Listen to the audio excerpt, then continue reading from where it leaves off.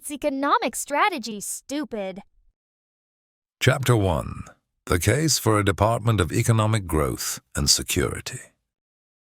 The debates over the Department of Government Efficiency have revealed, if nothing else, that the federal budget is obscure even to the political combatants ostensibly responsible for developing and overseeing it.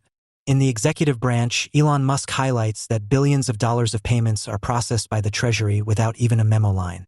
Meanwhile, in Congress, Republican politicians highlight the incompleteness of the bureaucracy's spending records, while Democrats bemoan the Trump administration's dissimulation in ceasing to share budgetary guidance documents. The camp followers of these obscure programs are thousands of federal contractors, pursuing vague goals with indefinite timelines. As soon as the ink on a bill is dry, it seems Congress loses sight of its initiatives until their eventual success or their all-too-frequent failure. Contrast this with the 1930s, when the Roosevelt administration provided Congress with hundreds of pages of spending reports every 10 days, outlining how tax dollars were being put to use in minute detail. The speed and thoroughness with which these reports were produced is hard to fathom, and yet the administration was actually holding its best information back. FDR's Treasury had itemized information on hundreds of thousands of projects, down to the individual checks that were written. Incredibly, politicians had better dashboards in the era of punch cards than we have in the era of AI. The decline in government competence runs deeper than our inability to match the speed and economy of New Deal construction. Even their accounting was better. What happened? Political scientists discuss the decline in government competence in terms of state capacity, which describes a government's ability to achieve the goals it pursues.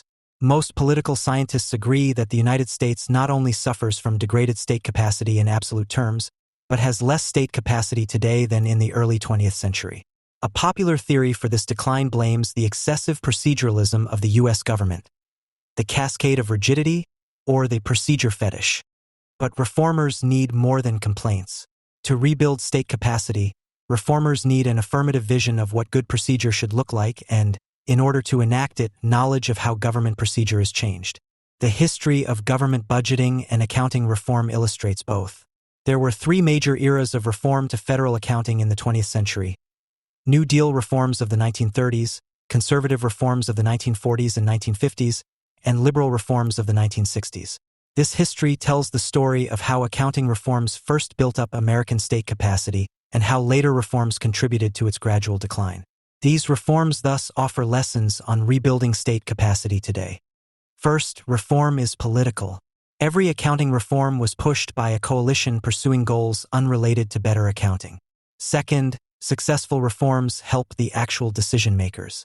New Deal reforms built state capacity by giving politicians useful information, while succeeding reformers failed by pursuing reforms that appealed only to technocrats. Finally, simplicity is essential. After pursuing many second-order goals, the United States eventually lost the ability to provide timely information on how money was spent. It will take serious work to recover that basic level of competence. The 1930s. Accounting rebuilds America. In the 1930s, the United States faced a once-in-a-lifetime cataclysm. After the stock market collapse in 1929, unemployment rose to 25%. Cities and states were functionally bankrupt. FDR's landslide victory against Herbert Hoover gave his administration a mandate for aggressive reform and experimentation. The administration proposed unprecedented spending for economic recovery, and from 1935 to 1937 was granted the then stunning amount of $8.5 billion for infrastructure investment alone, roughly $200 billion in today's dollars. This New Deal spending built roads and bridges, while the need to account for the spending spree built state capacity. To keep track of these staggering sums, the Treasury Department created an accounting system that provided nearly real-time information on more than 200,000 individual projects, down to recording every last check within 10 days of it being written. This information was shared with both the White House and Congress, who invested in the bureaucracy due to the trust this information generated. Achieving this unprecedentedly good oversight required teamwork in the form of an alliance between Treasury Department bureaucrats and New Dealer academics. The Treasury bureaucrats were interested in better accounting for its own sake. It was their job and they wanted to do it well. For FDR's academic advisors, however, these reforms were a means to an end, increasing executive power. FDR's academic advisors were reformers centered around budget pioneer Frederick Cleveland, working mainly in FDR's home state of New York. Cleveland built this network through running the New York Bureau of Municipal Research, a good governance institute, and through directing research on budgeting at the Institute for Government Research, a think tank now called the Brookings Institution. These reformers had a villain: legislatures, and their penchant for micromanaging the way the bureaucracy hired workers and spent money. This legislative nitpicking reached amusing lengths, with one notorious provision requiring the federal government to hire somebody who was between 45 and 50 years old and had at least 10 years' experience on the Supreme Court of the Philippines. Of course, this described precisely one person who the government now had to hire regardless of his competence. Some of Cleveland's associates, however, sought a diagnosis as well as a culprit. Cleveland's researcher W.F. Willoughby proposed that the issue was distrust. Congress didn't know how the bureaucracy ultimately spent money, so it attempted to micromanage the decision-making process. Accordingly, he proposed that with better accounting, the executive branch could give better information to Congress, thus encouraging it to relax these procedural constraints. The reformers pursued a vigorous executive branch that could resist legislative micromanagement, starting in their home state. Cleveland was the main author of a report for New York's 1912 Constitutional Convention, which argued for sweeping expansion of gubernatorial power. The state eventually revised its constitution in line with Cleveland's views, leading to the expansive powers that Governor Roosevelt later enjoyed, such as a line-item veto. When FDR became president, he tapped this network, commissioning them to write a series of reports on improving the federal government. Many reports were on technical issues, such as accounting, not coincidentally, written by Cleveland's protege A.E. Buck. The main report, called the Brownlow Report, argued for a more powerful president with expanded staff assistance. These reformers had strengthened the New York governor, and FDR hoped they could do the same for the presidency. The reformers were joined by a different group: Treasury bureaucrats who were disenchanted with the existing system. Up until that point, Congress had never received adequate reporting on how money was spent, although it received a confusing array of useless reports.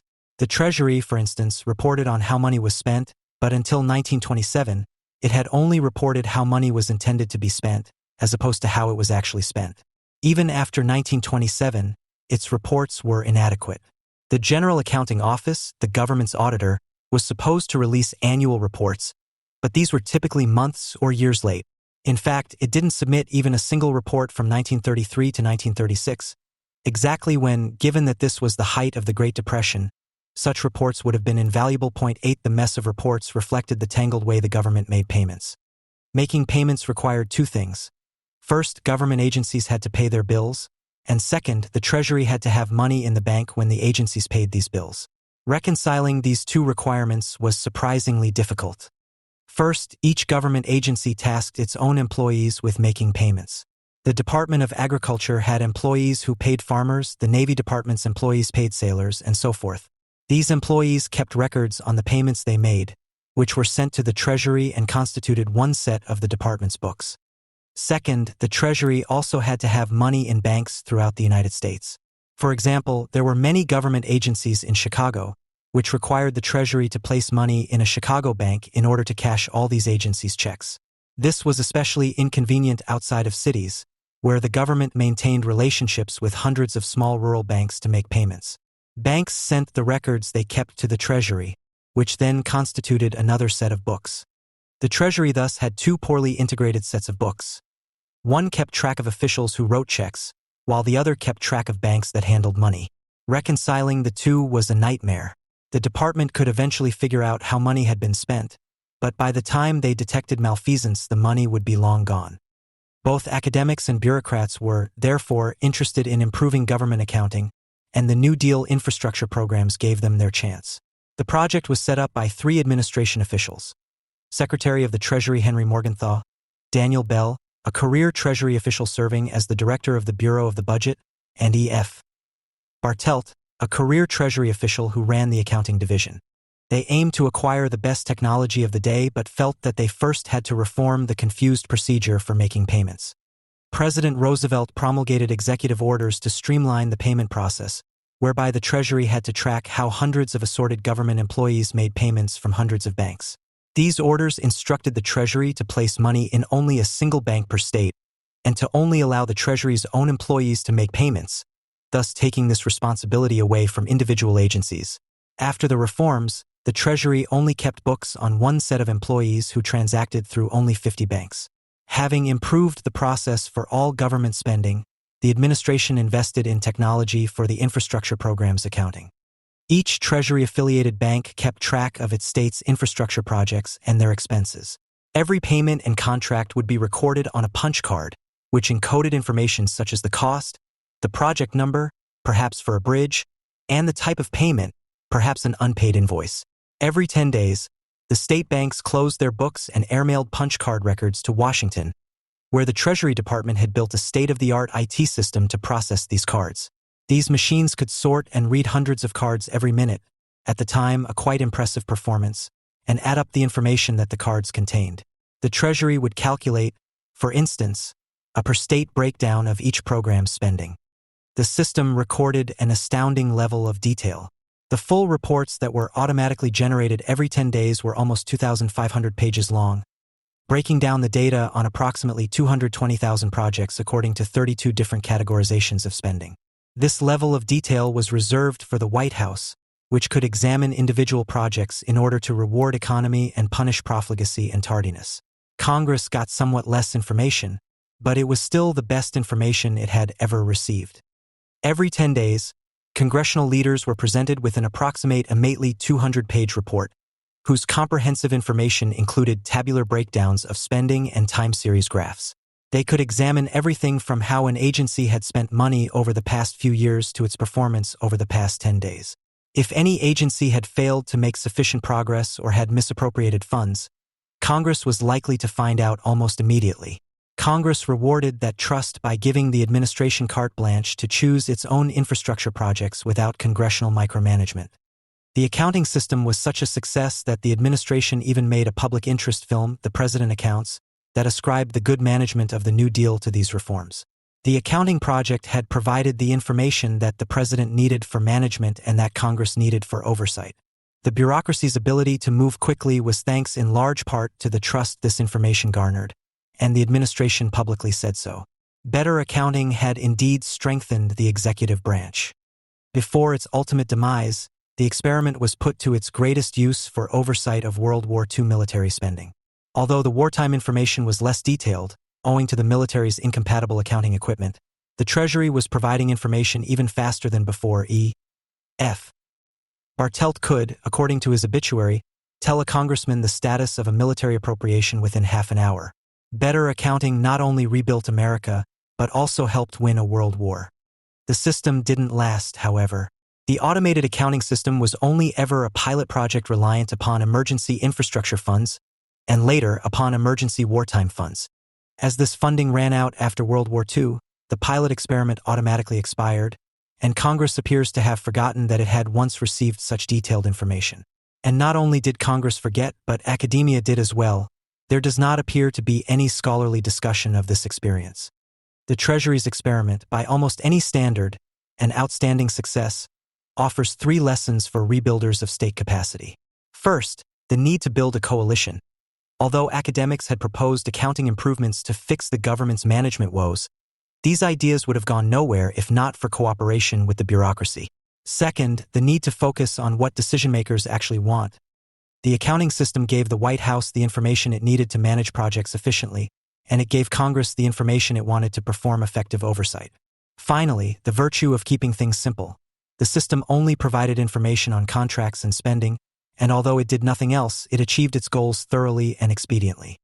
After the Treasury's experiment had faded from memory, government accounting couldn't measure up to the heroic achievements of the 1930s and 1940s, but it was by no means as bad as the pre-reform system. The streamlined procedure for payments and accounting, enabled by FDR's executive orders, still remained. But as conservatives reclaimed their influence in the post-war era, even these improvements fell under attack.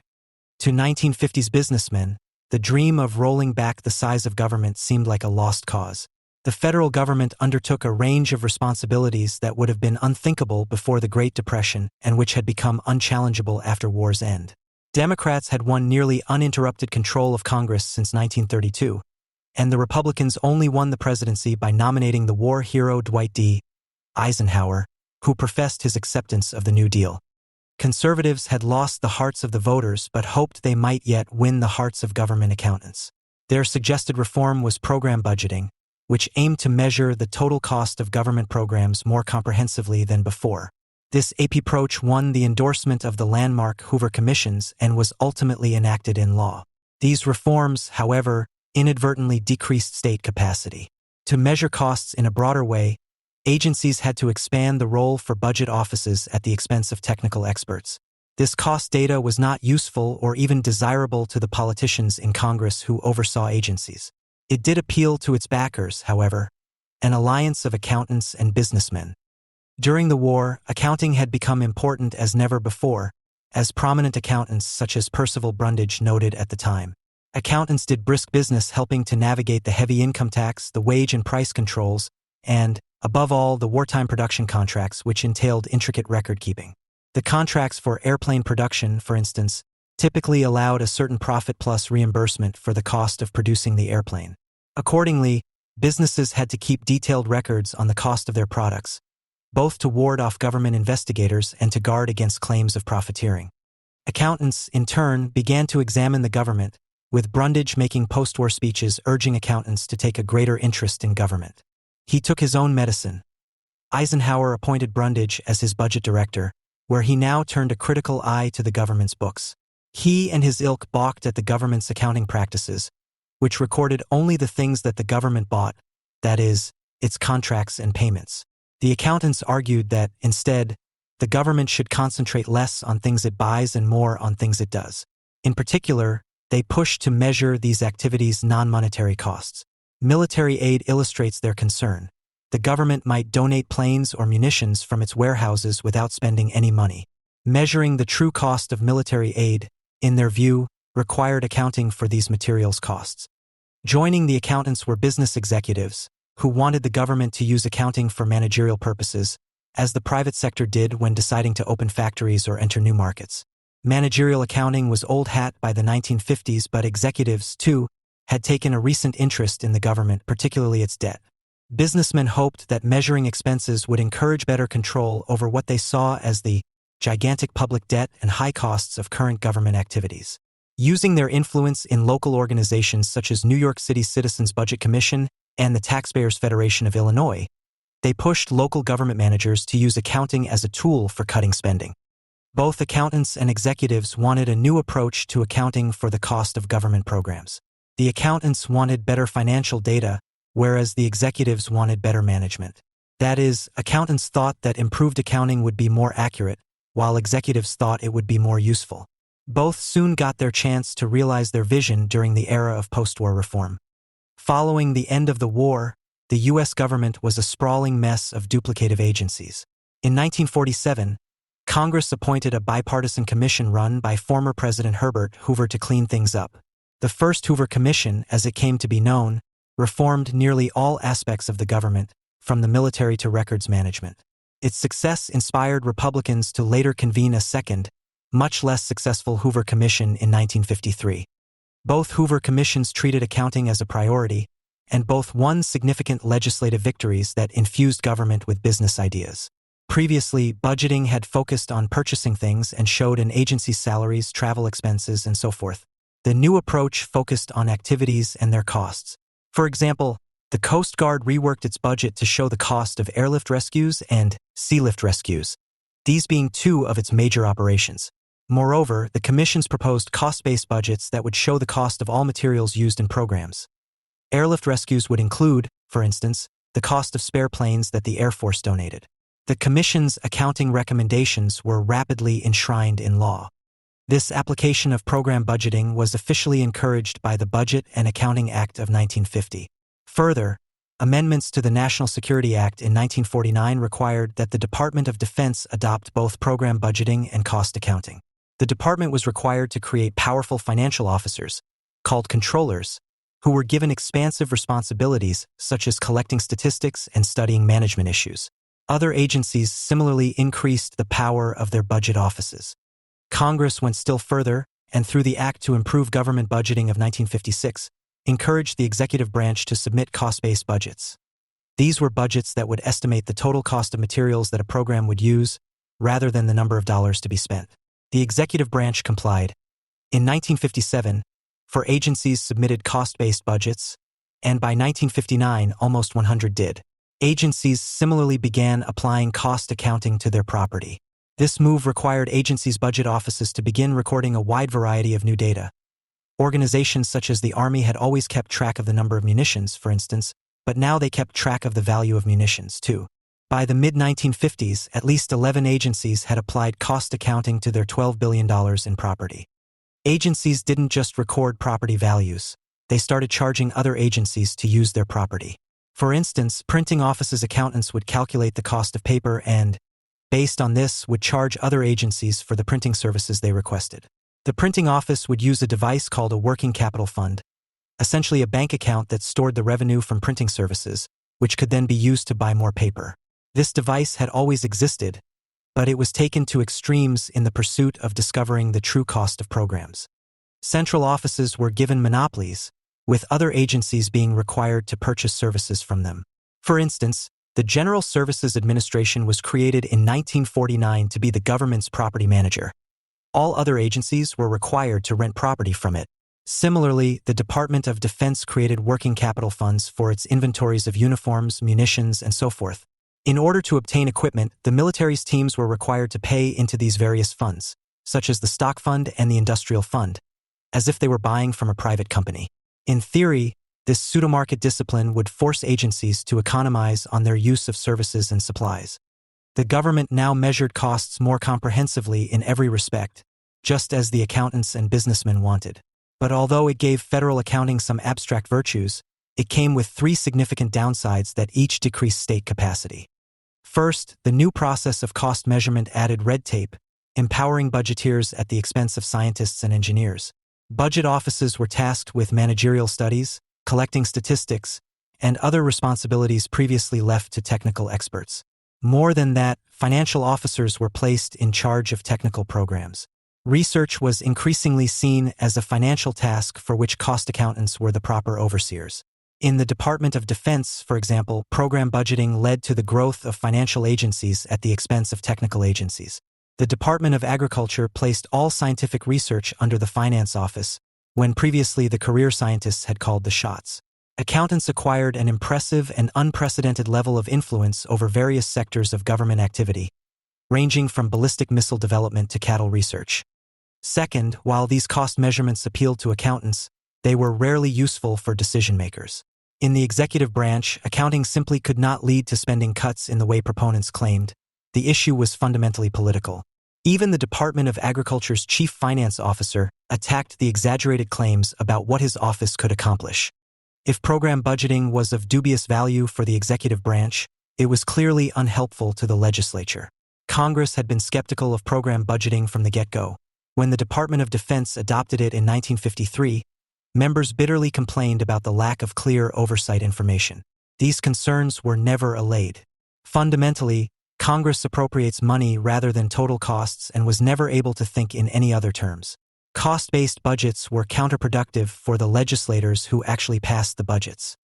Third, it was not only unhelpful, but cost accounting actively undercut Congress's ability to perform traditional oversight.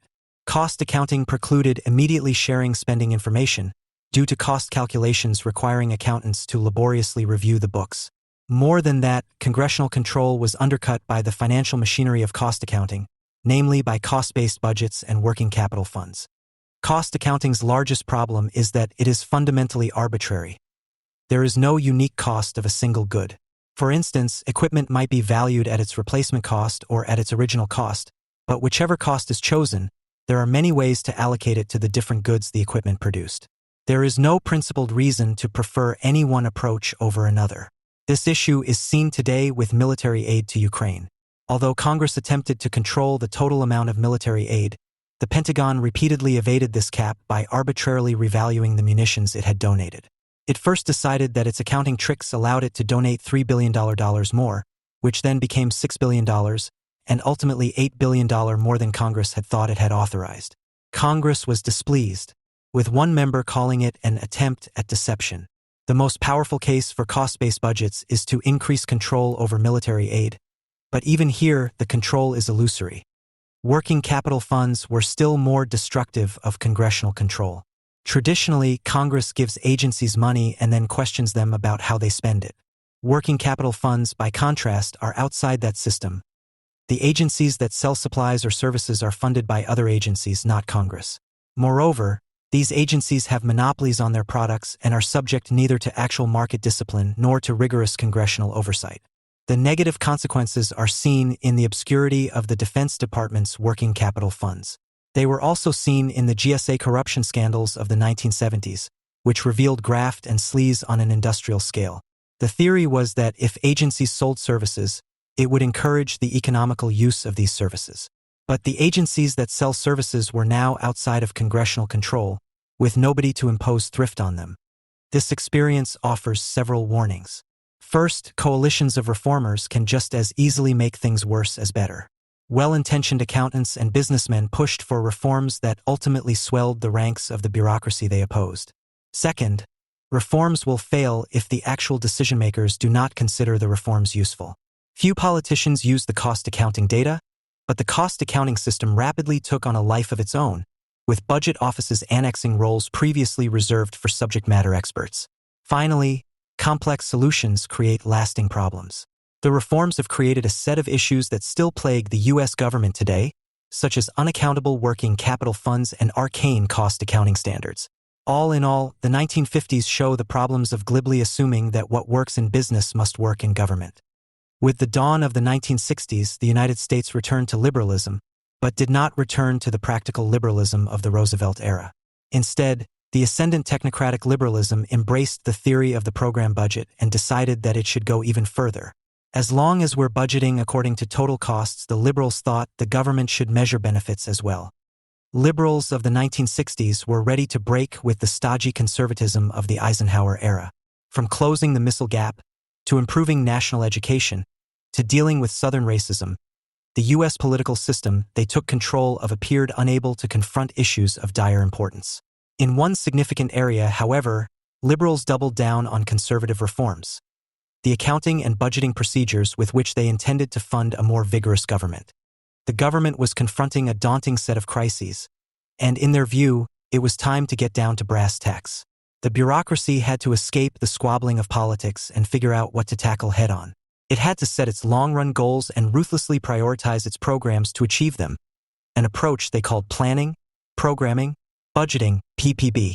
Robert McNamara, the Secretary of Defense in the Kennedy and Johnson administrations, pioneered this approach in the Department of Defense, eventually persuading Johnson to mandate it government-wide. Unfortunately, far from achieving reformers' ambitious goals, the approach dealt a lasting blow to government competence.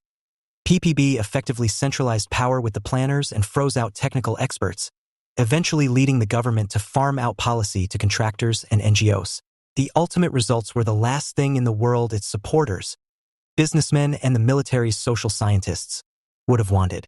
The Air Force's research arm, the RAND Corporation, began thinking about the benefits of big government long before the 1960 student radicals. They had good reason to.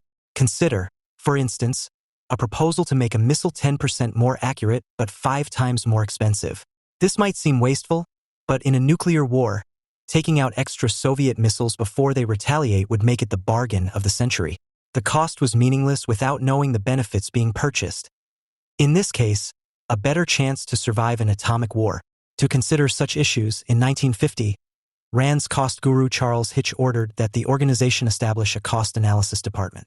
Its maximally comprehensive approach to cost accounting included future costs, such as the projected cost of refurbishing equipment. These comprehensive costs of government activity could then be compared to their benefits. From here, RAND scholars began to apply cost-benefit analysis or systems analysis, as they called it, across the entire government. One of their researchers, Roland McKean, studied water resource policy, eventually publishing a study in 1958. His stated goal was to make the government as efficient as private businesses. Businessmen's options, he said, can be translated into effects on cost or, better yet, on profits. Government may be able to do something along the same lines. The same lines were to measure the benefits of government programs, which he analogized to profit. At the end of his study, he suggested that the program budget could be used as a guide for bringing cost-benefit analysis to the rest of the government. and sketched out what this might look like. In 1959, he was consulting for the government's Office of Education. After that, it was off to the races for cost-benefit analysis. Meanwhile, businessmen were adding long-run planning to the social science toolbox. The management fad at the time was strategic planning, which held that a company should systematically identify its top goals and formulate a rigid, multi-year plan for achieving them. Starting in the early 1960s, businesses embraced the planning process, which was the work of a specialized planning staff in the executive's office. Just as business homed in on its top priorities, so too could the government select a narrow set of goals. These influences came together in McNamara, who translated his early work in operational research into a meteoric rise in business. His early career saw him use statistical analysis in the Air Force during World War II, after which he was hired at Ford to inject quantitative skill into the flailing company. He was named the comptroller and introduced methods for quantitative analysis and long-run planning. Shortly after becoming CEO, he was tapped to head the Pentagon by President Kennedy. He brought several RAND scholars with him, including Hitch as the Department of Defense's comptroller. It was this team that developed the aforementioned planning, programming, budgeting system. The three-step approach of PPB combined the cost-benefit analysis of social science with the long-range planning of business. With planning, the government agency identifies its top long-run goals. Social scientists then analyze the agency's programming options using cost-benefit analysis and select the top choice. Budgeting is the step where the selected choice is given a dollars and cents budget. At every point, generalist policy analysts were in the driver's seat. In 1961, McNamara imposed PPB at the Pentagon, which, with modifications, is still the department's budgeting procedure today. For a brief and heady time, it was the entire government's budgeting procedure. After being convinced of the approach's merit, in 1964, President Johnson announced that all government agencies would adopt PPB. Not a single agency had been told in advance. The immediate result was embarrassing. Agencies were caught off guard and admitted that they were unfamiliar with the system or how to adopt it. Some agencies requested guidance from the Bureau of the Budget, which had imposed the PPB mandate and the deadlines for its adoption. They heard in response that the Bureau itself disagreed with the mandate and thought it was unworkable, adding that it was therefore unable to give them guidance. Most agencies made desultory efforts to comply, with every agency except the Department of Defense eventually abandoning the system. The ultimate result of this short-lived experiment was a heavy blow to state capacity. Although PPB failed, the attempt to impose it was influential. Attempting to measure the benefits of government programs empowered those who measured the benefits, namely the government's social scientists. There were three main consequences of the experience. First, it led to the divestiture of in-house expertise to the advantage of contractors. This was seen most dramatically in the Department of Defense itself. Until the 1960s, the Pentagon had maintained significant in-house expertise through the operation of its own shipyards and arsenals. The department used the technical experts from these facilities to negotiate as equals with contractors, as they could distinguish accurate technical claims from misleading ones.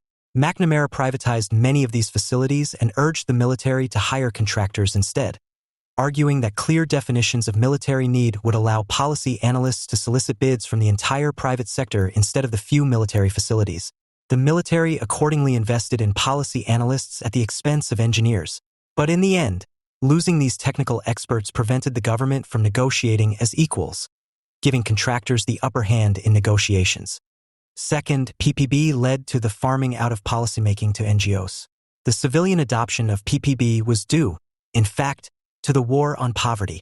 After Johnson established the Office of Economic Opportunity and tasked it with the anti-poverty effort, its director brought on McNamara's assistant, Adam Yarmolinsky. In true PPB fashion, the agency's leadership first identified their major goals and then solicited the most cost-effective options to pursue them. The contractors they hired were frequently former RAND and aerospace employees who were doubtfully qualified to, say, reform urban governance. More than that, the office encouraged formal cooperation with community activists, in accordance with their goal of building morale and cohesion, as they attempted in Vietnam, and due to activists being more cost-effective than government employees. Career social workers and poverty experts were left out of the conversation. The trend of policy outsourcing only expanded over the next few years. The first major concerns about the growth of contractors may have been voiced by none other than the succeeding Richard Nixon administration, which pushed back against some of the Great Society's programs. The PPB experiment sputtered out in the 1970s, but NGO-captured community involvement remains. Third, PPB failed at its purpose, which was to be a better system for making and explaining decisions. Few government agencies ever understood it, and it was so obscure to members of Congress that the Committee on Government Operations formed a PPB inquiry that attempted to learn what the system was and why the bureaucracy had adopted it. Although the civilian bureaucracy abandoned PPB, the Department of Defense still uses this approach, adapted from post-war corporations that collapsed as soon as Japanese companies gave them their first real competition. Today, commissions sponsored by government and by outside reformers study the possibility of reforming PPB to re-inject the dynamism that the military and its engineers once had. In the meantime, the U.S. military has given up its in-house expertise in return for the worst of mid-century corporate practices, complete with a 5-year plan. The history of McNamara's reforms offers several cautionary tales. First, the results of reform can be totally contrary to what reformers intend. The coalition pushing PPB hoped it would usher in a new era of government competence, but the opposite occurred. Second, once interest groups are looped into policymaking, they can be impossible to get rid of. The policy analysts were only all-powerful for a few years, but the cottage industry of consultants, contractors, and NGOs they enabled has had a chokehold on government policy for decades. Third, bad goals can have lasting costs. Outside of the Department of Defense, PPB was a flash in a pan. Nonetheless, the PPB-era outsourcing of government competence harms the state more than most reforms that still exist today.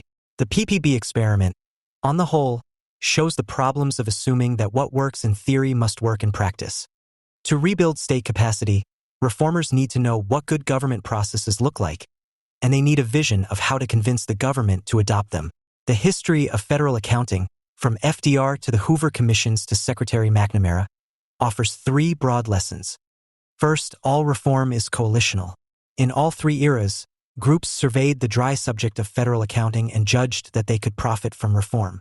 In the New Deal, bureaucrats who wanted better payments and academics who wanted a stronger executive collaborated to build an unprecedentedly good system of oversight. In the 1950s, executives who wanted stronger management and accountants who wanted more comprehensive records led to the rise of cost accounting. The brief but far-reaching reforms of the 1960s were set in motion by an improbable coalition of businessmen and social scientists who together hoped that long-range planning and cost-benefit analysis could be used to tackle the Cold War's challenges. Second, successful reforms help the actual decision-makers. Accounting reforms are not neutral. They affect how institutions make decisions through empowering some groups at the expense of others.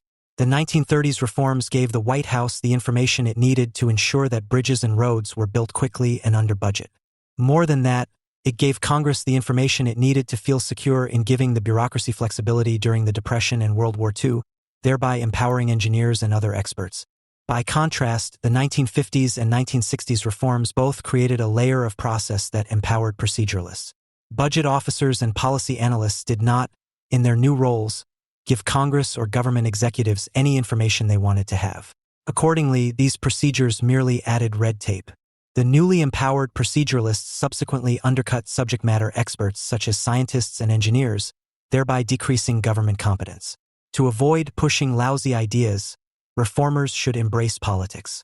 Government is run by politicians, not technocrats, and reforms can only succeed through helping politicians make better decisions. Third, simplicity is a virtue, as ancillary goals can eventually overshadow a system's main purpose. In the New Deal, the Treasury system only recorded spending, but did so with astounding speed and comprehensiveness. By contrast, the expansive goals of 1950s cost accounting were not inherently bad, but they came with excessively costly secondary goals. Carefully measuring cost was, in practice, incompatible with quickly reporting spending. Still worse, PPB in the 1960s not only added a new layer of process in pursuit of secondary goals, but these processes stunted U.S. state capacity through sidelining technical experts. Complex goals are often mistakes that can be difficult to correct, even decades later. If reformers such as the leaders in DOGE are to succeed, they need to imitate FDR and shun the post-war technocrats. Their success in crafting a smaller, more competent government will depend on learning all 3 lessons. First, build a coalition. DOGE can't go at it alone. While excoriating the bureaucracy is entertaining, lasting change requires collaborating with reformist bureaucrats and legislators. Second, help the actual decision makers. It isn't enough to parachute into agencies and slash at things. If the government is to banish paper pushers and hire engineers, DOGE must wrest power away from proceduralists and give politicians effective control over the bureaucracy. Third, embrace simplicity. Flashy software engineering is all well and good, but truly ambitious goals, such as improving government software, which is certainly necessary, depend upon first streamlining and simplifying dry government procedure. For motivation, perhaps DOGE should plan a movie night at the National Archives, where they could watch the Roosevelt administration's film The President Accounts. As its final lines say, "Good accounting means good government." America's international economic policy is in crisis. For decades, policymakers believed that liberalizing international trade would be a rising tide that lifted all boats. While some might lose out from competition with foreign trade in the short run, the economy would grow in ways that would allow those people to adapt and adjust, ultimately finding new and better employment. Policymakers also believed that by liberalizing international economics, autocracies around the world would become more democratic and more sensitive to human rights. In recent years, both of these theories have proven wrong. Economists have the data to show that liberalizing trade has significant geographic consequences, and that the areas and people hit hardest never bounced back. The project of spreading democracy through economic integration also failed, nowhere more spectacularly than China, which has thrived in the global economy while retaining an illiberal government and rejecting market principles. These beliefs, and the problems they created when they proved incorrect, are tightly intertwined. Such failures are at the core of problems as diverse as the ongoing economic dislocation in the American heartland and the diplomatic dust-up over the arrest of the CFO of Huawei, the Chinese telecommunications giant. Yet, bizarrely, the U.S. government has no single institution, no office, department, or agency charged with designing a strategy to respond to the sprawling effects of trade liberalization. And even if it had a strategy, there is no single office, department, or agency that could execute it. We think this is a colossal mistake. International economic issues are at the center of domestic inequality, foreign policy, and global power shifts. It is time for Congress to create a Department of Economic Growth and Security, a new federal department that will have the power to develop and execute a strategy for addressing these crucial economic issues. Over the last generation, the cornerstone of international economic policy has been trade liberalization. At its core, trade liberalization involves a simple exchange. The United States obtains access to foreign markets for U.S. businesses. In exchange, the United States opens its own markets, which allows it to obtain cheaper imports for multinational companies at the end of the supply chain and ultimately for U.S. consumers. The consensus in favor of trade liberalization rested on two critical elements, one domestic and one foreign. Domestically, policymakers, academics, and pundits argued that trade liberalization would be beneficial for everyone in the long run. Only quietly did commentators concede that the distribution of that wealth might be uneven. Some groups, particularly industries that compete with newly cheap imports and the workers those industries employ, might suffer. But in the long run, they said, trade liberalization would create new export contingent jobs and industries and ultimately lead to a more dynamic, innovative economy. Even those who lost their livelihoods would be better off in the long run because they would transition into these new industries. At worst, the government stood by, able to compensate these losers from trade and help them adapt to the new economy. As a result, trade liberalization would leave no one significantly worse off. Meanwhile, the foreign policy consensus held that all good things go together: democracy, human rights, and economic openness. As a result, trade liberalization would open up countries with closed economies. The prosperity and exposure to global norms would create pressure that would eventually lead countries to open up their political systems as well. In no place was this theory more central than in shaping American foreign policy towards China, particularly its entry into the World Trade Organization, WTO, in 2001. That both of these beliefs turned out to be wrong has been disastrous for U.S. economic and foreign policy. A country without a strong, large middle class is at risk of political backlashes to international trade that destabilize the domestic and global economy, making everyone worse off. We are living through just such a backlash today.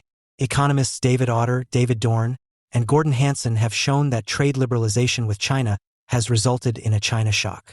Some communities and people were hit hard, so hard, in fact, that they had not recovered from China's WTO accession even after a decade.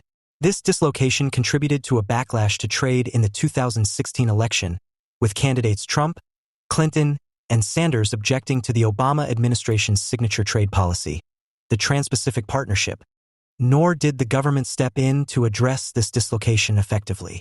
Our fractured politics, combined with dispersed authority over trade policy within the executive branch, has made it difficult to design and execute a strategy that integrates international trade policy into domestic economic policy. Indeed, the structure of international economic policy itself makes it hard for the government to find resources to help those hurt by trade liberalization. Trade agreements have facilitated the freer flow of capital across borders, but without the simultaneous updating of tax rules. The result has been the creation of tax havens around the world, tax havens that deepen the distributional consequences of liberalization because they allow corporations and wealthy individuals to avoid paying the full measure of their tax obligations. The foreign policy foundations of trade liberalization have been equally discredited. Liberalization did not lead countries around the world to become more democratic. In fact, the opposite has happened. Despite an era of trade liberalization, commentators have concluded that we are in the midst of a global democratic recession. Countries around the world are becoming less democratic, not more democratic. Far from coupling economic openness with democratic governance around the world, an increasing number of authoritarian regimes blur economic and political power. At home, they use their domestic laws to advance their economies at the expense of foreign companies, while abroad they deploy their economic power for political purposes. China's form of state capitalism is perhaps the most notable. China engages in an aggressive form of industrial policy in which banks affiliated with the government offer massive subsidies to Chinese businesses. Chinese rules also require foreign companies hoping to access the Chinese market to partner with and transfer their technology to Chinese companies. And China is investing expansively in countries around the world, including along the Pacific Rim and within the United States, while simultaneously protecting its domestic technological base from dependence on foreign producers. Trade liberalization did not change this trajectory.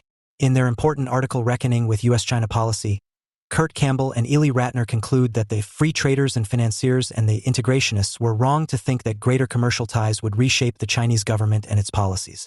As economic interdependence with such regimes increases, the potential for economic malfeasance also increases.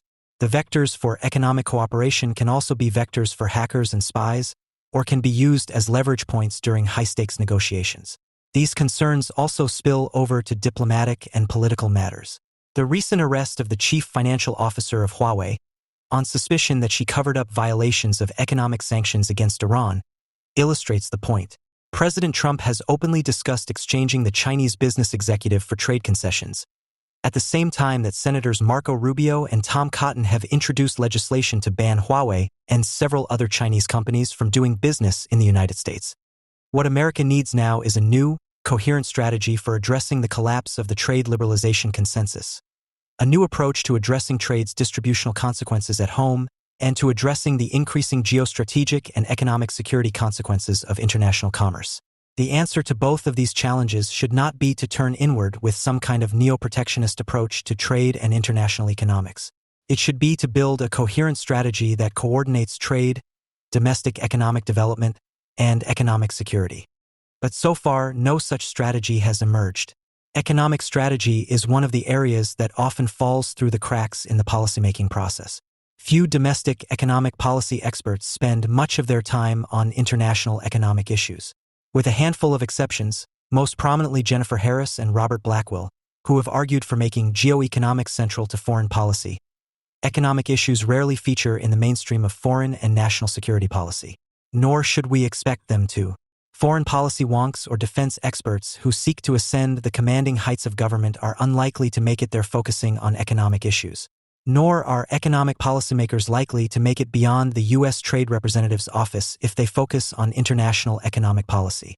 And those who try to combine international economics with either domestic policy or foreign policy confront the common challenge of spreading themselves too thin. The Trump administration illustrates both the difficulty with producing a strategy and the need for one. President Trump has rightly attacked both prongs of the liberalization consensus, arguing against trade agreements on domestic grounds and targeting China internationally. Nor can anyone doubt the administration's willingness to engage in conflict. The Trump administration has begun a trade war with China, raised tariffs on steel and aluminum on the grounds of protecting national security, engaged in a hardball renegotiation of the United States-Korea Free Trade Agreement, KORUS, and NAFTA, though on terms that do not obviously help working-class Americans, and broadly called for increased protectionism. But what the administration hopes to gain from these actions, let alone the administration's grand strategy, is a mystery. After over a year of negotiations and repeated presidential threats to terminate NAFTA entirely, the new NAFTA, the so-called USMCA, is mostly the same as the original NAFTA, updated to include a variety of provisions that the United States, Canada, and Mexico already agreed to in the TPP under President Obama. The changes to KORUS are even more modest, so insignificant that apparently neither the administration nor Congress think that Congress needs to sign off on them. The administration has imposed its national security tariffs on steel and aluminum on allies and rivals alike, with no apparent strategy for what the administration hopes to achieve and little to show for it to date. China is a harder problem, but so far the Trump administration seems to be following the same pattern. After imposing tariffs on $200 billion worth of Chinese goods, China predictably retaliated. Although negotiations are ongoing, the administration appears to be claiming a Chinese reduction in tariffs on U.S. autos from 40% to 15% as a huge victory, even though China already had a 15% tariff on autos, whatever the origin, before the administration began its campaign against China. Even odder, only about 5% of autos sold in China originate in the United States. To the extent these actions reveal a strategy at all, it appears to call for starting trade conflicts, creating uncertainty and economic pain for domestic constituencies of all kinds, and then settling the conflicts by reverting to the status quo ante and claiming victory. This failure cannot be laid entirely at the feet of the Trump administration, however. Despite the enormous importance of economic growth, security, and inequality, the fact is that the U.S. government is currently not designed either to develop or to execute a coherent, coordinated strategy that addresses these three issues. First, the central programs in these areas are split across different parts of the government. The U.S. Trade Representative, USTR, charged with negotiating trade agreements and representing the United States in international trade disputes, has primarily pursued trade liberalization and is located within the executive office of the president. The Commerce Department houses the International Trade Administration, charged with administering fair trade laws like anti-dumping and anti-subsidy laws, and, bizarrely, also has responsibility for Section 232 of the Trade Expansion Act of 1962, the law under which the administration imposed the national security tariffs on steel and aluminum. Indeed, this disconnect prompted U.S. Trade Representative Robert Lighthizer to tell the Senate Finance Committee that he could not speak to whether the Commerce Department had vetted its national security determinations through the National Security Council. Apart from international trade policy as such, a variety of trade promotion agencies are independent, including the Export-Import Bank, Exim Bank, U.S. Trade and Development Agency, USDA, and the Overseas Private Investment Corporation, OPIC, which under the terms of the recently passed BUILD Act will be replaced by the International Development Finance Corporation, IDFC. Domestic Economic Development Offices, the Economic Development Administration, Small Business Administration, and Minority Business Development Agency, among others, are split across the Commerce Department or are independent. Economic security efforts, particularly related to export controls, are split across the State, Defense, Energy, Commerce, Justice, Treasury, and Homeland Security departments. Each of these departments and agencies, of course, has a different culture and different set of incentives. This makes coordination difficult, especially if some priorities have to take a back seat to others. This fragmented organization also works to the advantage of well-funded interest groups, and correspondingly to the disadvantage of less well-resourced groups and of the general public, by offering multiple entry points through which such groups can capture public policy. The fracturing of responsibility for trade policy makes it difficult for the government to develop a coherent long-term strategy. This absence of long-term planning stands in stark contrast to other areas of foreign policy. The Departments of Defense and State, for example, produce quadrennial reviews of defense, as well as of diplomacy and development. The process leading to these reviews allows the agencies not only to assess the current posture of the United States, but also to look forward to emerging threats and challenges. In the economic growth and security sector, however, there are no such strategic efforts, nor is it clear what agency would be able to undertake such a task. With the intersection of domestic and international economic issues rising in importance, it is essential that the government become better able to assess threats, develop a strategy, and coordinate efforts to execute on that strategy. in a global context in which some countries use their economic power for geopolitical purposes, international trade and economic security need to be considered in a unified system. We propose restructuring the Department of Commerce, the United States Trade Representative, and a variety of other agencies and offices into a single Department of Economic Growth and Security, DEGS. The Department of Economic Growth and Security would have 5 primary cones, each headed by an undersecretary: international trade, trade promotion, economic development and industrial policy, statistics, and economic security. The international trade cone would include the USTR, which would be moved into the department but whose head would retain ambassadorial status, and the International Trade Administration, ITA. At the same time, the Secretary and Deputy Secretary of DEGS would become the chief U.S. economic diplomats, a role currently played by the U.S. Trade Representative. The Trade Promotion Cone would unite all of the government's efforts to promote American businesses abroad: the Exim Bank, the U.S. Trade and Development Agency, and the newly created International Development Finance Corporation. The Economic Development and Industrial Policy Cone would include government's efforts to promote economic development at home, particularly its efforts to help domestic businesses. These efforts are a critical part of any trade policy. Domestic development efforts should work hand in glove with international trade policy. This cone would therefore include the Economic Development Administration, Small Business Administration, and Minority Business Development Agency, among other entities. The Economic Development Administration, in particular, would have principal responsibility for administering the entire Trade Adjustment Assistance, TAA, program, the program that currently provides financial assistance to firms, workers, and farmers adversely affected by trade liberalization. TAA's administration is currently scattered across the Economic Development Administration, which sits within the Commerce Department, as well as the Labor and Agriculture Departments. In addition, some commentators have called for the creation of a U.S. Office for Industrial Policy that would engage in targeted geographic and technological investments. Such an office would be included in this cone.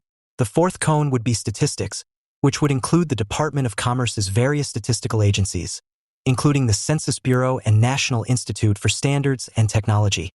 The Economic Security Cone would consist of a new Economic Security Agency, ESA, which would combine the government's fractured efforts at export controls, technology transfer, investment controls, and other economic security policies.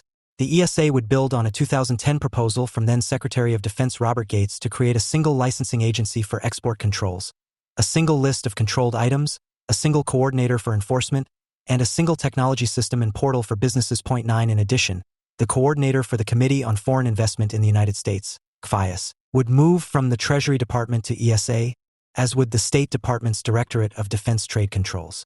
The Department of Commerce's Bureau of Industry and Security would also be folded into the ESA. A Department of Economic Growth and Security would have significant benefits. First, the department would be able to develop a strategy to advance international trade while simultaneously addressing domestic economic dislocations and economic security issues that arise from increased global economic interconnectedness, particularly with countries like Russia and China. The department would, for instance, be able to internally resolve dissonance like that evident between the Trump administration's Commerce Department and USTR with respect to the national security tariffs. It might seem that resolving such issues within a single department, rather than through a top-down directive from the White House or interagency coordination, shouldn't matter. But the earlier in the policy process that a conflict can be resolved, the more likely it is that the conflict actually will be resolved, rather than manifesting as 2 competing policies from 2 different agencies. The department would have a policy planning staff, reporting directly to the secretary, that should be headed by a senior economic policy official, akin to the State Department's policy planning staff. The policy planning staff should be required to produce a quadrennial economic growth and security review, akin to the reviews of defense, diplomacy, and development. Second, the department would have increased status and authority within the federal government. Combining these critical economic domains and having the authority to both produce a strategy and execute upon it, the department would be elevated in policymaking vis-a-vis its component parts, akin to the elevation of the Department of Homeland Security after its creation. This also means that policymakers, think tanks, experts, and others would have an interest in developing policies and skills necessary to helping the department succeed. Its higher profile would make the department a more attractive destination for the best and brightest of both civil servants and political appointees.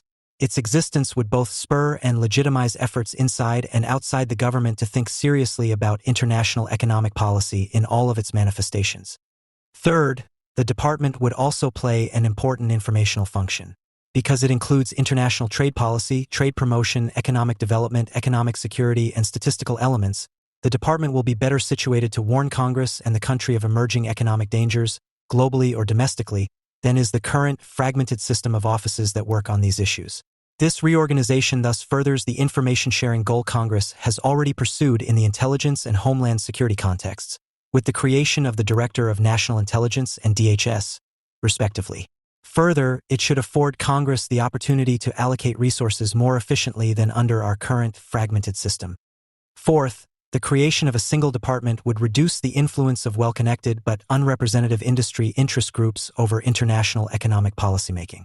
A fractured policymaking structure offers multiple avenues for such interest groups to capture public policy. If an interest group loses a policy fight within one agency, it can shift the fight to another agency. Prevailing within the second or third or fourth agency gives the interest group a champion within the interagency process and a potential veto on changes to public policy. Critically, though, not all interest groups are able to take advantage of this fractured environment. Fragmentation favors well-connected interest groups that can afford multiple expensive lobbying campaigns and often disadvantages public interest groups, small businesses, and the general public. Members of the general public are already at a disadvantage when it comes to having influence in government. When industry can lobby multiple agencies, it becomes even more difficult to develop a whole-of-government policy that is in the broad public interest, rather than one that favors those particular groups. A single department would include a greater variety of interests, reducing the likelihood that any single one would capture the department's policymaking agenda, and limiting the ability of industry to play different agencies against each other in the interagency process. There are a number of criticisms to this proposed reorganization, but in the end we think they are unpersuasive given the significant benefits of this approach. Some critics might suggest that the proposal is politically unfeasible given that the Obama administration proposed something similar in 2012. The Obama administration suggested merging the Department of Commerce, Small Business Administration, USTR, Exim Bank, OPIC, and USTA, while moving National Oceanic and Atmospheric Administration NOAA to the Department of the Interior. But this proposal had a number of shortcomings in both conception and execution. First, the Obama's administration's proposal did not include a serious effort to unify economic security operations, one of the 5 cones we proposed creating within DEGS, into a single place. Second, the administration asked Congress for legislative authorization to restructure these agencies via executive order, which created concerns about the extent of the authority given to the executive branch. In contrast, we proposed that the creation of this new department be done via statute, with Congress leading the way. Third, the Obama administration recommendation was justified primarily on the grounds of cost savings. They predicted $3 billion a year over 10 years, and on creating a one-stop shop for businesses to interface with the government. While these are important justifications that apply to our proposal as well, the reorganization we suggest is grounded on a far more pressing imperative. Our domestic and international economic security is at risk from the combination of the unaddressed domestic effects of trade liberalization and international economic threats. The United States government must have a better way to address these critical challenges. Critics might also argue that this approach will reduce the USTR's status and effectiveness, and as a result will hamstring its mission to liberalize trade. This concern is misplaced. While it is true that USTR will no longer be located in the executive office of the president, the new Undersecretary for International Trade would retain ambassadorial status in order to preserve the trade representatives, now the Undersecretary's, status in international negotiations. More importantly, the new Secretary of DGS would become the most senior figure on these issues and would be fully devoted to them at the level of strategy, leaving the Undersecretary to conduct the actual negotiations and day-to-day operations. This organization would actually elevate the role of trade negotiators within the government and with other countries, by placing the senior economic diplomat at the head of a full cabinet agency able to speak to a wider range of international economic policy issues. At the same time, part of the problem today is that the USTR has engaged for decades in an aggressive trade liberalization agenda with insufficient regard for the domestic distributional and economic security consequences of those efforts. The USTR's work must be balanced with other goals related to trade promotion, domestic economic development, and economic security. Placing USTR alongside these other activities will help balance USTR's approach, and in the process lead to better trade policies that have greater public support and thus resilience. Trade liberalization that leads to adverse economic consequences, political backlash, and either irrational protectionism or erratic trade wars are worse for everyone. Another possible criticism is that the new department will make its component agencies less nimble, flexible, and efficient. In other words, it will expand bureaucracy with little benefit. We disagree. In some cases, agencies located within the department will still be comparatively independent. For example, OPIC is a self-sustaining agency that does not require regular appropriations. Its independent funding stream will continue to keep its newly created successor, the IFDC, comparatively independent, even as it acts in a more coordinated fashion with other agencies within the department. Moreover, any loss in the speed of an agency's action must be compared with the gains from coordination and the benefits to the public interest of reducing the kind of agency capture that occurs with fragmentation. The fact that the department will now be able to engage in strategic planning and align policies with that strategy far outweighs the possibility of minor delays in response time arising from the need to clear responses through a larger bureaucracy. Indeed, consolidation will likely cut down on response time by allowing all the same information to flow without the need to trigger the sometimes cumbersome interagency process. By shifting these major elements into a single department, coordination will now take place within the department, rather than across disparate departments with different hierarchies. Many decisions might thus be resolved within the department without needing to be elevated to an interagency process or to the White House. Of course, some might argue that shifting USTR to the new department will require creating a new interagency coordination office at the White House, thereby adding to the White House bureaucracy. This concern is also misplaced. The White House already has a deputy assistant to the president and deputy national security advisor who covers international economic issues and is situated in both the National Economic Council and National Security Council. This team already works on these issues with USTR from within the executive office of the president and will continue to do so. Rising to the challenge. International economic policy is not usually at the center of the domestic economic policy agenda or the foreign policy agenda. This has been a long-standing mistake. In a global economy, international economic issues have a significant impact on domestic economic growth and inequality. In a global context, economic success and technological innovation, as well as military prowess, contribute to national power.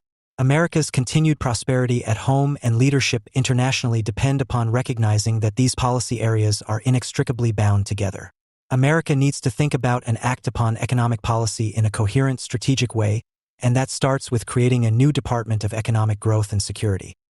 How can the United States quickly build secure, domestic supply chains for critical resources?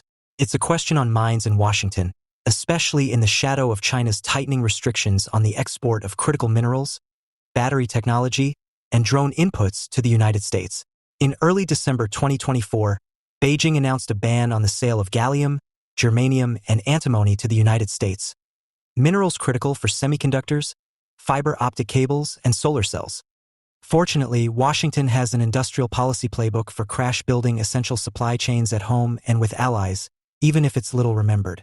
It was written in World War II, and the critical resource in question was rubber. In the months after Japan's attack on Pearl Harbor in December 1941, the American economy stood on the verge of collapse. America's wartime economy needed rubber to function. Manufacturing a single tank required 1 ton of rubber, while a battleship required 75 tons. But as the war broke out, more than 95% of the world's natural rubber came from areas in the shadow of Imperial Japan. The Roosevelt administration worked with American companies to scale production of synthetic rubber, an entirely new industry, before government stockpiles dried up. The U.S. rubber program would prove to be one of the largest and most successful industrial policy efforts since the founding of the Republic. Over the course of the next 3.5 years, American rubber production skyrocketed from 230 tons in 1941 to over 1 million tons in 1945.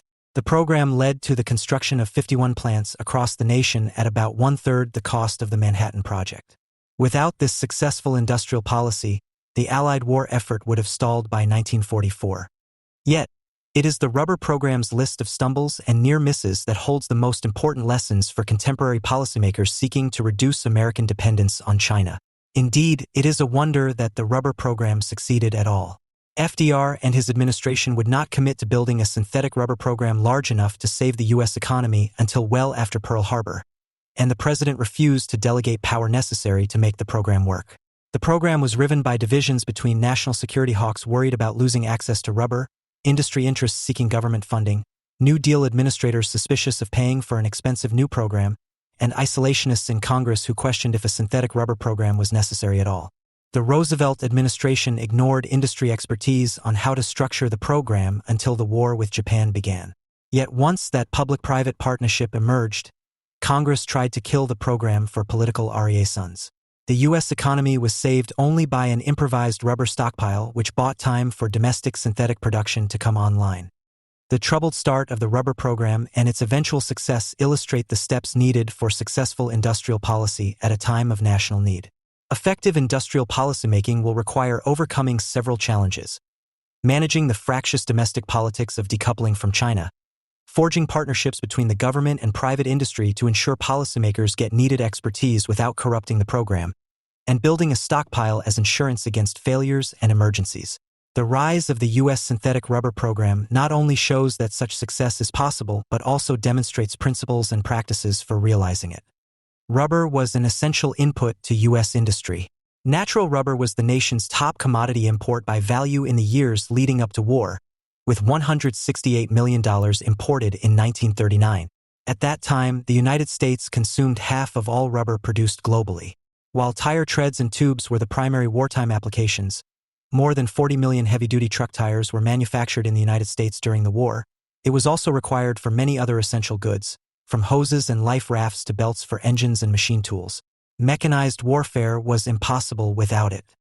Scientific progress in the treatment and use of rubber by European scientists led to its use first in footwear then in tires during the latter half of the 19th century.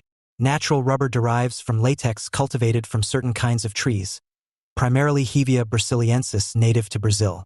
That latex is then mixed with chemicals to solidify it and rolled into bales. Beginning in the 1870s, the Western imperial powers planted Hevea trees in the Far East for cultivation. Before the war, the United States imported nearly all its rubber from plantations in British Malaya, the Dutch Indies, British India, and French Indochina. Plantations in these regions comprised 96% of global production of rubber. There were some minor attempts at developing non-Far East rubber supplies in the 1920s and 1930s, but these plantations only reached 5% of total U.S. crude rubber imports by the start of the war. Synthetic rubber alternatives were little more than a laboratory idea in the United States until the mid-1930s. The U.S. rubber market was dominated by four large firms: the Firestone Tire and Rubber Company, B.F. Goodrich Company, Goodyear Tire and Rubber Company, and United States Rubber Company. These firms had varying levels of interest in synthetic alternatives, and some began building pilot plants for specialty rubbers at low volumes. Still, synthetic production cost more and was of lower quality than natural rubber. Synthetic rubber comprised less than 1% of U.S. consumption in 1941. Before Washington had a synthetic solution to its rubber problem, it exhausted every avenue to continue using natural rubber. Leaders in Congress and the Roosevelt administration did not believe the risk of losing Far Eastern rubber supplies to Japanese conquest was serious enough to require an expensive, high-risk synthetic rubber program.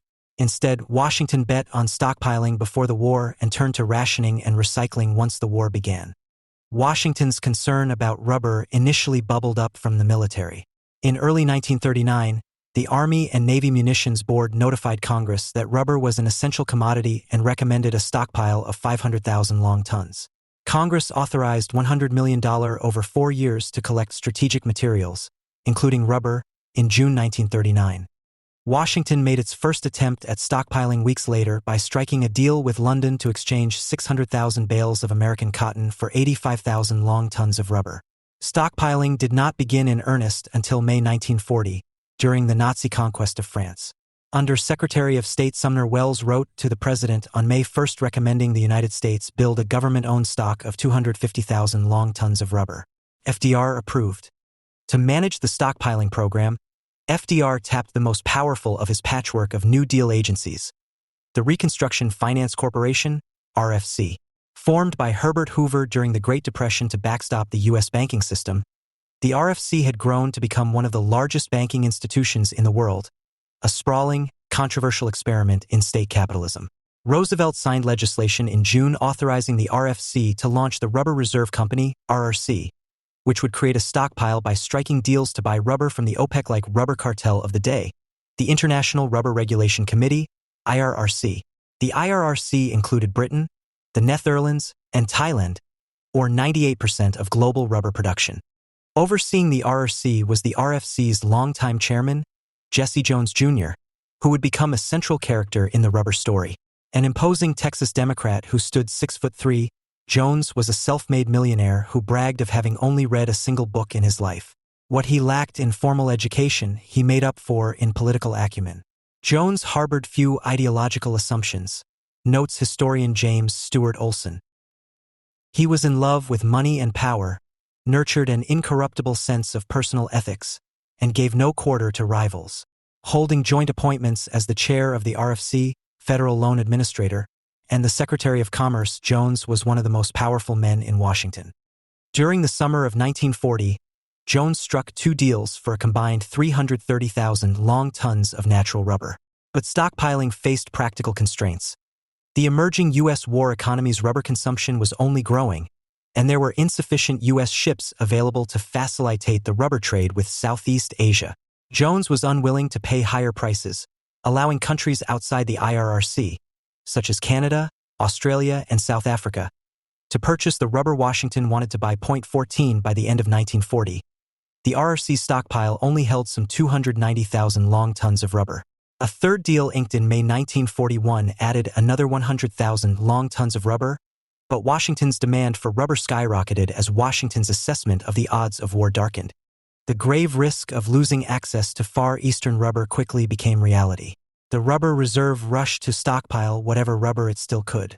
From Pearl Harbor to February 1942, the United States imported 114,000 tons of rubber from the Far East, virtually all the rubber available in the region. 15 But Japan's conquest of the Dutch Indies, Malaya, and Singapore slammed the door shut in the first few months of 1942.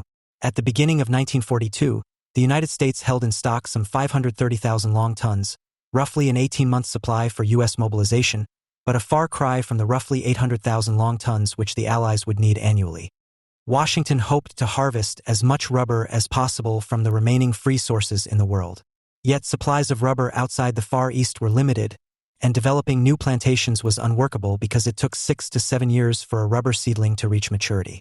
Another pillar of the program sought to produce usable rubber from scrap, but reclaimed rubber performed poorly, and there was not enough to meet wartime demand.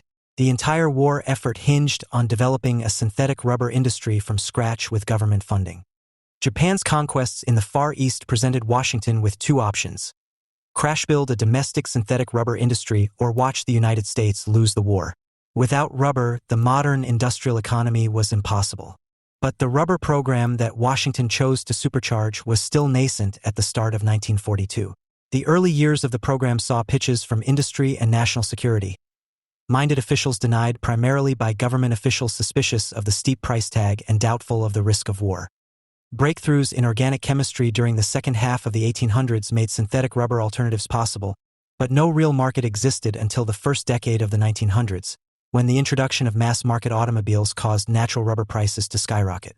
Building on the German government's push to develop rubber substitutes, chemical conglomerate IG Farben developed a synthetic rubber called Buna S in 1929. While U.S. companies also managed to develop forms of synthetic rubber, only Buna S proved scalable from common feedstocks, serviceable for use in tires, and remotely cost-competitive with natural rubber. Adolf Hitler took a personal interest in Buna S, announcing in 1935 that IG Farben would build the world's first synthetic rubber factory in Germany. U.S. government officials would have a choice between manufacturing rubber from industrial alcohol or petroleum. The key ingredient in Buna S rubber, a colorless gas called butadiene, can be produced from 2 main sources: industrial alcohol, or petroleum distillates butane, C4H10, and benzene, C6H6. The United States would produce much of its synthetic rubber from petroleum products during World War II. The Soviets used industrial alcohol sourced from potatoes and grain, while Nazi Germany opted for coal converted to synthetic oil. In a move which would later pay dividends for the rubber program, American firm Standard Oil of New Jersey acquired the U.S. patents of IG Farben's breakthrough. Ties between U.S. and German oil and chemical giants went back nearly 15 years. In 1930, the two companies set up an expansive 50-50 U.S. joint venture to test and commercialize each company's novel chemical and refinery processes. These processes included Buna rubbers, luckily for the American war effort against Nazi Germany 12 years later. The U.S. rubber and petroleum lobbies repeatedly tried to convince the government to experiment with scaling the production of synthetic rubber. The president of Jersey Standard's research arm, Frank Howard, was the first to do this in January 1939, and B.F. Goodrich executives made similar calls in August of that year. These calls fell on deaf ears until Germany's conquest of Western Europe in June 1940. FDR set up an advisory commission to the Council of National Defense, NDAC, the first of several entities charged with mobilizing wartime production. In June, NDAC created the Synthetic Rubber Committee, SRC, to convene interested firms and draw up a plan based on their recommendations. The committee initially disagreed about the appropriate scale of a possible rubber program. On one side were those who wanted to launch a limited, experimental program to produce 25,000 long tons of rubber per year. These members believed that the risk of war in the Far East was not high enough to demand a costly national construction project, especially given that no U.S. firm had yet produced synthetic rubber at scale. But industry representatives argued that limiting the program to such a small scale would not provide the necessary demand signal for large-scale investment. These disagreements would define the U.S. debate over the program for the next 2 years.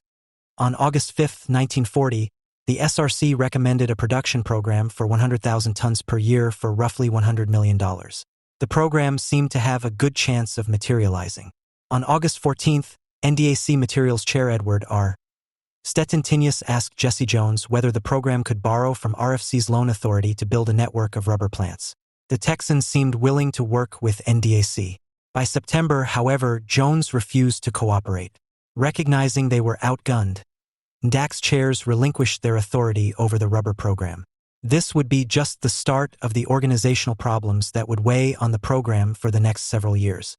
As Stettintinius admitted later, it is evident that some confusion existed, because of the fact that two governmental agencies were involved. Jones took an immediate interest in the NDAC's rubber plan given its $100 million sticker price. He sent mixed messages about the program to FDR in September. In one letter, he took a skeptical tack, requesting the president's opinion on whether Congress had given RFC sufficient lending authorities to pursue the effort. But in a second missive, he changed course and recommended that RFC finance construction. In Jones's telling, FDR balked, complaining that wealthy rubber companies ought to build their own plants. In another version of the story, Jones recommended the $25 million figure himself, and FDR gave his approval by simply signing his initials on Jones's memo. Regardless of how it happened, the president authorized $25 million in funding. This would be the last presidential guidance the program would receive for nearly 2 years. After the handoff from NDAC to RFC, the program went quiet until November, when Jones began to meet with industry representatives. According to Jersey Standard's Frank Howard, Jones began their meeting by immediately throwing out the NDAC's 100,000-ton plan. "What do you think can be done for about $30 million?" he asked his industry guests. $30 million could fund a program producing about 40,000 tons of rubber a year. This figure was later revised down to the $25 million figure Jones had requested from the president. By all accounts, Jones was spitballing. There was no technical or threat-based analysis behind a 40,000-ton program. Questionable analysis did not stop Jones and his government bankers. The RFC put out an overhauled version of the program based on Jones's figures within a few weeks.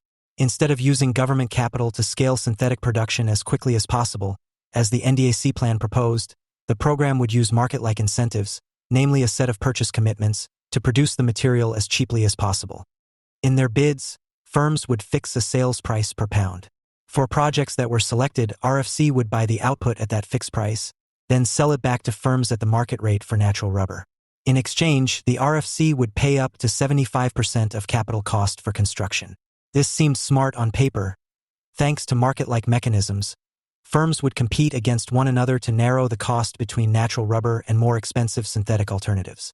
Yet it quickly became clear this system would not lower costs as much as Jones hoped. RFC officials balked at the prices that firms proposed and the estimated construction costs for the plants. Some officials responded by taking matters into their own hands. In February, Jones received one unsigned memo critiquing the program, then a second from his deputy optimistically and inaccurately estimating that supplies of natural and reclaimed rubber could meet national requirements for 2.5 to 3 years. Jones reported these figures to FDR on February 28 but received no new guidance. Industry representatives were growing nervous. They had not heard from RFC since submitting their bids, and whispers from Washington suggested that the program would be suspended. Jones finally broke the silence in late March by proposing an entirely new plan.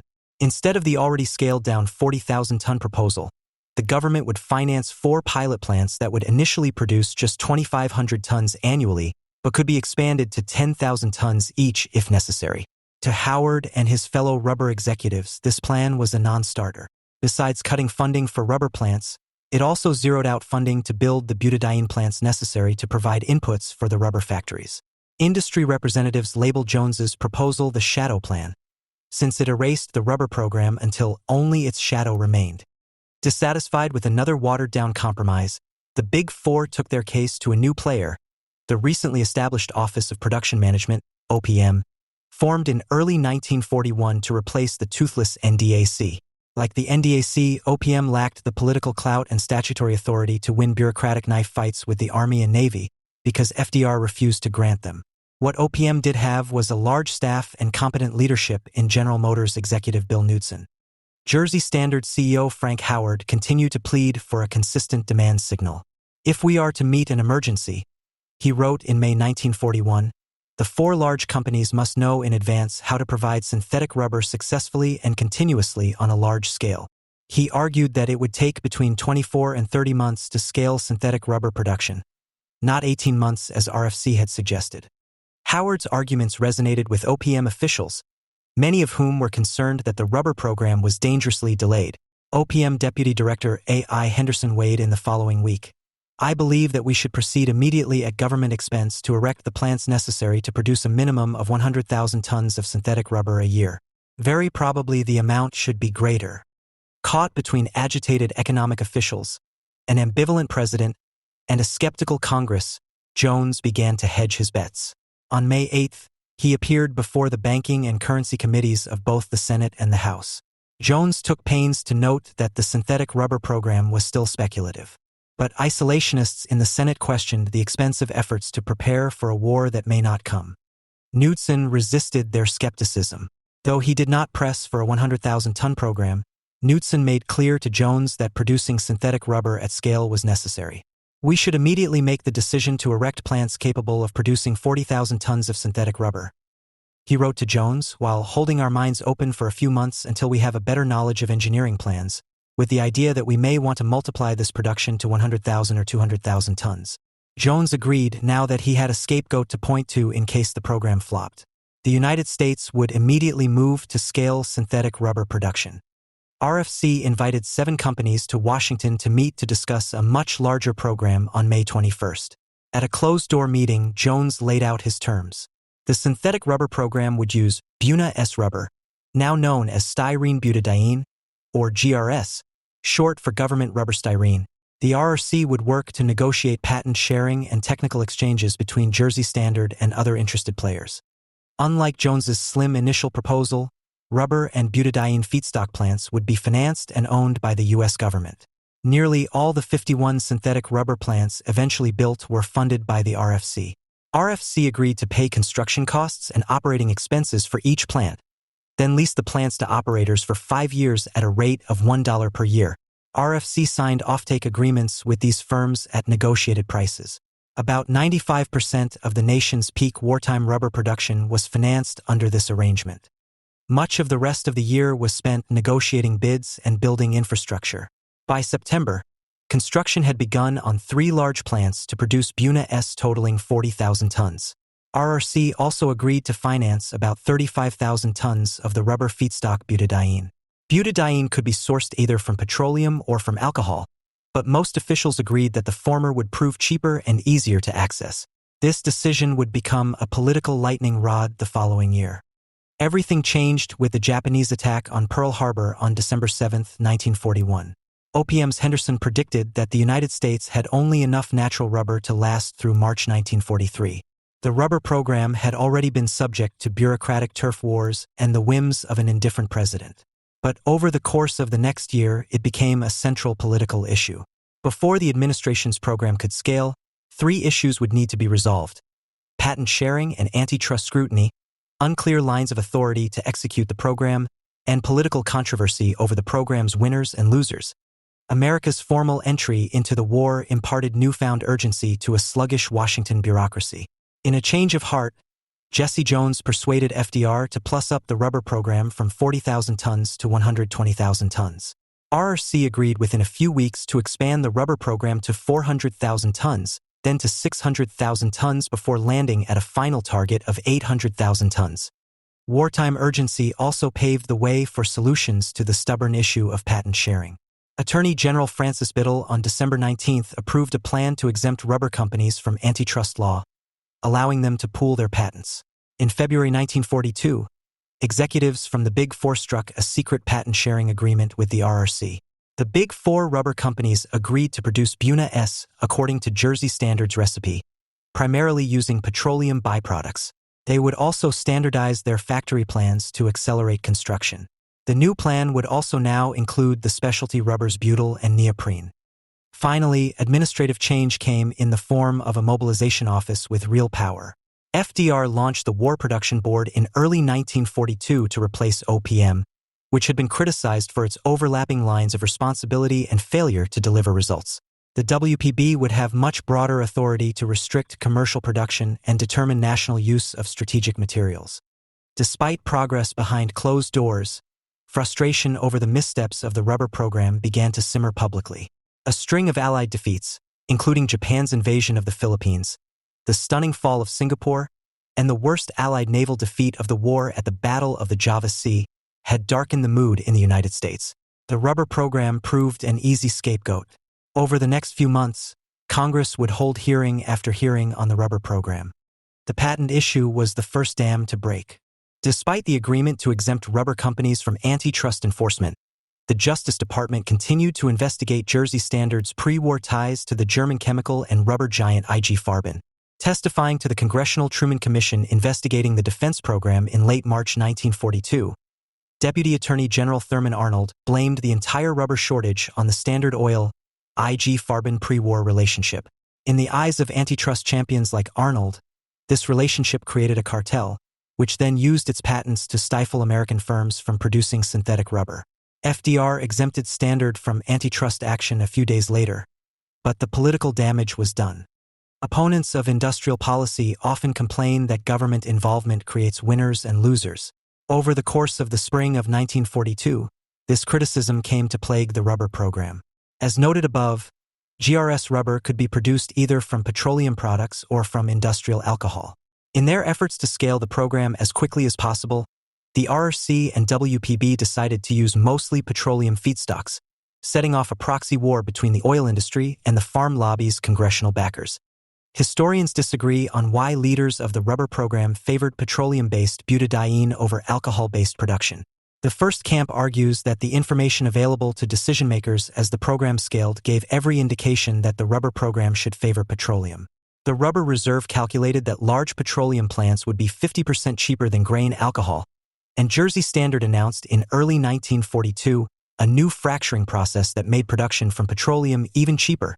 Alcohol-based butadiene production remained 3 to 4 times more expensive throughout the war. Industrial alcohol was being used both for civilian goods and for the construction of explosives. Moreover, nearly all industrial alcohol used for the war effort entering 1942 was sourced from molasses imported from Cuba, vulnerable to German submarines. The second camp blames the rubber program's choice on a lack of technical expertise, such that the oil industry outwitted the government. The Rubber Reserve did not even have a formal staff until May 1942, instead relying on one part-time technical consultant and industry advisors. Lack of technical expertise may have caused the program's leaders to overlook key factors, such as domestic grain availability. In early 1942, for example, farmers had a bumper crop of grain, and WPB had ruled that 60% of whiskey distilling capacity would be diverted to war production. Plus, given the tensions between the Rubber Reserve and the War Production Board, how could the program be expected to make well-informed decisions? Either way, many in Congress championed the farmers' interest. Senator Guy Gillette of Iowa emerged as the antagonist of the rubber program. Gillette was a populist Democrat with an isolationist streak who viewed the corn interest with an almost religious devotion, according to a confidential profile written by Isaiah Berlin for the British Foreign Office in 1943. The Senate launched the new Gillette Committee to investigate the rubber program and the feasibility of basing the program on farm products. The Gillette Committee hearings in the spring and early summer of 1942 provided a platform for those left out of the program. One of the highest profile cases involved a long public debate over a technique for manufacturing butadiene from alcohol widely referred to as the Polish process. The administration had considered this method, invented by Polish chemist Wacław Sukiewicz, in the first half of 1942, but concluded that it was too immature. Sukiewicz himself testified before the Gillette Committee and Truman Commission to promote his method, drawing huge amounts of publicity. Public outcry over the Polish process was so intense that Congress attempted to enact its own rubber program. The Senate and House passed the Rubber Supply Act on July 22 to launch a new program that exclusively used grain alcohol feedstocks with preferred access to equipment, materials, and financing. The program crucially would have been answerable only to Congress. Donald Nelson, head of the War Production Board, called it probably the most unwise and unwarranted piece of legislation passed by Congress during the war. FDR vetoed the bill.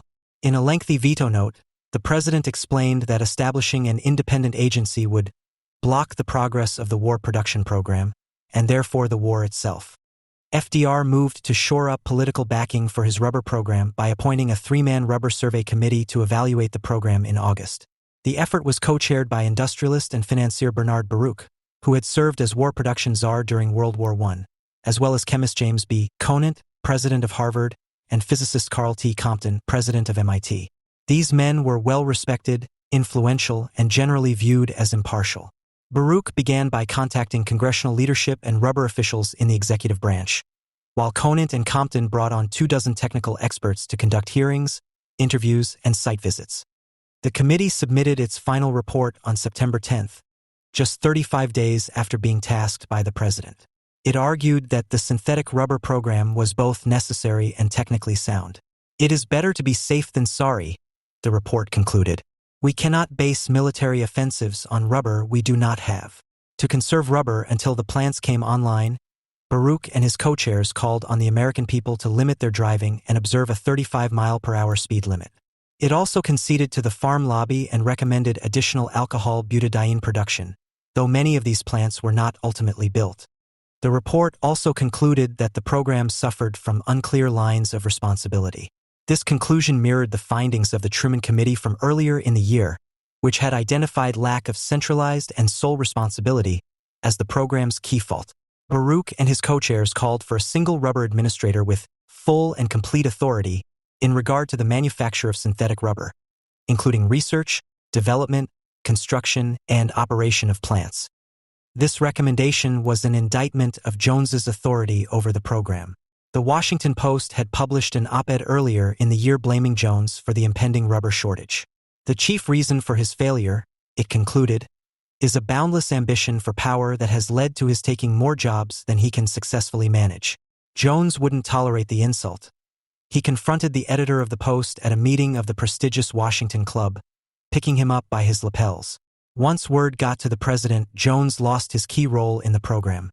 The RSC's report defused the political bomb threatening the program. Though the farm lobby continued to grumble, the media and the public reacted positively to the report. FDR praised the report, and on September 11th, he appointed William M. Jeffers, president of the Union Pacific Railroad, as the nation's first rubber director. Jeffers was the first in a series of commodity czars who reported directly to the president. He took it upon himself to implement the recommendations of the Rubber Study Committee, referring to the report as his chart and Bible. Jeffers proved to be both tenacious and effective at winning bureaucratic knife fights. These qualities helped him secure scarce plant construction materials that had slowed the program. His role did not entirely solve the authority problem. The office of the rubber director sat within the War Production Board, but Jeffers reported directly to the White House, bypassing WPB Director Donald Nelson. FDR still favored overlapping lines of authority. Despite Jeffers' best efforts, the rubber program came perilously close to disaster in 1943. Shortages of rubber materially hindered the war effort and contributed to Roosevelt's decision to delay the D-Day campaign by a year. Most of the petroleum-based butadiene plants ironically fell dramatically short of planned output. In 1943, alcohol plants made up a third of planned capacity but supplied 83% of the butadiene used to manufacture GRS. Without alcohol butadiene plants, the war effort would have collapsed. How did the rubber program slip so close to disaster in 1943? One explanation is the program had to pay for Washington's early dithering. There were also technical problems. Petroleum-based butadiene plants relied on novel, cracking processes which proved difficult to scale. But the petroleum-based system was still far cheaper. Even by 1945, alcohol plants were producing butadiene at 41 cents per pound, compared to 10.5 cents per pound for petroleum plants. By late 1943, the program had finally turned a corner as petroleum-based butadiene plants came online. Rubber production caught up with wartime demand in the second quarter of 1944, and by July of 1944, Jeffers' successor had resigned with a recommendation that the office of the rubber director be abolished. U.S. firms produced 770,000 tons of synthetic rubber in 1944 and were on track to produce over 1 million tons annually by war's end. For about a decade after the war, the rubber industry operated as a government-controlled monopoly before the plants were privatized and sold, with a brief reactivation during the Korean War. The synthetic rubber program also proved to be a boon for U.S. consumers, as a reliable source of synthetic production mitigated the price swings which plagued pre-war natural rubber production. Synthetic rubber supplied most global demand within a few decades. Government funding for R&D and facilities also spurred tremendous innovation. By 1953, 90 varieties of synthetic Buna S were being produced commercially. The U.S. synthetic rubber program holds crucial lessons for present and future efforts to reduce reliance on imports from foreign adversaries. These efforts are likely to gain steam in the Trump administration. On the campaign trail, President Donald Trump pledged a 4-year plan to phase out all Chinese imports of essential goods, such as pharmaceuticals and electronics. While the scale of U.S. dependence on China for key inputs sometimes appears too deep to address, the United States has built entirely new supply chains at home and with allies before. Policymakers today can look to their forebears who waged and won World War II for inspiration. The most important challenges are political. The story of the rubber program is as much about the shifting political coalition that supported the idea as the policy levers that made it work. The domestic rubber industry and national security hawks supported a large synthetic program years before Pearl Harbor, but they were held back by skeptical New Deal administrators and a president who failed to grasp the threat. The issue broke in the program's favor after it became clear that a war with Japan was approaching, yet the tireless efforts of patriotic executives and mid-level bureaucrats who understood the threat ensured there was a foundation on which to build. Mobilizing support for industrial policy to reduce U.S. reliance on China today will require convincing disparate political interests that the China challenge is serious enough to justify the costs of decoupling. After securing and sustaining political support, the most important challenge for policymakers is building an effective relationship between government and business.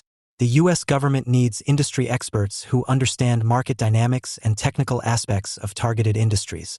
But that relationship can get too cozy.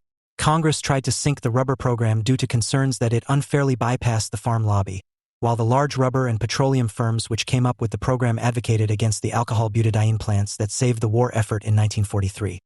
Adequate stockpiling of key commodities is also essential. The wartime U.S. economy had to survive the decisive war years of 1942 and 1943. With the rubber, it had stockpiled largely in late 1941 and early 1942. If the administration had not done so, the U.S. economy might have collapsed. The United States today is far behind in the stockpiling of critical minerals and pharmaceuticals, the supply chains of which China dominates. The National Defense Stockpile, which includes critical minerals, covers about 40% of military needs and 8% of civilian demand, according to the Congressional Research Service. The Strategic Active Pharmaceutical Ingredients Reserve, designed to ensure the United States can continue producing medicines during a crisis, is reportedly 1% full. Filling these stockpiles would help meet America's basic needs for national defense and ease any shocks created by global supply disruptions. Of course, the real task is producing critical goods, not just hoarding them.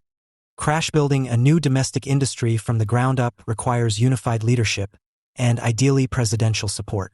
Even after government officials agreed a synthetic rubber industry was necessary for the war effort and had secured financing from RFC, the NDAC and OPM were not organized or empowered to divert scarce construction materials and labor from projects that were higher priorities for the services. FDR's ambivalence towards the rubber program left it rudderless until well after Pearl Harbor. But once the president agreed to appoint a single rubber director in September 1942, the project finally took off. If the United States were to undertake any new project to rapidly build up a critical domestic industry, say critical minerals, for instance, it would thrive best with a single unified authority, not a hodgepodge of overlapping government agencies. The day may come when U.S. policymakers face the same choice that confronted the Roosevelt administration after Pearl Harbor: produce or lose. By learning the lessons of the rubber program and applying them now, U.S. leaders may be able to achieve another industrial policy triumph. The magnitude of the financial collapse currently facing the airline industry is unprecedented. In 2020, the big four airlines that dominate the U.S. industry, American, Delta, United, and Southwest, reported GAAP net losses of $31.5 billion and operating losses of $33.1 billion. This was a $50 billion decline in operating income versus 2019. Between January and September, these carriers' aggregate debt increased from $75 to $129 billion. Carrier press releases cite a $33 billion cash drain between March and December, although independent Wall Street estimates suggest much higher cash burns. The results for the three legacy carriers, American, Delta, United, are especially awful, and they face much greater liquidity and solvency challenges than Southwest. But the grimness of the overall picture was highlighted by Southwest CEO Gary Kelly, who said that despite his airline's stronger position, revenues would need to double just to reach cash break-even. As the cash drains indicate, cuts to full-year operating expenses, $50 billion, have not come anywhere close to what is needed to offset total revenue losses, $100 billion. There is little airlines can do outside of bankruptcy to eliminate aircraft ownership costs, airport and facility rents, debts, IT, and other corporate infrastructure costs. The airlines have huge excess capacity as they were only able to shed 3% of their mainline aircraft by the end of September. Labor costs have only been reduced 19% because cuts outside of bankruptcy require either major incentives to get employees to voluntarily accept temporary furloughs or involuntary layoffs that must start with the least senior, lowest paid staff. 5 American CFO Derek Kerr has acknowledged that his airline has largely exhausted the potential for cost cuts. Reversing cash drains will therefore depend on revenue recovery. While this paper will focus on U.S. airlines, similar economic damage has hit carriers worldwide. Outside the United States, airlines and governments have been more willing to openly acknowledge the severity of the crisis, and many carriers have either filed for protection under bankruptcy laws or are undergoing major government-supervised restructuring. IATA, the industry trade group, estimates that industry losses worldwide in 2020 will exceed $118 billion. Air Canada CEO Colleen Rovanescu said coronavirus impacts were hundreds of times worse than 9/11, SARS, or the global financial crisis, quite frankly combined. Coronavirus has crippled the trade and tourism activity that is the underlying source of airline demand. The legacy business model has been especially devastated. The higher-yielding corporate and international travel it depends on has fallen more than 90%. There is ongoing speculation about how much business demand will be lost indefinitely. Some estimates suggest 1/3, given the market's ready adoption of substitutes such as teleconferencing and acclimation to much lower levels of business travel. Efficiency has also plummeted because the industry's ability to tightly align costs and capacity with revenue and achieve extremely high asset utilization, for example, 2019 load factors of 85%, has collapsed.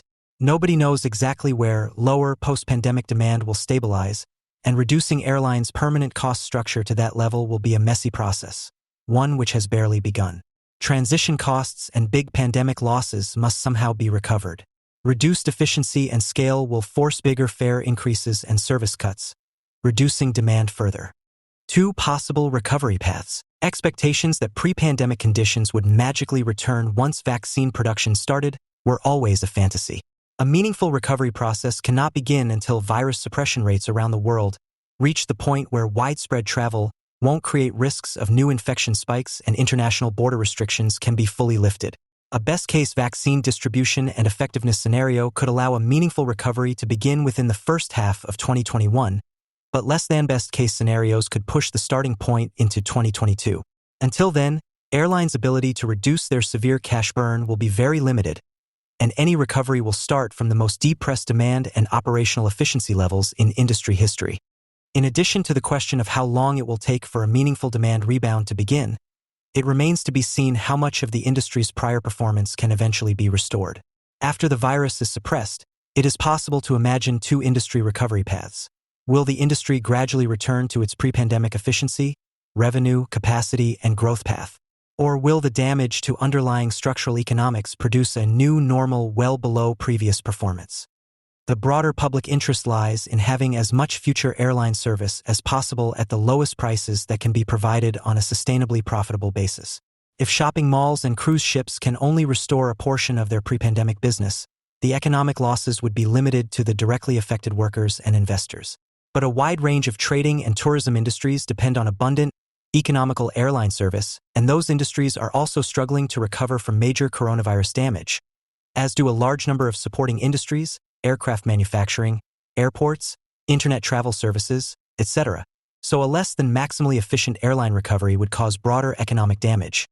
The key to the recovery question is the industry's ability, after virus suppression, to increase efficiency and to convert those efficiency gains into the lower prices that can accelerate the recovery of demand.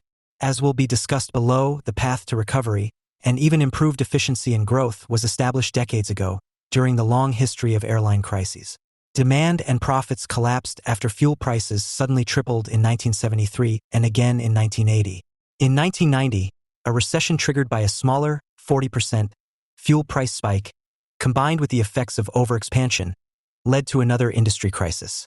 Overexpansion prior to the end of the dot-com boom led to a larger crisis in 2000, as did the 2008 Great Recession.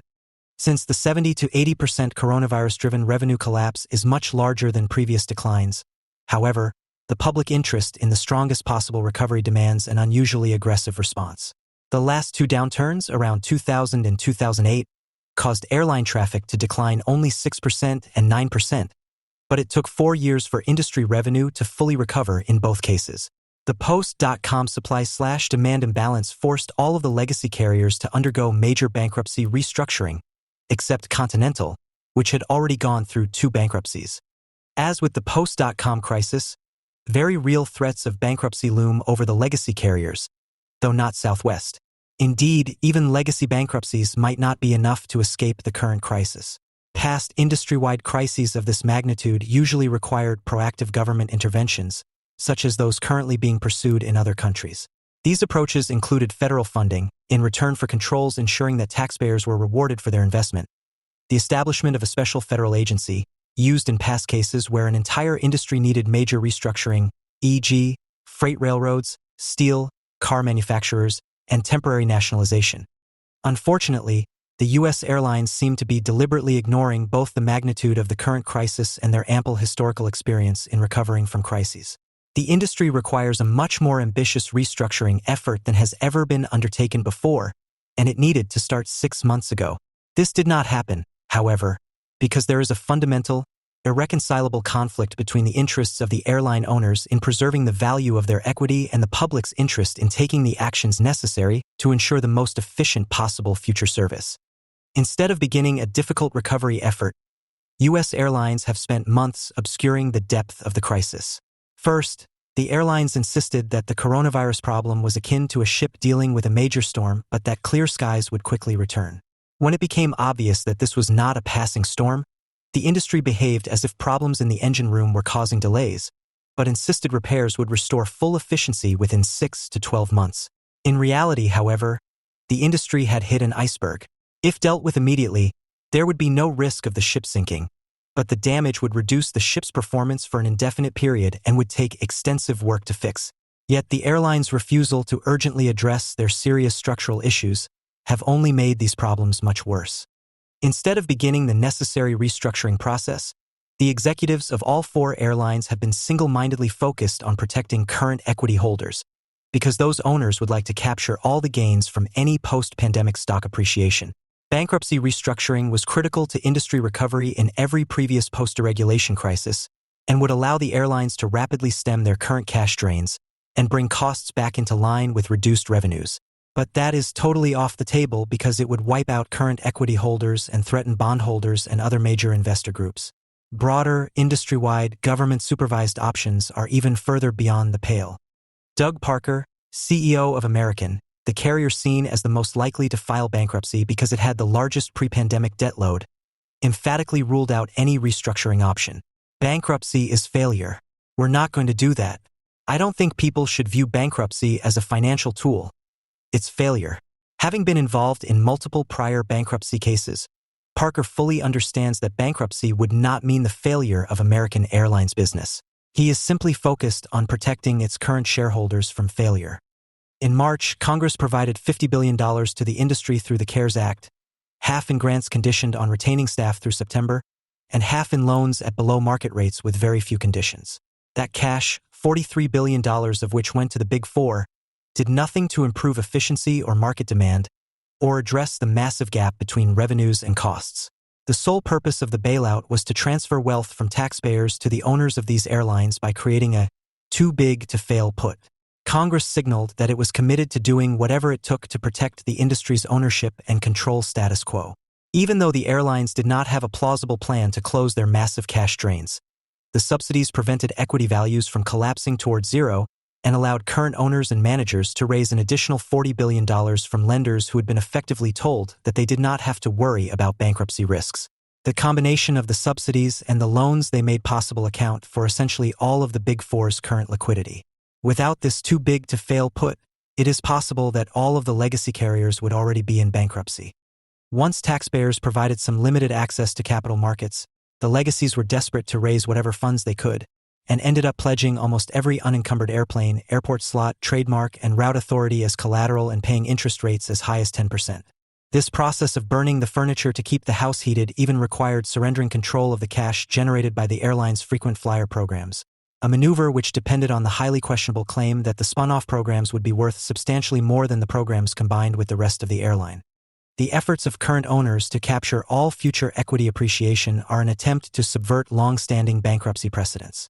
Under a conventional reorganization process, owners of companies whose business models collapse, which hemorrhage cash for extended periods and which cannot meet ongoing financial obligations, do not get to keep exclusive control of the company. In a bankruptcy, equity owners are assigned the lowest claim on the assets of the company and are often completely wiped out. On the other hand, parties that provide funding to prevent a financial collapse, taxpayers in this case, should receive one of the highest priority claims. But allowing courts or government agencies to have any say in the current airline recovery process would allow them to point out current ownership's responsibility for multiple pre-pandemic problems that contributed to the present crisis. One of the many pre-existing problems was the $42.4 billion of cash these airlines have squandered on stock repurchases since 2014.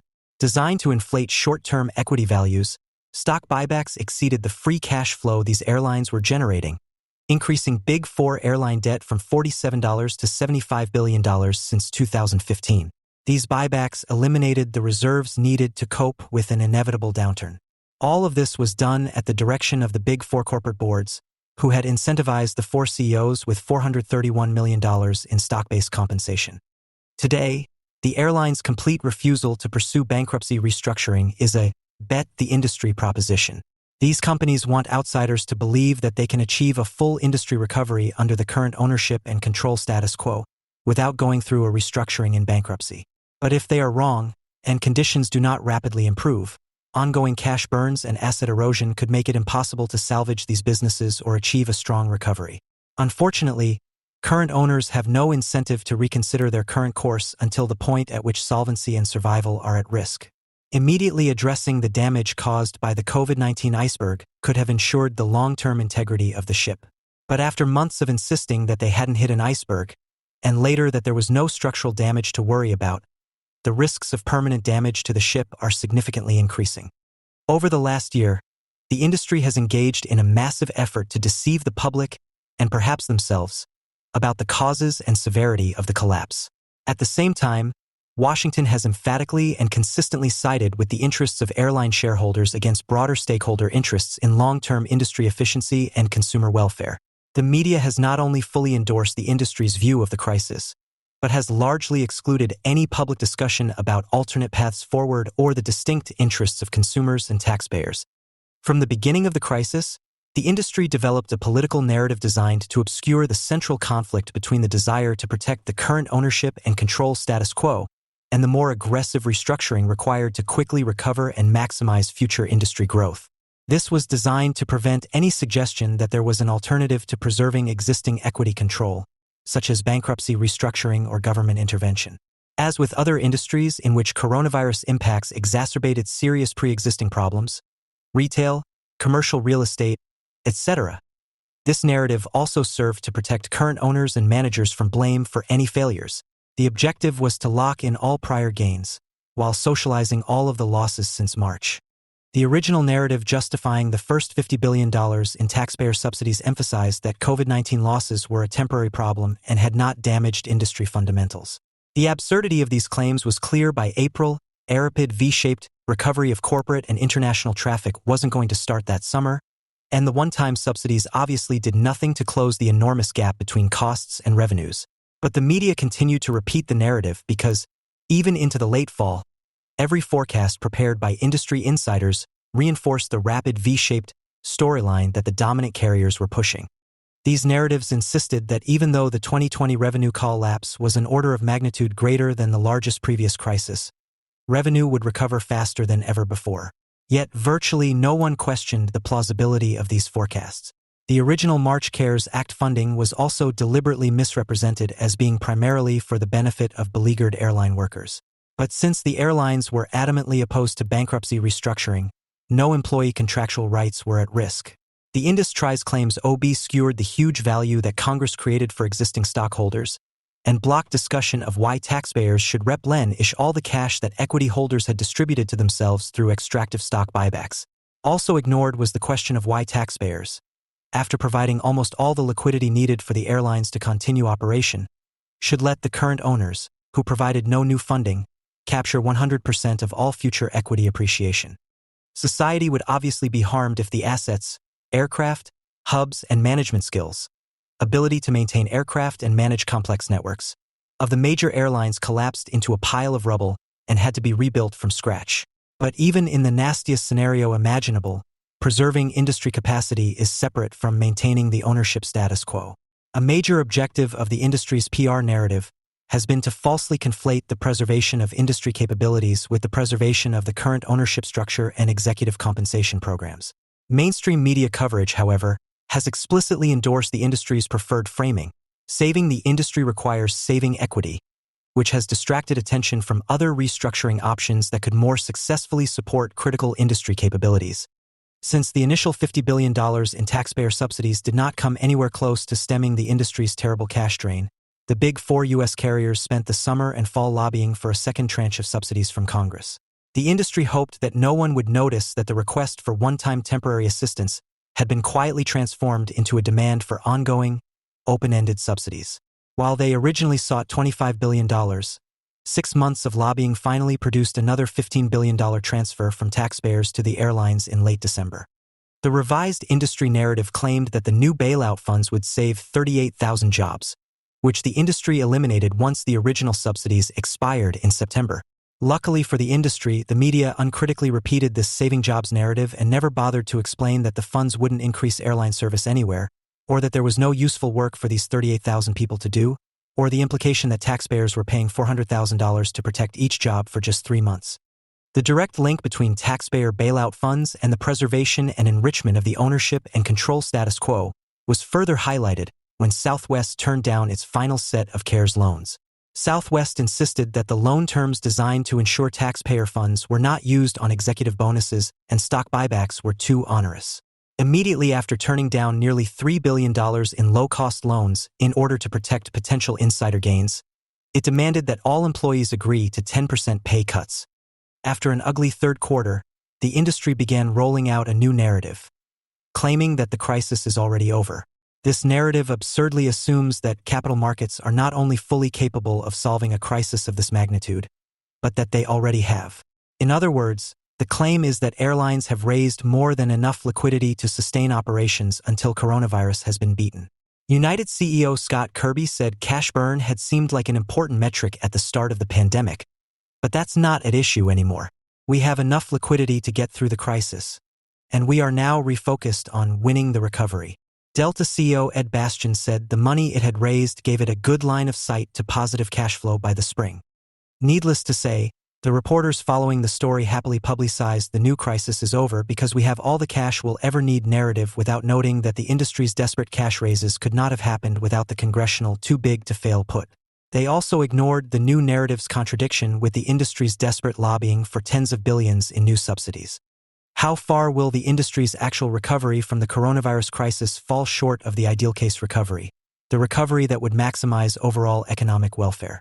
And is there anything that can be done at this point to reduce that shortfall?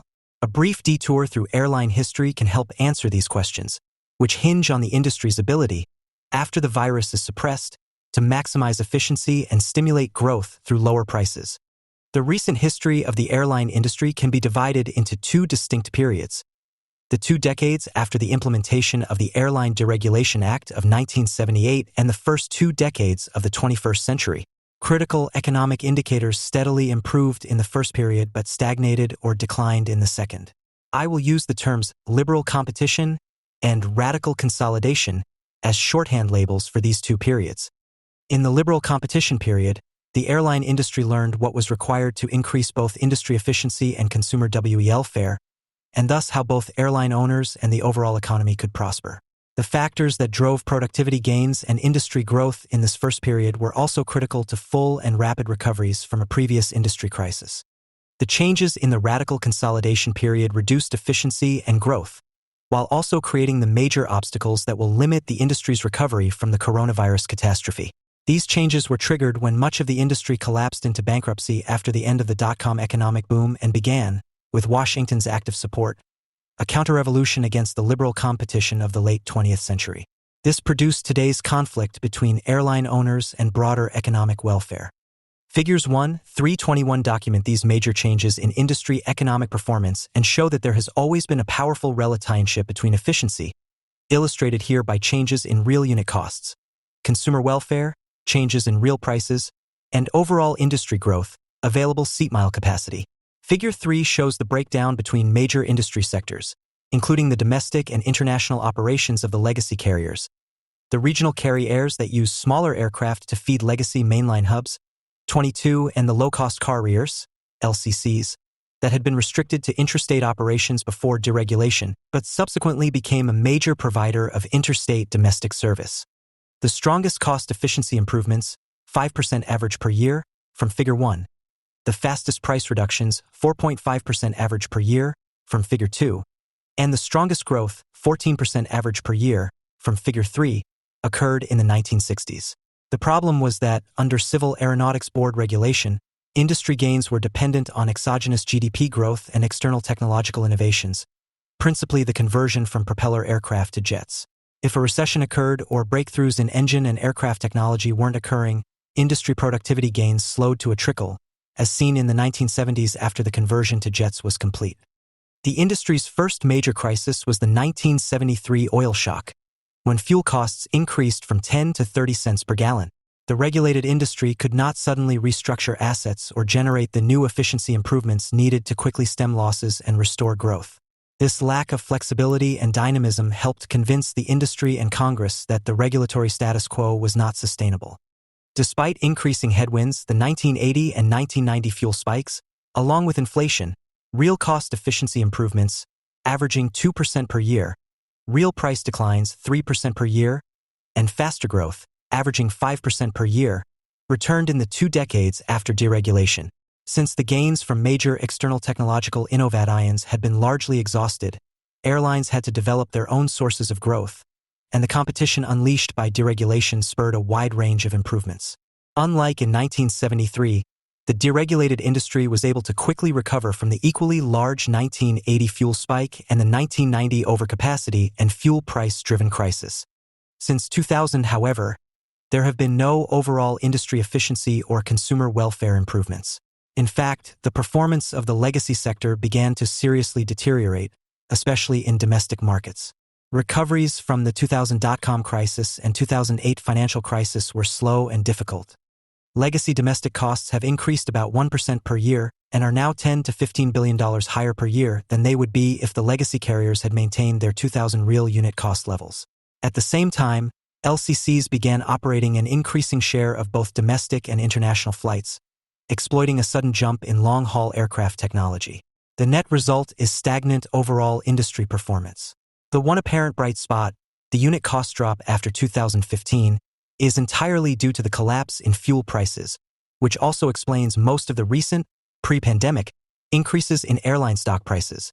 Instead of raising base domestic fares when the dot-com recession ended to offset rising costs, the legacy carriers began imposing stiff fees for services, baggage, snacks, ticketing changes, previously included in ticket prices. 24 This increased unit, total, revenue 2.6% per year in new fees, resulting in $25 billion of higher passenger payments by 2019.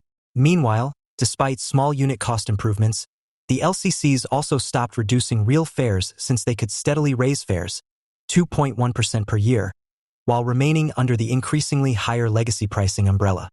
As the capacity chart illustrates, legacy domestic operations declined by around 2.5% per year between 2000 and 2015, before a brief growth spurt after fuel prices collapsed. Legacy domestic operations, which accounted for 80% of total industry capacity prior to deregulation, declined to 60% by 2000 and to 36% in 2019. Thus, the media narratives that conflate the problems facing the three large legacy airlines with the industry crisis badly misrepresent reality. Recent overall industry growth has been almost entirely driven by the LCCs, which were growing nearly 7% per year. The Civil Aeronautics Board, CAB, limited competition in order to nurture industry growth in its early years, but had no ability to adapt to major market and technological changes.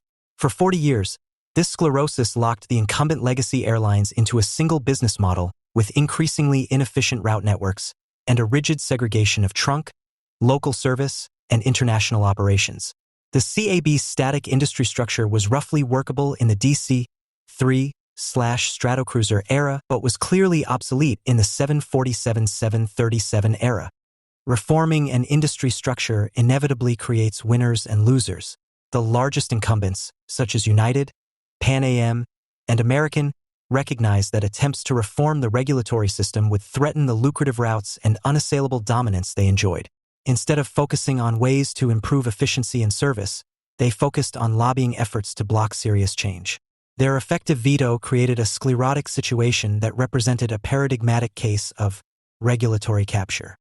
The ability of the major carriers to protect their short-term interests turned the CAB into the enforcer for a loose but effective cartel of industry incumbents. Life for airline managers was easier under CAB regulations, but results in good years were mediocre and dismal in bad years. Eliminating regulatory capture was one of the major justifications for deregulation, since giving the largest incumbents the artificial power to produce more favorable results than they could achieve in a competitive market was obviously reducing industry efficiency. Deregulation did not liberate the industry from government oversight, but the central objective of that oversight changed. The Airline Deregulation Act of 1978 explicitly rejected the incumbent protections of the CAB era. The new primary focus would be on protecting the robust competition needed to maximize overall industry efficiency and consumer welfare. Deregulation was never designed to affect other critical oversight functions that helped protect robust, level playing field competition, e.g. antitrust, labor and consumer protections, financial reporting, bankruptcy, because no one thought that eliminating those protections would increase efficiency or consumer welfare. There are numerous examples of post-deregulation innovations that led to major, tangible productivity and service improvements. Eliminating the CAB's business model straitjacket led to the development of the LCC sector, which achieved much lower unit costs in high-demand markets and aggressively used that efficiency advantage to stimulate market growth via lower fares. LCCs eventually captured 45% of the domestic market. In addition, rapid hub expansion increased legacy operational efficiency and allowed for full integration of international and regional routes into domestic hub networks. Other major innovations that resulted from greater competitive pressures include the development of sophisticated pricing systems that drove big increases in revenue productivity, computerized reservation systems, CRSs, that massively reduced distribution costs, and airlines recapturing control of the point of sale. This period also saw the introduction of frequent flyer loyalty programs, one of the most powerful marketing innovations of the 20th century. Reduced barriers to exit does not get mentioned as much as deregulation's reduced barriers to entry, but it was even more important to increasing efficiency, welfare, and industry growth in the 1980s and 90s. As the critics of regulatory capture had observed, Schumpeterian creative destruction is a dynamic process and cannot work if powerful incumbents can rig results in order to protect the static status quo and block the shift of industry resources to more productive uses.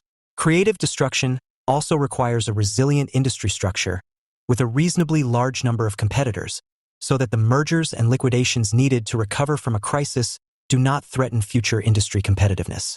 Reduced barriers to exit were critical to accelerating the recovery from multiple industry crises, including the 1980 and 1990 fuel price-driven recessions. For the first time, airlines with long histories such as Braniff, Eastern, Pan Am, and a few years later TWA, and dozens of recent startup carriers were allowed to die. Figure 4 documents the huge role of major restructurings in this era, which could not have occurred under the CAB. The list includes cases where a failing carrier transferred viable assets, e.g., the Newark hub, international routes, to a stronger carrier, cases that liquidated the weakest industry capacity, the domestic operations of Pan Am, Braniff, and Eastern, failed startups like Air Florida, and 4 major cases, Northwest, the 2 later Continental filings, America West, where a viable but temporarily illiquid carrier moved quickly to file for bankruptcy protection and emerged as a much stronger competitor. While bankruptcy-type restructuring usually led to big improvements in productivity, another lesson from this era is that mergers almost never did. 4 of the cases listed in Figure 4 were mergers that integrated previously uncompetitive hubs: Detroit, St. Louis, Houston, Minneapolis. But these problems, originally created by the CAB, had all been fixed by 1987. A couple of bankruptcy restructurings were nominally structured as mergers, ValueJet Airtran, and only worked because assets were transferred at fire sale prices. Aside from those special cases, all of the 10 mergers shown in Figure 5, where the primary objective was to expand the operating scale and network scope of the acquiring carrier, were major failures. Not only did merger synergies fail to cover merger costs, but in each case the merged carrier either quickly went bankrupt or liquidated the route network it had just acquired. Consolidation for consolidation's sake reduced industry efficiency. Economies of scale can be powerful at a specific hub but are limited elsewhere. Network scope has some value, but not enough to justify merger acquisition premiums and integration costs. Indeed, the uncompetitive capacity arising from these mergers and other hub expansions made the industry downturn after the 1990 recession worse, leading to the bankruptcies of the early 90s. By contrast, the major asset reallocations that resulted from the restructurings of the 1990s and various strategic and network changes that immediately followed not only helped the industry recover from the 1990 collapse, but by 1995 had led to the strongest post-deregulation profitability ever achieved prior to the 2015 fuel price collapse. Northwest closed 4 uncompetitive hubs, developed an innovative new alliance with KLM, and concentrated almost all service on its 4 strongest hubs. This strategy of reallocating resources to very strong hubs led to major profit improvements and was quickly copied by Continental, which closed weak hubs in Denver, Cleveland, and Greensboro, and American, which closed San Jose, Nashville, Raleigh-Durham, and San Juan. 5 of the 7 large legacy operations on the West Coast and 5 of the 8 large operations in the Northeast were drastically downsized. Another breakthrough occurred in intercontinental markets, which had been totally ignored in the 1970s deregulation debates. These markets remained extremely inefficient until the early 90s because they were governed by bilateral treaties that, like the CAB's regulation of U.S. domestic competition, were primarily focused on protecting the large incumbent carriers, which most governments saw as instruments of national prestige and trade policy. The problem was that almost half the traffic on the North Atlantic was in smaller markets, such as Houston, Munich, or Denver, Zurich, but neither U.S. nor European carriers could profitably serve these areas with their own aircraft. All of these passengers were therefore limited to high-price and low-quality interline connections. The innovative breakthrough here was the North Atlantic collusive alliances of the mid-90s. With antitrust immunity to collude on scheduling and pricing, facilitated by the 1993 U.S.-Netherlands Open Skies Treaty, Northwest and KLM offered a fully integrated service to the entire North Atlantic market. This collusive alliance model was soon copied by Delta, Swissair, Sabena, 1995, and by United Lufthansa/SAS, 1997, rendering interline connections extinct. These alliances created huge consumer welfare benefits. Average North Atlantic fares fell by 8%, while capacity increased by 54%, because they overcame a major network efficiency barrier. These gains came without significantly increasing market concentration, as the three collusive alliances still only served 42% of the North Atlantic market in the late 90s.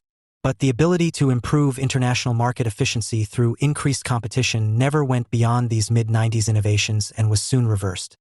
By the end of the 20th century, following a messy and painful learning process, it was clear that robust competition, supported by government oversight to ensure a level playing field, was necessary to drive ongoing improvements in overall industry efficiency and consumer welfare.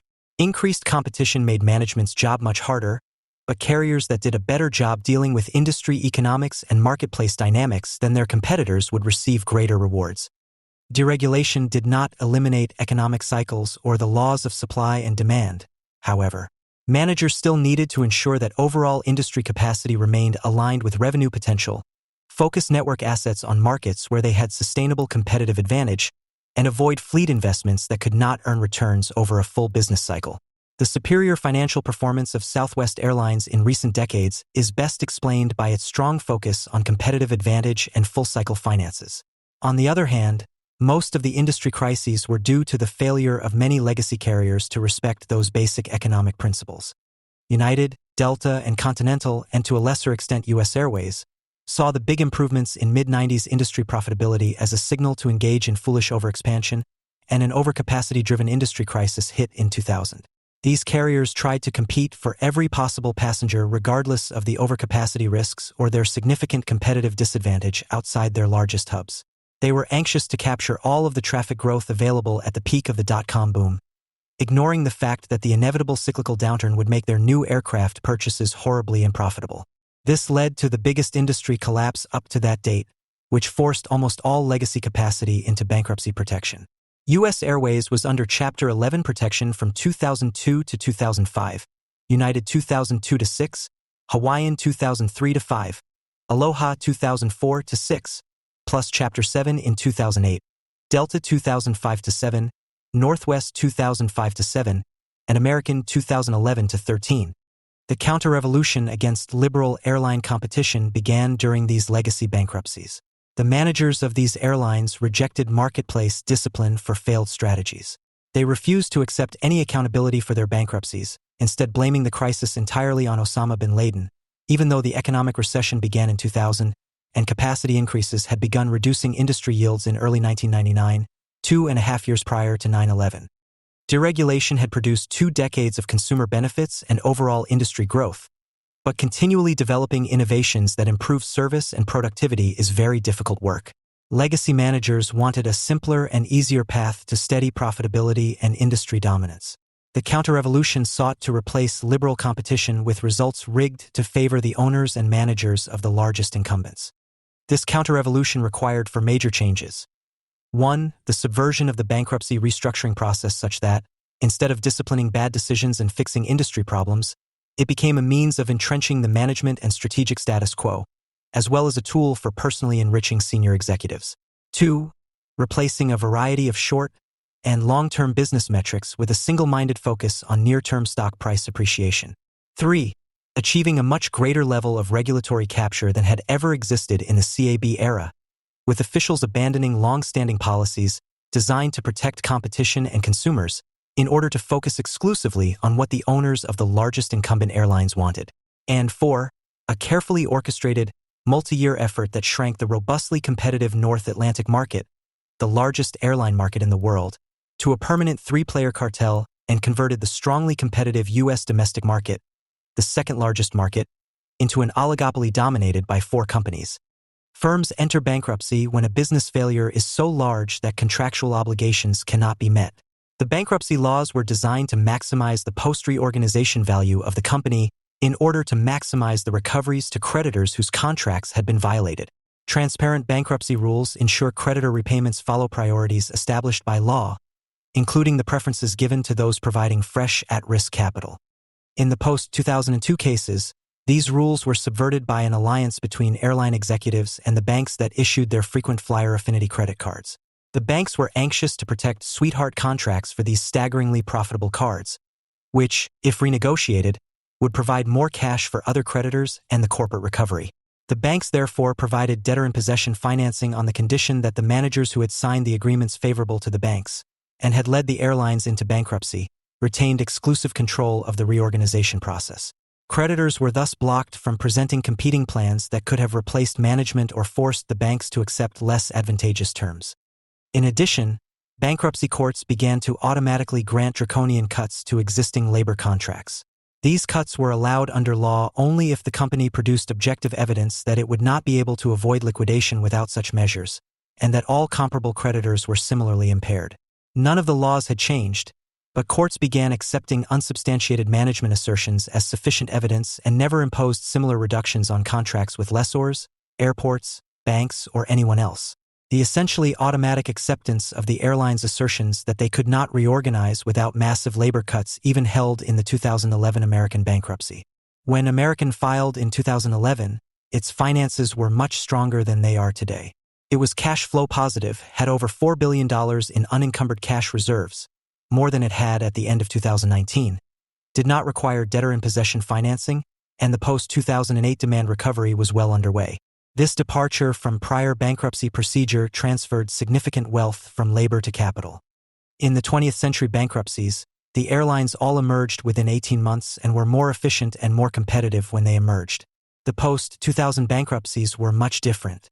United, for example, remained in bankruptcy protection under CEO Glenn Tilton for 4 years, because his plan to protect the ownership and control status quo couldn't produce any meaningful financial improvements until general economic conditions had fully recovered. Tilton personally pocketed $30 million, and United remained weak for another decade. To take another example, American agreed to include massive new fleet purchases in its reorganization plan in exchange for agreements from Airbus and Boeing to support CEO Tom Horton's fight against U.S. Airways' superior reorganization proposal.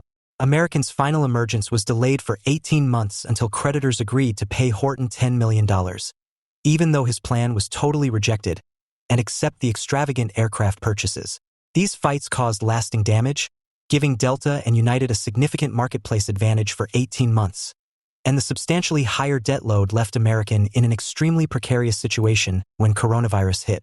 In addition to protecting equity holders, American's current refusal to consider bankruptcy keeps these fleet obligations in place. The counter-revolution also changed the fundamental corporate objectives of these airlines.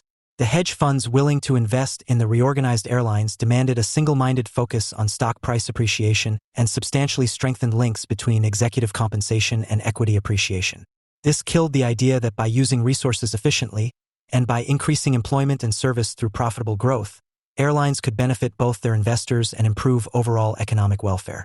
Airlines now only existed to serve the interests of capital accumulators. As long as stock prices increased, it did not matter if efficiency and growth declined, or that gains to capital had been extracted from employees, suppliers, or customers. Radical industry consolidation was driven by the concerted efforts of the largest U.S. and EU intercontinental carriers. Lufthansa, Air France, United, and Delta were all struggling after losing share to more efficient carriers and rebelled against the competitive market forces that had undermined the dominance and profit margins to which they felt entitled. Only a brief summary of this history can be provided here, but much more extensive versions have been published.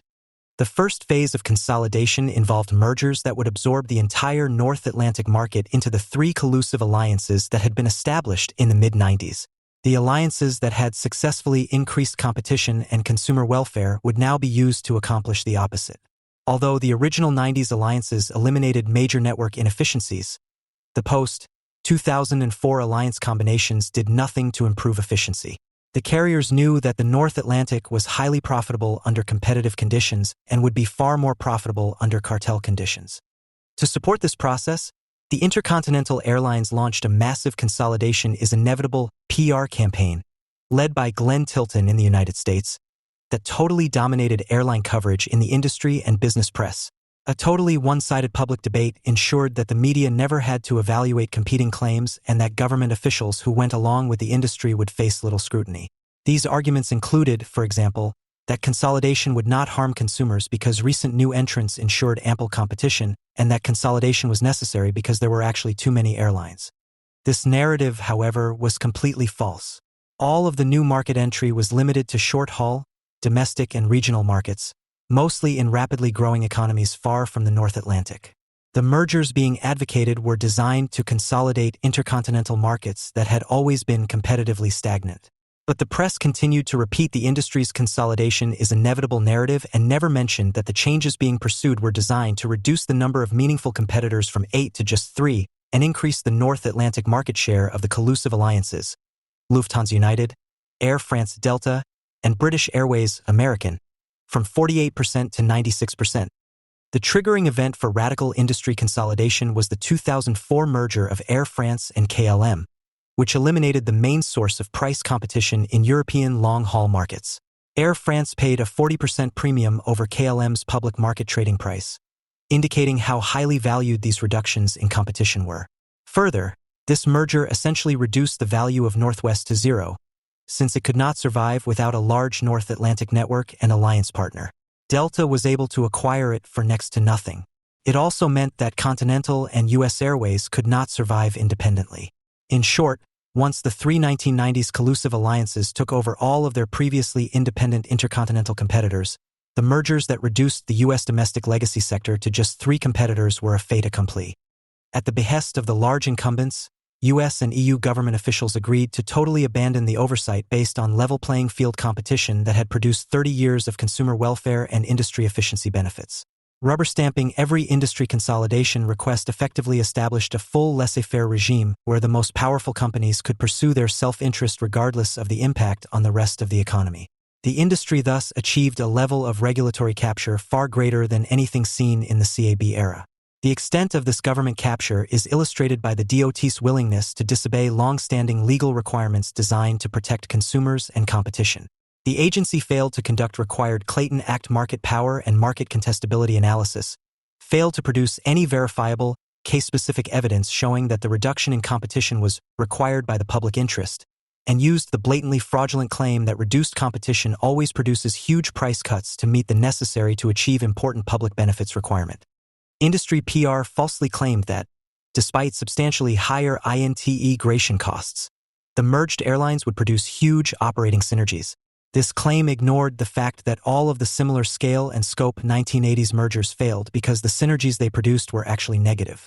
The false claims about operating synergies masked the real objectives, reaching a level of concentration high enough to lock in government capture, to create anti-competitive market power, and ultimately to create a too-big-to-fail put. Carriers quickly realized the benefits of that artificial market power. North Atlantic price trends had closely tracked domestic price trends since deregulation, but, as shown in Figure 6, after radical consolidation began in 2004, North Atlantic fares rose 3 times faster than domestic fares. As early as 2008, this meant the US and EU North Atlantic carriers each earned $3 billion more than prior to the KLM Air France merger. Consumer welfare losses continued to worsen as the remaining pockets of market competition quickly collapsed. Following classic cartel behavior, the 3 collusive alliances forced smaller European competitors to become junior alliance members on highly unfavorable terms and moved aggressively to lock long-haul carriers from Japan, Korea, Australia, and other major Pacific markets into the 3-player intercontinental cartel structure. The alliances also mounted a massive political attack on the 3 large independent Middle Eastern hub carriers, Emirates, Etihad, Qatar, even though their network overlap was extremely small. Blatantly anti-competitive LCC mergers, Southwest Airtran and Alaska Virgin, were quickly introduced since it was clear that Washington could not object after having just waved through the previous, larger rounds of consolidation. This allowed the LCC sector to abandon its decades-long practice of steadily reducing real prices. Along with the artificial Atlantic pricing power and the ability of the consolidated domestic industry to impose stiff fees, this explains the 21st century industry price increases shown in Figure 2. While industry supporters insist that the nominal absence of entry barriers means the industry is fully competitive, the subversion of the bankruptcy process and captured government support for the largest incumbents not only rebuilt the barriers to exit that deregulation had dismantled but made them far stronger than they had ever been under the CAB. These barriers to exit were strengthened when the number of competitors was reduced, by design, to a point where the industry no longer had the resiliency to quickly restabilize after a crisis. Claims that the shrinking of most airline markets to just 3 competitors posed no threat to consumers were obvious nonsense. It is only possible to discipline carriers that mismanage capacity and finances if there are enough competitors to pick up the slack. As even this very cursory review of airline history documents, competitive situations never remain stable for very long, and it was absurd to believe that the rough 2010 balance between the 3 international collusive alliances and the 3 U.S. domestic legacy carriers would last forever. If any one of the 3 airline groups, or 3 U.S. legacies, began to lose significant share, the 2 stronger ones would immediately realize much greater artificial market power, the industry's competitive balance would quickly collapse, and both consumer welfare and industry efficiency would suffer. This unsustainable 3-player structure helped create the too big to fail put, since all of the 3 players knew that government would have to immediately intervene if any one of them faced serious difficulties. While no one foresaw the magnitude of the coronavirus collapse, some type of industry crisis was inevitable, and it was entirely predictable that the consolidated industry would not be able to deal with it. Going forward, the public's interest is in a rapid post-vaccination recovery that restores as much airline service as possible at the lowest sustainable prices. Since demand and efficiency will be at uniquely depressed levels when virus suppression is finally achieved, the public interest requires a far more aggressive recovery program than the industry has ever seen before. The obstacles to achieving this sort of recovery appear insurmountable, but they have little to do with the size of the coronavirus collapse, as massive as it was. They were created when the largest legacy carriers mounted a massive, well-organized counter-revolution against the liberal competitive regime of the late 20th century. This was a political battle between airline owners' financial interests and the public's interest in maximizing overall economic welfare. Today's political battle as to whether any coronavirus recovery will favor airline equity holders or the public's interest in the strongest possible industry restructuring is just a reflection of this previous battle, and the outcome was decided years ago. The public decisively lost, and all of the groups that had helped protect the public's interest in the 20th century, Congress, executive agencies, courts, mainstream media, have totally sided with airline owners and against competition and consumer welfare. All of the industry's behavior in the last 9 months follows the same pattern as its response to the post-2002 bankruptcies, when the shift to consolidation and extraction began. Instead of developing innovations, the industry focused on developing PR narratives. Instead of ensuring that competitive forces reward the most efficient, the wagons were circled around the ownership and control status quo. In 2002, legacy carriers fought to avoid accountability for overexpanding before an inevitable downturn. In 2020, they fought to avoid accountability for extracting tens of billions in stock buybacks before an inevitable downturn. The political power of airline owners has increased. In the 2002-07 bankruptcies, management's position was totally protected, and they reaped huge rewards despite causing massive competitive and financial damage. Despite the much larger coronavirus impacts, protections have now been extended to equity holders so they can get the exclusive benefits from any future equity appreciation. In 2002-07, creditor rights under bankruptcy law were distorted. In 2020, they were completely evaded. Airline owners have no intention of sharing future upside with the taxpayers whose $65 billion bailout prevented a complete collapse. Maximizing the future efficiency and competitiveness of the industry is a lost cause. All evidence suggests the industry is on a path that fails to restore pre-pandemic revenue and efficiency levels. The remaining questions are how much damage will be caused by industry inaction while waiting for a meaningful revenue recovery to begin, and how much worse the eventual new normal will turn out to be. Burdening the public with a smaller, less efficient, and higher-priced industry in order to protect the ownership and control status quo is a form of value extraction, just like the exercise of artificial pricing power or getting $65 billion in taxpayer subsidies. One scenario is that virus suppression occurs rapidly, and airlines can muddle through the next few years of depressed demand without any major collapse. This requires meeting Delta CEO Ed Bastian's current prediction that infections steadily decline from their January peak and a robust business demand recovery will be underway this spring. But in any muddle-through case, the investments needed to strengthen operations will not happen, given extremely tight liquidity and heavy debt loads. Even under the most optimistic muddle-through scenarios, legacy carrier market share losses will continue to increase beyond the ongoing pre-pandemic declines shown in Figure 3. International traffic will recover slowly, and Southwest and other LCCs will be well positioned to capture a much larger share of domestic traffic. All of the historical evidence suggests that the legacy carriers will refuse to gracefully accept their diminishing competitiveness, and that attempts to retain market share will make their financial situation even more challenging. Since these airlines have focused so heavily on value extraction in recent years, it would not be surprising if they double down on that strategy. Since growth in recent decades has come mainly from eliminating competition and exploiting market power, financial markets are likely to applaud any further efforts to tighten the screws on consumers and suppliers. The industry could decide to pursue more anti-competitive mergers, expand the scope of collusive alliances, and demand that governments accept whatever market-rigging investors might require to lock in returns. Unequal balance sheets and potentially uneven demand losses create the additional risk that market share battles between the three legacy carriers, on top of market share losses to LCCs, could destroy the industry's fragile competitive balance. The airlines could somehow convince Congress to supply however many billions the industry says it needs until sustainable profits return. This would minimize the risk of disruption, but would likely produce no meaningful efficiency improvements or other external economic benefits. Of course, various downside scenarios could provoke much deeper crises. It is doubtful that all three legacies can remain solvent if progress towards virus suppression and border reopening takes significantly longer than expected.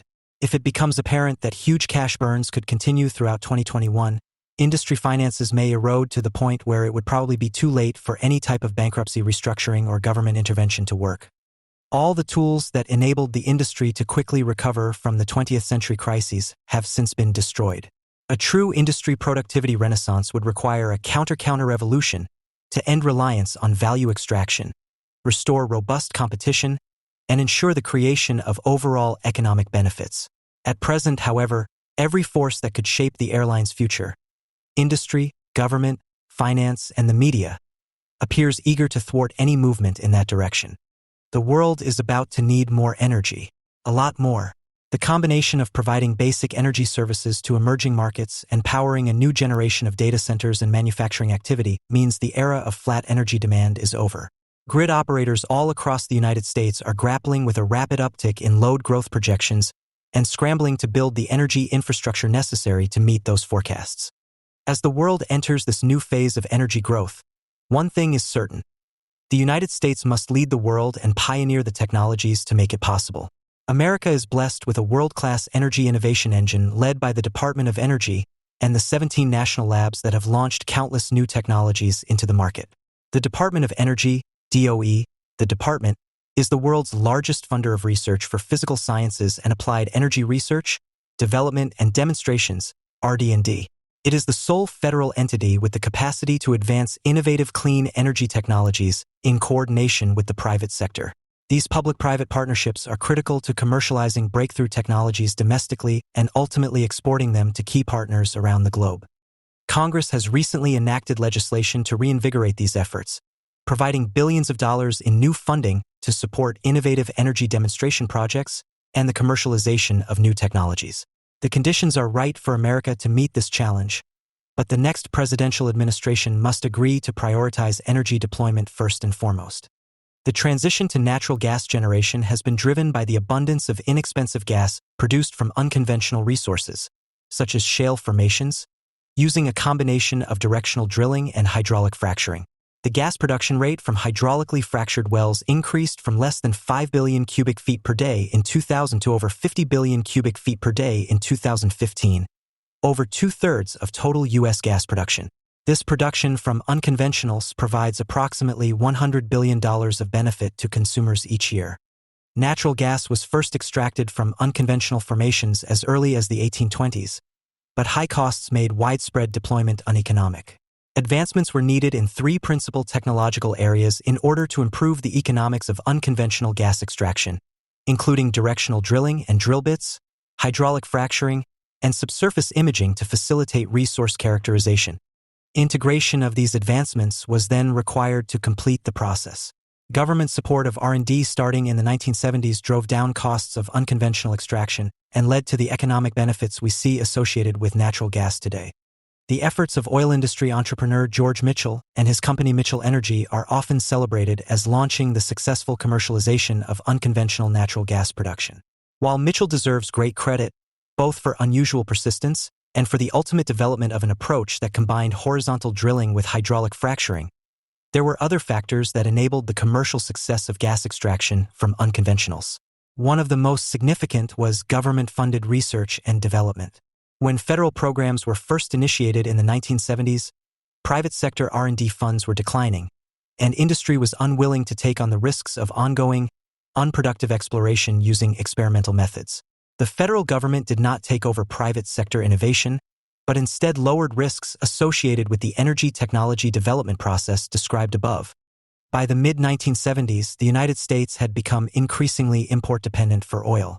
The Arab oil embargo caused an energy crisis and exacerbated economic stagnation in a time of inflation. These challenges led to the creation of the Energy Research and Development Administration, ERDA, which later became the Department of Energy. One of ERDA's goals was to promote access to unconventional gas resources in order to overcome declining gas production.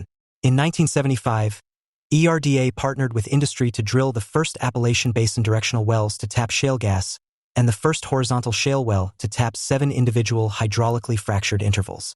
In addition, 2 federal engineers patented an early directional shale drilling technique that allowed operators to span larger radial expanses of shale deposits. Building from these early successes, ERDA launched additional programs focused on the next wave of key issues. Federally supported basic research was critical to technology advancement, and government participation in technology demonstrations lowered industry exploration risks and showed the market the emissions reduction potential of unconventional gas. Alex Crawley, a former program director at ERDA who oversaw a significant portion of the federal research that went into the development of shale gas fracturing technologies, described the outlook of the industry at the time, saying, "As far as shale is concerned, I don't know that industry would have ever taken a look at it without the federal program."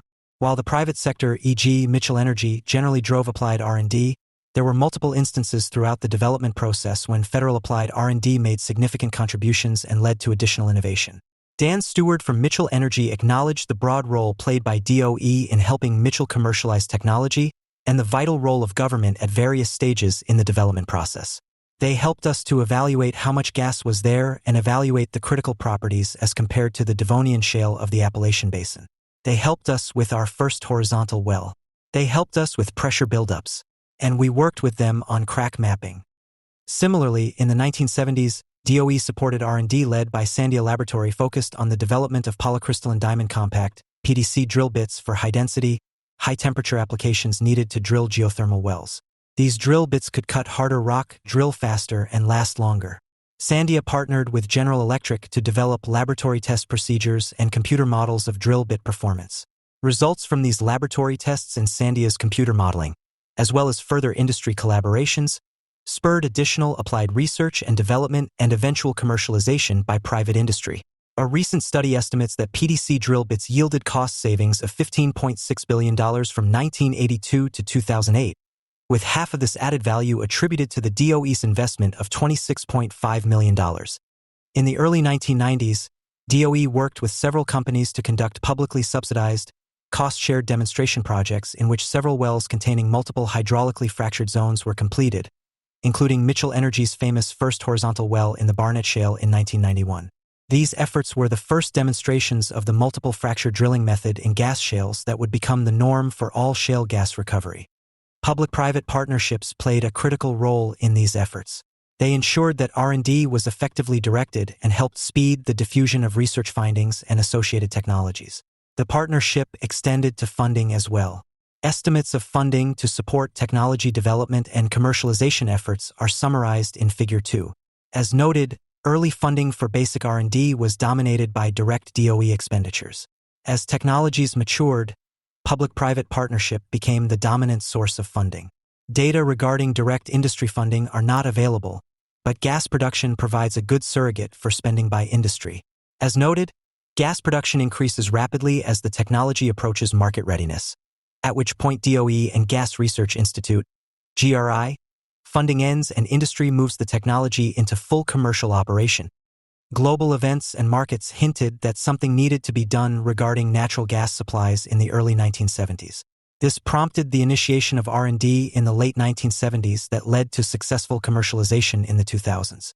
Making it through such a long process required vision and persistence on the part of both government policymakers and scientists, as well as commercial interests such as Mitchell Energy. Because the process took so long, there were many opportunities to abandon the effort along the way. In the end, vision and persistence proved worthwhile. As noted above, shale gas provides approximately $100 billion of benefit to consumers each year. Even if the cost estimates included in Figure 2 are low by a factor of 2, the expenditures were clearly an excellent investment in terms of both time and money. These fracturing technologies have been instrumental in propelling the United States to become the world's top producer of oil and natural gas. Recent reports from the Energy Information Administration, EIA, have indicated a 20% decline in U.S. energy-related carbon emissions from 2005 to 2023. The main driver behind this emissions reduction tie-in is that more electricity has been generated from natural gas than from other fossil fuels. Natural gas is a less carbon-intensive fuel than either coal or petroleum. The improvements made in drilling technologies, hydraulic fracturing, and microseismic imaging that were supported by government programs and initiatives clearly played a pivotal role in advancing technologies that were ultimately integrated and commercialized by industry and that have led to the abundance of U.S. natural gas. The story of hydraulic fracturing shows that early-stage government investment in R&D can reduce the risks that industry is unwilling to take on. These commitments allow public-private partnerships to thrive in terms of both investment and research direction throughout the development process. This process is often a long-term endeavor and can ultimately result in significant economic benefits. Today, the United States faces none of the same conditions that characterized the energy crisis of the 1970s, yet the legacy structure of the department largely persists. As early as 1996, the General Accounting Office, GAO, subsequently renamed the Government Accountability Office, found that the department's culture, organizational structures, and management practices remain deeply rooted in a model based on the Cold War, with distributed sites and laboratories around the country. In recent years, the United States has transformed from an import-dependent country to become a net energy exporter since 2019. Most notably, this era of American energy dominance has been marked by the United States becoming the world's largest producer of oil and gas. The core challenges facing the U.S. energy sector today are how to best promote American technology at home and abroad, advance energy innovation, and thwart the influence of foreign adversaries over energy and mineral supply chains. The Department of Energy needs to remain focused on U.S. global leadership in energy production, advancing innovative energy technologies, protecting national security interests, and supporting fundamental research and science. While the department was originally charged with national energy policy and energy research in a time of crisis, congressional interest in consistently funding those functions waned as oil prices came down in the 1980s. Over time, the department has been assigned a variety of missions, including an increasing focus on the Cold War and nuclear weapons development in the 1980s, remedying environmental cleanup failures from decades of legacy nuclear weapons waste in the early 1990s, addressing national security failures in the late 1990s at the national laboratories that called into question the department's continued existence, and in the early 2000s, early-stage fundamental research and science came to be. Viewed as the department's core strength, the department has now entered a fifth phase. Congress has, in recent years, expanded the department's energy innovation mission, providing unprecedented funding increases to commercialize new technologies through demonstration programs. These new authorities stem from bipartisan legislation, including the Energy Act of 2020, the CHIPS and Science Act, and the Infrastructure Investment and Jobs Act, IIJA.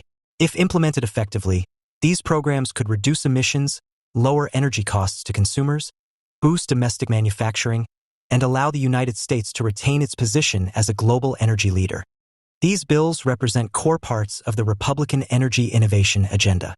5 years in the making, the Energy Act of 2020 was the first major energy reauthorization since the Energy Policy Act of 2005. It was the bipartisan culmination of dozens of individual energy bills that were passed and consolidated into a package granting the department new authorities, reauthorizing programs such as ARPA-E, and providing new direction on decarbonization and demonstration programs. These bills were built on the successful launches of the Advanced Reactor Demonstration Program, ARDP, and the Energy Storage Grand Challenge catalyzed under the Trump administration. Effective implementation will require the department to prioritize energy security, innovations for major emitting sectors, and public-private partnerships to achieve rapid deployment. The challenge ahead demands a rethinking of how to best align the applied energy offices to implement the energy research, demonstration, and deployment mission enacted by Congress.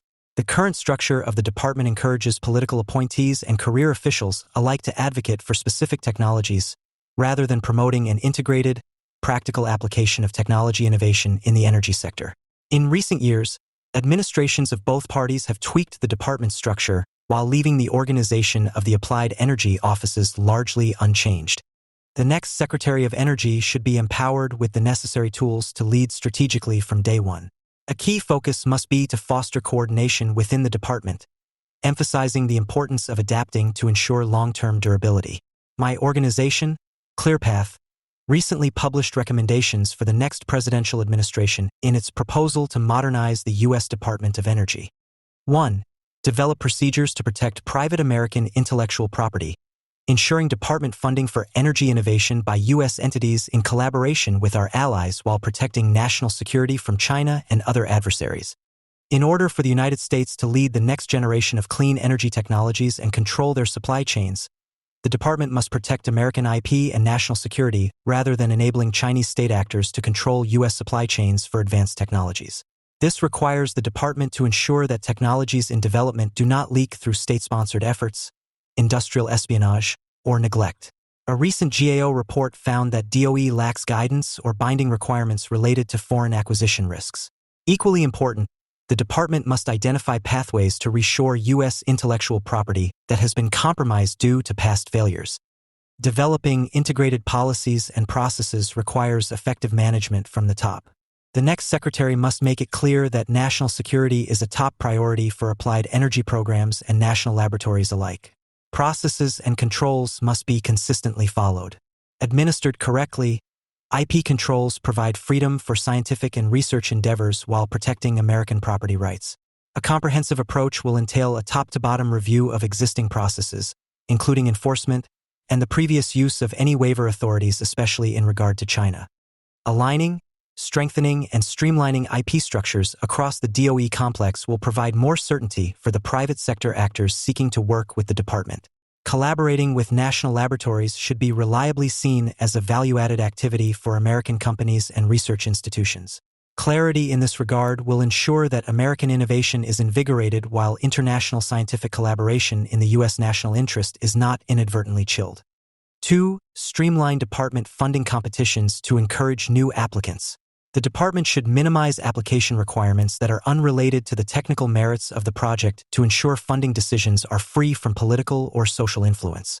The department should seek ways to remove unneeded complexity to make it easier to contract and partner with the department. By making applications more straightforward and removing bureaucratic requirements, the department will increase the diversity of applications, types of entities applying, and innovative approaches being introduced. At the same time, the department must tighten its review processes to ensure that awards do not inadvertently create a national security threat or compromise energy security. Funding competitions have been straightforward in the past for organizations and researchers seeking to apply. In general, applicants must demonstrate a sound technical approach, innovative solution, and the requisite personnel to carry it out. For demonstration projects, financial feasibility must also be factored in before selections are made. While support from the community remains critical to long-term success for future deployments of new technologies, community benefit plans should not be a significant portion of the quantitative evaluation criteria. The new emphasis on mandatory community benefit plans, with the department assigning as much as 20% of the evaluation for demonstration projects, is deleterious for innovative new technologies. In some cases, the weighting is equal to the technical evaluation sections. The department should instead remain focused on assessing technological innovation, due diligence, and fiscal propriety, not promoting social policy. Placing significant emphasis on mandatory community benefit plans is unnecessary to determine which projects are best positioned for federal demonstration project funding. The department should not direct industry on how to do projects or mandate certain human resources policies. 3. Implement early success, early advancement, or rapid prototyping initiatives to accelerate promising, high-impact technologies. The department should identify R&D with proven early success and then provide additional funding to achieve well-defined milestones in a rapid timeframe. Setting aside a percentage of discretionary funding for rapid innovation will promote end-to-end innovation, complementing other funding tools such as RPE. Rapid prototyping can accelerate promising developments based on well-defined sprint objectives, moving high-impact technologies, materials, and novel methods rapidly toward commercialization. Rapid prototyping can also address the gap between initiatives with similar goals but tightly restricted participants, such as the Scale-Up program at RPE, which is restricted to past RPE or other DOE awardees and Laboratory-Directed Research and Development, LDRD, projects at the national laboratories. This approach has the potential to be more flexible than the department's existing mechanisms and would respond better to scientific, engineering, and technology developments as they occur. Illustrative examples for rapid prototyping exploration could include fusion energy technologies, novel materials for extreme environments, and aspects of quantum computing. Rapid prototyping complements, rather than replaces, other mechanisms like Small Business Innovation Research, SBIR, funds, LDRDs, or RPE activities. In recent years, the department has increased the use of prizes and American-made challenge competitions and the Scale-Up program through RPE to leverage alumni technologies for additional follow-on funding. There is significant opportunity across program offices to foster end-to-end innovation, including rapidly identifying and advancing promising innovations as they arise. Importantly, rapid prototyping should not cannibalize funding for Scale-Up, SBIR, or LDRDs. 4. The department must coordinate with other federal agencies and use every tool at its disposal to expedite permitting for demonstration projects, which frequently require authorizations from multiple agencies. Accordingly, the department should designate a director-level position within the Office of the Secretary to manage interagency permitting needs to prevent bureaucratic delays. Further, the department should extend its existing R&D categorical exclusion to include demonstration projects. The department will need to manage permitting requirements closely with awardees, local governments, and communities for demonstration projects. Many of the large demonstration projects will require environmental permitting approvals from multiple agencies. While the department may issue funding awards, the department does not control the entirety of the permitting process for its awardees. Therefore, success will depend on interagency coordination to ensure projects do not suffer from avoidable delays. The Federal Permitting Improvement Steering Council, FPISC, was created in 2019 to address this challenge, but it has not been as effective as hoped. Concurrently, the Council of Environmental Quality, CEQ, and the National Economic Council, NEC, in recent years have not played as significant of an interagency coordinating role as they did during the Bush and Trump administrations. This coordination should be a significant focus of the energy and environment portfolio within the Executive Office of the President. Federal permitting difficulties have now come to the forefront as a choke point for new energy projects and technologies, particularly in regard to the National Environmental Policy Act, NEPA. Demonstration projects and those backed by federal guarantees should stand or fall based on technological and economic feasibility, not delays in federal permitting and interagency bureaucracy.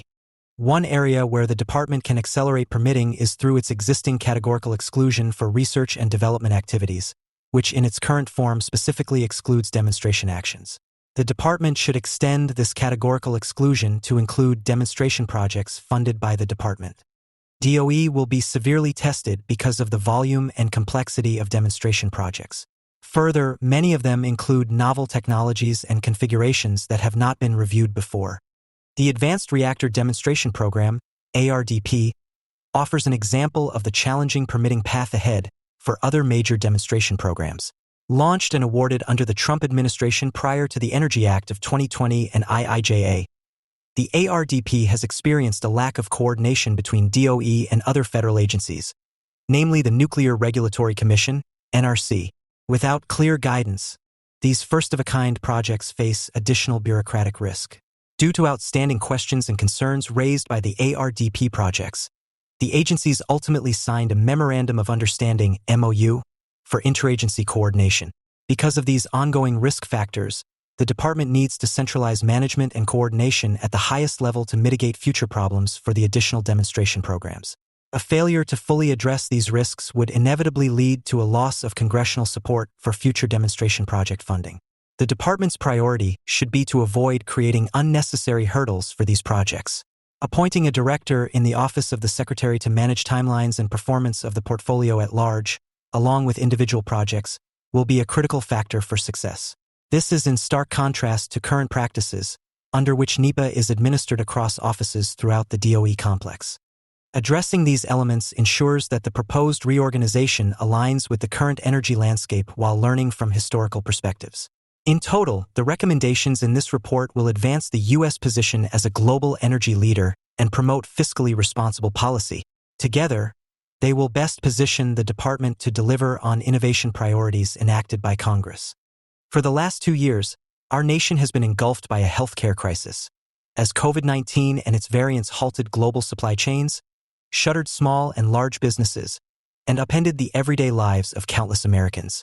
Yet, as the national and local media, elected officials at every level, and healthcare experts focused on addressing this challenge, a separate healthcare and national security crisis continued to affect nearly every American. Today, the United States is dangerously dependent on foreign manufacturers, particularly in China and India, for essential, life-saving generic medicines. Of all prescriptions dispensed in the United States, roughly 90% are generics.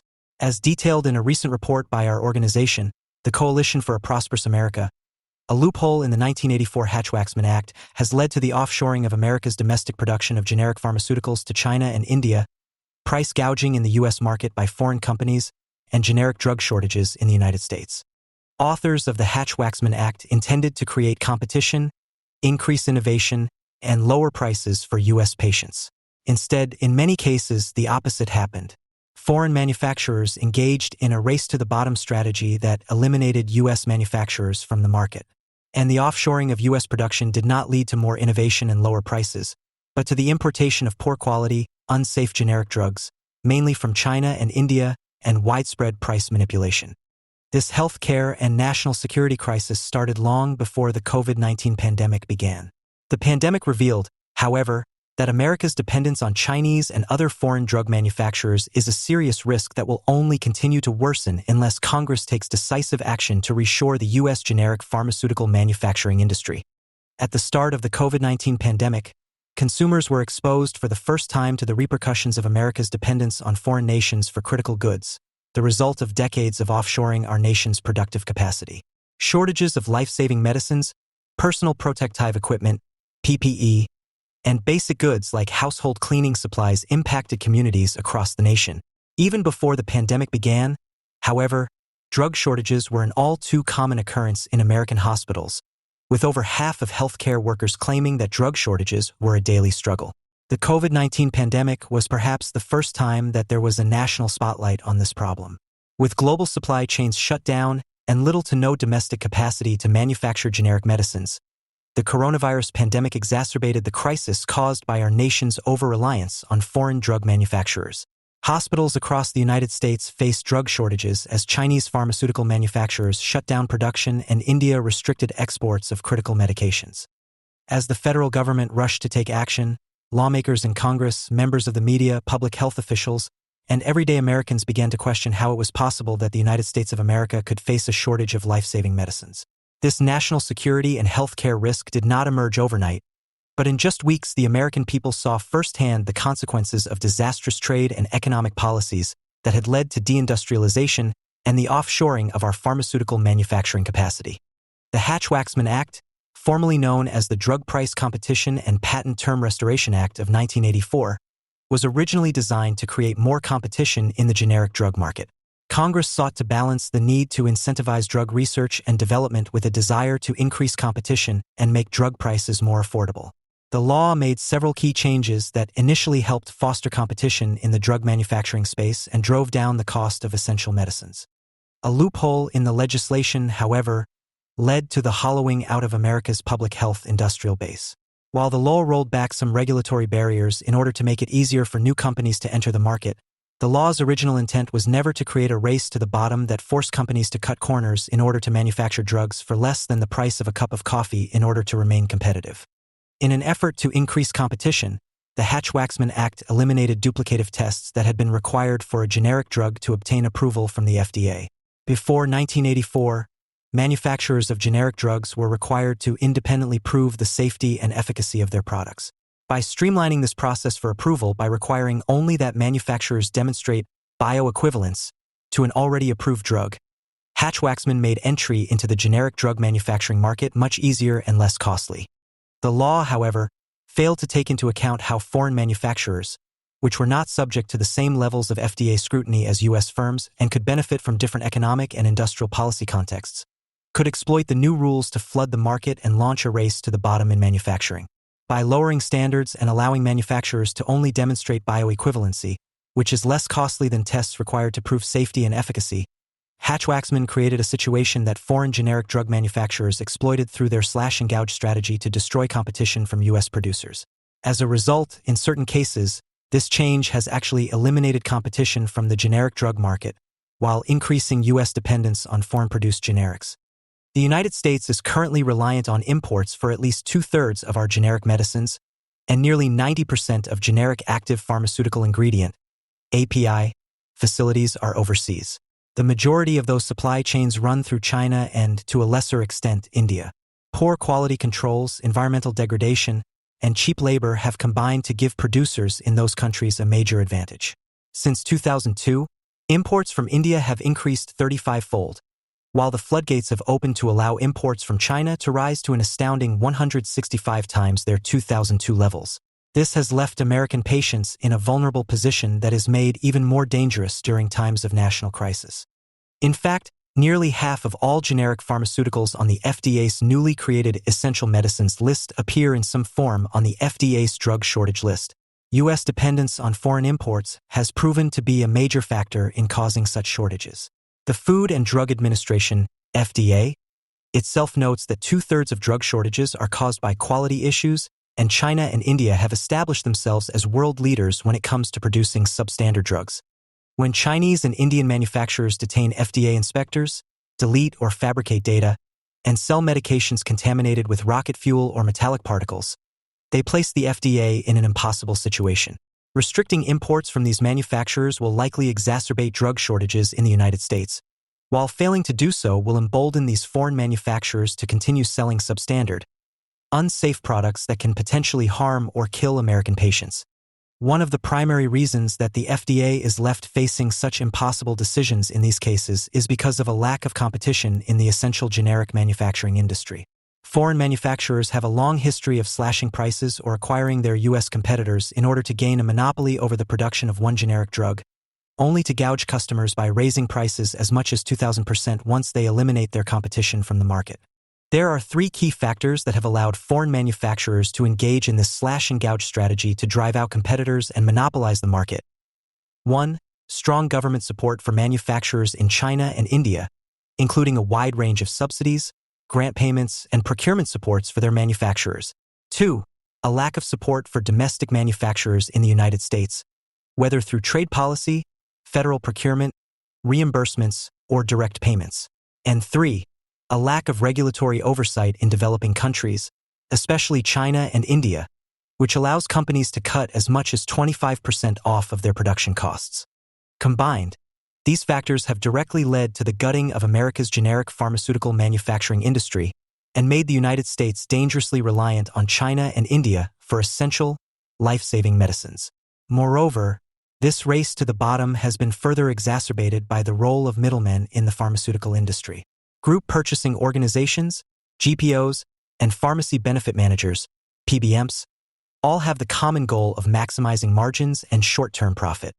While the GPOs and PBMs' efforts to maximize return at the expense of any other considerations have created their own set of quality control and safety issues, their efforts to secure the lowest possible price point for drugs have also provided implicit support for overseas manufacturers that can cut corners on environmental and worker standards to manufacture drugs below the market rate.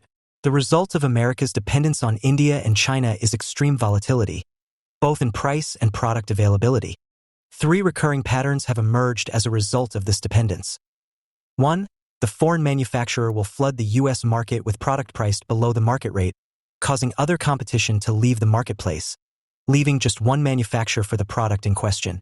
2. After eliminating all competition, the foreign manufacturer raises the price above what the average price was prior to the elimination of all other manufacturers. And 3. This sole source dependence is now more vulnerable to supply chain shortages due to quality control violations or supply chain disruptions, jeopardizing patient health and safety. As a result, Hatch-Waxman is effectively evaded and its goals of increased competition are undermined. The COVID-19 pandemic forced lawmakers to confront this unfortunate reality, But addressing this healthcare and national security crisis will require both Democrats and Republicans in Congress to take action to stop the dangerous race to the bottom in the generic pharmaceutical industry. China and India both provide significant subsidies to generic manufacturers. China's Made in China 2025 plan openly states Beijing's goal of having their top 20 national champion manufacturers of essential drugs control at least 80% of the global market for those goods. As part of the Chinese Communist Party's strategy to accomplish this, China imposes 5.5 to 6.5% tariffs on most drug imports, in addition to a 17% value-added tax on all imported goods, which works similarly to an additional tariff. By contrast, the United States imposes no cost on imports. India also offers funding to its pharmaceutical manufacturers through the Production-Linked Incentive (PLI) scheme, which provides companies with grants worth up to 10% of their additional incremental sales of targeted pharmaceutical goods for a 6-year span. Subsidizing these increases in output, rather than profit, is one of the many factors that make it possible for foreign manufacturers to temporarily sell below their production costs, as they attempt to gain a monopoly in the market for a generic drug. These subsidies have directly resulted in the offshoring of America's generic pharmaceutical manufacturing industry, and today they place U.S. firms at a significant disadvantage. But subsidies tell only part of the story when it comes to companies deciding to offshore production. An additional factor is the role of regulatory policy. The FDA's wide range of regulations on pharmaceutical manufacturers overall do an excellent job of protecting patient health and safety. For drugs made in the United States, where the FDA enforces these regulations through regular on-site inspections, these policies give hospitals and patients the confidence that the drugs they are taking are safe, not tainted with dangerous carcinogens, and contain the appropriate amount of active ingredients as indicated by the label. The problem is not the regulations themselves, but the FDA's enforcement of them, including lack of enforcement for foreign drug manufacturers, particularly in China and India. For factories in the United States, the FDA is allowed to inspect the facilities with no advance notice, and it often sends teams of multiple inspectors on multi-day trips to assess every minutiae of a company's manufacturing operations several times per year. To ensure they pass FDA inspections, American manufacturers tend to comply with the Good Manufacturing Practices, GMP, designed to ensure product safety, and even so, they often get flagged for minor infractions that pose no real threat to consumer safety. In stark contrast, overseas manufacturers have a long history of evading the bulk of the FDA's oversight, as the agency's inspectors have no statutory authority abroad and their ability to inspect facilities is restricted to the level of access that foreign countries and companies are willing to provide. In China, for example, FDA inspectors generally must provide several weeks or months' notice before inspections, during which time the manufacturer typically attempts to make changes to appear GMP compliant. Despite this, FDA inspections of overseas manufacturers still result in shocking discoveries, including finding things like rodents running through factory floors and clean room facilities that lack clean running water. Overseas manufacturers' willingness to cut corners on safety and quality control is worsened by the fact that, if their products do ultimately kill Americans or cause other health issues, they are not liable for any of the damages caused. In fact, Chinese manufacturers have openly admitted that their lack of liability contributes to their decision to ignore quality issues in the name of pursuing the lowest possible price. According to a U.S. lawyer with first-hand knowledge of liability concerns, Chinese companies maintain the following when it comes to their responsibility. We are not liable for consumer protection. If we were liable, the product would be very, very expensive. If you want a cheap product, the price is that we do not take any liability for consequential damages. One example that illustrates the extent to which the FDA's efforts to regulate overseas manufacturers have been stymied is the fact that, in the first half of 2021, the FDA Center for Drug Evaluation and Research, CDER, issued only 2 negative observation reports to Chinese manufacturers and 4 to the rest of the world. In comparison, CDER issued 66 negative observations for American manufacturers, even though American manufacturers generally operate at the highest global manufacturing standards and produce a relatively small share of pharmaceuticals. Incredibly, as of 2016, 1 in 3 foreign drug establishments had no FDA inspection history. The issue with FDA health and safety regulations is by no means the policies themselves. In fact, these regulations tend to receive broad support from the American manufacturers affected by them and the drug industry as a whole. Nevertheless, The FDA's uneven enforcement of these laws has essentially created a multi-billion-dollar regulatory loophole for overseas manufacturers that simultaneously undermines the FDA's efforts to protect patients and incentivizes companies to shift their production beyond the reach of the FDA's inspectors. The result is less resilient pharmaceutical supply chains and more American patients being exposed to potentially harmful and substandard medicines. One effect of Hatch-Waxman and the offshoring of America's generic pharmaceutical manufacturing industry has been price gouging by foreign manufacturers. Our CPA report documents specific foreign companies that have slashed prices on generic medicines or acquired their American competitors to gain a monopoly over the production of a drug, only to gouge U.S. patients by raising prices as much as 2,000% once they eliminate their competition. One example is mitomycin, which is a critical drug used to treat several different types of cancer. From 2010 to 2017, offshoring had a drastic effect on the market for this life-saving drug. At the start of 2010, U.S. producers controlled roughly 65% of the market for mitomycin manufacturing and were selling doses for about $65 apiece. The American manufacturers were still held in check, however, by foreign suppliers offering to sell the drug for a slightly higher price, and who were able to maintain control over the remaining third of the market. In many ways, this equilibrium that existed in 2010 reflected what the true goal of the 1984 Hatch-Waxman legislation was: to create competition in the generic manufacturing market to keep drug prices under control and maintain access to essential medicines. Unfortunately, this balance did not last. In 2011, Accord Healthcare, an Indian manufacturer, began to slash its prices to gain control of the market. That year, Accord was able to capture 2/3 of the market, and by 2012, it had successfully gained monopoly control. The American manufacturer, Bedford Labs, was forced to cut production down to 3% of its 2010 levels, while Accord accounted for 98% of all mitomycin sales. By 2014, Bedford had exited the market entirely, and Accord was able to begin raising its prices. From 2013 to 2014, Accord gouged patients by raising prices from $97 to $170, a price increase greater than the total price that Bedford had been selling for in 2010. In 2015, Accord began gouging hospital systems even further, more than doubling prices from $170 to a whopping $393 per vial. By 2017, prices reached $540, or more than 8 times what they had been when American manufacturers were in the market. Sadly, mitomycin is just one of many products where this has occurred. Most notably, this was the same strategy used to put the last U.S. manufacturer of penicillin out of business in 2004. When the costs imposed in the mitomycin market are multiplied by the hundreds of drugs on the FDA's essential medicines list, the cost to U.S. consumers of losing American drug manufacturing is easily in the tens of billions of dollars per year. Slightly higher domestic labor costs have led GPOs, PBMs, wholesalers, and other drug supply middlemen to procure product from China and India to secure the lowest short-term prices possible. But in the long run, these practices have made drugs far more expensive for consumers overall than they would be if they could simply source them from American manufacturers. For example, in the case of mitomycin, GPOs procuring from India were able to save about 10% on their costs in 2010 and 2011.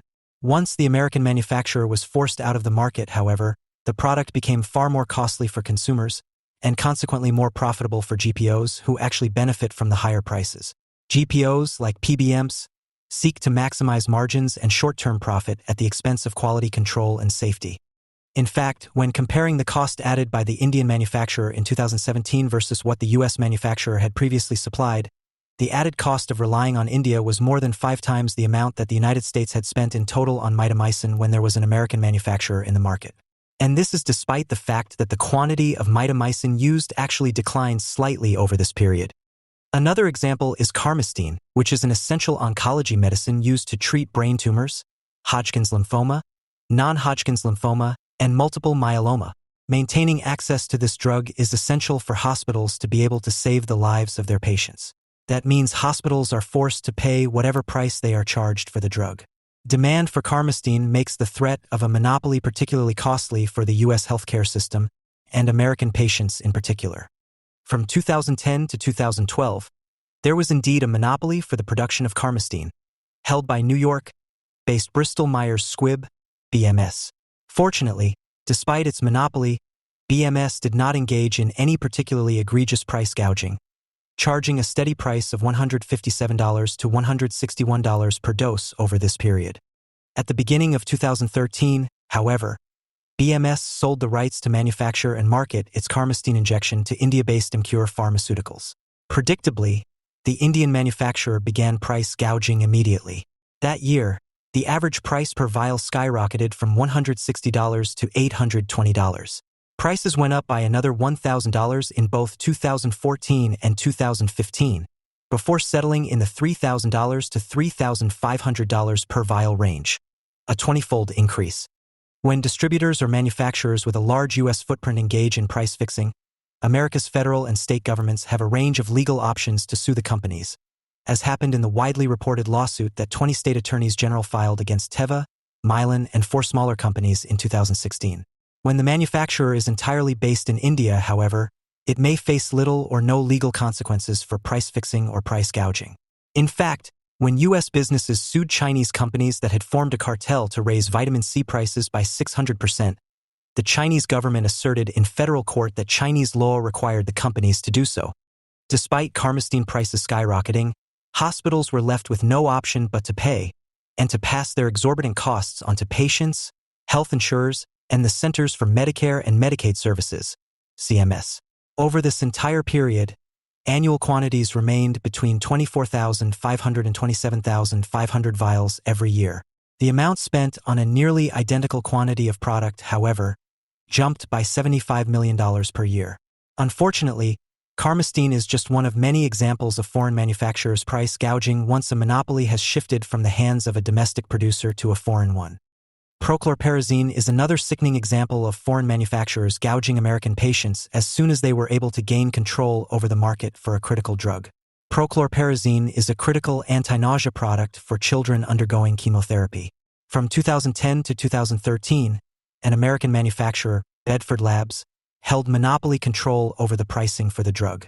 Over this period, Bedford maintained relatively low, stable, and affordable prices that allowed the company to remain profitable while keeping supplies of this critical product available to patients. The average price charged by Bedford over this period was only $2.56 per dose, less than a cup of coffee. Conversely, once Indian manufacturer Heritage Pharma took over Bedford's position in the market in 2014, they immediately raised prices dramatically. Over the period from 2014 to 2017, Bedford's unit price averaged out to $12 per vial, roughly 4.5 times Bedford's prices. The fact that the FDA and other U.S. regulators are unable to stop overseas producers from engaging in price gouging makes it even more important for the U.S. government to ensure that domestic manufacturers are able to compete in the market for essential medicine manufacturing. Domestic competitors have proven time and time again that they are able to make high-quality medicines at affordable prices, and they will be subject to U.S. regulation should they engage in price gouging. How offshoring has led to drug shortages. The examples of price gouging above illustrate how America's reliance on foreign importers can lead to extreme volatility in drug prices. And while estimates vary on how reliant the United States is on foreign pharmaceutical imports, even the most optimistic figures show that we rely on imports for at least half of our prescriptions. The skyrocketing rates that result from allowing foreign companies to secure monopolies over the production of essential, life-saving generic medicines can cost the U.S. healthcare system billions of dollars each year. In some cases, these prices also contribute to patients not receiving the care they need, as approximately 60% of prescriptions that cost over $500 never get filled, compared to 5% of prescriptions that are free. Yet price gouging is unfortunately not the most dangerous impact of America's reliance on overseas manufacturers for generic drugs. Far too often, American hospitals, pharmacies, and patients are unable to access the life-saving medicines they need because there is simply no available supply of these drugs. Largely as a result of America's reliance on foreign manufacturers, these drug shortages have persisted for decades, with no meaningful improvement. From 2000 to 2005, there were an average of 83 new drug shortages per year. In the last 5 years prior to the pandemic, an average of 159 new drug shortages were identified annually. Many of these drugs have also remained in shortage for long periods of time, such as lidocaine hydrochloride, xylocaine, which has been on the FDA's drug shortage list since 2012. As of last year, the FDA considers over 100 generic drugs in over 1,000 unique product/dosage forms to currently be in shortage. While the annual new drug shortages spiked in 2011, when 267 new drug shortages were identified, new drug shortages have remained relatively steady since 2012. The importance of these drug shortages should not be overlooked by policymakers. Although the sheer volume of these shortages alone is staggering, cross-referencing the FDA's drug shortage list with the newly created essential medicine list helps provide further perspective on the prevalence of these shortages. The FDA Essential Medicines and Medical Countermeasures list was created in response to a COVID-era executive order and was designed to provide policymakers and government officials with information to evaluate the full spectrum of medical products that would pose threats to American health security if they were not available in a time of need. This includes everything from surgical gloves and gowns to ventilators and blood plasma. Nearly 50% of all pharmaceutical products on the FDA's Essential Medicines list also appear, in some form, on the FDA drug shortage list. While some of these products have recently been removed from the drug shortage list or did not have every dosage of their drug added to the drug shortage list, even their occasional presence on this list indicates that their supply chains are, at best, unreliable and prone to disruptions. These drug shortages affect virtually every aspect of the healthcare system in America. Healthcare professionals working in nearly every setting, from emergency and cardiovascular care to gynecology and psychiatry, reported facing drug shortages. The results of a 2018 survey of healthcare professionals, which had nearly 300 respondents, showed that over half of respondents across all sectors reported that more than 20 drugs they worked with faced shortages in the 6 months prior to the survey, and that drug shortages were a daily struggle. Patients suffered as a result of these shortages. According to the survey, 71% of respondents were unable to provide patients with the recommended treatments due to shortages. Additionally, 75% stated that patient treatments were delayed due to drug shortages, which can lead to worse patient outcomes or even death. As part of the drug shortage list, the FDA collects data on the causes of drug shortages in the United States. Overwhelmingly, these shortages are caused by one of two factors: quality issues, 64%, or raw material shortages, 27%. The remaining 9% of shortages are attributed to increased demand, 5%, product discontinuation, 2%, and the loss of a manufacturing site due to a natural disaster or acquisition, 2%. Unfortunately, the FDA does not report the manufacturing locations of drugs currently in shortage. With 2/3 of all drug shortages being caused by quality issues, however, it is impossible to ignore the role of substandard manufacturing practices in China and India as important contributors to drug shortages in the United States. Examples of these foreign manufacturing quality issues leading to supply chain disruptions are abundant in the pharmaceutical industry. For example, when the FDA found one Chinese manufacturer guilty of concealing test results, a company employee ran away from the inspector with a thumb drive from a chromatography machine, leading the FDA to initially suspend imports of the drug that the factory was producing. Unfortunately, the FDA was forced to overturn that decision shortly thereafter due to a shortage of that drug. Undoubtedly, reducing America's reliance on countries known for failing to live up to appropriate manufacturing standards would go a long way toward alleviating drug shortages. Rebuilding U.S. generic pharma manufacturing. In order to bring back competition, strengthen U.S. domestic supply chains, and resolve price gouging and rampant quality control issues for generic drugs made by foreign manufacturers, the federal government should pursue a combination of 3 policies to support American manufacturers and accomplish the original goals of the 1984 Hatch-Waxman Act. First, the U.S. government must create a reliable source of demand for domestic manufacturers. CMS spent nearly $300 billion on drug expenditures in 2019, making it a larger market than any other country in the world. Generic drugs account for 20% of CMS total drug spending. Using this buying power to provide a small incentive, even a 10% price premium, for U.S.-made generic medicines would have a dramatic impact on the market and strengthen American and global pharmaceutical supply chains. A customer base is essential for any industry to survive and reach scale.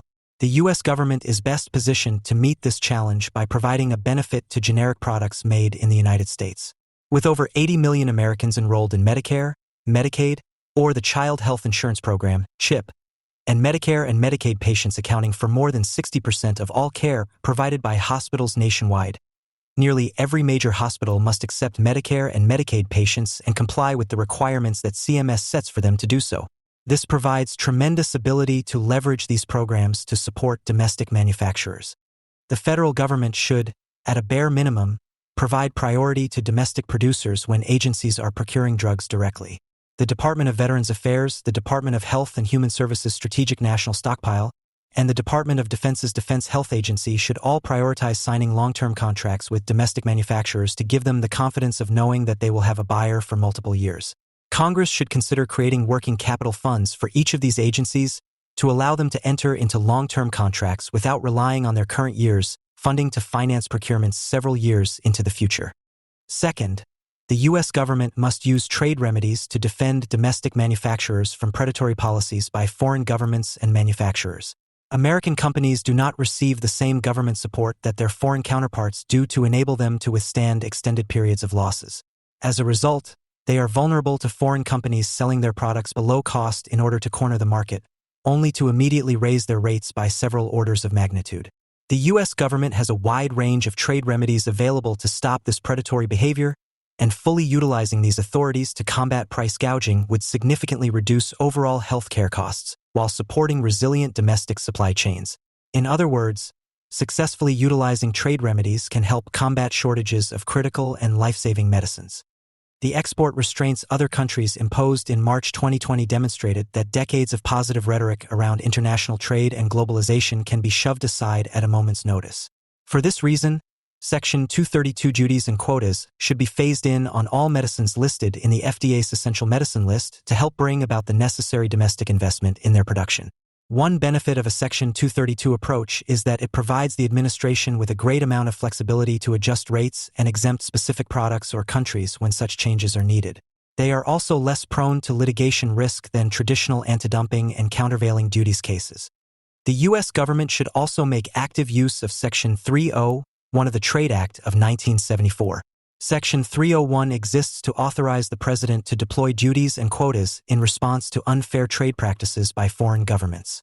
The term unfair trade practices is defined quite broadly and captures a wide swath of foreign government activity happening today in the pharmaceutical industry. If a foreign country deploys policy tools to localize their pharmaceutical manufacturing, the best approach is to wish them no ill will, but not to stand idly by while they dump excess capacity on our market. Section 301 is the mechanism to advance this policy.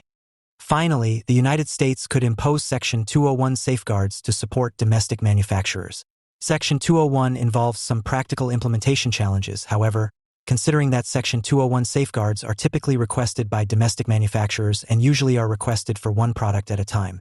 Implementing Section 201 safeguards also requires an affirmative finding from the United States International Trade Commission, ITC.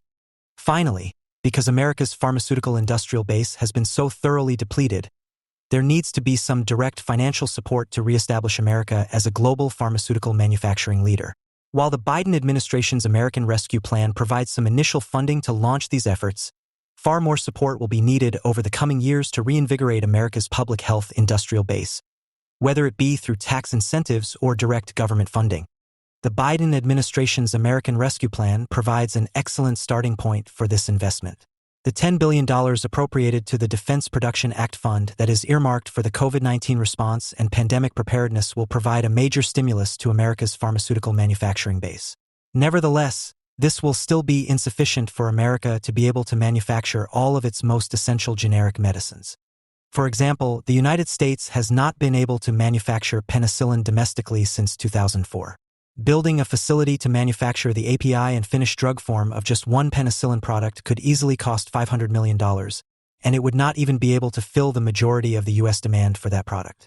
In fact, just to be able to domestically produce 2/3 of America's antibiotic consumption domestically could require investment on the scale of $4 to $5 billion, and antibiotics represent only a small fraction of the total essential medicine list. Additionally, as new drug products and improved manufacturing techniques are developed, American manufacturers will need to make steady investments in their equipment to avoid shuttering facilities. To that end, it is clear that Congress should consider creating some permanent financial incentives to support American manufacturers. For example, Congress could establish a permanent program run by DoD or HHS to allocate grant funding to support critical investments. These direct funding programs have the benefit of allowing HHS to select investments in the products that are most critical to American national security interests, which may not always be the most profitable. More cost-effective options may include the provision of subsidized loans, rather than grants, that can help small companies overcome some of the barriers to entry for pharmaceutical production.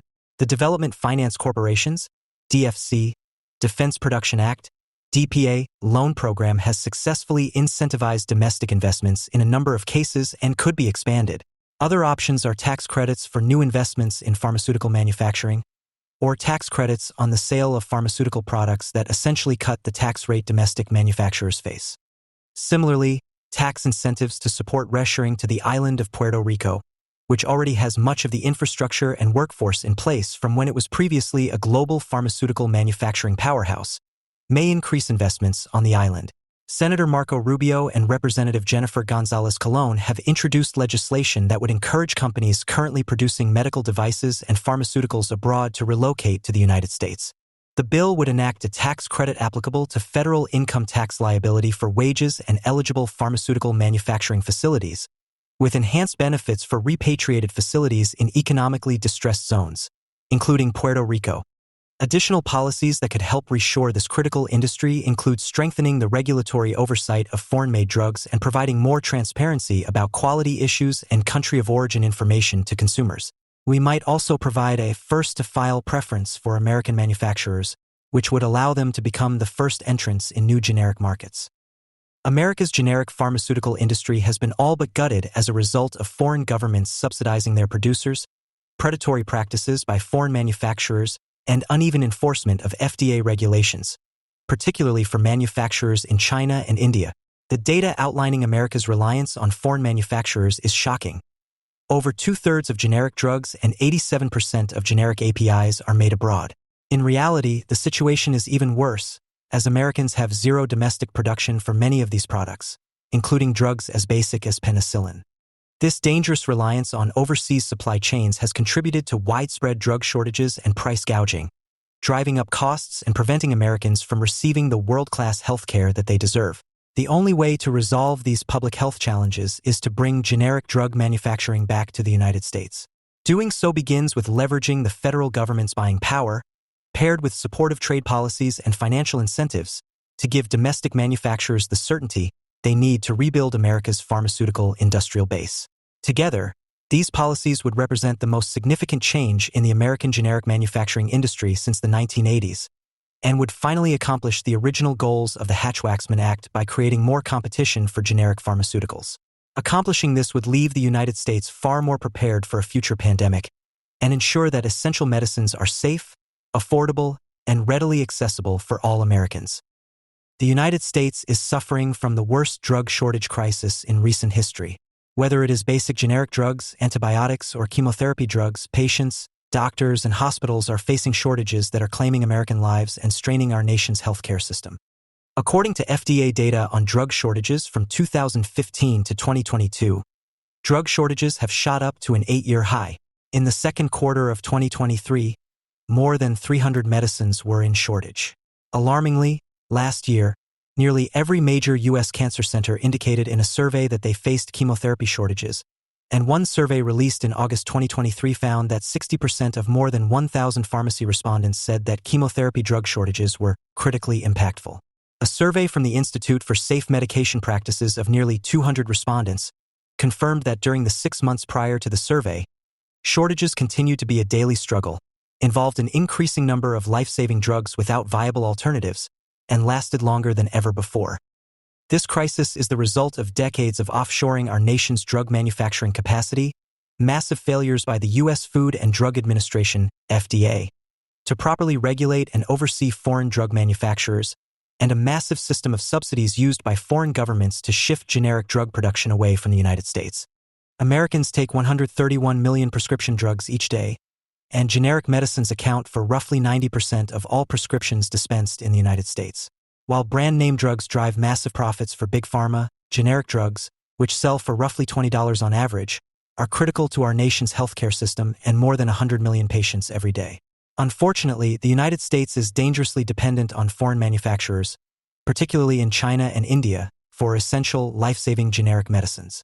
Chinese and Indian manufacturers have demonstrated a pattern of repeatedly violating FDA regulations, which has resulted in the FDA issuing Form 483 observations and warning letters to document significant violations of FDA regulations, and even import bans on foreign manufacturers that have committed the most serious violations.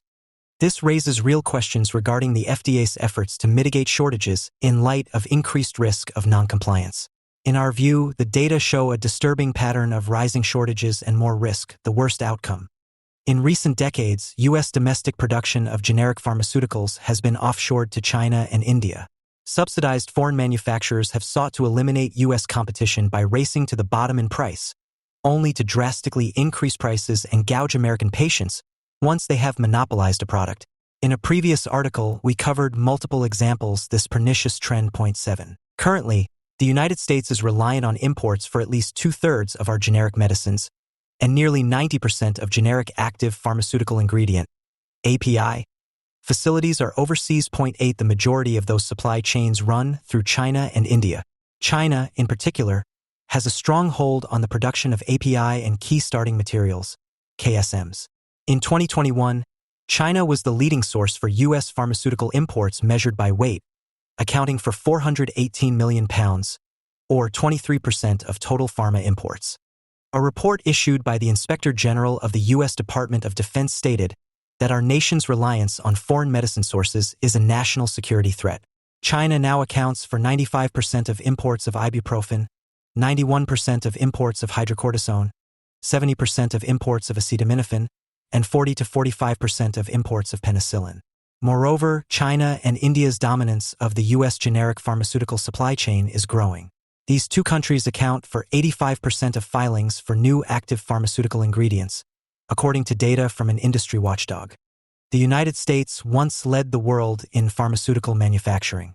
Today, however, we cannot even manufacture the most basic essential medicines domestically, and we are witnessing alarming exodus of critical medical supplies like syringes and needles. In the past 24 months, 2 of the 3 major U.S. domestic manufacturers that produce syringes and needles shuttered their facilities, choosing to instead source products exclusively from foreign manufacturers in China. It is clear that Congress, in partnership with the FDA and the Biden administration, must work to address this dependence through a mix of industrial and trade policies that incentivize U.S. domestic production, reshore pharmaceutical supply chains, and protect U.S. producers from unfair trade practices by foreign competitors. While the COVID-19 pandemic certainly exacerbated drug shortages in the United States, this national healthcare crisis started well before the pandemic. In 1984, Congress passed the Hatch-Waxman Act, formerly known as the Drug Price Competition and Patent Term Restoration Act, to create more competition in the generic drug market. Despite the good intentions of creating competition, increasing innovation, and lowering prices for Americans, the bill's changes to testing requirements made it easier for foreign producers to enter the U.S. market and facilitated the offshoring of America's domestic production of generic pharmaceuticals to China and India. A report by our organization details how Hatch-Waxman caused a race to the bottom in price that triggered the offshoring of America's domestic production of essential generic medicines, widespread illegal price manipulation, shortages of life-saving medicines, and poor quality, unsafe generic drugs. Group purchasing organizations, GPOs, and pharmacy benefit managers, PBMs, which act as middlemen in the purchasing market, have also contributed to the drug shortage crisis. GPOs and PBMs are focused solely on maximizing returns without regard for other considerations like safety and quality. While their efforts to secure the lowest drug prices aim to cut costs, they have contributed to the offshoring of generic drug manufacturing in China and India, where manufacturers compromise on environmental and worker standards to produce drugs at below market rates. Since the 1960s, PBMs have acted as intermediaries between drug manufacturers and pharmacies, handling both brand name and generic drugs. As prescription drug spending surged, PBMs consolidated, leading to just 3 companies, CVS Caremark, OptumRx, and Express Scripts, controlling 80% of the prescription drug market. Generics now account for 9 out of 10 prescriptions filled. This market dominance gives PBMs significant buying power, allowing them to negotiate substantial discounts from manufacturers for favorable inclusion in insurance policy formularies. The PBM model succeeded in driving down prices far enough to push U.S. generics producers out of the market, but it has not been effective at controlling price volatility driven by foreign monopolies or addressing regulatory differences and quality issues. A third issue is the concentration of upstream suppliers in the production value chain. USP, a nonprofit research organization that advocates for patient safety by ensuring high pharmaceutical quality, analyze the evolution of the supply chain in APIs, which are the essential building blocks for all pharmaceutical products. USP Mine Drug Master Files, DMFs, of pharmaceutical companies filed with the U.S. Food and Drug Administration and non-U.S. regulatory agencies to determine the country of origin of APIs. In 2000, China and India combined accounted for about a quarter of the global share of API filings. By 2021, India accounted for 62% of active filings and China accounted for 23% of active filings, a combined 85% of the global share of active API filings. The analysis shows an increasing concentration and supply chain reliance on China and India for key inputs to critical medicines. Further upstream in the production of pharmaceuticals are the necessary chemicals and plants needed to make APIs. Despite accounting for only about 3% of finished pharmaceuticals imported into the United States, China controls the production of key starting materials, KSMs, that are the initial ingredients in the production of pharmaceuticals. Even India relies heavily on China for sourcing its raw materials. The U.S.-China Economic and Security Review Commission reported that India sources 80% of raw materials for its pharmaceutical production from China. China's chokehold on the raw materials necessary for the production of pharmaceuticals and its increasing output of finished pharmaceuticals displays a pattern Beijing has frequently replicated in other industries. First, China controls the process of production of raw materials necessary for a given industry. Once it has dominated the upstream production, it then subsidizes companies downstream that produce the finished product by undercutting the cost of production through cheap labor and large state subsidies. The result is a lack of supply chain resilience and a growing concentration within the pharmaceutical industry. The dependence on a single supplier upstream of KSMs and APIs leads to shortages downstream in the finished product. Among generic medications, about 40% have only one manufacturer. Despite a disturbing pattern of failing to protect American patients from foreign drug manufacturers in China and India and blatant inaction to increase the domestic supply of generic drugs. To be covered further in this article, FDA Commissioner Robert Califf recognizes that this import dependence is unsustainable, recently warning there's not enough reserve and supply of generic drugs in the United States. Commissioner Califf fears there's too much at stake when shortages occur and believes the economics of the industry need fixing. Commissioner Califf is right that the economics of the industry, driven by actions of foreign governments, has led to a drastic rise in shortages.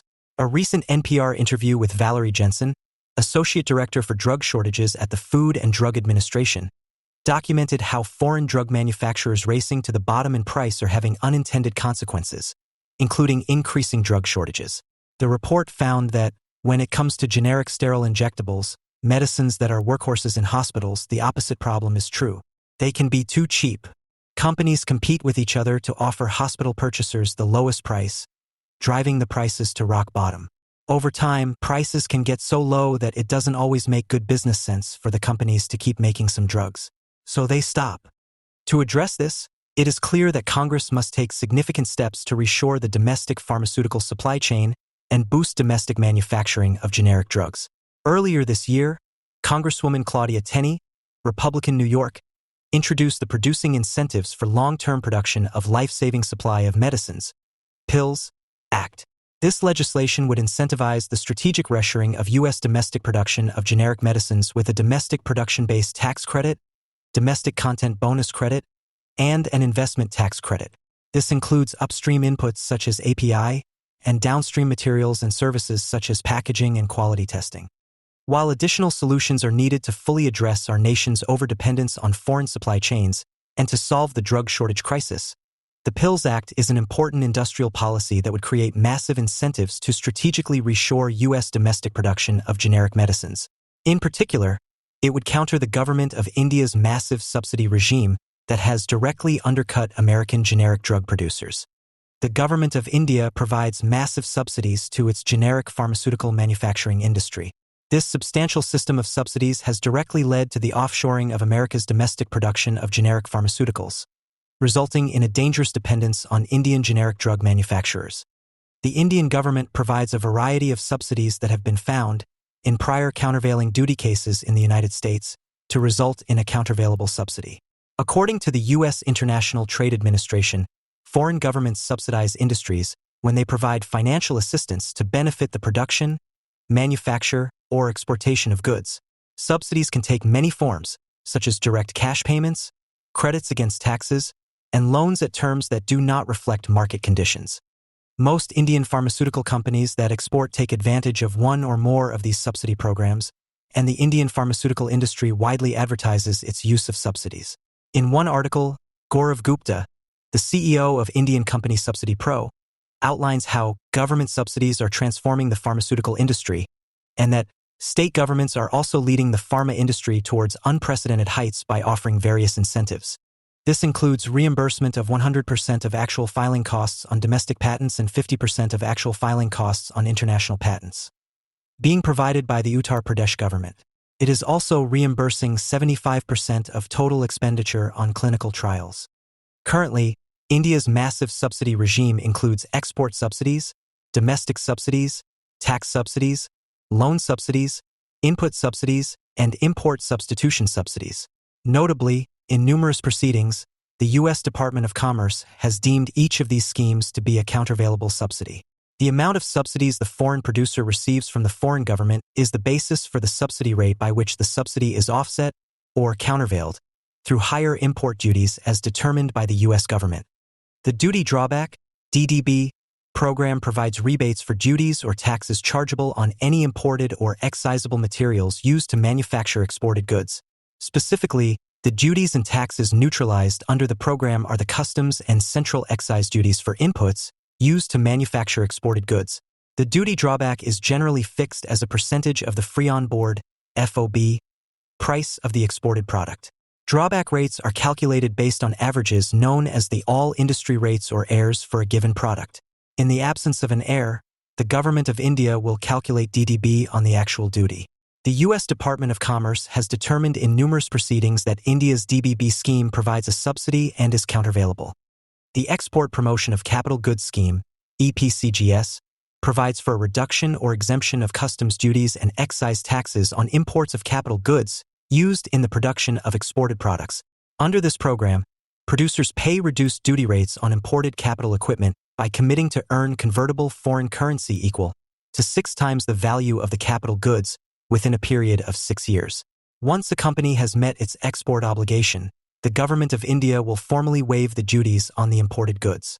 If a company fails to meet the export obligation, the company is subject to payment of all or part of the duty reduction, depending on the extent of the shortfall in foreign currency earnings, plus a penalty interest. The Merchandise Export from India Scheme (MICE), as detailed in the Foreign Trade Policy (FTP) report for 2015-20, was created to promote the manufacture and export of certain goods to specified markets. Under this program, the Government of India issues a scrip, duty credit, worth either 2, 3, or 5% of the FOB values of certain exports. To receive the scrip, a recipient must file an electronic application and supporting shipping documentation for each port of export with the Directorate General of Foreign Trade, DGFT.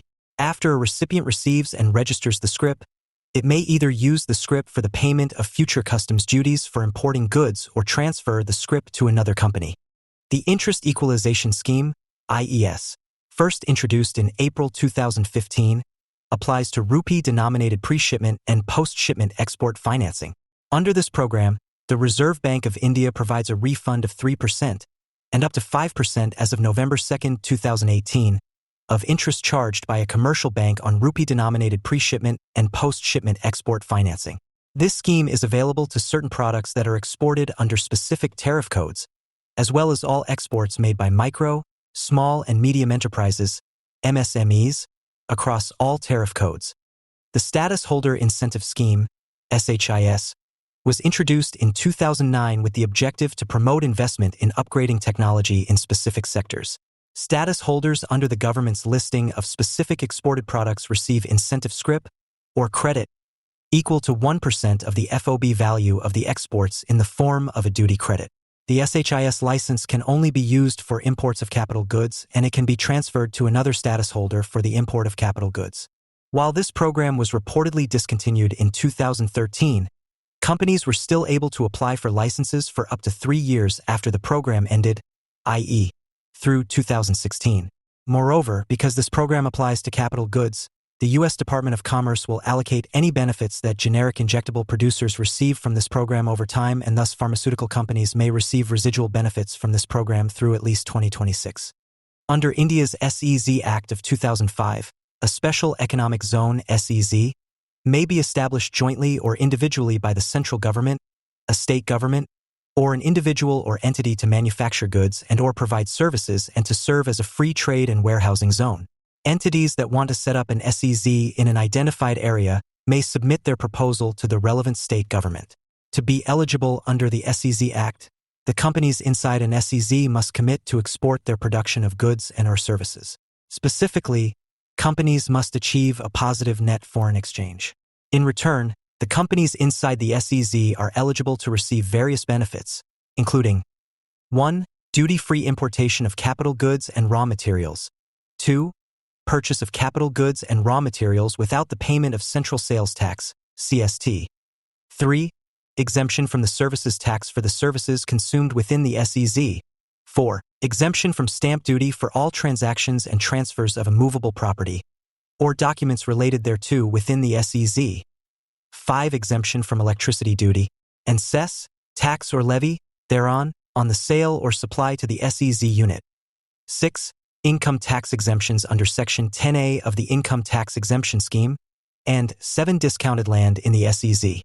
India's Ministry of Commerce operates 11 SEZs specifically for India's pharmaceutical producers. These include Amneal, located in a pharma SEZ in Gujarat. Gland Pharma has a formulation facility located in a SEZ in Andhra Pradesh. Aurobindo has a manufacturing unit in a pharma SEZ in Telangana. Dr. Reddy Vishakhapatnam SEZ in Andhra Pradesh, and Mylan, manufacturing in a pharma SEZ in Gujarat. Aurobindo notes in its financial statement that the company benefits from the tax holiday for units set up under the Special Economic Zone Act, 2005. These tax holidays are available for a period of 15 years from the date of commencement of operations. Under the SEZ scheme, the unit which begins providing services on or after April 1, 2005 will be eligible for deductions of 100% of profits or gains derived from export of services for the first 5 years, 50% of such profit or gains for a further period of 5 years, and 50% of such profits or gains for the balance period of 5 years subject to fulfillment of certain conditions. From April 1, 2011 units set up under SEZ scheme are subject to minimum alternate tax, MAT. In a number of investigations over the last several years, the U.S. Department of Commerce has found that the SEZ program provides subsidy benefits. The Advanced Authorization Program, AAP, allows exporters to import duty-free, specified quantities of materials required to manufacture products that are subsequently exported. The exporting companies, however, remain liable for the unpaid duties if they fail to utilize the imported inputs in exported products. The quantities of imported materials and exported finished products are linked through standard input-output norms established by the Government of India. In recent investigations and administrative reviews, U.S. Department of Commerce has found this export subsidy to be countervailable. In addition to these export subsidies, there are a variety of other subsidies available from the Government of India to promote the export of pharmaceuticals from India. The Ministry of Commerce and Industry Export Products, Pharmaceuticals, Division is in charge of export promotion of pharmaceutical products and works closely with the Pharmaceutical Export Promotion Council of India, Pharmexil, a quasi-governmental industry association. The Market Development Assistance, MDA, scheme provides assistance to exporters for export promotion activities abroad. Exporting companies with an FOB export value of up to 15 rupees crores, more than $1.8 million, are eligible for MDA assistance to participate in trade delegations, trade fairs, and trade exhibitions conducted by Pharmexil. The Market Access Initiative, MAI, scheme was first introduced in 2018 and was renewed again in July 2021. This program provides reimbursement of various expenses incurred by exporters to comply with statutory requirements in export markets. The ceiling amount for such expenses is 2 rupees crore annually, nearly $250,000. Expenses eligible for reimbursement under the MAI scheme include product registration, patent filing fees, plant inspection charges, barcoding development expenses, and quality certification expenses. The Pharmaceutical Promotion and Development Scheme, PPDS, was introduced in 2005. The purpose of the PPDS is to provide financial support for promotion of Indian pharmaceutical exports. Grants are available to organize conventions and exhibitions and to produce promotional materials. The Pharmaceutical Technology Upgradation Assistance Scheme, PTUAS, was established in 2014. The PTUAS is available to small and medium-sized enterprise, SME, pharma companies producing bulk drugs and pharmaceutical formulations.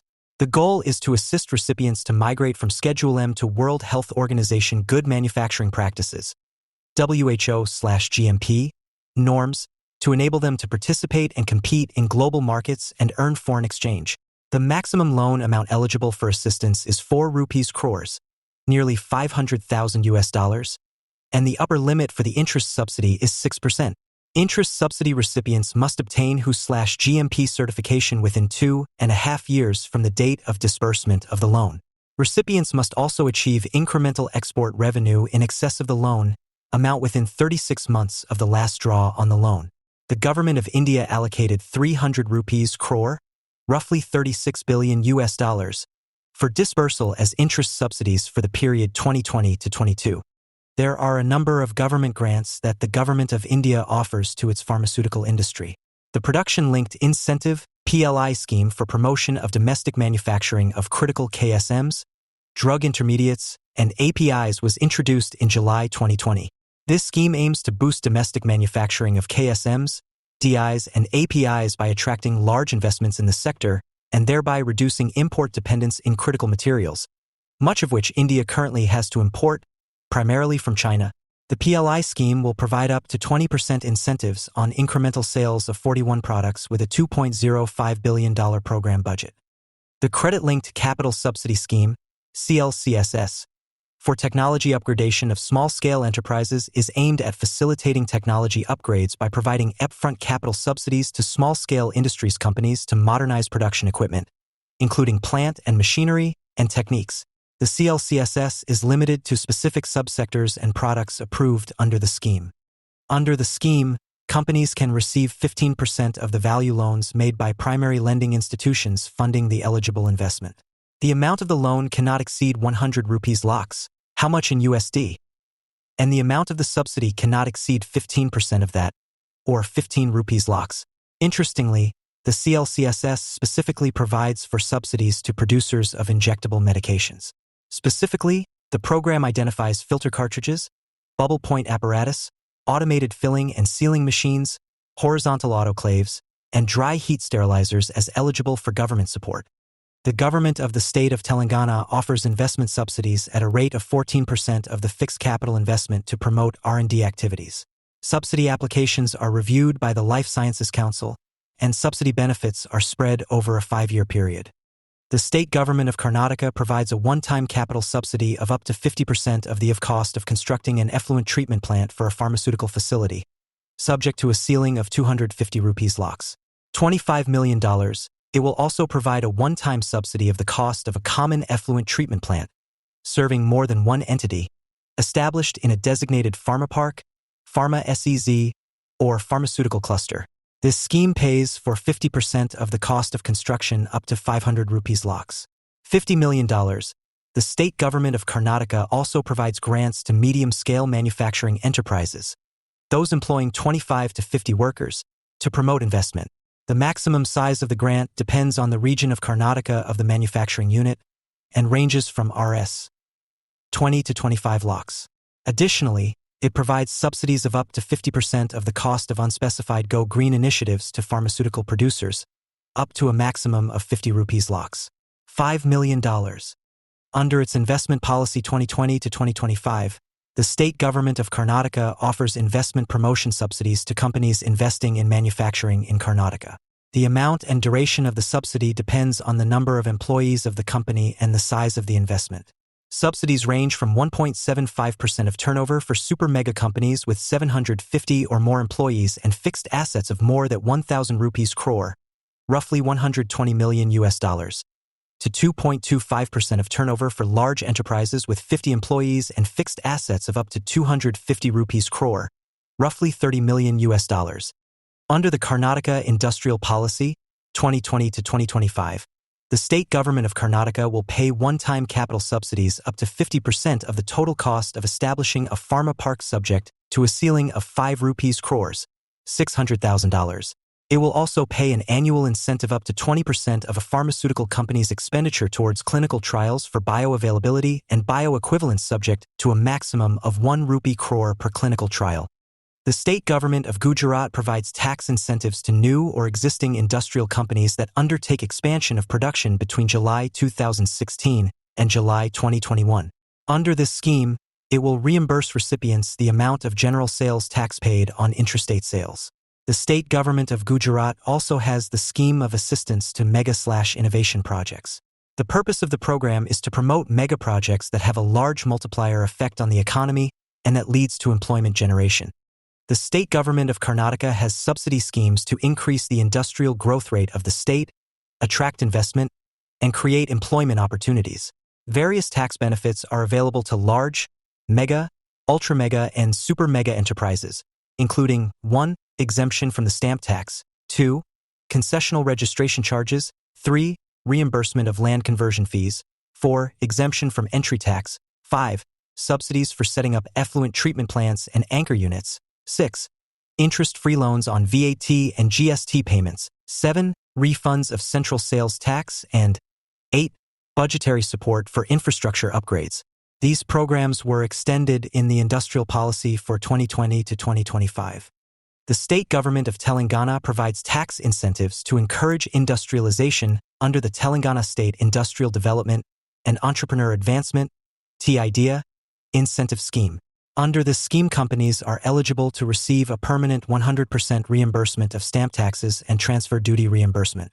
The TIDEA scheme also provides for a reimbursement of VAT, central sales taxes, and state sales taxes for a period of 7 years from initiation of operations, up to 100% of fixed capital investments.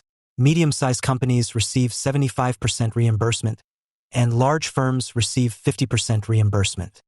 In July 2021, the Government of India announced a new program that provides interest subsidies for small and medium-sized pharma companies.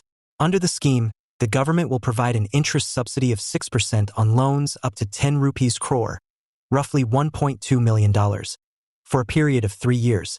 The purpose of the loan is to upgrade infrastructure and technology. The aim is to improve the manufacturing practices and quality of medicines. To qualify for the subsidy, the company must achieve incremental export revenue in excess of the loan amount within 3 years of the last draw on the loan. The state of Karnataka interest subsidy for micro, small, and medium pharmaceutical manufacturing enterprises offers interest subsidies of 5% on term loans for micro, small, and medium-scale pharmaceutical manufacturing units of up to 7 rupees lakhs per unit. The interest is payable only on interest actually paid to financial institutions and does not apply in the case of loan default. The period of the interest subsidy ranges from 3 to 5 years depending on the zone where the unit is located. The state of Karnataka interest-free loan on VAT scheme offers all pharmaceutical manufacturers establishing in the state an interest-free loan of 100% of assessed gross VAT for an initial period of 10 years, subject to a limit of 150% of the value of fixed assets. The loan is repayable in 10 equal annual installments after completion of the 10-year loan period. In March 2018, the state government of Telangana announced the creation of the world's largest integrated pharmaceutical cluster, exceeding 19,000 acres. Dubbed Pharma City, the cluster is recognized as a National Investment and Manufacturing Zone, NIMZ, by the Government of India. Pharma City became operational in 2020. The zone will provide complete utility infrastructure, including roads, water, power, steam, and IT network service, as well as access to specialized warehouses, logistics, cold chains, and smart infrastructure.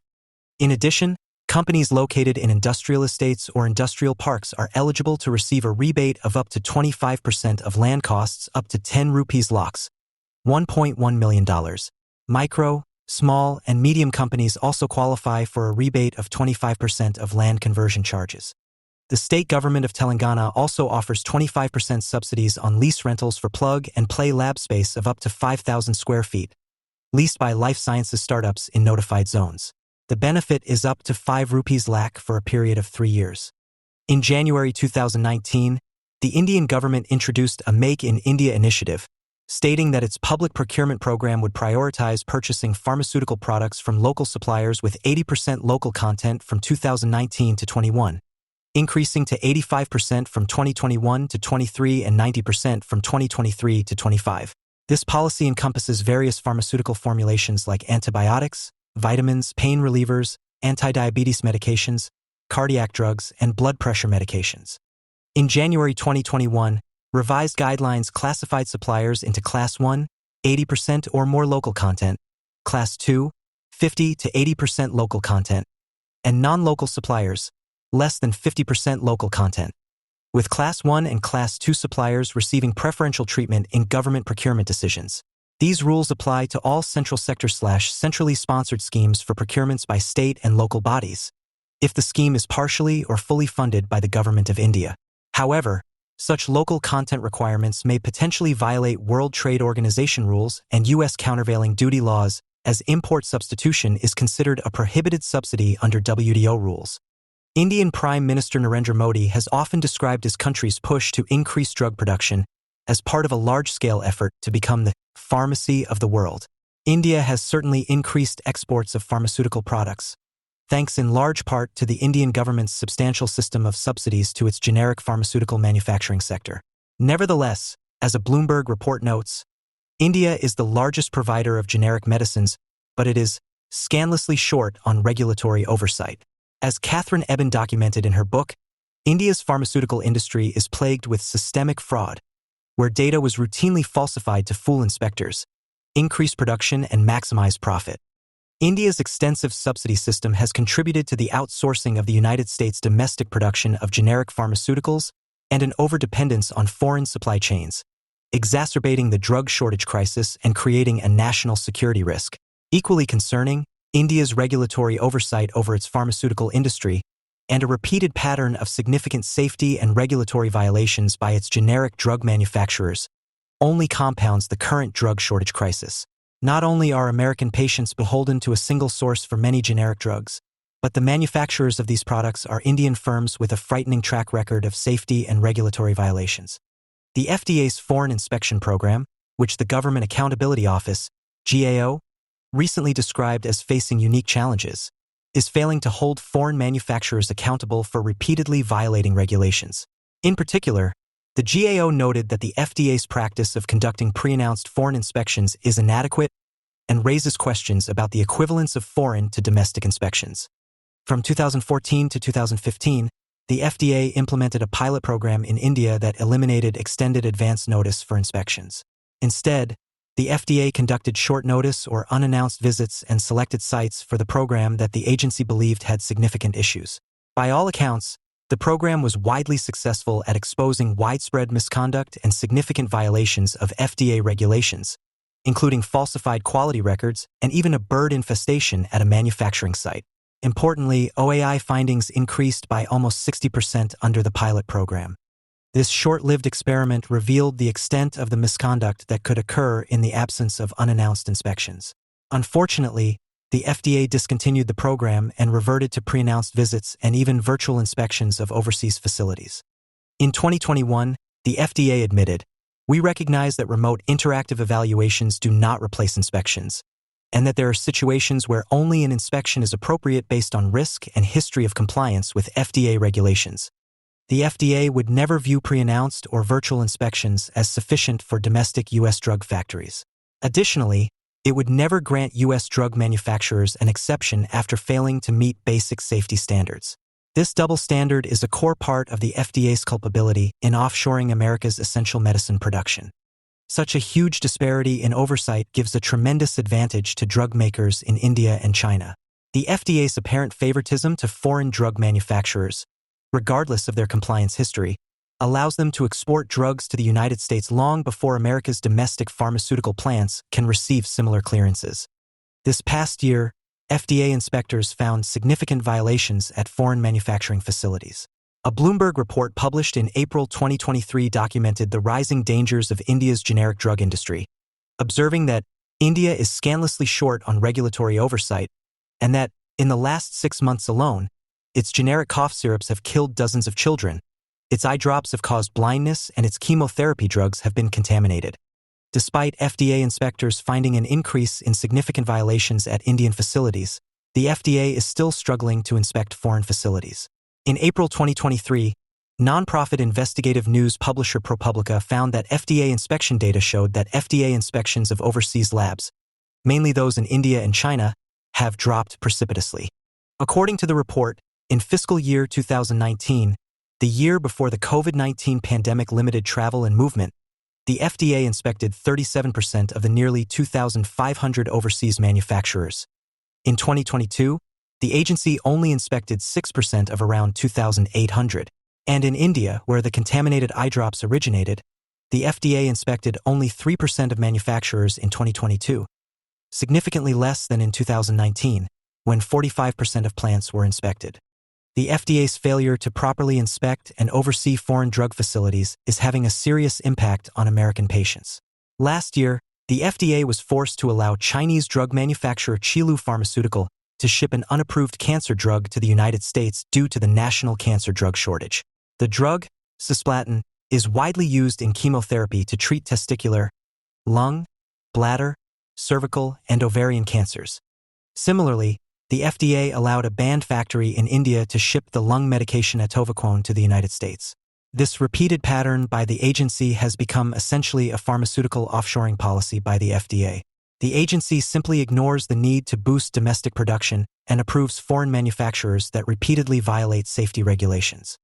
In June 2022, FDA inspected Indian multinational pharmaceutical company Glenmark's Buddi facility and consequently issued a warning letter after finding significant violations of FDA regulations, including that its methods, facilities, or controls for manufacturing, processing, packing, or holding do not conform to current good manufacturing practices, CGMP, and that its drug products are adulterated.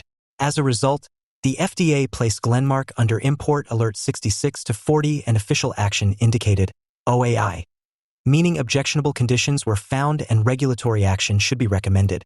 Per FDA regulations, Import Alert 66-40 implies detention without physical examination of drugs from firms which have not conformed to CGMP.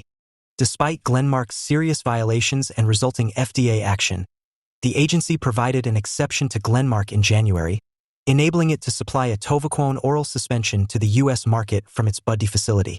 In a regulatory filing, Glenmark said the FDA was giving it an exception due to medical necessity and potential drug shortage expectations. Atovaquone is used to prevent or treat a serious lung infection called pneumocystis pneumonia, PCP. This medication helps to stop infection symptoms such as fever, cough, tiredness, and shortness of breath. Glenmark has a troubling history of safety issues and product recalls.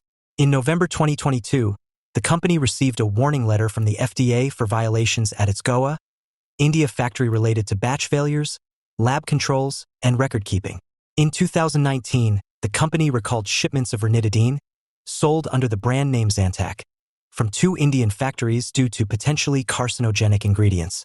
Glenmark isn't the only drug maker in India experiencing safety problems. Aurobindo Pharma, America's largest supplier of generic drugs, has also repeatedly been cited by the Food and Drug Administration for unsafe manufacturing practices. Last year, the FDA issued a warning letter to Aurobindo for significant deviations from CGMP for active pharmaceutical ingredients. And in 2019, federal regulators warned Aurobindo of repeated failures to address safety concerns, including contamination at levels above the acceptable limit and inadequate cleaning procedures.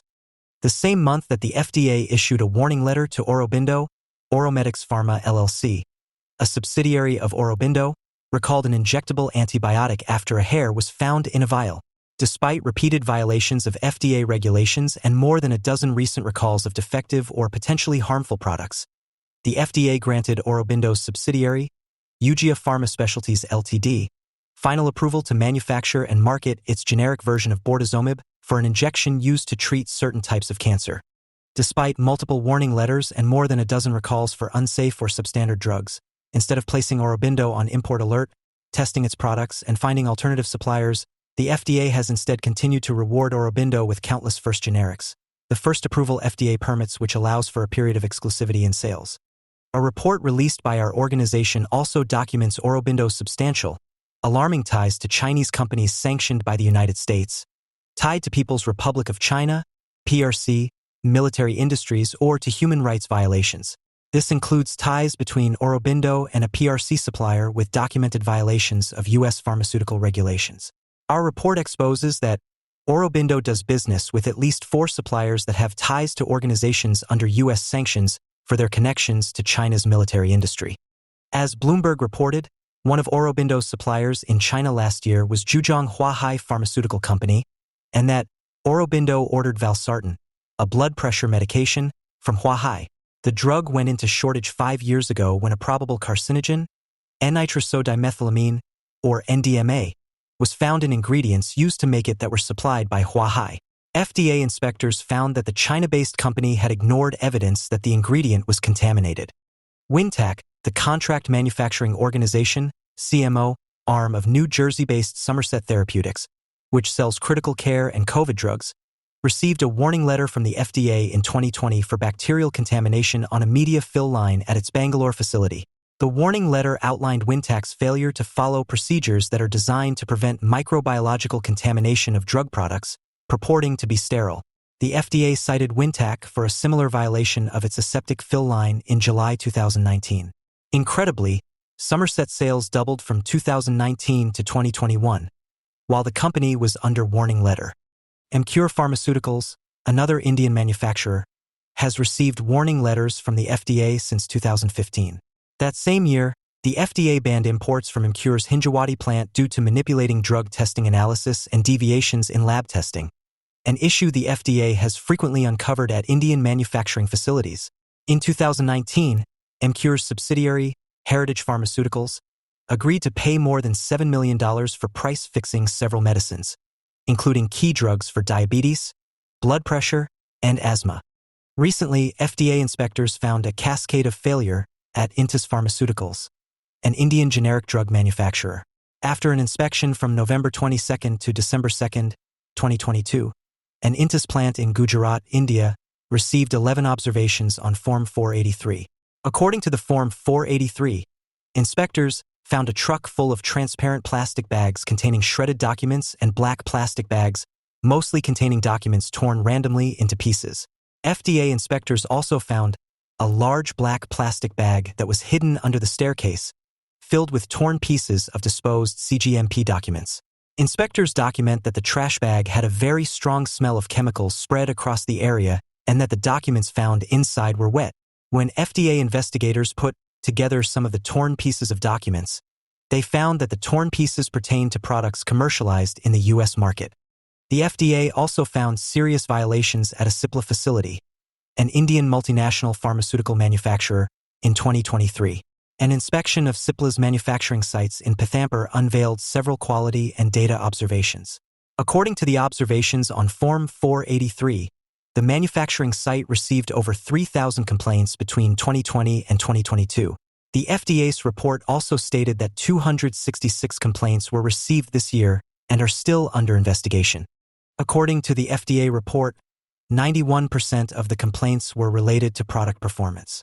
The manufacturing site has also experienced 8 power failures since January 2021, including an HVAC system shutting down in an area of the facility. The FDA also noted that Cipla does not have data on hand that studied the effect that a power failure may have on the pharmaceutical products. Lupin, an Indian multinational pharmaceutical company based in Mumbai, is one of the largest generic pharmaceutical companies by revenue globally and the 3rd largest in the United States by prescriptions. In its FY23 annual report, Lupin states that it is the #1 provider of 42 products in the U.S. market and top 3 in 107 products.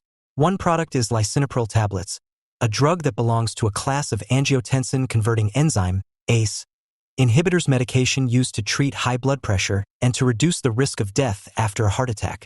According to the Centers for Disease Control and Prevention, CDC, heart disease remains the leading cause of death in the U.S. According to data provided to the committee by industry, Lupin accounts for more than 80% of the U.S. market of lisinopril tablets. Last September, the FDA issued a warning letter to Lupin following an inspection of its manufacturing facility in Tirupur, India, documenting significant deviations from current good manufacturing practice, CGMP, for active pharmaceutical ingredients, API, and that lupins API are adulterated because your methods, facilities, or controls for manufacturing, processing, packing, or holding do not conform to CGMP.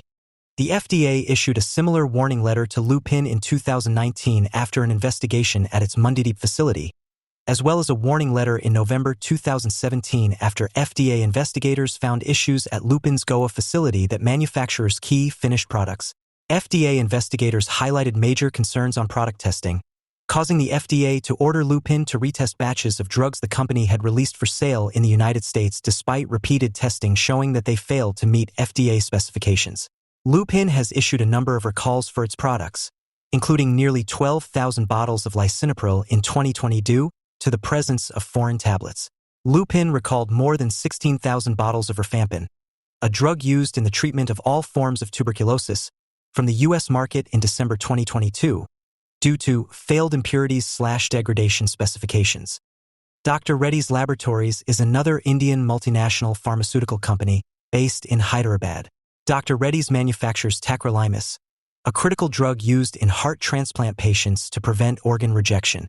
In April 2021, the Journal of Heart and Lung Transplantation, which is the official publication of the International Society for Heart and Lung Transplantation, published a study that compared the API and dissolution kinetics of tacrolimus manufactured by Dr. Reddy's and Intas as compared to the branded version.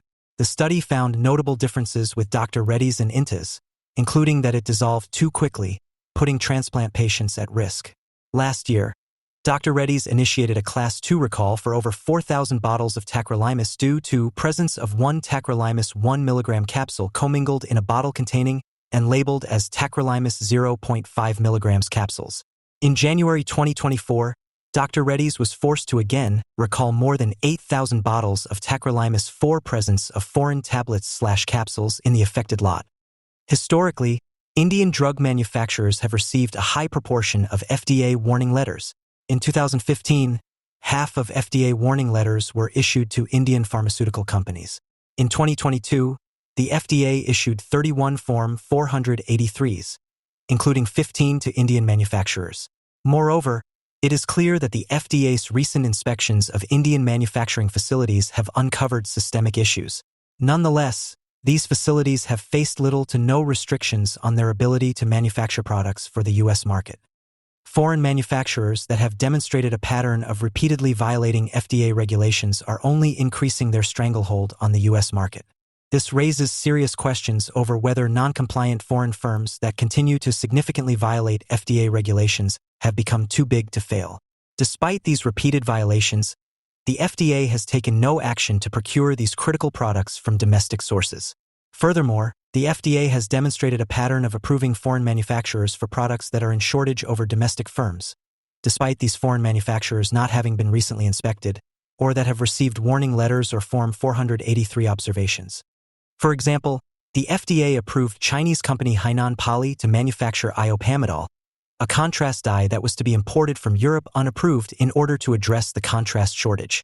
According to FDA records, Hainan Poly has not been inspected since September 2019. Another example is Nelarabine, a critical oncology product used to treat T-cell acute lymphoblastic leukemia, TLL, and T-cell lymphoblastic lymphoma, TLBL, in children, which was cited on page 16 of the FDA's report to Congress on drug shortages in 2020. There are only 3 approved API suppliers for Nelarabine allowed for use in the U.S. market, 1 in Germany and 2 in India. The facility in Germany was successfully audited by the European Medicines Agency in the summer of 2021, and yet, to date, no U.S. manufacturer has received approval for the generic version of Nelarabine using the German API. However, the FDA approved India's Zydus Cadila in October 2021 to sell Nelarabine to the U.S. market despite the FDA sending a warning letter to the company in 2019 for CGMP violations at its Ahmedabad facility. The warning letter documented how Zydus Cadila failed to clean, maintain, and, as appropriate for the nature of the drug, sanitize and/or sterilize equipment and utensils at appropriate intervals to prevent malfunctions or contamination that would alter the safety, identity, strength, quality, or purity of the drug product beyond the official or other established requirements. Additionally, it stated that until Zydus Cadila corrected all violations completely, and we confirm your compliance with CGMP, FDA may withhold approval of any new drug applications or supplements listing your firm as a drug manufacturer. In addition to the drug shortage crisis, the United States also has a similar and dangerous dependence on foreign manufacturers for essential medical devices like syringes and needles. Particularly concerning is that in the past 24 months, 2 of the 3 major U.S. domestic manufacturers of syringes and needles closed their U.S. facilities and began sourcing products exclusively from Chinese manufacturers. Based on industry data, the United States uses roughly 10 million units of syringes daily. In fact, roughly 2/3 of all medical procedures in the United States utilize a syringe or needle. According to a report from Merix, China is now the market-leading source of syringes and needles and receives numerous domestic benefits to compete against U.S. manufacturers. Import data shows that shipments of Chinese-made syringes to the United States increased 51% in 2023 alone. After the 2 U.S. manufacturers of syringes and needles began outsourcing products, serious quality issues have arisen, resulting in major product recalls.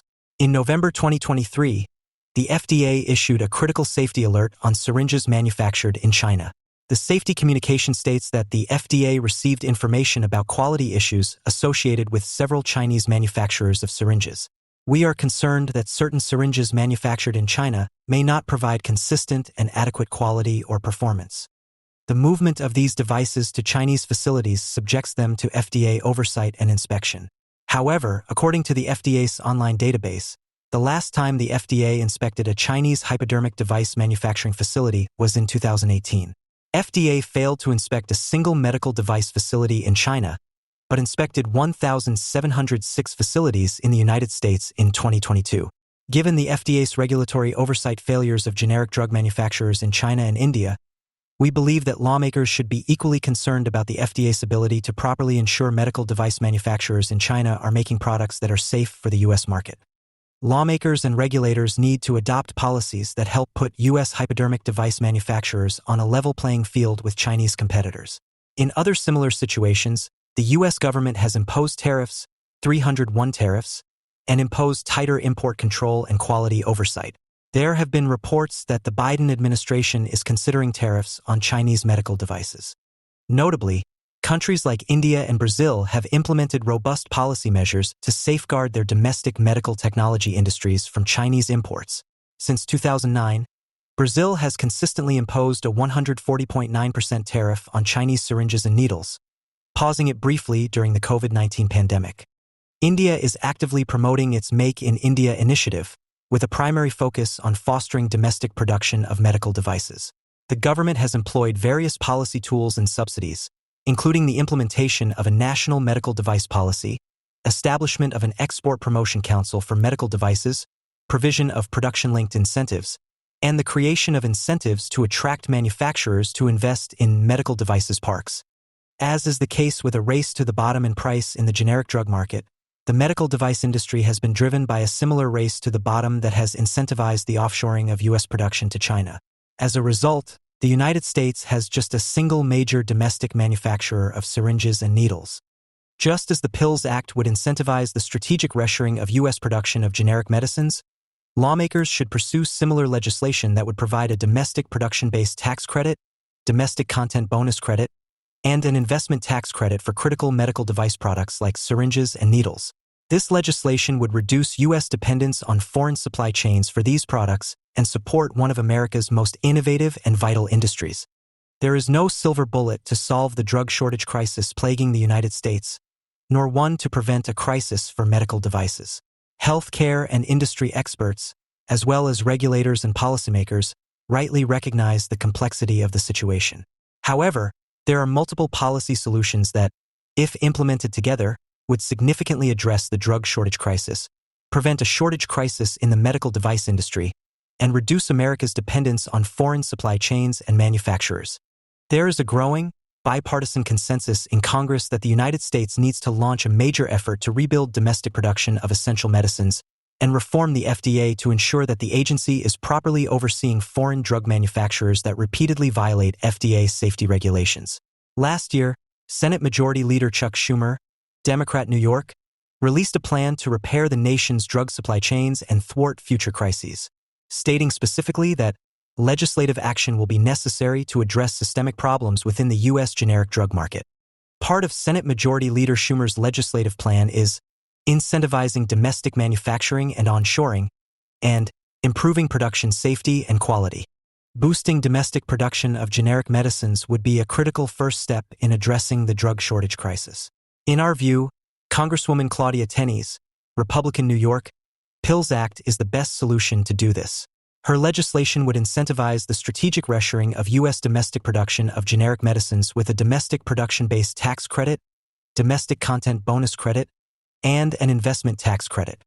The Pills Act would provide a 35% production-based tax credit for final manufacturers of APIs and finished drug products and 30% for all other components. An additional domestic content bonus credit is awarded for the proportion of domestic content in the drug's constituent materials, up to 20% additional for 100% domestic content. This incentivizes firms to maximize U.S. content at each stage in a drug's production to claim as much eligible credit as possible. Additionally, the Pills Act would provide an optional investment tax credit in lieu of the production-based tax credit equal to 25% of the qualified investment to offset costs of creating new production capacity. This would be most useful for antibiotics producers with immense capital costs to stand up fermentation plants. As we have documented, foreign drug manufacturers have a long history of evading the bulk of the FDA's oversight, as the agency's inspectors have no statutory authority abroad and their ability to inspect facilities is restricted to the level of access that foreign countries and companies are willing to provide. The FDA's uneven enforcement has created a multi-billion-dollar regulatory loophole for Chinese and Indian manufacturers that undermines the agency's ability to protect the American people. It incentivizes companies to shift production to foreign countries beyond the reach of the FDA's more rigorous inspections. The consequence is less resilient pharmaceutical supply chains, and more Americans exposed to substandard, harmful, and even lethal generic drugs. At a congressional hearing last March, Commissioner Califf testified that China, the world's largest supplier of KSMs and API, blocked on-site plant inspections until January of this year. Commissioner Califf also acknowledged that the FDA faces serious challenges when attempting to obtain transparent information about pharmaceutical quality. In order to address the rampant violations and regulatory failures of foreign drug manufacturers, the FDA must conduct thorough, in-person inspections of drug factories in India and China. It also must test the drugs being supplied to U.S. patients and fully insist on safe manufacturing facilities as a condition for selling in the U.S. market. Currently, the FDA does not test imported medicines or inspect the foreign plants making them. Recent reports show that imports of generic medicines from manufacturers in India and China are not functioning as they should. The FDA does not test medicines imported into the U.S. from foreign manufacturers that have received warning letters for significantly violating the agency's regulations for safety and quality control. We recommend that the Biden administration implement the following reforms. 1. Use all authority to identify U.S. companies that can manufacture essential generics and work to get them approved and manufacturing at scale, rather than prioritizing the approval of poor-quality imported products from non-compliant foreign manufacturers. 2. Increase in-person foreign inspections without advance notice to create parity with the standard applied to U.S. facilities. 3. Work in coordination with Health and Human Services, HHS, the Department of Defense, DoD, and with the White House to invoke the Defense Production Act to finance and build new production facilities and procure domestically made essential generics. 4. Amend internal procedures across agencies, including with new regulations or guidance, to prioritize increasing U.S. manufacturing across all essential medicines and dramatically reduce reliance on foreign sources. And 5. Review and change FDA leadership and personnel who are failing to fix the shortages, refusing to enable foreign inspection and testing, and unwilling to prohibit foreign manufacturers that have a history of repeated violations from selling medicines in the U.S. According to data from the Centers for Medicare and Medicaid Services, CMS, more than 65 million Americans are enrolled in Medicare, and nearly 90 million Americans are enrolled in Medicaid and Children's Health Insurance Programs, CHIP. This is a massive customer base that the U.S. government should leverage to realign federal government healthcare programs to support domestic manufacturers.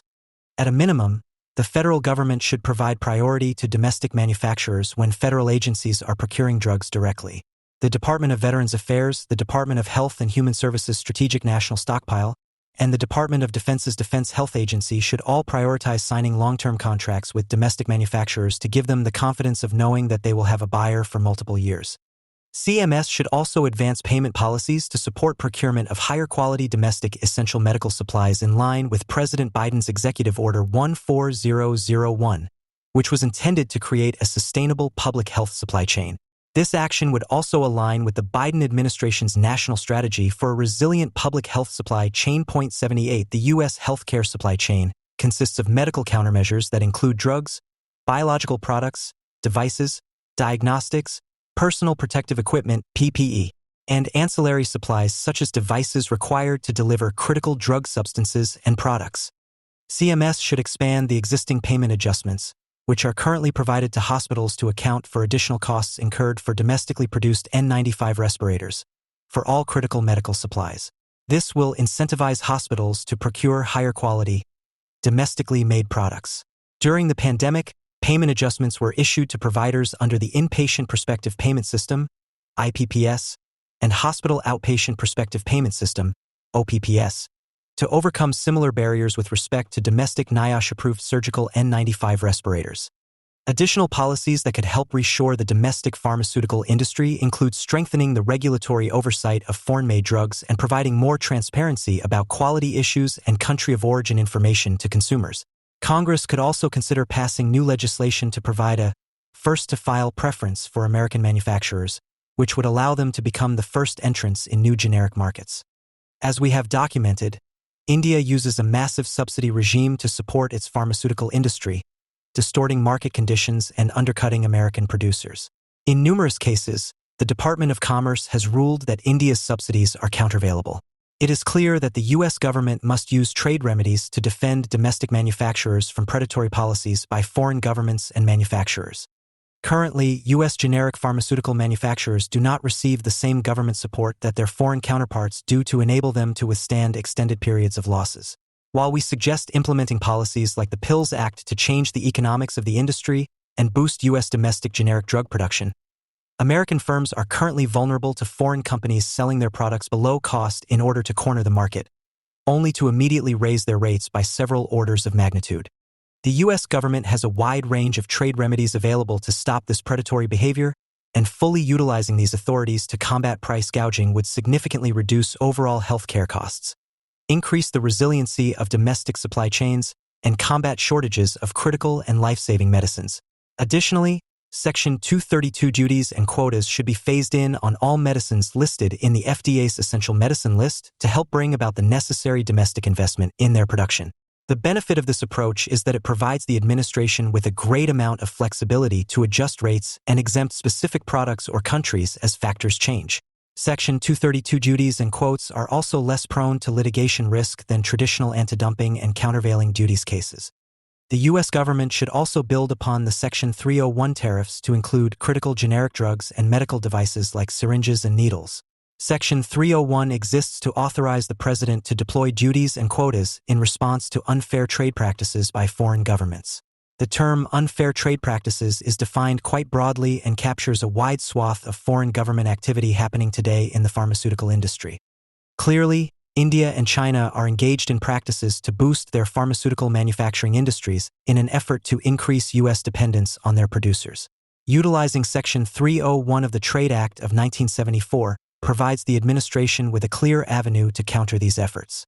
The drug shortage crisis facing our nation is a result of decades of offshoring of pharmaceutical production and a dereliction of duty by the FDA to ensure our nation has a safe, affordable, and readily accessible supply of generic and other essential medicines. Solving this crisis will require bipartisan action to reshore and boost domestic pharmaceutical manufacturing for generic medicines and critical medical devices, like syringes and needles. Congress and the Biden administration must respond with swift action. That starts with passing legislation to incentivize the manufacturing of every stage of generic drug production in the United States, and reforming the FDA's regulatory and oversight regime to hold foreign drug manufacturers accountable for repeated violations. Our nation once led the world in pharmaceutical manufacturing, and with the right policies, incentives, and regulatory reforms, the United States can once again be a leader in this critical industry. Health care in the United States is riddled with contradictions. The country spends $3.5 trillion a year on health care, more than $10,700 per person and 17.9% of GDP. Yet, 28.5 million Americans are uninsured, nearly 9% of the population. America is the richest nation on earth but has only the 29th highest life expectancy. It has some of the best hospitals, doctors, and health care in the world, but 1 million Americans a year, one every 30 seconds, are bankrupted by medical bills. These data might be new, but America's health care contradictions are not. They have spurred public policy debate over health care in America since President Harry Truman proposed a universal health insurance program in 1945. And from the failure of Truman's efforts after Republicans regained control of Congress in 1946, to President Lyndon Johnson signing Medicare and Medicaid into law in 1965, to the travails of Hillary Care in the 1990s, and the passage of the Affordable Care Act ACA during the Obama administration, intense debates over health care have gone unresolved. There is no sign of that debate dying down anytime soon. Congressional Republicans have tried no fewer than 70 times to repeal part or all of the ACA, and competing models of healthcare are at the center of the battle for the Democratic Party's 2020 presidential nomination. There is no disagreement among Democrats about the desire for universal health care, but sharp differences about how to achieve it. On one side are Democratic socialists who believe in Medicare for all. This involves expanding the existing Medicare program into a universal, single-payer system that either undercuts private insurance on price so much that it kills it, or perhaps private insurance is simply made illegal. Those are just two different paths to the same government-run single-payer health system. On the other side are those who want to use the ACA as a starting point toward more universal coverage. For this side, the abolition or effective abolition of the market for private health insurance, a market that serves around 170 million Americans at present, is a non-starter and, in their view, an approach likely to lead to President Trump's re-election in November. Part of the difficulty in reconciling these two approaches to health care is a deep difference over how much markets should be trusted. To Medicare for all proponents, health insurance companies are bad actors that profit from the suffering of their policyholders while busily trying to deny their claims. For supporters of the ACA, private insurance is an essential part of the path to universal coverage. The prospect of wiping out private insurance led Michael Bloomberg to observe in January that Medicare for all would bankrupt us for a very long time. Yet Democrats who are not comfortable with Medicare for all seem unable to point to a well-functioning healthcare system that has a mix of a public option and private insurance. The United Kingdom, Canada, and much of Europe are no help in that regard. They are single-payer systems. Australia, however, is a healthcare system with a true mix of public and private components, and it works remarkably well. And we say that as two people who have lived and worked and raised children in both the United States and Australia. For Australians, like Europeans, healthcare is viewed as a right, not a privilege. The question is the scope of the right, what components of healthcare are included, and how to pay for it. The Australian healthcare system involves a free baseline plan that covers all Australians. The plan is, confusingly perhaps, called Medicare. This provides all Australians with a baseline level of medical coverage for all core healthcare needs, including emergency room visits and acute care, non-elective surgery, and primary care physician coverage. Australian Medicare also includes coverage for prescription drugs through a program known as the Pharmaceutical Benefit Scheme. This baseline plan therefore guarantees a social minimum, a level of dignity for all. For health services beyond that minimum, however, like priority elective surgery, dental and optical, or a private room in a hospital, private insurance is more or less required. The Australian government also encourages higher-income earners to buy private health insurance that pays for above-baseline care, and effectively takes the burden off Medicare for these and other services used by the privately insured through a mix of carrots and sticks. Those buying insurance actually get something extra beyond Medicare for the money they pay, and they are encouraged to buy in early by regulations that effectively require prices to increase for those who buy insurance later, or when they are at higher risk. But the system also involves some sticks, chief among which is a tax penalty of an additional 1% marginal tax rate for not purchasing private health insurance if family income is above 180,000 Australian dollars, scaling up to 1.5% for family incomes above 280,000 Australian dollars. In this sense, the Australian model is more of a public baseline than a public option, and it gives higher income earners strong incentives to buy private insurance as a top-up rather than alternative to public coverage. And it works. Total health care expenditures, public and private, in Australia are around 10% of GDP, compared to 18% in the United States. And the Australian system works well, contributing to a life expectancy of 82.8 years, the fourth highest in the world. Notice also that nothing about the Australian system is neoliberal, to use the favored social democratic insult. Contrast the Australian system with the pre-1965 situation in the United States, which remains the archetypical neoliberal approach to healthcare. Some Americans, by implicitly sacrificing some of their wages, received health care through their employer. The rest were left to fend for themselves, which essentially meant they did not have health insurance, the exception being veterans, with VA health care established by President Herbert Hoover in 1930. This neoliberal approach of private insurance for some has become further complicated over the years with a combination of VA, Medicare, Medicaid, and, since the passage of the Affordable Care Act, government subsidies for individuals to purchase private insurance. Yet, at its core, it requires the majority of Americans to acquire private insurance or do without. The Australian model offers something different. Rather than private insurance for some, it offers a mixture of private and public insurance that achieves universal coverage, consistent with the view that healthcare is a right. In this sense, it might be called democratically liberal as opposed to either democratic socialist or neoliberal in its philosophical underpinnings. Someone committed to this democratic liberal approach might still ask whether a public option, rather than a public baseline, is the best way forward for healthcare in the United States. For instance, among Democrats, the current leading alternative to a single-payer system is the idea of Medicare for all. Who want it? The persistence of public option proposals is understandable. Universal private insurance may ultimately be more feasible politically in the United States, especially if it includes a public option that competes with private providers in a truly national health care market. It may also be easier to sustain in a context in which the U.S. maintains relatively open borders, and thus where even free basic public health care may serve as an additional reason for non-citizens to seek entry. There is certainly a potential connection between Australia's approach to health care and welfare benefits and its quite restrictive asylum and migration policies. The benefit of a public baseline, however, is that it provides truly universal coverage and peace of mind for families facing major health problems, but at an affordable cost to the national budget, in part because it recognizes a role for copays, private insurance, and for higher income earners to pay more both for their own care and that of others. It also avoids the tricky question of how to ensure competitive neutrality that inevitably arises with a public option approach. In practice, achieving competitive neutrality is hard. Even a slight edge can cause consumers to shift from private providers to the public option, leading to an unraveling of the private part of the market. Put another way, it is all too easy for a public option to morph into a Corleone option. People are made an offer they can't refuse. As we noted earlier, many democratic socialists see this as a desirable design feature of Medicare for all. In the U.S. context, the additional coverage above the baseline that is provided in Australia could also be provided either through an employer or purchased individually. And following the initial logic of the ACA, one might stipulate that higher income earners who fail to purchase private insurance pay a tax penalty, since private insurance acts not only to provide additional services but to partially cross-subsidize the basic services, e.g., in the instance of hospital admission. The Australian health care model focuses primarily on issues of adequacy or sufficiency rather than simply equality. Its chief concern is with ensuring universal access to a generous social minimum for all. In the context of health care, adequacy means a baseline level of coverage for all Americans. Coverage for priority elective surgery and other above-baseline health care should come from private, optional insurance.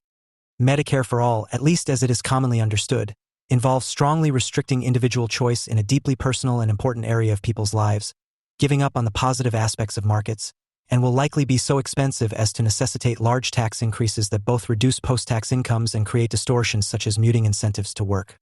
It is perfectly possible to have a strong commitment to a generous social minimum, through which all Americans are guaranteed access to a range of core goods, without entirely eliminating the virtues of markets. The Australian healthcare model offers a good place to start.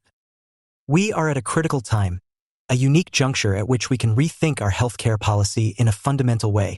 To do so, reform-minded conservatives should abandon or at least heavily qualify their resistance to state involvement in healthcare. The American government has been significantly involved in the provision and regulation of healthcare for decades. While some conservatives present an either-or picture of government involvement in healthcare, the truth of the matter and the present situation call for a frank consideration of new possibilities. One such possibility is represented by the island nation of Singapore. It enjoys one of the best, and almost certainly the most cost-effective, healthcare systems in the world. Singapore provides universal coverage to its citizens, achieves excellent results in terms of promoting life and health, and devotes an extraordinarily low percentage of GDP to medical expenditures. The Trump administration, which advertised itself as free from ideological blinders of both the left and the right, could choose to pursue a middle way that is both principled and well-designed. In adapting the Singapore model to the American situation, we can and should take advantage of our federal system, with the individual states as experimental laboratories for democratic reform. Beyond the skirmishes and personality conflicts of the current political cycle, the question of how to arrange our national health care occurs at three levels. First, what would an ideal health care regime look like, given the general constraints imposed by human nature and our current state of technology? Second, what would the best reforms be, given the existing institutions and practices, political, economic, and social, in the United States? And last, what reasonably fair and practicable solutions could be passed by Congress and signed into law by President Trump in both the near term in 2018 and medium term by 2024? I will take up each of these three questions in sequence in the following three sections, and then conclude with some thoughts on the broader political implications of healthcare reform. There is always a great deal to be said for the free market, for the free exchange of services among individuals, families, and voluntary associations, both for profit and non-profit. As is well known, such commercial freedom is often the best way to ensure the market discipline necessary to ensure an efficient allocation of limited resources. Of course, in America today, we do not have, and have not had for 50 years, anything like a free market in healthcare. Should we aspire to return to a libertarian utopia? I think not. No one wants to see fellow citizens dying or suffering simply because they lack the funds for needed medical care. Voluntary charity might take care of this problem in a world without administrative costs and complexities, as it did throughout our past when hospitals were almost entirely run on an eleemosynary basis. However, in the modern world, organizing medical care along the lines of a set of voluntary charities would be extraordinarily burdensome, and we would undoubtedly find thousands of people whose needs fall through the cracks of a ramshackle system. Given the transaction costs of organizing the delivery of medical care through voluntary associations, it is quite rational for Americans to prefer to use tax revenues to fund a universal safety net, a guarantee of medical care in extreme circumstances.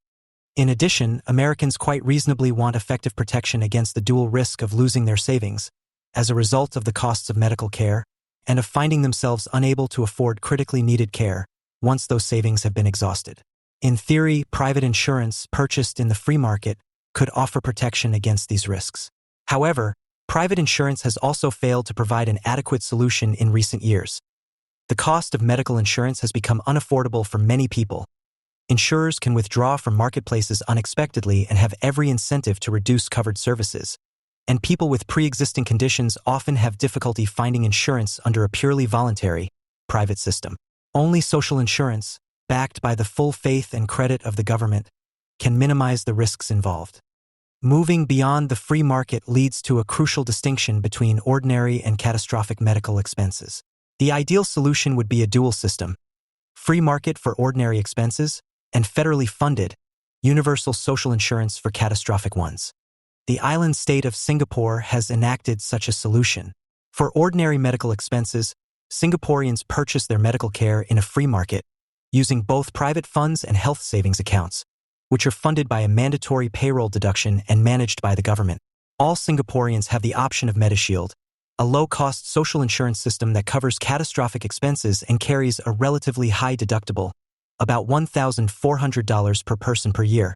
In addition, a MediFund program is available for all whose medical expenses exceed the resources available from a citizen's health savings account and MediShield coverage. The health savings accounts, MediSave, can be used to pay for medical care for the members of one's extended family and can be bequeathed to one's heirs. Singapore's system has proven extraordinarily successful. Singapore ranks 6th in the World Health Organization's ranking of health outcomes. The United States ranks 37th. Singapore's citizens have a life expectancy greater than Americans, while spending an amazingly low 3.9% of GDP on healthcare, compared to over 17% in the United States. Contrary to typical conservative ideology that assumes only free market reforms will drive cost control, the Singaporean system is remarkably effective at keeping a lid on healthcare expenses. According to William Hasseltine's Affordable Excellence, Brookings, 2013, Singapore delivers healthcare for about a quarter of the cost of services in the United States. First, Singapore does harness market incentives in the primary care market, which is out of pocket. More significantly, Singapore restricts drug prices and, through its public ownership of 80% of the hospital system, controls hospital expenses as well. A Singaporean system for the United States could provide universal coverage at a cost that is much less than the current system, and many times less than the Medicare for All, single-payer system favored by the likes of Bernie Sanders and Elizabeth Warren. The Sanders single-payer system, in contrast, would be incredibly expensive. It would move 90% of total healthcare spending to the federal government, doubling the federal government's total healthcare expenditures. This would increase federal spending over the next 10 years by $32 trillion. According to the Urban Institute, the federal debt would blossom by at least $16 trillion according to the Tax Policy Center, even with all the new taxes proposed by Sanders. A new payroll tax of 11%, plus increasing revenues from federal income taxes by 9.5%. A single-payer system would completely displace ordinary markets, even though it would retain the illusion that one is free to purchase, with federal funds, the services of the doctor or hospital of one's choice.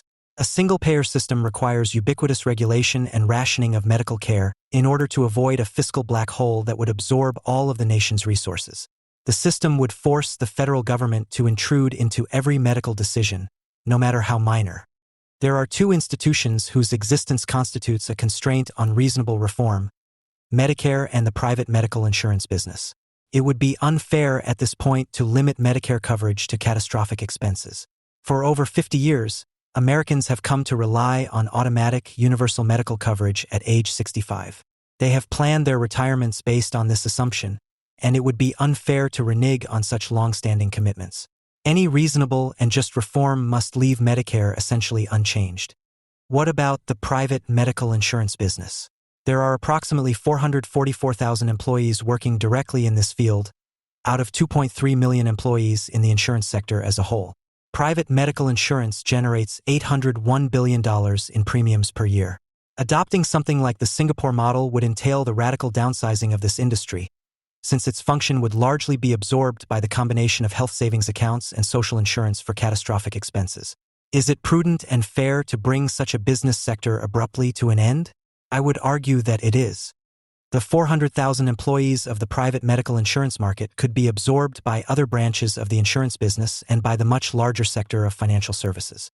They have the abilities needed to qualify for many other forms of white-collar work. Compared to the total cost of health insurance, the retraining of 400,000 is not an insuperable barrier to reform. In addition, some private medical insurance would survive in a Singapore-like system. Americans would be free to purchase, with after-tax dollars, private insurance for uncovered benefits, psychiatric care, cosmetic surgery, care for allergies, etc., as well as significant but non-catastrophic medical expenses. Without tax exemption, however, the demand for such insurance through employers would undoubtedly decline greatly. Why, then, shouldn't we seek to repair Obamacare, the Affordable Care Act? Based on the model of Mitt Romney's Massachusetts plan and on earlier ideas developed by the Heritage Foundation, Obamacare has the advantage of preserving private medical insurance, including employer-provided, tax-exempt health benefits, as the linchpin of our medical system.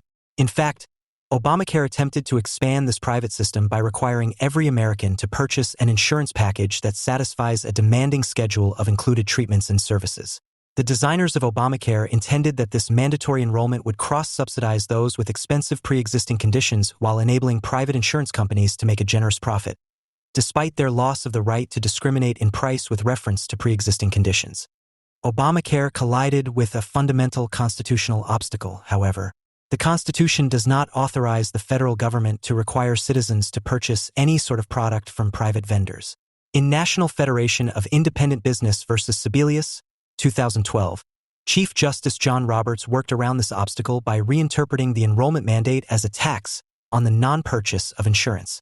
However, in order to be a tax, the penalty must be non-punitive, a contradiction in terms.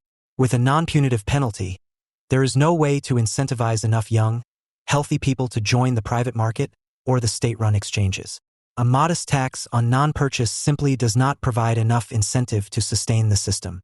By labeling the penalties a mere tax, The Roberts Court gave young, healthy people permission to opt out without compunction, i.e., without thinking of themselves as lawbreakers. The result has been an inexorable death spiral, as the absence of healthy consumers forces insurers to raise premiums, further driving the healthy out of the market. Even if this dysfunctional mandate could be fixed, a whole host of other problems exist. First, Obamacare cannot solve the problem of runaway medical inflation. It is almost certain to make it worse in the long run, since Obamacare increases demand for medical services across the board while offering little more than slogans to reduce costs. Since consumers and private insurance companies must compete with each other for scarce medical resources, the prices will continue to spiral upward, driven by the artificial stimulation of virtually unlimited federal funds. Second, Obamacare entails the useless duplication of administrative overhead. We have ended up with the worst of both worlds, with spending funneled through two separate bureaucracies, one private and one public. Third, Obamacare doesn't provide maximum security, since customers still face the risk of their private insurer leaving the marketplace. If the point is to provide universal security as a public good, it makes sense to simply provide that security directly, rather than introducing a redundant private middleman. And, on top of all these defects, Obamacare still left 30 million Americans uncovered. But will the American people accept a system that eliminates employer-based medical benefits with their favorable tax treatment? Americans who have such insurance through work are, by and large, satisfied with the health insurance they enjoy. However, by pouring more and more tax-subsidized money into the market of medical services, our system has perpetuated unsustainable levels of medical inflation. Spending on medical care has grown from about 5% of GDP in 1960 to over 17% today. In the absence of structural change, it is projected to increase another 50% by 2023, to 19% of GDP, about $15,000 for every man, woman, and child. The burden of premiums on both businesses and their employees has become intolerable. Increased spending on health insurance premiums have eaten up over 80% of all gains in income for the median household in America since 2000. In adapting the Singapore model to American circumstances, we must take into account another vitally important feature of the U.S. Constitution, the role of the 50 individual states as laboratories of democracy. Rather than imposing a single system on the entire country, we can enable each state to craft its own medical care regime. In particular, the high-deductible catastrophic insurance, Singapore's MediShield, need not exist at a federal level at all. Each state should be free to offer its own catastrophic insurance system, with its own definitions of deductibles and copayments, and its own schedule of covered services and treatments, so long as the coverage is universal and includes all essential services, such as those needed to preserve life, the five senses, and mobility. The health savings accounts, in contrast, would make the most sense at the federal level, funded by mandatory payroll deductions. Why should the federal government be involved at all? Why not leave health care entirely to the states? There are three reasons for the health care system to be primarily funded by the federal government. First, there is the problem of medical migration. Since Americans have a constitutional right to move to other states and to enjoy immediately the full benefits of their fellow citizens there, a state-funded system would be fiscally unsustainable, since Americans with serious and expensive diseases would have a strong incentive to move to one of the states with the most generous catastrophic plan. In addition, the various states would have to compete with each other for doctors, nurses, and other scarce resources. Doctors would migrate to states offering higher compensation. Second, individual states, which do not control their own currency, are subject to fiscal pressures of a different kind than the federal government. Finally, the fraternal charity and solidarity of Americans should naturally extend across state borders. The 2017 proposal by Senators Lindsey Graham and William Cassidy was a move in the right direction, turning Obamacare, ACA, funds into block grants to the states. In a vain attempt to satisfy the green eyeshade deficit hawks in the GOP, however, the Graham-Cassidy bill imposes draconian cuts in Medicaid in future years, with immediate and deep cuts hitting key swing states like Michigan, Pennsylvania, and Ohio. The proposal's failure to ensure anything like universal coverage destroyed any hope that it would attract the support of moderate Republicans like Susan Collins, to say nothing of centrist Democrats like Joe Manchin or Heidi Heitkamp. To succeed, we must go much further, ensuring that each state is given fair and adequate access to federal funds, sufficient to fund a universal social insurance program, not merely an expansion of Medicaid to the nearly poor. In particular, if a state unilaterally adopted a Singapore-like universal safety net, it would render private, employer-funded medical benefits redundant. This would mean a huge loss of employer tax expenditures in that state, resulting in a massive increase in federal corporate taxes, over $400 billion nationwide, for that state's employers. Thus, any state that adopts such a universal safety net must be guaranteed additional federal funds of sufficient size or otherwise integrated into a nationwide system to make up for the loss of tax-deductible employer plans. This would be a rational provision for the federal government to make, since such additional spending would be fully financed by increased tax revenues from those states. Before any significant legislation is possible, there must be structural change in Congress, especially the Senate. In particular, the 60-vote cloture rule in the Senate is an obstacle to any real reform. The current cloture rule is not an ancient practice. It is actually quite recent, adopted in 1975. Before 1917, the Senate was subject to true filibusters, in which a single senator could block a piece of legislation by refusing to yield the floor during debate, as the character played by Jimmy Stewart does in Mr. Smith Goes to Washington. But such filibusters required real sacrifice on the part of the participants. They shut down all other Senate business, risking the goodwill of fellow senators and of the voting public. The filibuster was abolished in 1917 with the adoption of a rule that allows 2/3 of the senators present to bring debate to a close. In 1975, this was changed to the vote of 60 senators, and not just 60% of those actually voting. As a result of the 1975 reform, 41 senators can block any bill literally without lifting a finger. Because of the two-track system for bills, created in 1970, the minority can block any single piece of legislation they oppose without interfering with the passage of other bills. This made obstruction painless and invisible, with a resulting explosion of pseudo-filibusters. 1,700 since 1970, compared to only 3 or 4 per year in the past. In fact, the filibuster was not part of our original Constitution. The original Senate rules included the motion of previous question, by which a simple majority could end debate. The Senate accidentally dropped it in 1806, making the filibuster theoretically possible, but the first filibuster did not occur until 1841, more than 50 years after the ratification of the Constitution. The history of the filibuster is rather disreputable. It was most often used to defend slavery and Jim Crow segregation. We don't need the cloture rule as a check and balance on runaway majoritarianism. We have plenty of checks already. The 2 houses of Congress, the presidential veto, which is used more frequently in modern times, and vigorous judicial review by federal judges and the Supreme Court. The Bill of Rights and due process are in no danger. But the cloture rule has produced a dysfunctional arresting of all legislative action.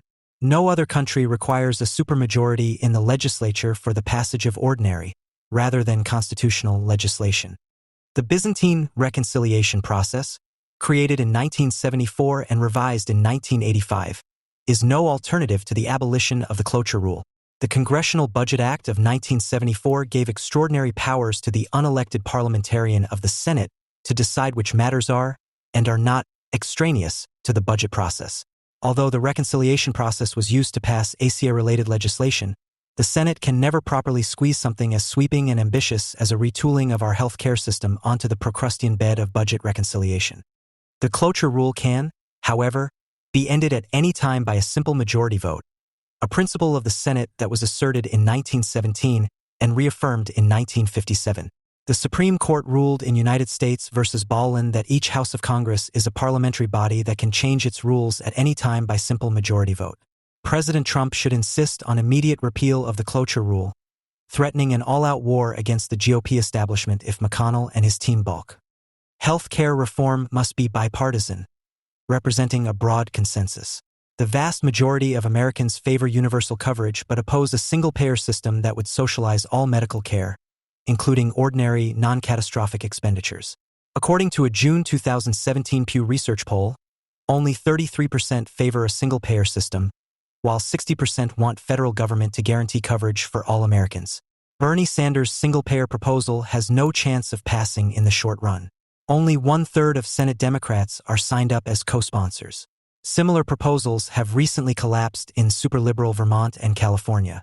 The Democrat leadership in Congress is hoping to patch up Obamacare, but a proposal to heavily subsidize private insurance companies with public funds is a political loser, if there ever was one.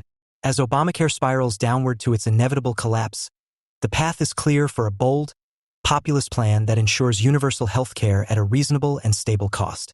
If, however, Trump and the Republicans do not act, the country will inevitably turn to a single-payer solution, almost certainly not the best way to provide affordable, universal coverage. It is not enough to be against Obamacare, however bad it is.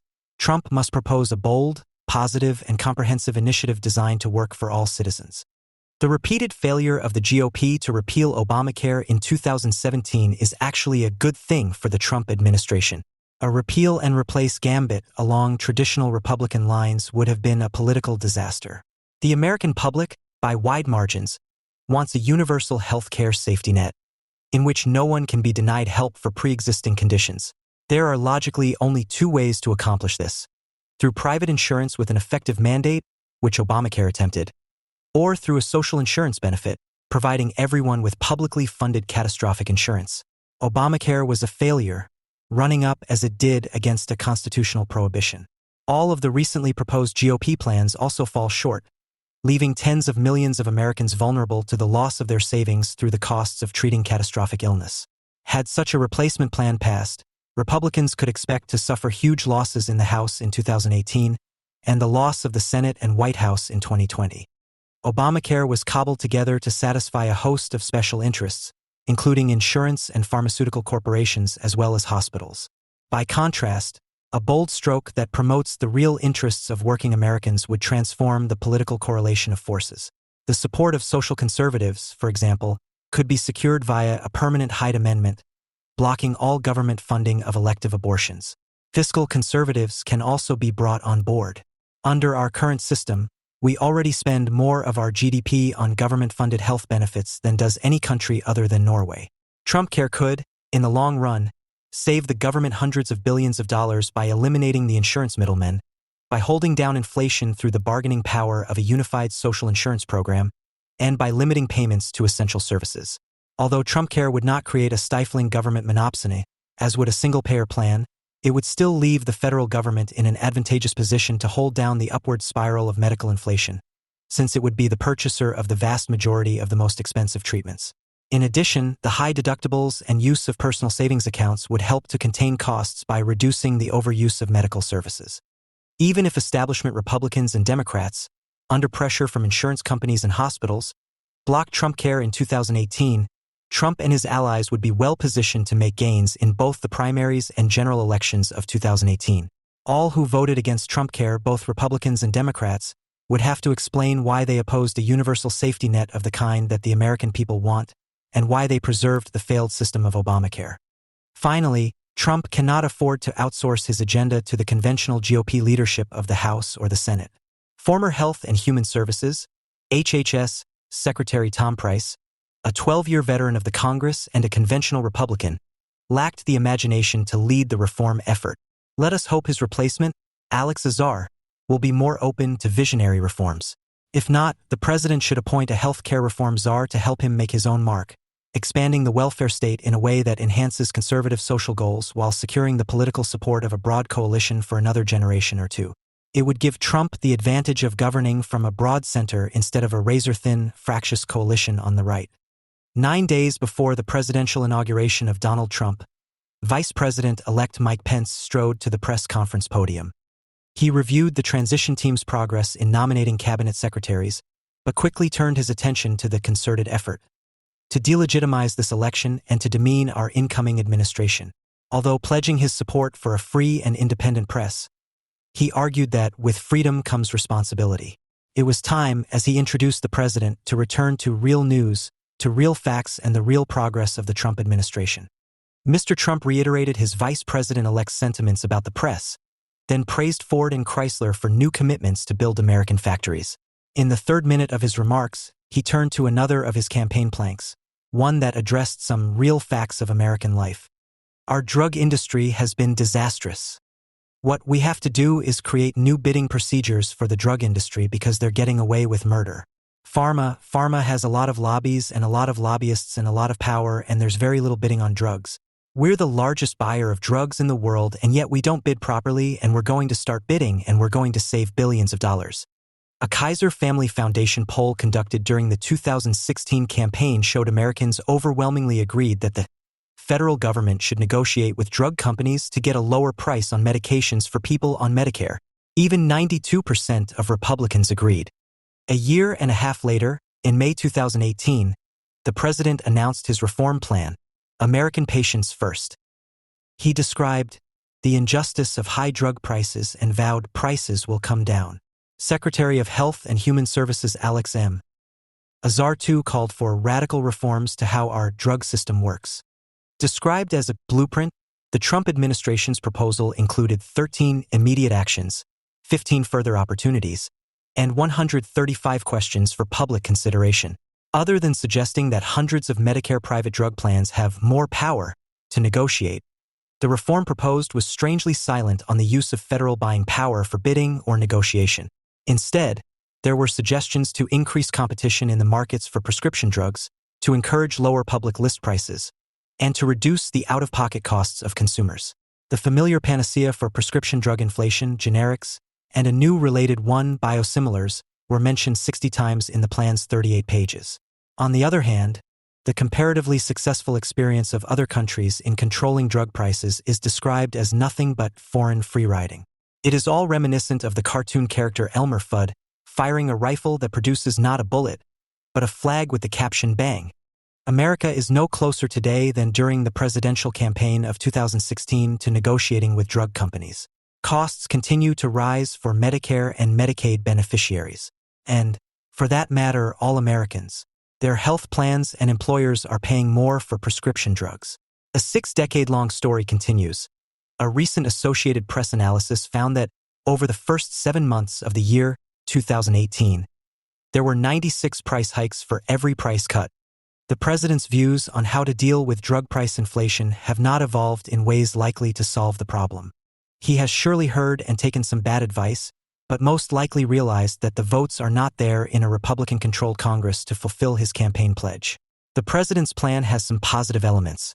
For example, banning gag clauses for pharmacists and improving the protections of social insurance for the unlucky sick. But that is far from what he promised during the campaign. There is little in Trump's proposals that has not been tried already, and little reason for hoping that things will work out differently this time. As this issue was going to press, less than 2 weeks before the midterm election, President Trump proposed a plan to incorporate an international pricing index into Medicare payments for Part B drugs. If implemented as proposed, this would lower drug prices significantly, saving billions annually. Unfortunately, Part B drugs are only 1/5 of all Medicare drug spending. The larger Part D drug program is left untouched by this 11th-hour initiative. Before addressing the 6-decade-long story of drug coverage in American public programs and explaining what can be learned from successful international experiences, let us outline some major lessons of that history. It should help clarify why a blind, knee-jerk American faith in medical markets is misguided here, and why the president's campaign criticism was right. Many drug companies are getting away with murder. High and rising prices, all too often unrelated to the value a drug provides, are a design feature of the fragmented American system of medical care. Generic drug substitution has not and will not solve the problem. 2 prior Republican administrations tried to address the growth in prescription drug costs by encouraging the substitution of generic for brand-name drugs. The Ford administration in 1974 and the Reagan administration in 1986 implemented steps to increase the use of generic drugs. Every other administration since has shared this commitment to generics as a policy solution. Over the decades, policymakers and health insurers have created powerful incentives to substitute generic for brand-name drugs. Today, one might be very surprised to learn that the percentage of prescriptions filled as generics is at an all-time high of 89%. Yet drug spending is also higher than ever. Brand-name drugs, while constituting only 10% of prescriptions, deliver 72% of industry revenue. Whatever positive effect generic prescriptions produce gets lost in a sea of price increases for drugs for which no generics exist. And new branded drugs will continue to arrive in the years to come. Consumer incentives and other forms of market tinkering will not solve the problem. Over the last decades, policymakers tried to make the market for prescription drugs work more efficiently.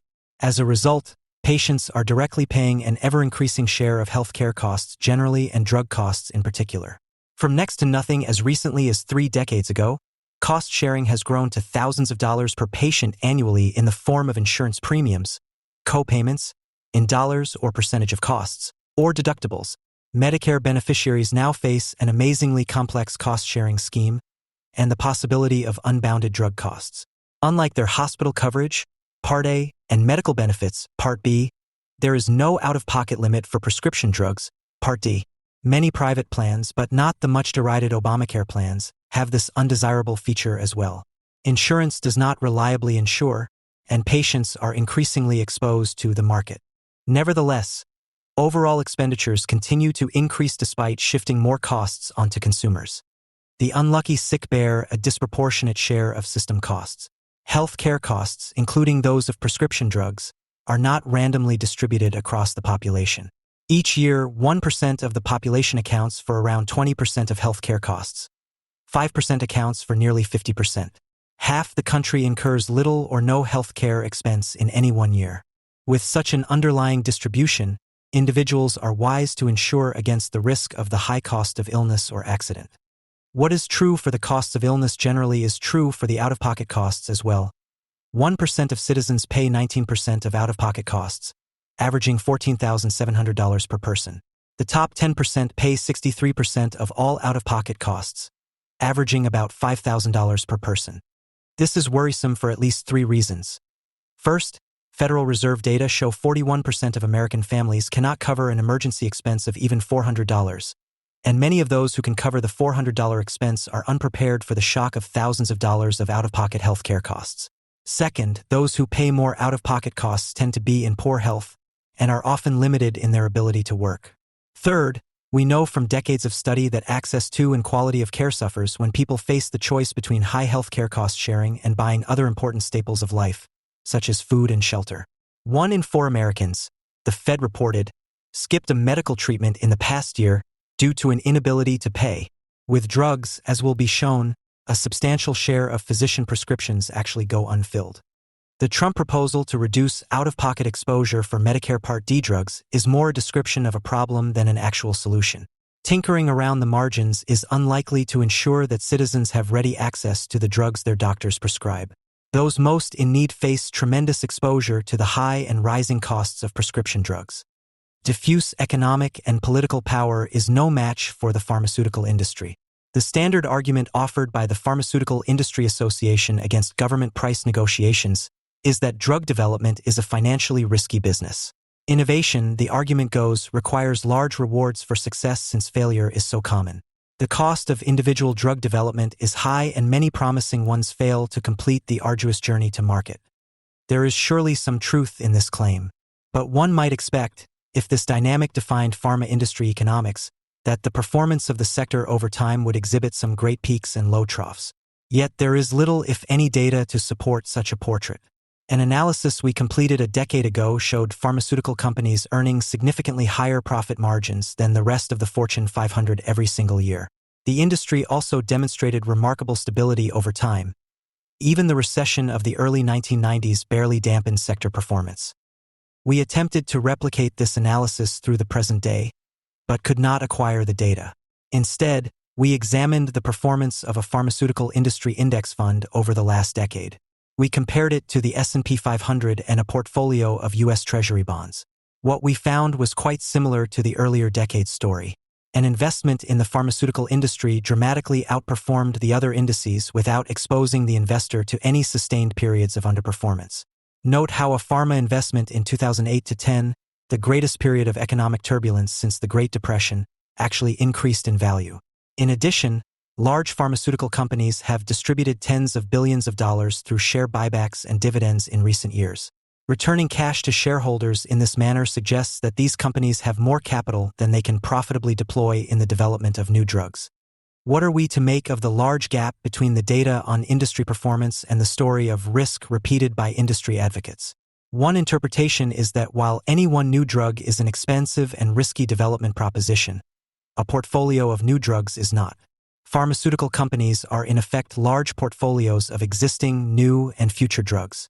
The performance data over 3 decades demonstrate that their executives are masterful at reducing, almost eliminating, risk. We will address in later sections of this article the economic and political strategies they use to maintain their market dominance. For now, however, we turn to the history of drug financing in the Medicaid and Medicare programs and the controversies it has generated.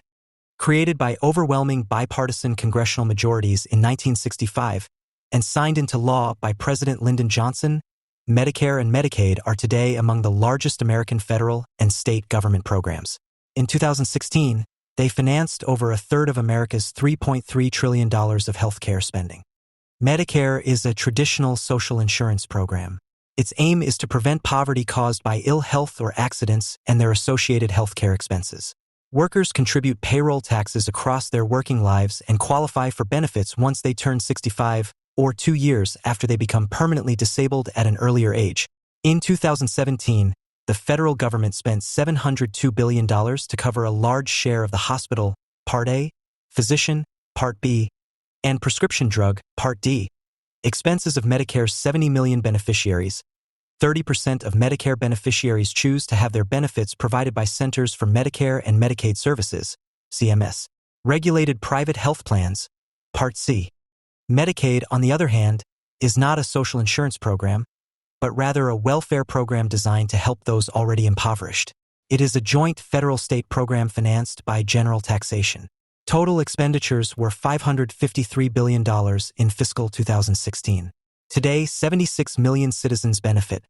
Half of U.S. births and half of nursing home expenditures are paid for by Medicaid. Almost 2/3 of Medicaid beneficiaries are enrolled in private managed care plans overseen by state governments. Understanding the evolution of reimbursement policies in these two major medical care financing programs requires attention to their origins. It is crucial, for instance, to appreciate how unexpected these reforms were in 1965. Formerly known as Title 18 and 19 of the Social Security Act, the enactment of Medicare's Part B and Medicaid were last-minute and utterly surprising additions to the hospital financing plan that had been debated for some years. The Johnson administration proposed in January of 1965 a limited hospital insurance program for the elderly, what became Part A of Medicare. Former opponents supplemented that familiar reform with physician insurance, Part B, and added Medicaid as a third layer to what came to be called a three-layer legislative cake. The Medicare titles were entirely new. The Medicaid structure began with an historical legacy. What we now call Medicaid built upon and sharply expanded the Kerr-Mills program of 1960, which had provided limited federal subsidies to the states to finance health care for the poor among America's elderly. Medicaid took that model of welfare medicine and added coverage for the categorically needy, the blind, the disabled, and children from poor families. How did this history shape assumptions about paying for hospital, medical, and drug expenses? The surprising enactment of Medicaid meant that its policies reflected consequential legacies from early welfare programs on the one hand and what Department of Health, Education, and welfare officials generally assumed were workable, accepted policies for reimbursement on the other. Familiar organizational ways of thinking, in other words, were central to what was proposed and acted upon. This is crucial to note because the Medicare statute itself did not address the financing of drugs. From 1965 to 2005, outpatient drug expenses were not generally covered, though in the 1980s there was considerable discussion around this issue. On the other hand, Medicaid from the outset had a broader benefit package, including paying for drugs. Despite this inconsistency, drug reimbursement received little attention in the crowded period between the emergence of the three-layer cake proposal in March 1965 and the enactment of Medicare and Medicaid in late June of that year. Drugs were not a major feature of medical care expenditures in 1965 and correspondingly got little attention in this unexpected Medicaid innovation. Medicaid, like Medicare, set out to pay hospitals their reasonable costs, proceeding from standard practices in the Blue Cross world of private hospital insurance. In the case of physicians, Medicare's legislative language called for reimbursing usual and customary fees. For Medicaid, neither physician nor prescription drug reimbursement was legislatively specified. Prescription drugs, an optional benefit, were in the first years of the program a modest and largely unnoticed component of spending. By contrast, there was considerable attention given to an acceptable general policy toward reimbursement issues in the struggle over Medicare's provisions. In the hospital sector, the legislation reflected a carryover from the dominant mode of financing used by the Blue Cross plans at that time: reimbursement of what were thought to be reasonable costs. The understanding then was that Medicare would democratize access to health insurance by mirroring for the elderly what was available to a large proportion of working Americans through employer-financed hospital insurance. The legacy was cost-based reimbursement, and the legislation promised precisely that. In the case of physician payment, there was no established government or non-governmental model as dominant as Blue Cross in the hospital sector. Blue Cross plans distinguished between indemnity payments for some insured and fee schedule reimbursement for low-income families. For reasons outlined in Theodore Marmer's The Politics of Medicare, simply carrying over the Blue Cross model was rejected legislatively. Instead, the 1965 Congress enacted a standard of reasonable charges based on what was described as usual and customary fees. The history of disputes about what reasonable charges meant in practice is not the focus here. But one should note that this payment standard for physicians mirrored the hospital reimbursement policy, paying what hospital care costs generally or what physicians typically charge their insured patients. This perspective, paying actual costs or market prices, carried over to the pharmaceutical area, but with far less legislative and executive attention. For Medicaid, whose expansive reform was the most unexpected, the presumption was that the program offered financial support to hospitals, doctors, and druggists who otherwise were asked to provide charity care. To the extent Medicaid payments subsidized a set of beneficiaries with more expanded financing than they enjoyed before, the program was thought to benefit both poor patients and their medical care providers. It is important to recall, however, that medical inflation quickly became an issue of intense concern in the late 1960s, especially with regard to both Medicare and Medicaid. A key focus of concern was the cost-based reimbursement policies with which both programs began. The principles of cost-based and charge-based reimbursement were not accidental. Interest groups representing health provider groups had lobbied for such a model. They were intent that Medicare and Medicaid would finance, not regulate, the prices paid for medical care. However odd that might seem today, when the federal role in shaping the economics of medical care is so significant, no such presumption prevailed in the 1960s. Indeed, the Pharmaceutical Manufacturers Association argued in its 1965 congressional testimony against any federal action that would be tantamount to price setting, and a denial of normal market mechanisms. In Medicaid, a combination of higher than expected enrollment and greater than expected expenditures per beneficiary caused severe budget pressures in states, quickly drawing political attention. Amendments to the Social Security Act in 1967 limited program enrollment growth. The Secretary of Health, Education, and Welfare was also empowered to use methods and procedures to safeguard against payments in excess of reasonable charges for drugs consistent with efficiency, economy, and quality of care. This tension between budget pressures and service aims would become a recurrent theme in Medicaid's and Medicare's history. But the role of prescription drug policy and politics in this history has, until quite recently, received relatively little scholarly attention. Rosemary Stevens's 1974 case study of Medicaid, Welfare Medicine in America, identifies some conflicts over drug policy but makes no mention of reimbursement conflicts. Jonathan Engel's more recent and comprehensive program history, Poor People's Medicine, 2006, barely touches on the topic of prescription drugs. What was important to governmental officials and the pharmaceutical industry simply has not received much attention in the journalistic or scholarly commentary about Medicaid. As a result, one has to put together a historical understanding from quite varied sources: government agency rulemaking and reports, congressional hearing transcripts, the journal articles of stakeholder groups, and scant newspaper coverage. To understand what stakeholders were doing over time, one has to investigate what they said, what they thought they knew, what confused them, and what options for action they in fact had. With this approach in mind, we turn to the policy history as reflected in the available historical record. The states were initially given wide discretion in how they reimbursed drugs in their Medicaid programs during the period from 1967 to 1974. The U.S. Department of Health, Education, and Welfare, HEW, while paying from 50 to 83% of Medicaid expenditures, delegated drug payment policy to the states. During that period, there were very rapid increases in drug expenditures.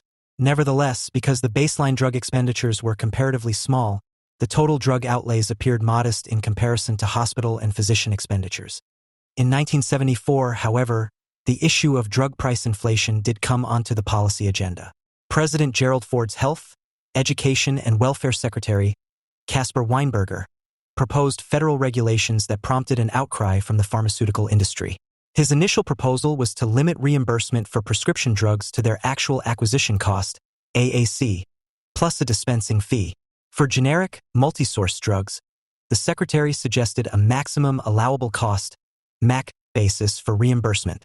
Both of these proposals proved controversial. First, opponents argued that governments did not have the technical capacity to determine actual acquisition costs on a timely and accurate basis. Secretary Weinberger, accepting this constraint and opposed to government price setting, substituted estimated acquisition cost, EAC, for AAC. Nevertheless, Weinberger maintained the original MAC provisions despite opposition from the drug industry. The final manifestation of that opposition came in the form of a lawsuit, which the plaintiffs lost. Thus began the complicated history of the government estimating what it costs pharmacies to buy drugs. The HEW standard for payment of drugs was to be the lowest of three options: MAC plus a dispensing fee, the EAC plus a dispensing fee, or a pharmacy's usual and customary charge, UCC. This federal policy was not formally amended until 1987. As a result, federal policy during the period from 1975 to 1987 was to reimburse drugs on the basis of the pharmacies, or chains, cost of acquiring drugs, plus a separate dispensing fee. The processes by which the overall payment policy emerged made clear what was not done. Weinberger noted the number of comments contending that the policy amounted to price fixing or interfered with free enterprise. He made plain his support for using market prices rather than governmental market power to set prices at which HEW would reimburse pharmacies. He disagreed with the claim that HEW was setting prices. The regulation, Weinberger asserted, does not control marketplace activity, but rather takes advantage of the varying drug prices which are established by and exist within the marketplace. Upper limits will continue to be determined by marketplace activities. The decision to refrain from any sort of government price setting was important. It was also unusual in comparative terms. Most industrial democracies engage in bargaining with the pharmaceutical industry about what they are willing to pay for drugs rather than relying on market prices reported by the industry. Relying instead on what were claimed to be market prices in setting governmental reimbursement produced serious problems. States had but two major sources of information for estimating drug prices: the data provided by HEW and the annual Red and Blue Book compendia. The HEW relied upon drug price information from the presumed market leader, IMS Health. IMS data, it turned out, overstated actual drug acquisition costs. So, by 1984, the Office of the Inspector General, OIG, recommended against using their pricing data. The 1984 report also claimed that the average wholesale prices, AWPs, reported in the Red and Blue Book compendia were, for the drugs studied, in excess of actual acquisition prices. The 1984 OIG report touched off political debate among those attentive to pharmaceutical issues and generated considerable confusion. The consequent dispute, and the confusion generated, undercut the OIG's authority. Interest groups, especially retailers, barraged Congress with studies and testimony. They reiterated the same themes. Discounts from AWP prices might be available to some, the trade association contended, but not all retailers. Critics also challenged the methods the OIG study used, including doubts about the generality of their findings. Some federal legislators defended AWP reimbursement itself, which made changes in formal policy more difficult. In 1985, the president of the National Association of Retail Druggists publicly claimed a lobbying victory for the continuation of the AWP basis for reimbursement. One phase of the political bargaining story was over. An effort to change the AWP standard was defeated, and with the explicit approval of pharmacy and drug manufacturing trade associations. At the same time, drug inflation continued undiminished. In Congress, there was optimism among some legislators that the availability of generic drugs would dampen inflation in the industry. In 1984, legislation, the Drug Price Competition and Patent Restoration Act, promised faster access to cheaper drugs. The MAC program had been very disappointing, producing only 12 approved generic drugs in a decade. The new law on generics, many hoped, would generate savings for Medicaid. This was one policy development. There were others as well. To achieve savings required Medicaid to approve payment for generic drugs at a faster pace than before. Policy changes were required. And in 1986, 10 years after the implementation of the Weinberger regulations, there was indeed a new set of proposals for reimbursing drugs under Medicaid. The Secretary of the Department of Health and Human Services, HHS, offered three reform options. Each encouraged greater use of generic drugs to reduce Medicaid's program expenditures by streamlining the process of qualifying generic drugs for program reimbursement. One option, the Pharmacist Incentive Program, called for financial incentives to pharmacists to substitute generic for brand drugs. A second, the Competitive Incentive Program, would have required pharmacists to give Medicaid price discounts from actual retail prices, but it would have allowed pharmacists to make or lose money from brand and generic drug sales. In the end, however, HHS officials did not go ahead with any of these options. Intense objections by state governments, pharmacists, and drug manufacturers played a role. The result was that certain problems were once again highlighted, but overall drug reimbursement policy was not changed substantially. Instead, the HHS secretary ended the MAC program and created an upper limit on federal payments for two classes of drugs: multi-source and others. For multi-source drugs, reimbursement was capped at 150% of the lowest published price of the least expensive generic supplier. For single-source drugs, the final rule emphasized that the upper limit for other drugs retains the EAC limits as the upper limit standard that state agencies must meet. But the rule was to be applied on an aggregate rather than on a prescription-specific basis. The standard for payment of drugs remained the lowest of three options: MAC, now called the FUL, plus a dispensing fee, the EAC plus a dispensing fee, or a pharmacy's usual and customary charge, UCC. But other changes were forthcoming. By 1989, the Healthcare Financing Authority, HCFA, had addressed some problems with AWP reimbursement. Federal policy, for instance, had rejected undiscounted AWP as a basis for estimating the acquisition costs of drugs for Medicaid. Federal officials made this explicit in a number of ways, including instructions by regional administrators to state Medicaid officials. A handful of states responded by moving to a wholesale acquisition cost, WAC, plus basis. Most states, despite their inability to determine actual market prices, chose to discount from reported AWPs. They did so at varying levels and in varying ways, but always subject to the fear of losing federal matching funds. HCFA approved most of these altered state plans, with some disputed practices ending up in the courts. Continued inflation in drug prices meant difficult choices for states. Some states tried quite different strategies to constrain drug inflation. All were of limited success.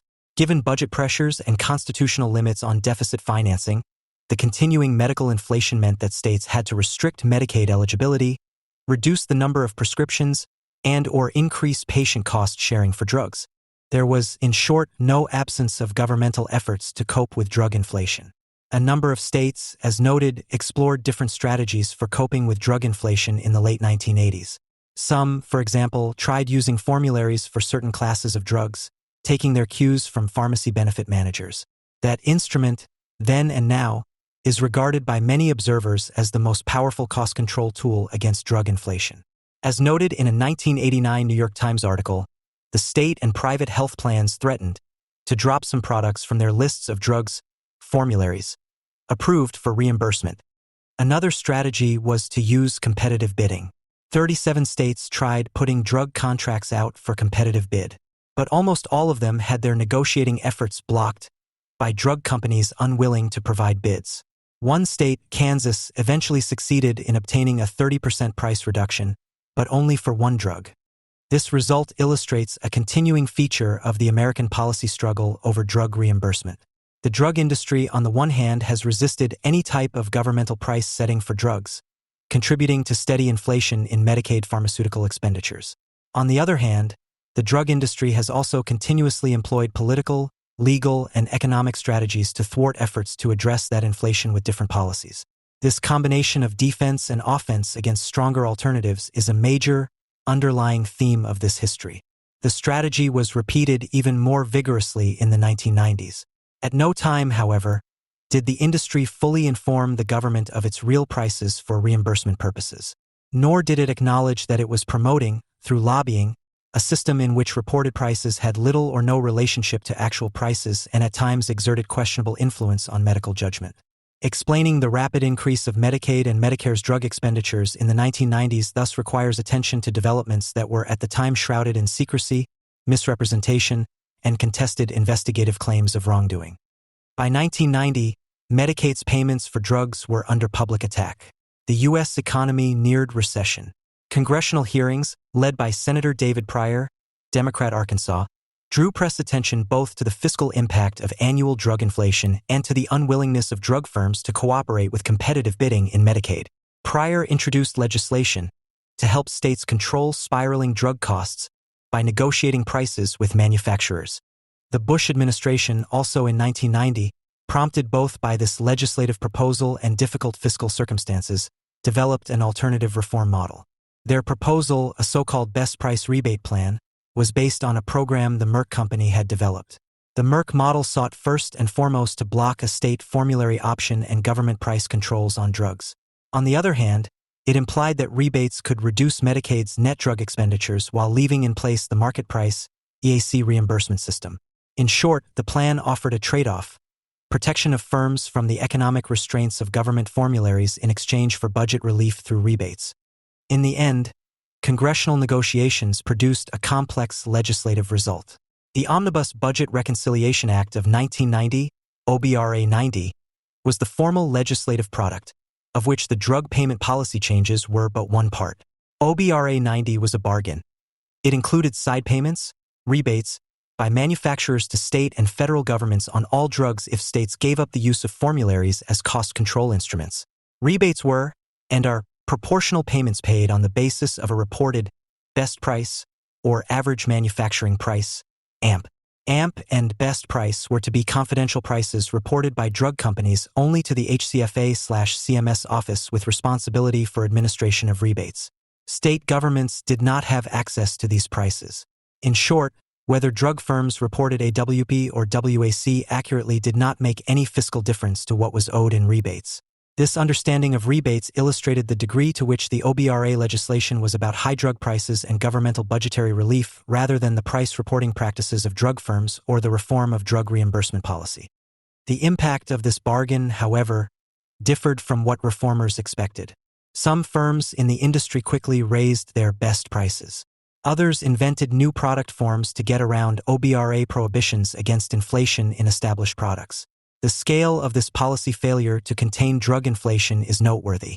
In the decade from 1990 to 2000, Medicaid drug spending jumped from $5 to $20 billion and increased almost threefold on an inflation-adjusted per beneficiary basis. One effect of the high rate of drug inflation was a sharp increase in the number of reports of fraud and abuse by the HHS Office of the Inspector General, OIG, in the late 1990s. During this period, officials at a home infusion provider, Venacare, VAC, conducted a campaign to reveal what they regarded as fraudulent conduct in price reporting by manufacturers of drugs for use by Medicare and Medicaid. VAC, assisted by lawyers operating under the provisions of the False Claims Act, reported their understanding of the marketing practices and actual drug prices of certain drug manufacturers to a wide variety of federal and state officials. They made extended presentations to state attorneys general, officials at HCFA, the HHS OIG, state Medicaid fraud control units, the DOJ, and congressional investigators. They emphasized that some drug firms were creating and marketing very large spreads between acquisition costs and published prices for Medicare and Medicaid reimbursement. VAC's presentations would become a major stimulus to congressional scrutiny of the pharmaceutical industry's pricing practices. Over a decade, they were largely successful in transforming governmental understanding from what had been disputes about the extent of the gap between reported and actual acquisition prices into widespread awareness of the outrageous and deliberate misrepresentation of drug transaction prices to Medicaid, Medicare, and their fiscal intermediaries. Without VAC's participation, the course of drug reimbursement policy might well have been very different. A revealing illustration of VAC's influence was the conversion of leading congressional actors to their point of view. The Congressional Commerce Committee began its investigation of Medicare drug payments in 1999. Within a year, the committee chairman, Congressman Thomas Bliley, Republican Virginia, was sufficiently concerned about VAC's representations to share information on his findings through sharply worded letters to Clinton administration officials. These emphasized the setting and marketing of the spread between reimbursement amounts and drug costs, and the worrisome impact of the spread on utilization decisions. It is noteworthy that Democratic Congressman Pete Stark, the most experienced health policy figure on the House Ways and Means Committee, also wrote a letter with similar charges to the firms under investigation by Congress. The process of converting congressional actors into agents of policy change was, with bipartisan support, well on its way. The story became more publicly prominent in September 2001 at a congressional hearing entitled Medicare Drug Reimbursements: A Broken System for Patients and Taxpayers. There was testimony by representatives of the Government Accountability Office, GAO, HHS-OIG, trade associations, CMS Administrator Tom Scully, and VAC Chief Executive Officer Zachary Bentley. The hearing was, according to members of the committee, the culmination of years of investigation and audit work performed by the subcommittee staff and members of the first panel. The claims VAC made were summarized by Mr. Bentley.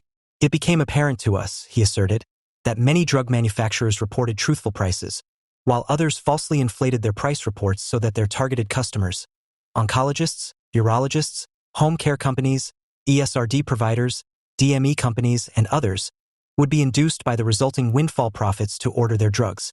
The public record of the hearing contained dozens of industry documents received from VAC that illustrated price manipulation and undeniable marketing of the spread. At the hearing, CMS Administrator Scully agreed with this critical diagnosis.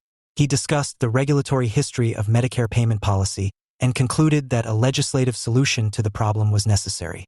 He suggested average manufacturer price and average sales price as remedial possibilities. In his written testimony, Mr. Scully accepted that by offering physicians and providers deep discounts compared to the price they could bill Medicare, the drug manufacturers are able to use the profit margins to manipulate physicians and providers to use their products for Medicare beneficiaries. VAC's revelations provided congressional officials with a clearer understanding of the realities of drug firm pricing practices. But the VAC campaign was not, it is plain from the historical record, the only reform development in this period. The DOJ initiated its own investigation, understandably unwilling to accept allegations from others as the sole basis for intervention. Its investigation would take time, but it also provided a different channel of governmental action from the mid-1990s on. Moreover, the DOJ investigation separated HCFA/CMS leaders' concerns about the gaps between actual and estimated drug acquisition costs from the broader charges at issue for the DOJ. Accordingly, we now turn to a brief review of the policy disputes and developments in the Medicare channel. As noted earlier, Medicare has from the outset faced serious budgetary problems from continuing inflation in medical prices and consequent increases in program expenditures. The role of drugs in that inflationary development would, in the 1990s, become a more substantial object of concern. The processes by which Medicare came to different policies towards drug reimbursement after 2003 are complicated, calling attention to what might seem like unrelated phenomena. To understand these developments requires identifying first how Medicare has dealt with inflationary forces in the major components of program expenditure, physician payment, and hospital financing. Between 1975 and 1987, Medicare spending per enrollee for physician services had grown at an average annual rate of 15%, almost twice as fast as the per capita gross national product. That, in turn, prompted legislative reaction, just as earlier in the decade Congress had agreed to large changes in how Medicare paid for hospital services under Part A.65 in 1986. Congress created the Physician Payment Review Commission, PPRC, to provide advice on ways to reform Medicare's method of paying physicians. By December 1989, Congress, acting on the advice of PPRC, mandated that Medicare's physician payment methodology be revised by HCFA. In place of the previous charge-based reimbursement methodology, payment levels were to be determined on the basis of the relative resources required, including physician work effort, practice, and malpractice expenses, to deliver medical services.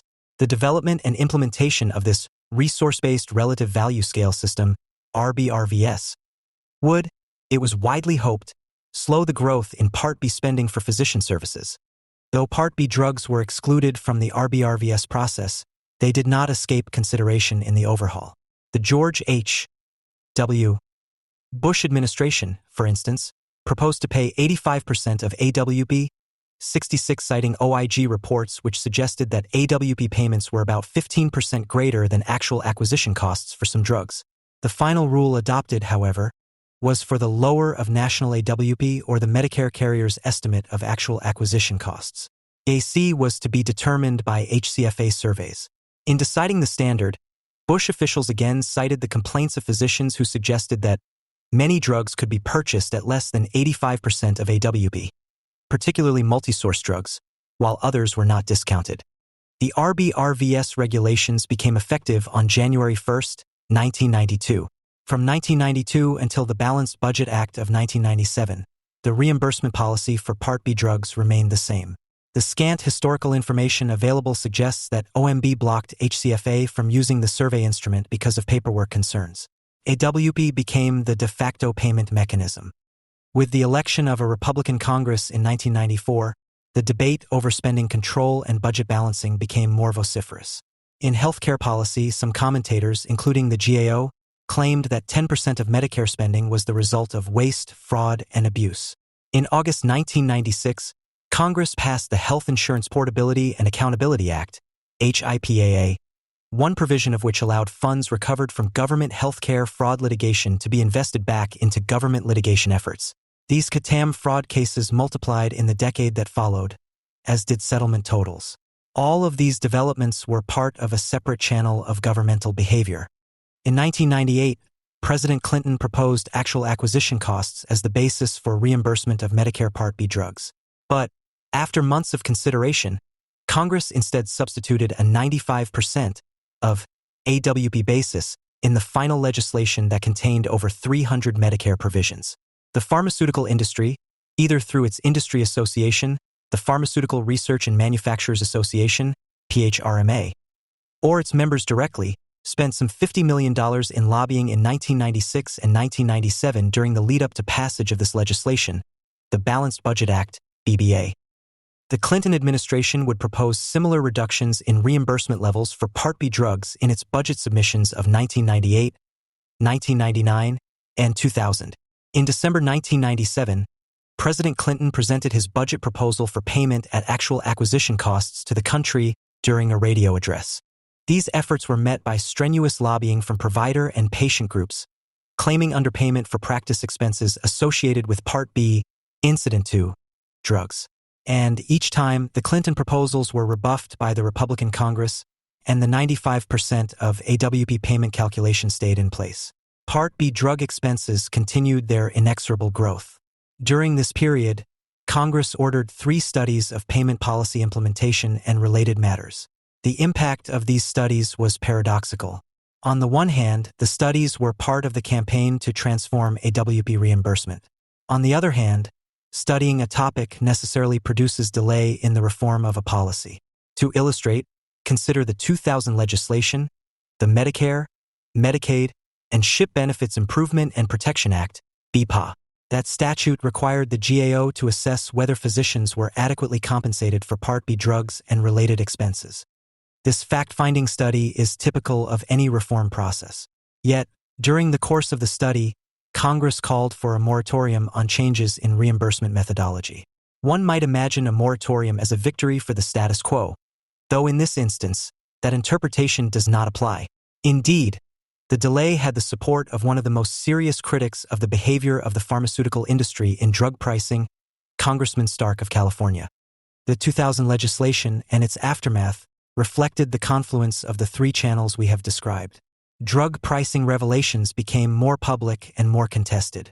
For example, the National Association of Medicaid Fraud Control Units, NAMFCU, escalated the attack on the reliability of reported drug prices. According to NAMFCU, the transaction prices were much lower than published AWP's .78 in September 2000. HCFA sent Medicare carriers its list of prices along with qualifications for their usage. The provider community appealed to Congress against usage of these prices. By November, HCFA sent a memorandum to carriers instructing them not to use the prices, and Congress ordered the BPA study. This combination of revelation, reaction, hesitancy, and further study is typical of controversial reform politics in America. Interpretation is not simple. Knowing the balance of influences that generated this sequence is itself a substantial research task. But what can be claimed with confidence is that the bargaining over a substantial change in drug reimbursement policy began in earnest during this period. The 2000 to 2001 investigations were an important element in a decade-long story. They helped shift the position of influential congressional Republicans. That, in turn, made more probable the reforms introduced later by the Medicare Modernization Act of 2003, MMA. The bill passed in the Republican-controlled Congress with the support of 16 House Democrats and 10 Democratic senators. The MMA combined the creation of a fabulously complex and optional Medicare drug benefit with ample support for provision of health care, generally and drugs in particular, by private health plans. CMS would administer the new benefit, known as Medicare Part D, but private health plans were to bid to CMS and provide the coverage. These plans were typically run by large for-profit insurance companies that would compete with each other regionally. The Act, as usual, prohibited the federal government from negotiating prices on behalf of beneficiaries. It did not prevent the negotiation of rebates by the private Part D plans. While billed primarily as a major Medicare reform, the MMA affected Medicaid as well. The MMA shifted responsibility for beneficiaries dually eligible for both Medicare and Medicaid, those who tended to be impoverished and suffering from multiple diseases, from the states to the federal government.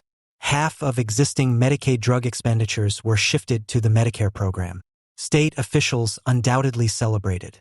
Medicaid drug expenditures had skyrocketed over the prior decade, despite the intentions of those who passed the OBRA 90 reforms.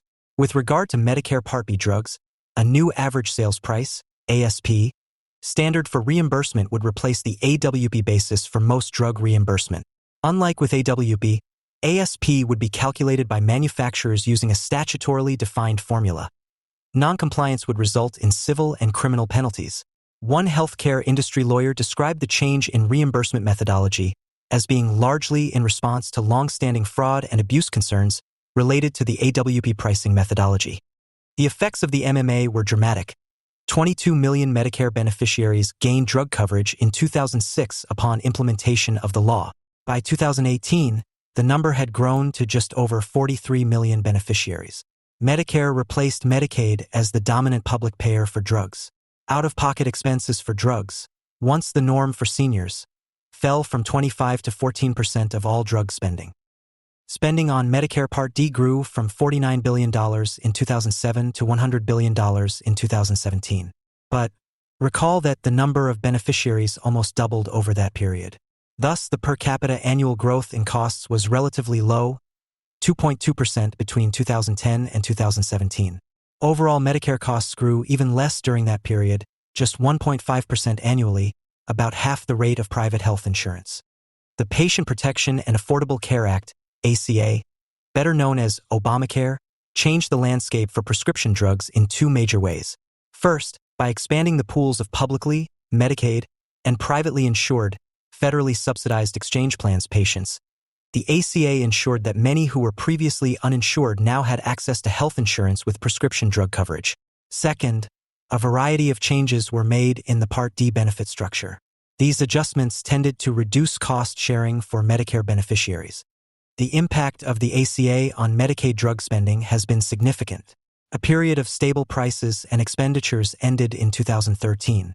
In 2014, the ACA-funded expansion increased the number of Medicaid beneficiaries by about 15 million.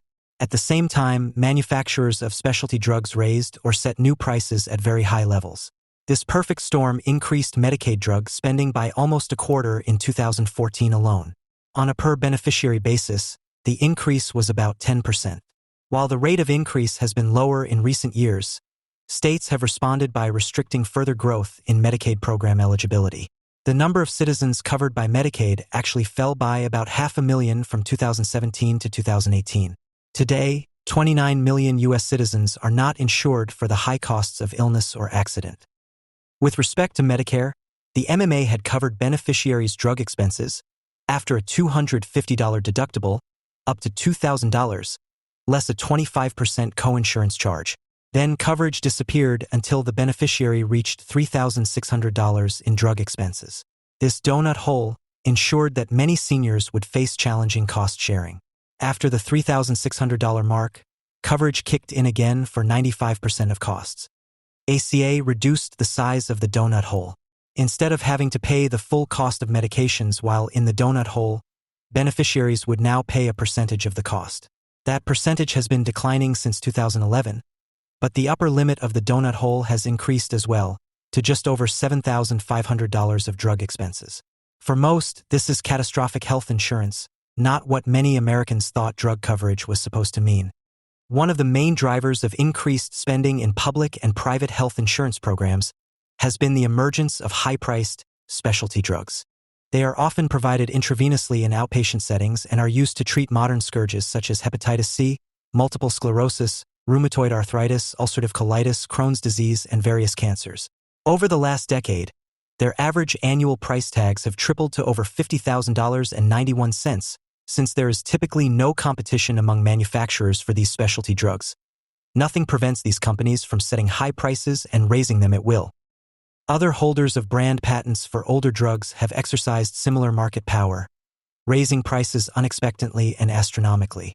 Mylan increased the price of an EpiPen from $100 in 2008 to over $500 in 2016. Turing raised the price of Daraprim by more than 5,000%. Between 2012 and 2017, the price of insulin doubled. A Yale study found 1 in 4 diabetic patients admitted to cutting back on insulin use because of cost.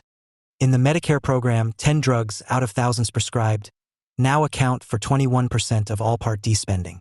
Among them are the heavily advertised Lyrica, Humira, Nexium, and Crestor. These price increases predictably aroused the ire of Congress and led to dramatic hearings, if not actual reforms. The typical list of reforms advocated by those including, it seems, President Trump, who wish to tinker with the existing American prescription drug system is vast. One proposal is to reduce the period of manufacturer market exclusivity and end the gaming that extends patents or grants new ones for subtly changed formulations. Another is to stop pay-to-delay deals that slow generic availability. Others include curtailing direct-to-consumer advertising and increasing resources to the FDA to speed up drug approvals.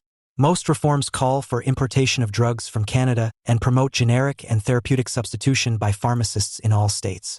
They urge states to use formularies in the Medicaid program to give consumers more shopping tools, to speed up the entry of biosimilars. We could go on and on. All of these have some merit, but none of them independently, nor any set of them collectively, is likely to change the American path of ever-increasing outlays for drugs. How do we know this? The 6-decade history we have described is one basis. These solutions, many of them offered by the president, are not new. Many have been tried, and others have not passed legislative muster. Why one might expect anything different in the future is puzzling. Argument 2 is the international experience. As we showed in the introduction, Americans spend vastly more per person on drugs than do citizens of the world's most economically advanced nations. These countries do not rely on consumerism or generics or market tinkering to control drug costs. They do not ration drugs. Their citizens have full access to the array of pharmaceutical innovations the market offers, typically without the cost-sharing that plagues Americans. Their citizens also live, on average, longer than Americans. See the chart below for some of the discounts obtained for the brand-name drugs that menace public and private health payer budgets. How do they do it? Simply put, these governments control entry to their markets and use a variety of techniques to negotiate prices on behalf of their citizens. Drug companies are free to walk away from negotiations that do not guarantee an acceptable profit.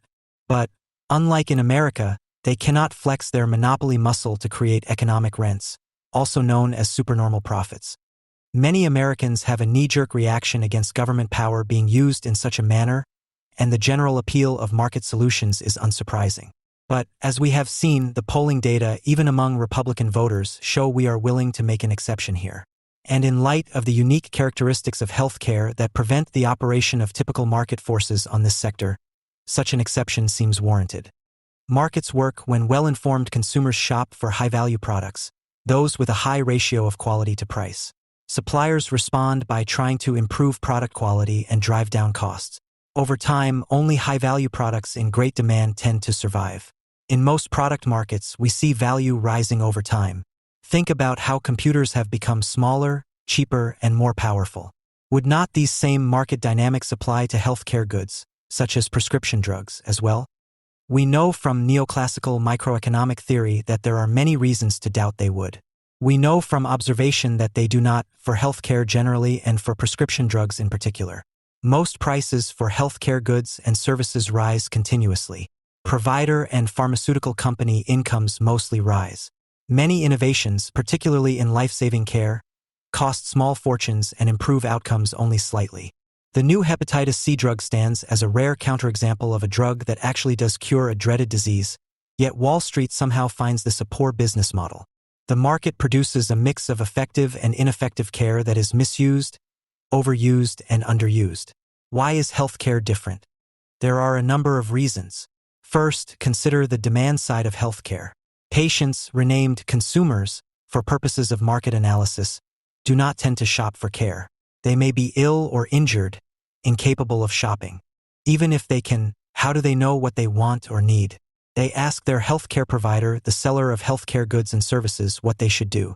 The theoretical assumption of well-informed consumers does not apply to the use of most healthcare. Moreover, even for those well-informed, there are other stumbling blocks. Whatever we learn, we typically don't know more than an educated provider. We can only speculate as to whether the recommended care or drug is optimal. Thus, what economists call information asymmetry typically exists between consumer patients and supplier physicians. This is not a condition that leads to optimal outcomes of low prices and high quality. In addition, rational actors, or at least the subset of those who can afford it, buy health insurance to protect against financial ruin. When fully insured, we are without financial concerns about the cost of care. We have prepaid for our care and are in that respect liberated from fiscal concern. Most Americans, it appears, have little interest in being conscientious consumers who shop for better-priced care. On the other hand, when partly insured or uninsured, we may forego necessary care entirely because we want to save our share of the costs. This is particularly true of lower-income patients. Decades of study show that cost-sharing reduces patient utilization of all medical care, not just unnecessary care. As the size of the cost-sharing rises for prescription drugs, the rate of prescription abandonment grows. One study showed 31% of prescriptions written by doctors were never filled. System costs may go down, but so does health status. This is hardly evidence that patient cost consciousness leads to an efficient healthcare market. On the supply side, providers have financial and professional incentives to provide care that is high in cost and modest in benefit. Why not do anything and everything to help a patient, regardless of its cost? If there is marginally valuable information that a test can offer, why not order it? The more a physician does, the more a physician earns in income if paid on a fee-for-service basis. And who needs a lawsuit for failing to diagnose accurately? This is not to claim that physicians or other medical professionals are motivated solely by economic incentives. They have been trained to help sick people and often are prepared to try anything and everything that might make a positive difference. But they are not typically trained to consider costs. They do not have pricing tools at the point of care, and they often fail to hear patients express concerns about prescription drug expenses or know the details of insurance plans' drug coverage and pricing. There are yet more differences in how we should think about healthcare economics. We do not fret much if consumers in many other markets cannot afford the products they desire. Wanting a more fashionable smartphone or a new car does not justify its social provision. But what if a tuberculosis victim is unable to afford the hospital? We all risk infection, and that provides one basis for social provision. From a more altruistic perspective, what if an AIDS baby's parents can't afford the high cost of prescription drugs that can control the disease? No one wants to let that baby die. There is in healthcare economics a community interest. Both enlightened self-interest and moral obligation lead most of us to want outcomes that normal market forces alone cannot reliably produce. In drug markets, the invisible hand fails to drive down costs, improve quality, or ensure sound distributional outcomes. Could President Trump and the sitting Congress give the federal government power to negotiate or collect bids on behalf of citizens? Of course, it is possible, and the devil will surely be in the details of the policy that emerges. We must adapt our solution to the fragmentation that exists on the healthcare payer side. Not all will benefit equally today from the government wielding the new power of negotiation with drug companies, but all will benefit eventually. This will not be easy politically, no matter who is in control of the executive and legislative branches. The well-funded pharmaceutical industry is quite skillful at employing the tools of business strategy, public relations, and political organization. One analysis found that there are twice as many lobbyists in Washington working for the pharmaceutical industry as there are members of Congress. And, of course, this is high-priced, well-connected talent blanketing policymakers. Moreover, a majority of the industry lobbyists previously served in Congress as members or aides. Many others worked for the executive branch agencies charged with regulating the industry. The industry's efforts in Washington and at state capitals are expensive. Such expenditures do not ensure that the industry will win every political battle, but it faces no lack of artillery in these fights. Opponents have simply been overmatched. As of the fall of 2018, it is not at all clear that President Trump will deliver on the promise of reform on which he campaigned in 2016. despite the overwhelming majority of Americans in support of the federal government negotiating with drug companies to reduce prices. What is clear is that disputes about the financing of prescription drugs will continue as a divisive issue in American politics and policy. It sounds like an absurd riddle, or perhaps a kindergarten-level math problem. The median male full-time worker earned $314 per week in 1979, while his counterpart at the median in 2018 earned $1,026. One who was better off. In fact, the question proves fiendishly difficult, even as its answer lies at the heart of understanding America's economic progress and challenges. The easiest answer is that $1,026 is 227% larger than $314. Case closed. People lacking even rudimentary training in economics know that's not right, however. Inflation reduces the value of money over time, so $1 in 2018 is not the same as $1 in 1979. But how much inflation has occurred? Economists have numerous methodologies and indices for making estimates, and they have engaged in long-running battles over which are most appropriate in which circumstances. Unfortunately, the most common estimates produce opposite answers to our question. According to the Bureau of Labor Statistics' Consumer Price Index, CPI, the 2018 worker's $1,026 in 2018 earnings is worth only $297 in 1979 dollars, or 6% less than the $314 in 1979 dollars earned by the 1979 worker. But according to the Bureau of Economic Analysis's Personal Consumption Expenditures Price Index, PCE, the 2018 income is worth $353 in 1979 dollars, a 13% gain. Fortunately, though in a larger sense most unfortunately, we need not litigate between them to answer our question, because neither offers an appropriate benchmark. Price indices are not intended to, and do not, describe all the forces acting on a household budget against which a changing wage might most reasonably be compared. To put rising nominal wages in context, inflation is not the right technical mechanism, nor is it conceptually valid. What does it mean, after all, to say that a 2018 dollar is worth 29 or 34 1979 cents? No currency exchange counter exists at which one can be swapped for the other. Our worker cannot travel back in time to spend today's earnings in a market of yore. The standard economic view holds that price indices designed to measure inflation overstate the actual rise in cost of living. Such indices fail to account fully for the savings that consumers can enjoy by switching to newer and lower-cost products or sales channels, or the constant but subtle improvements in the things they buy. If inflation describes the increased price of buying the exact same set of things as in the past, then any new opportunities that emerge for consumers to substitute new and different things must leave them better off, or at least no worse off. Hence, the price of replicating one's 1979 level of well-being in 2018 could not possibly have risen as much as inflation suggests. This view is wrong, however, because it relies upon the unrealistic assumptions that 1. The things available in 1979 will also be available in 2018, and 2. Having the same set of things in each time period would lead to the same level of well-being. That's not how life or a market economy works. To use one obvious example, consider the period when the car was invented and widely adopted. A new invention has no effect on inflation, and advancements in manufacturing that lower its price would appear deflationary. A new invention, therefore, cannot increase the cost of living as defined above because a household can always choose whether to shift consumption toward cars, if they improve welfare, or stand pat with horses and buggies. And yet, from the household's perspective, the level of well-being achieved previously with no car may now require a car, whether to access retail establishments that have moved to the town's periphery, to get to work, or to socialize with friends, in short, to remain full participants in society. The household might also face the problem that horses and buggies are no longer for sale.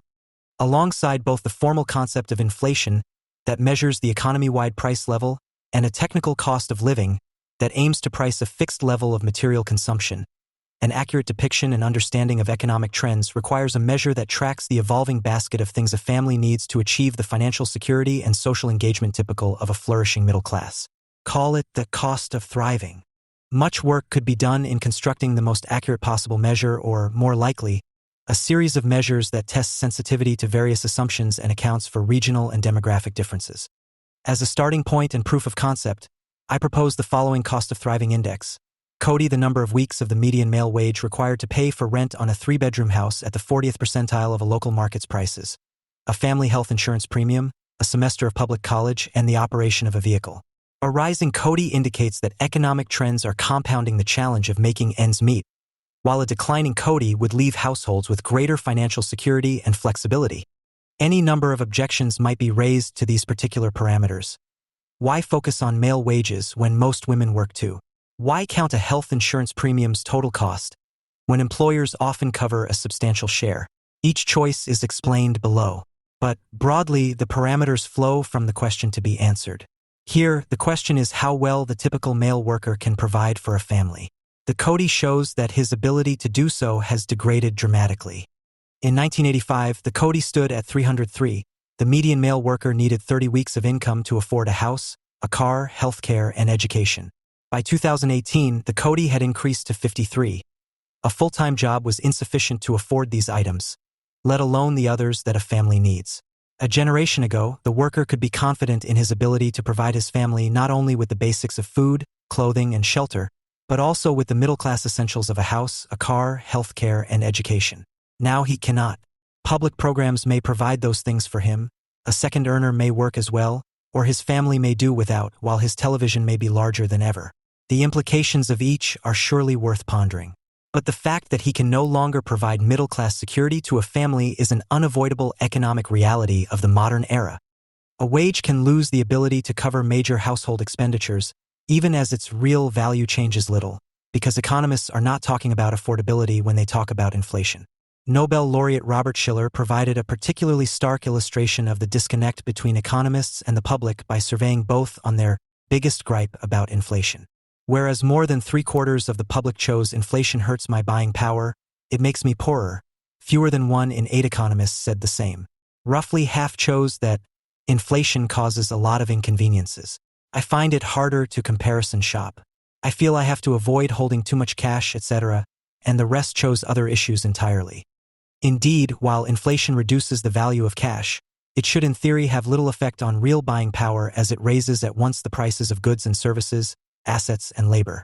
Michael Bryan, a senior economist and vice president at the Federal Reserve Bank of Atlanta, explains, money is not only our medium of exchange but also our numeraire, our yardstick for measuring value. Embedded in every price change, then, are two forces. The first is real in the sense that the good is changing its price in relation to all the other prices in the market basket. It is the cost adjustment that motivates you to buy more or less of that good. The second force is purely nominal. It is a change in the numeraire caused by an imbalance in the supply and demand of the money being provided by the central bank. If inflation is a nominal experience that is independent of the cost of living, then the inflation component of medical care is the same as that in haircuts. No good or service, geographic region, or individual experiences inflation any differently than any other. Inflation is a common signal that ultimately runs through all wages and prices. I wonder, muses Bryan, if, in the minds of most people, the Federal Reserve's price stability mandate is heard as a promise to prevent things from becoming more expensive. But this is not what the central bank is promising to do. Certainly, this misconception seems widely held among policy analysts. If inflation is low, that must mean things are not becoming much more expensive.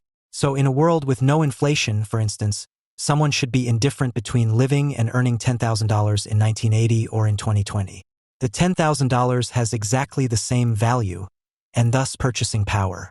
If inflation caused prices to double over the period, the person would much prefer the $10,000 in 1980 to $10,000 in 2020.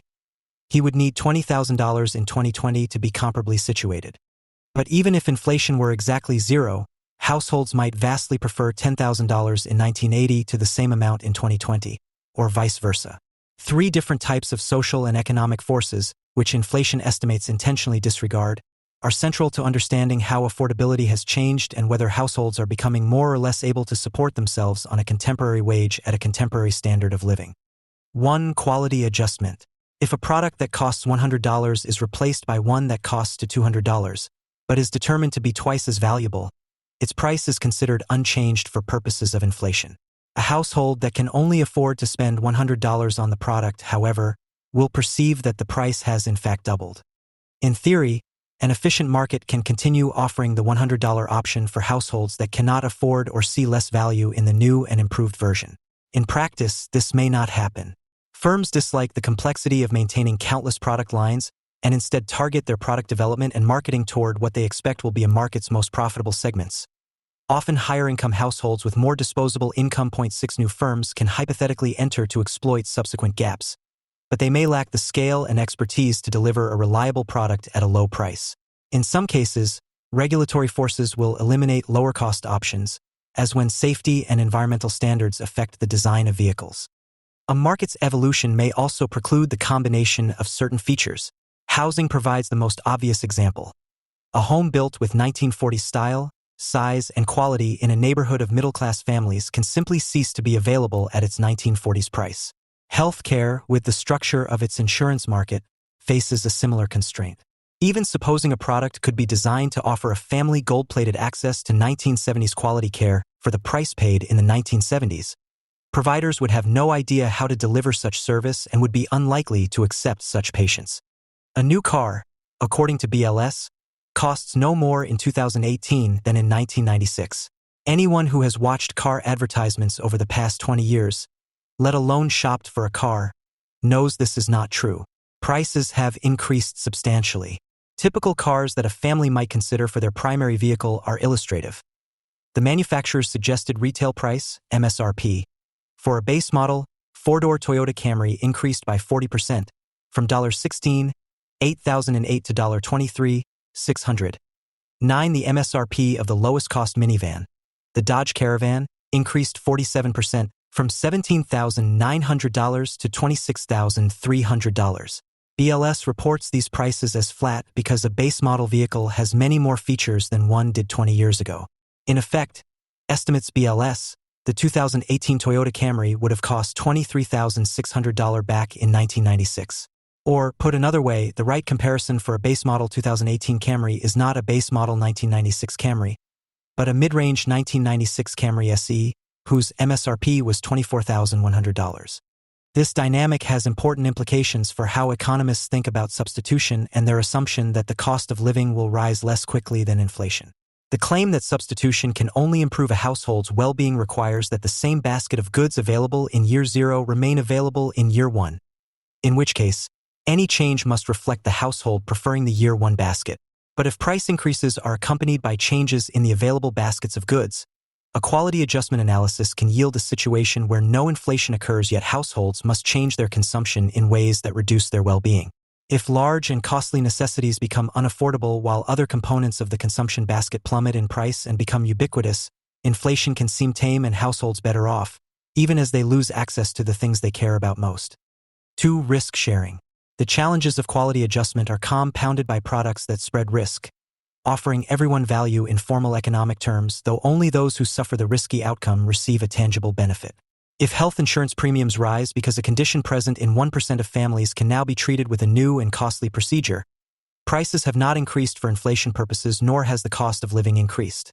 A conclusion resting on the incorrect assumption that each family still has the option of purchasing an insurance plan at the previous cost that excludes coverage of the new procedure.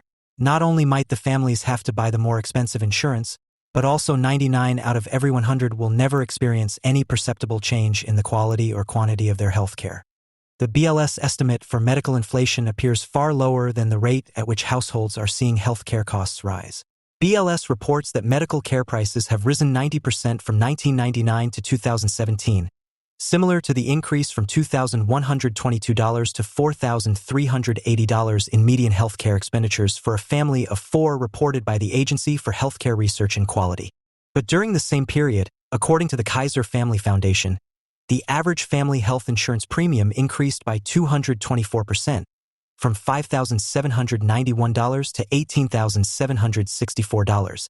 That is, the typical household is paying almost $13,000 more to get health care that costs $2,200 more. The family is in fact better protected from a wide range of rare conditions, but both their material living standard and financial flexibility may be far lower. Good analyses of economic well-being are usually careful to focus on outcomes at the median, rather than mean, yet when it comes to the asserted improvement in material living standards associated with higher healthcare spending, the gains are present only on average and are concentrated in a very small fraction of the distribution. 3. Social norms. Supposing that all options remain available in the market and a 2020 household could indeed consume precisely the same basket of goods and services as in 1980, a third problem still remains. Societal changes can dramatically alter the need for and value of goods and services, independent of their objective quality.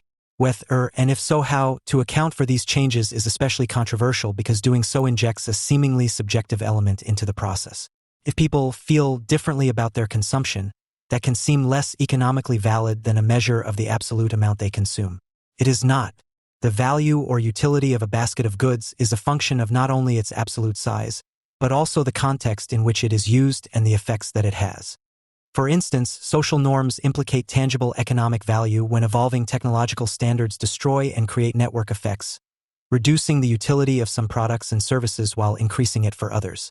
If, for example, access to a navigation app is assumed, driving directions may no longer appear in advertisements or in Vita tie-ins.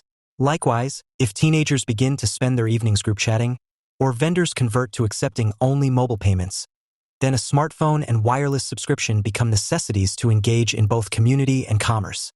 Social norms can also act through expectations.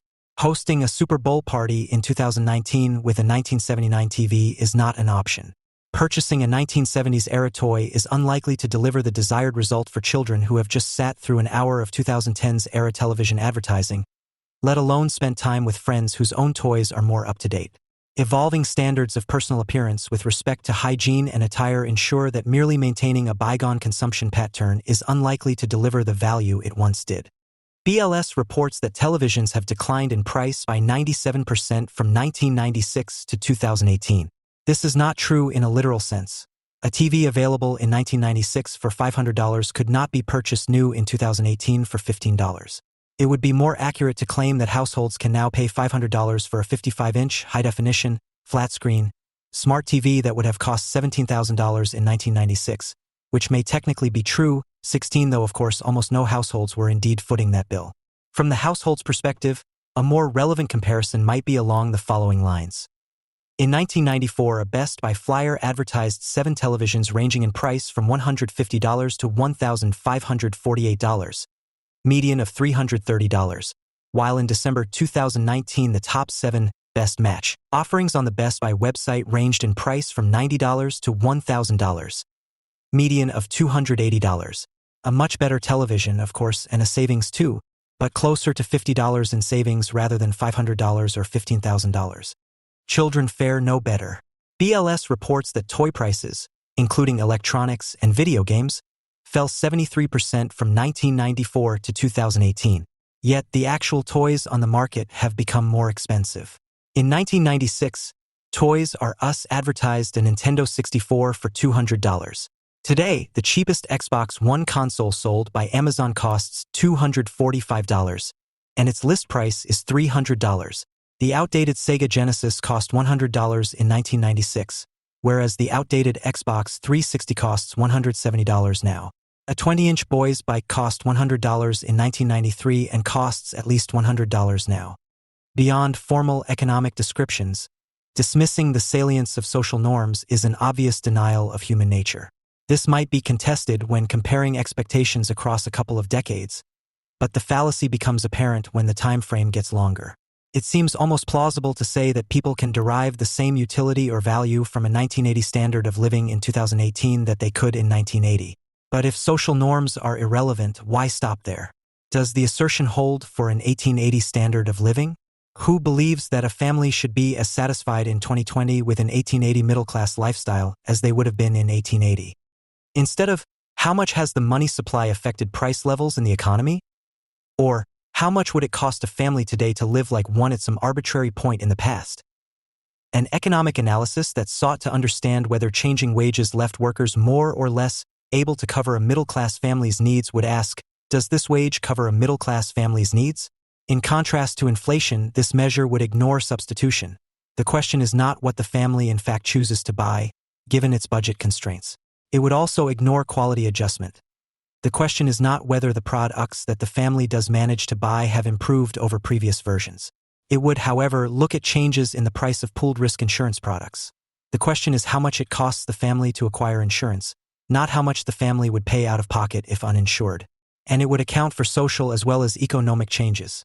The question is not what a family needed in an arbitrarily chosen year of the past. That no one needed a car in 1819 says little about its importance in 2019, but what a representative family needs in the present. Note also that the question posed here refers specifically to a family. Economy-wide inflation measures take averages across all household units, substantially diluting the signal from the costs of highest concern to young people forming families. The selective focus is not discriminatory. Everyone will be a child in a household at some point, and most will be adults in households with children.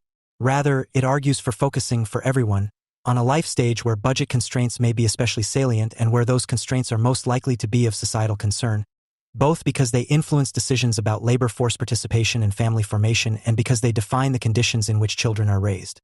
Highly sophisticated models could and should be designed to analyze these issues in detail and examine how answers differ across demographic groups and regions. Defining the relevant basket of goods and services will always be an inherently political process, and methodologies will differ. So long as analysts state their assumptions clearly, policymakers and the public can make their own determinations of what standards they consider reasonable and what conclusions they should draw.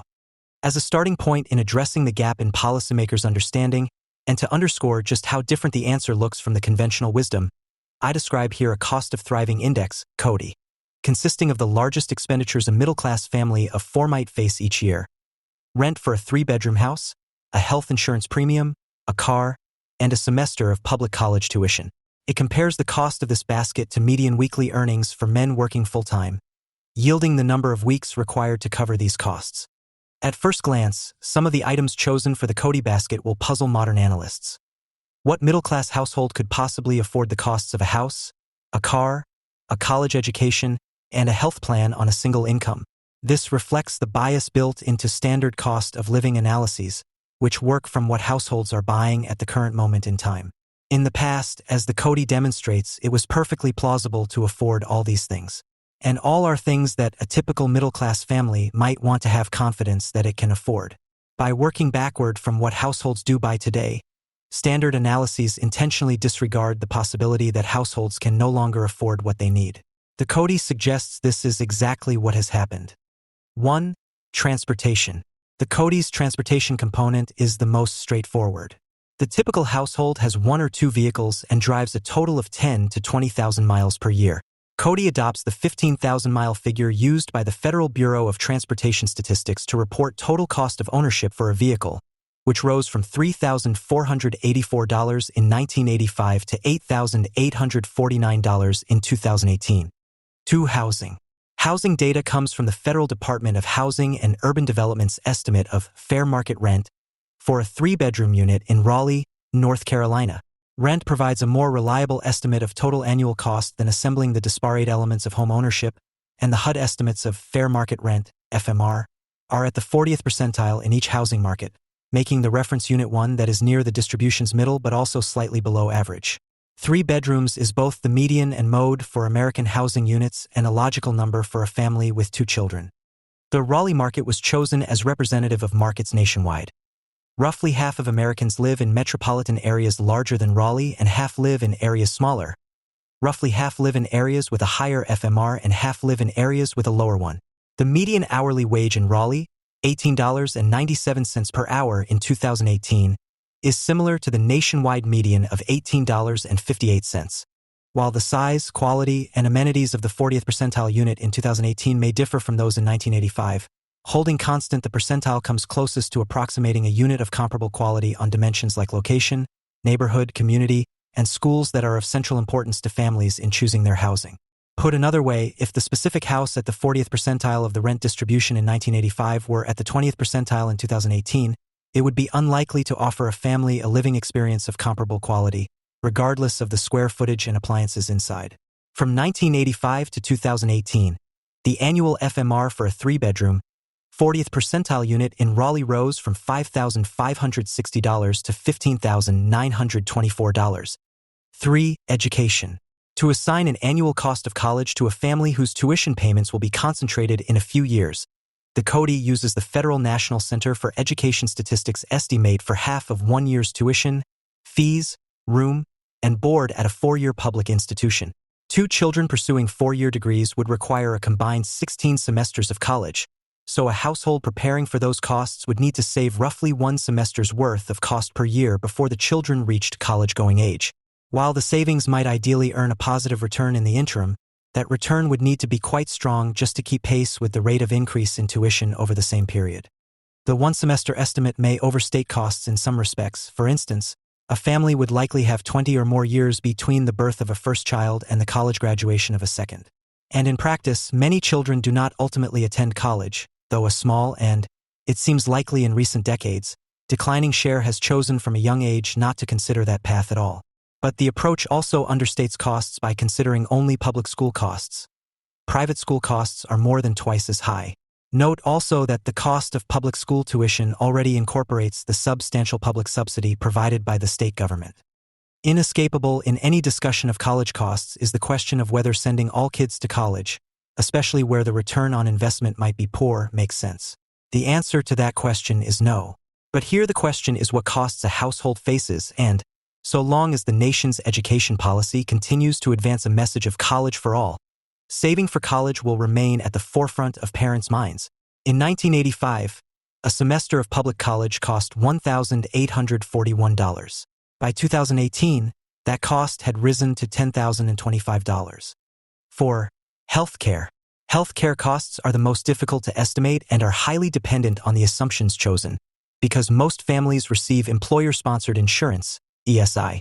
The CODI uses estimates from the Kaiser Family Foundation and the Federal Centers for Medicare and Medicaid Services for the cost of ESI family coverage as a proxy for the costs that a family faces. While use of ESI data is imperfect, it provides a reasonable proxy for all comprehensive private health insurance policies.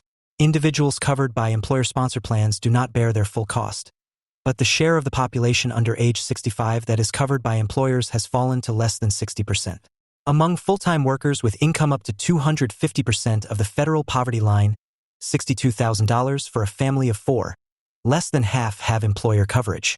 The share that will lack such employer-provided coverage at some point in time is substantially higher, and access to coverage in the event of job switching is often a major concern. Among those with ESI coverage, the share of premium costs borne by the worker has been growing, and spending to meet deductibles, which is excluded from the ESI estimate, has more than tripled in the past decade. The typical covered household incurred almost $8,000 in expenses in 2018.37. Indeed, despite costs skyrocketing, the share of compensation paid as employer contributions for pensions and insurance has barely increased, from 11% in 1985 to 13% in 1993. The share in 2018 was slightly lower than in 1993. Moreover, it is a bizarre feature of today's market that the idea of a middle-class family taking on its own health insurance premium might seem implausible. From 1987 to 2013, the final year before implementation of the Affordable Care Act, the number of directly insured Americans fell from 13.7 million to 12.8 million, even as the uninsured population rose from 27.3 million to 44.1 million. In 2018, with the ACA's exchanges and subsidies firmly established, the share of Americans purchasing their own insurance remains below its unsubsidized 1980s level. Perhaps that's because in 1985 the typical premium cost less than $2,500, while in 2018 it cost more than $19,000. Against what should all of the above costs be compared? CODI focuses specifically on the wages of a single worker, rather than total household income for a family that might have multiple earners, because broader measures of household income credit the additional earnings of sending another worker into the market but do not make an offsetting debit for the loss of non-market work that person might otherwise have performed for the household. The basic unit of analysis that holds constant the amount of work done outside the home in exchange for wages and the amount done inside the home for the family's benefit is the single wage earner. The CODI uses a male earner for both sociological and statistical reasons. Sociologically, a substantial body of empirical research has identified the unique importance of work to men's well-being and to both family formation and stability. Recent work by David Otter, David Dorn, and Gordon Hanson has found not only that the declining economic fortunes of men contributes to various social maladies, but also that the effect on women is the reverse. Shocks to male and female-intensive employment have opposing and precisely estimated effects on marriage formation. A one-unit shock to male-intensive employment reduces the fraction of young adult women ever married by 4.2 points and the fraction currently married by 3.6 points. A unit Shock to female-intensive employment has a countervailing impact on marital status that is about 2/3 as large as the impact of a shock to male-intensive employment. While Americans see traits like be caring and compassionate, contribute to household chores, and be well-educated as of nearly equivalent importance to being a good husband or a good wife, they are far more likely to describe be able to support a family financially as a very important trait for a good husband. This finding holds across education level, race, and gender. 72% of men and 71% of women say being able to support a family financially is very important for a man to be a good husband, compared to 25% of men and 39% of women saying the same about being a good wife. 4 Statistically, the median male wage was higher than the overall median wage in past decades and remains higher today. The female wage, or an aggregate wage, has more difficulty than the male wage in covering the cost of major expenditures. A focus on men also has the benefit of holding constant the economic experience of a group recognized as the family's traditional breadwinner. By contrast, a median wage across all earners experiences downward pressure from a mixed shift, as women account for more of the workforce. The Federal Bureau of Labor Statistics reports that the median usual weekly earnings for men over age 25 employed full-time as wage and salary workers in 1985 was $443. Thus, it would take 30 weeks to cover the $13,227 in costs for the goods and services in the Cody basket. By 2018, that basket had risen in cost to $54,414, which at 2018's weekly wage of $1,026 would require 53 weeks of work to cover. In other words, more than the 52 weeks in a year. The normative question of whether we should care if the typical man can confidently provide for his family is beyond the scope of this analysis. What we can say is that once he could and now he cannot. The Cody shows a declining capacity of a worker to meet the major costs of a typical middle-class household. As the Cody basket has become unaffordable, families have found workarounds, like having more household members work more hours, making do without, borrowing, and relying on government support.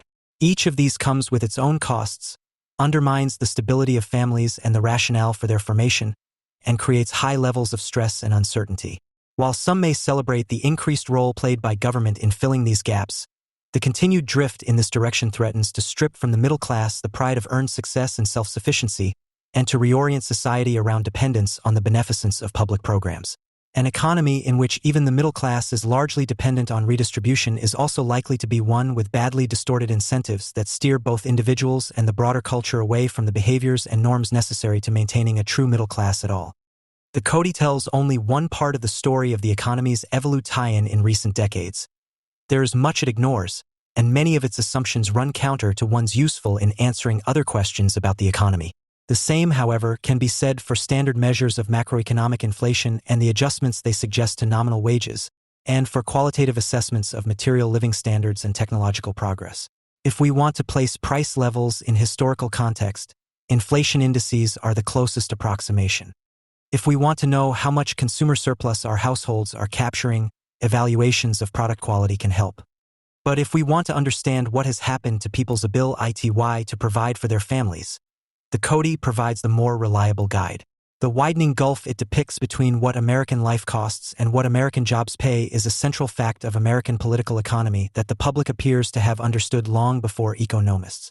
Policymakers should prefer it to standard inflation adjustments for interpreting the nature and quality of economic progress. Establishing basic facts is only the first step in formulating effective solutions, and the Cody does not automatically validate a specific policy agenda. To the contrary, it highlights two very different pathways that each deserve much greater study. What can be done about low wages? And what can be done about high costs? Reforms aimed at making college less necessary or health insurance less expensive, for instance, might achieve just as much as ones aimed at raising wages, if they genuinely reduced costs rather than merely introduced additional subsidies that deepen dependence on government largesse.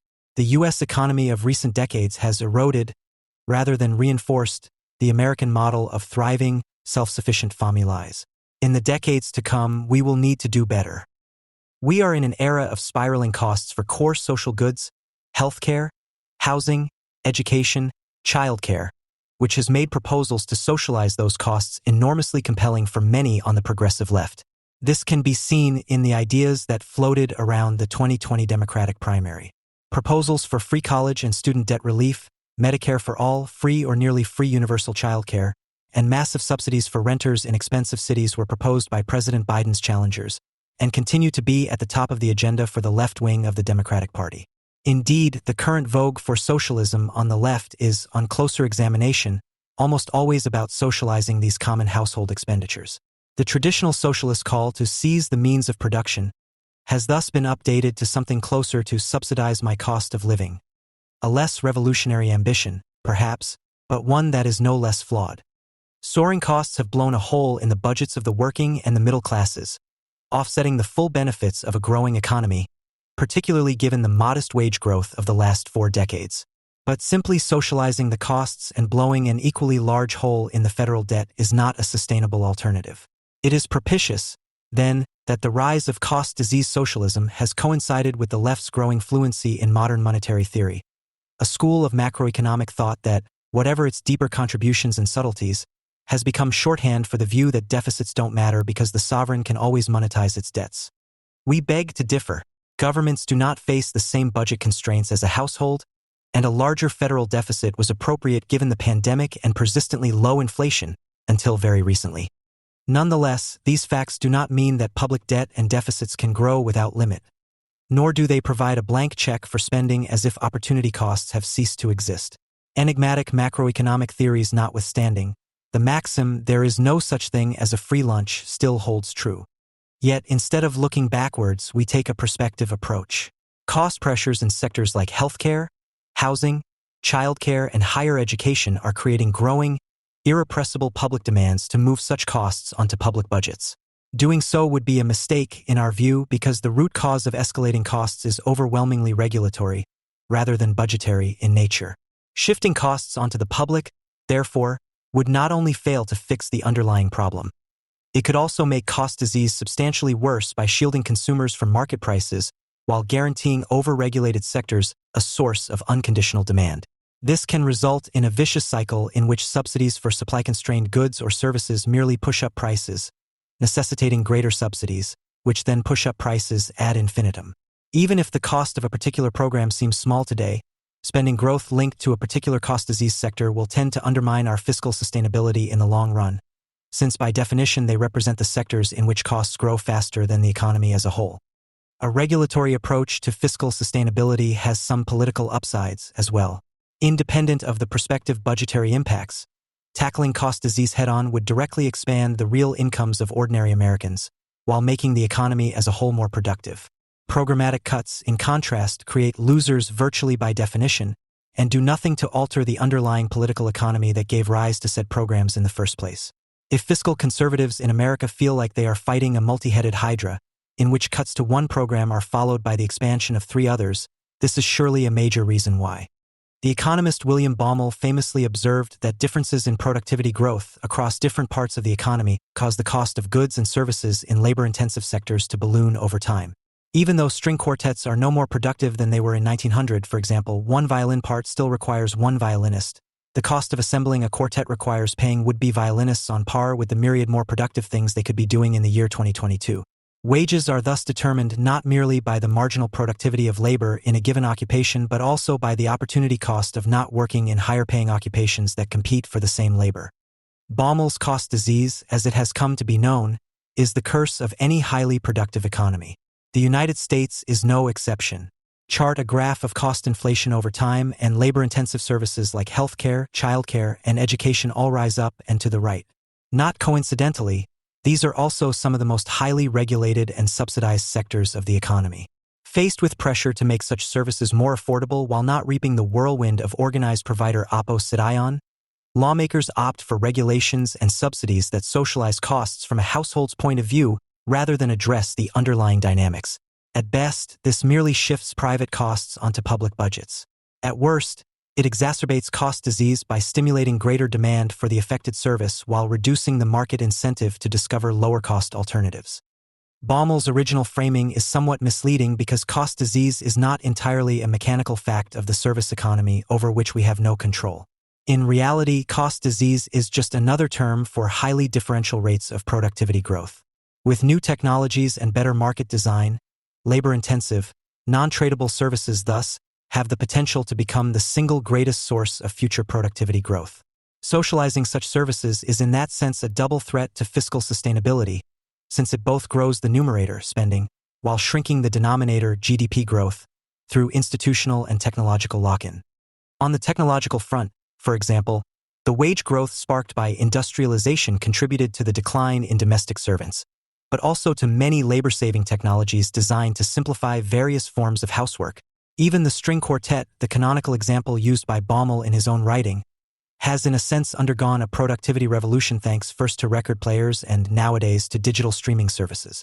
The London Symphony Orchestra receives 7 million monthly listens on Spotify alone, which represents approximately 7 million more listeners than it could ever hope to reach through in-person performances.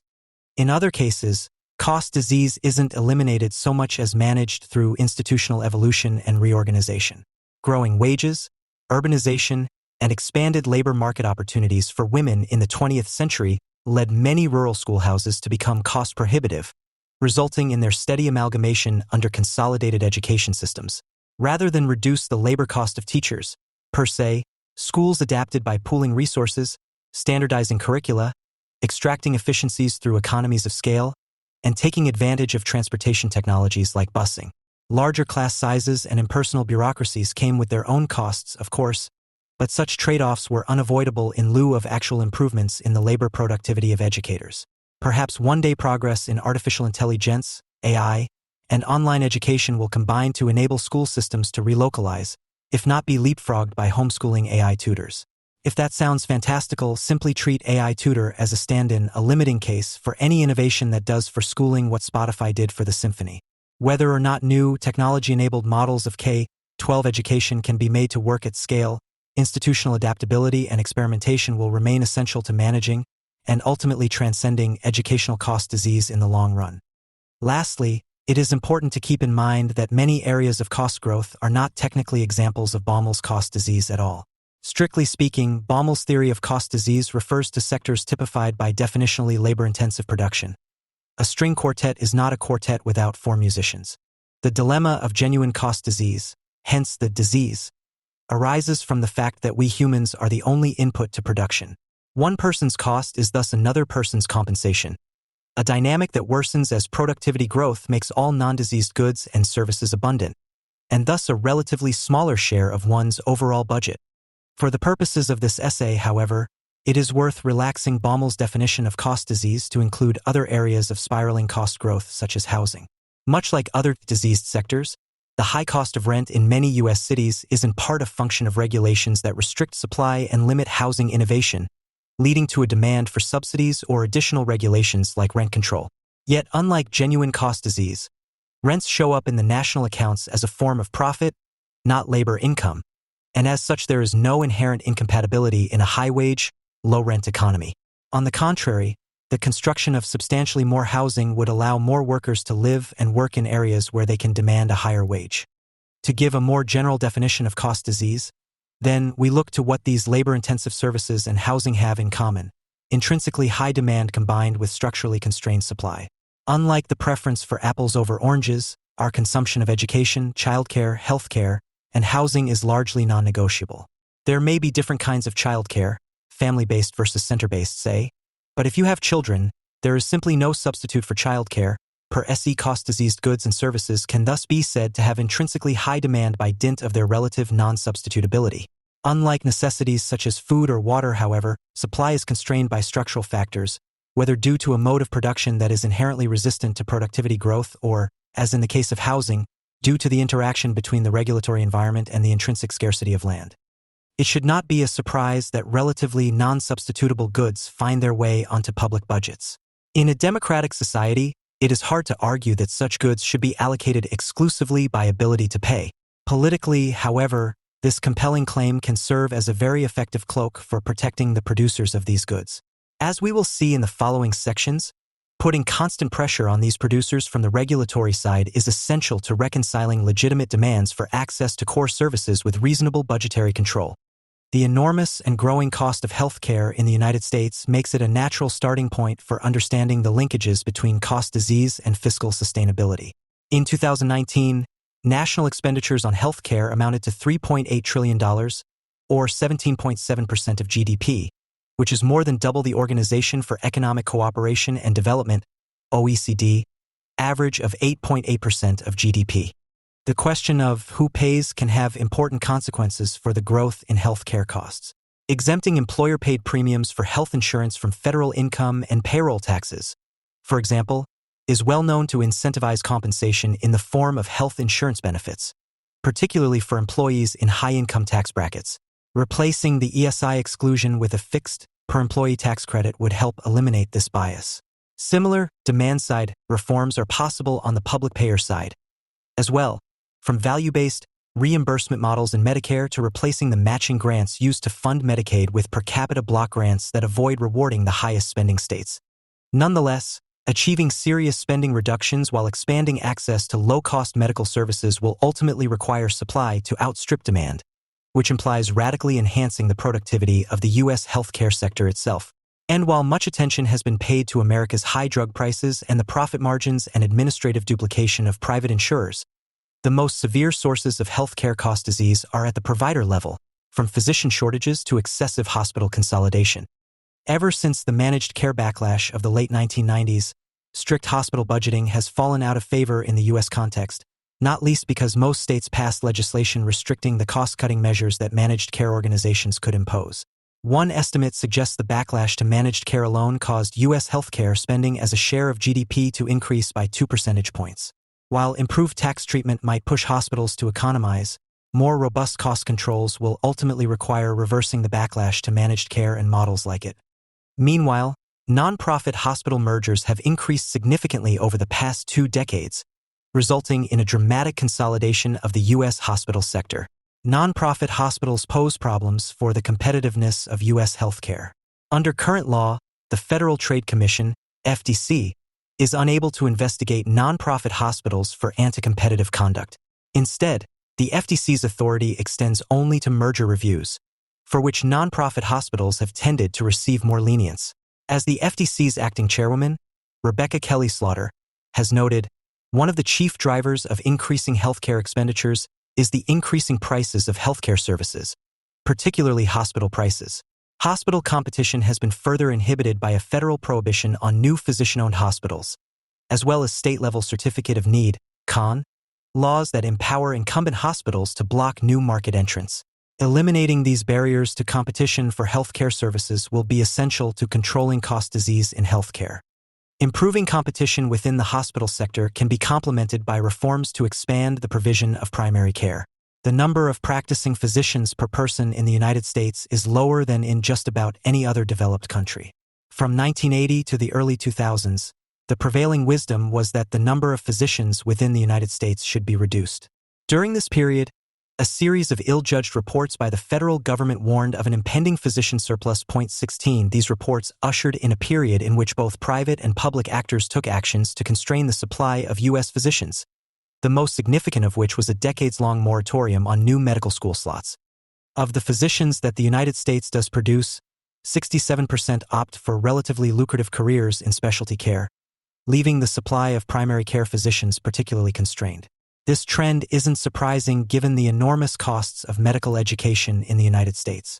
Apart from Canada, the United States is the only wealthy country that requires prospective doctors to earn a separate 4-year bachelor's degree prior to entering medical school. Accordingly, U.S. physicians must undergo a minimum of 8 years of post-secondary education followed by 3 to 7 years of residency training. Most of Europe, in contrast, offers consolidated 6-year medical degrees. Foreign doctors are thus all but shut out from practicing in the United States, given multiple licensing requirements and the need to redo residency programs that are themselves in short supply. The scarcity of primary care physicians has resulted in a growing proportion of primary care being provided by nurse practitioners, NPs, and physician assistants, PAs. Research consistently finds that primary care provided by NPs and PAs is high quality. However, state-level scope of practice laws that restrict the ability of NPs and PAs to operate independently have made them imperfect substitutes for doctors. In recent years, a number of states have reformed nurse scope of practice regulations to expand the supply of primary care. To date, however, all such reforms have fallen short of reaching their full potential by, for example, continuing to restrict NPs and PA ability to establish independent clinics, or requiring their practice to be under a doctor's supervision. Like health care, broad access to higher education is impossible without addressing its underlying cost structure. If those costs are not addressed, the public will not accept that access to those goods is beyond their reach. They will demand that the costs be taken off their books and put onto those of the government. And they will be right to do so. The common approach of allowing the sticker price of higher education to go up while providing various forms of discounting to reduce the degree to which those increases hit less advantaged students is a strategy with significant downsides. Increasing the effective price paid by students with higher familial income makes those students a premium good on college campuses. As Elizabeth Armstrong and others have shown, the culture of flagship state universities in particular has been shaped by the need to appeal to the children of the upper middle class. In addition, the search for full tuition-paying students has increased the need to attract foreign students, in particular those from China, with consequences for the cultural dimensions of U.S. foreign policy. Baumel's theory of cost disease would seem to be an adequate explanation for why the second strategy is a non-starter, since higher education mostly consists of humans in classrooms interacting with other humans. If we assume that higher education involves a fixed number of instructors interacting with a fixed number of students, then the parallel to Baumel's string quartet is exact. By definition, the relative cost of higher education will go up, and then the only question is the distribution of costs between consumers and various sources of subsidy. Yet it does not appear that our higher cost structure is mainly a function of the higher salaries of professors. While the United States is at the higher end of professor pay globally, it is not at the very top, and Canada, for instance, pays more per professor despite having a much lower overall cost structure. To extend our metaphor, it's not the salaries we pay the performers in the string quartet that seem to be the problem. Where American higher education really does stand out is the huge sums of money we devote to the system's administrative costs, and the much lower intensity with which we use the university's physical plant. There is little question that American universities devote considerably more of their resources to administrators, as compared to instructional employees, than they did a generation ago. And American higher education also uses far more physical capital per unit of education than do comparable systems in other countries. In part, this is due to a spree of new construction as colleges scramble to compete for students through increasingly lavish student services. It is also closely related to the organizational imperative to construct new buildings. As a recent report observes, the arms race in facilities has gotten too far in front of reasonable expectations for revenues to support it, especially revenues from enrollment. If only the United States could get control of its administrative and physical plant costs, it could reduce the price paid by students without additional subsidy or reducing the resources devoted to instruction. Unfortunately, the problem is easier to solve on a spreadsheet than it is in the real world.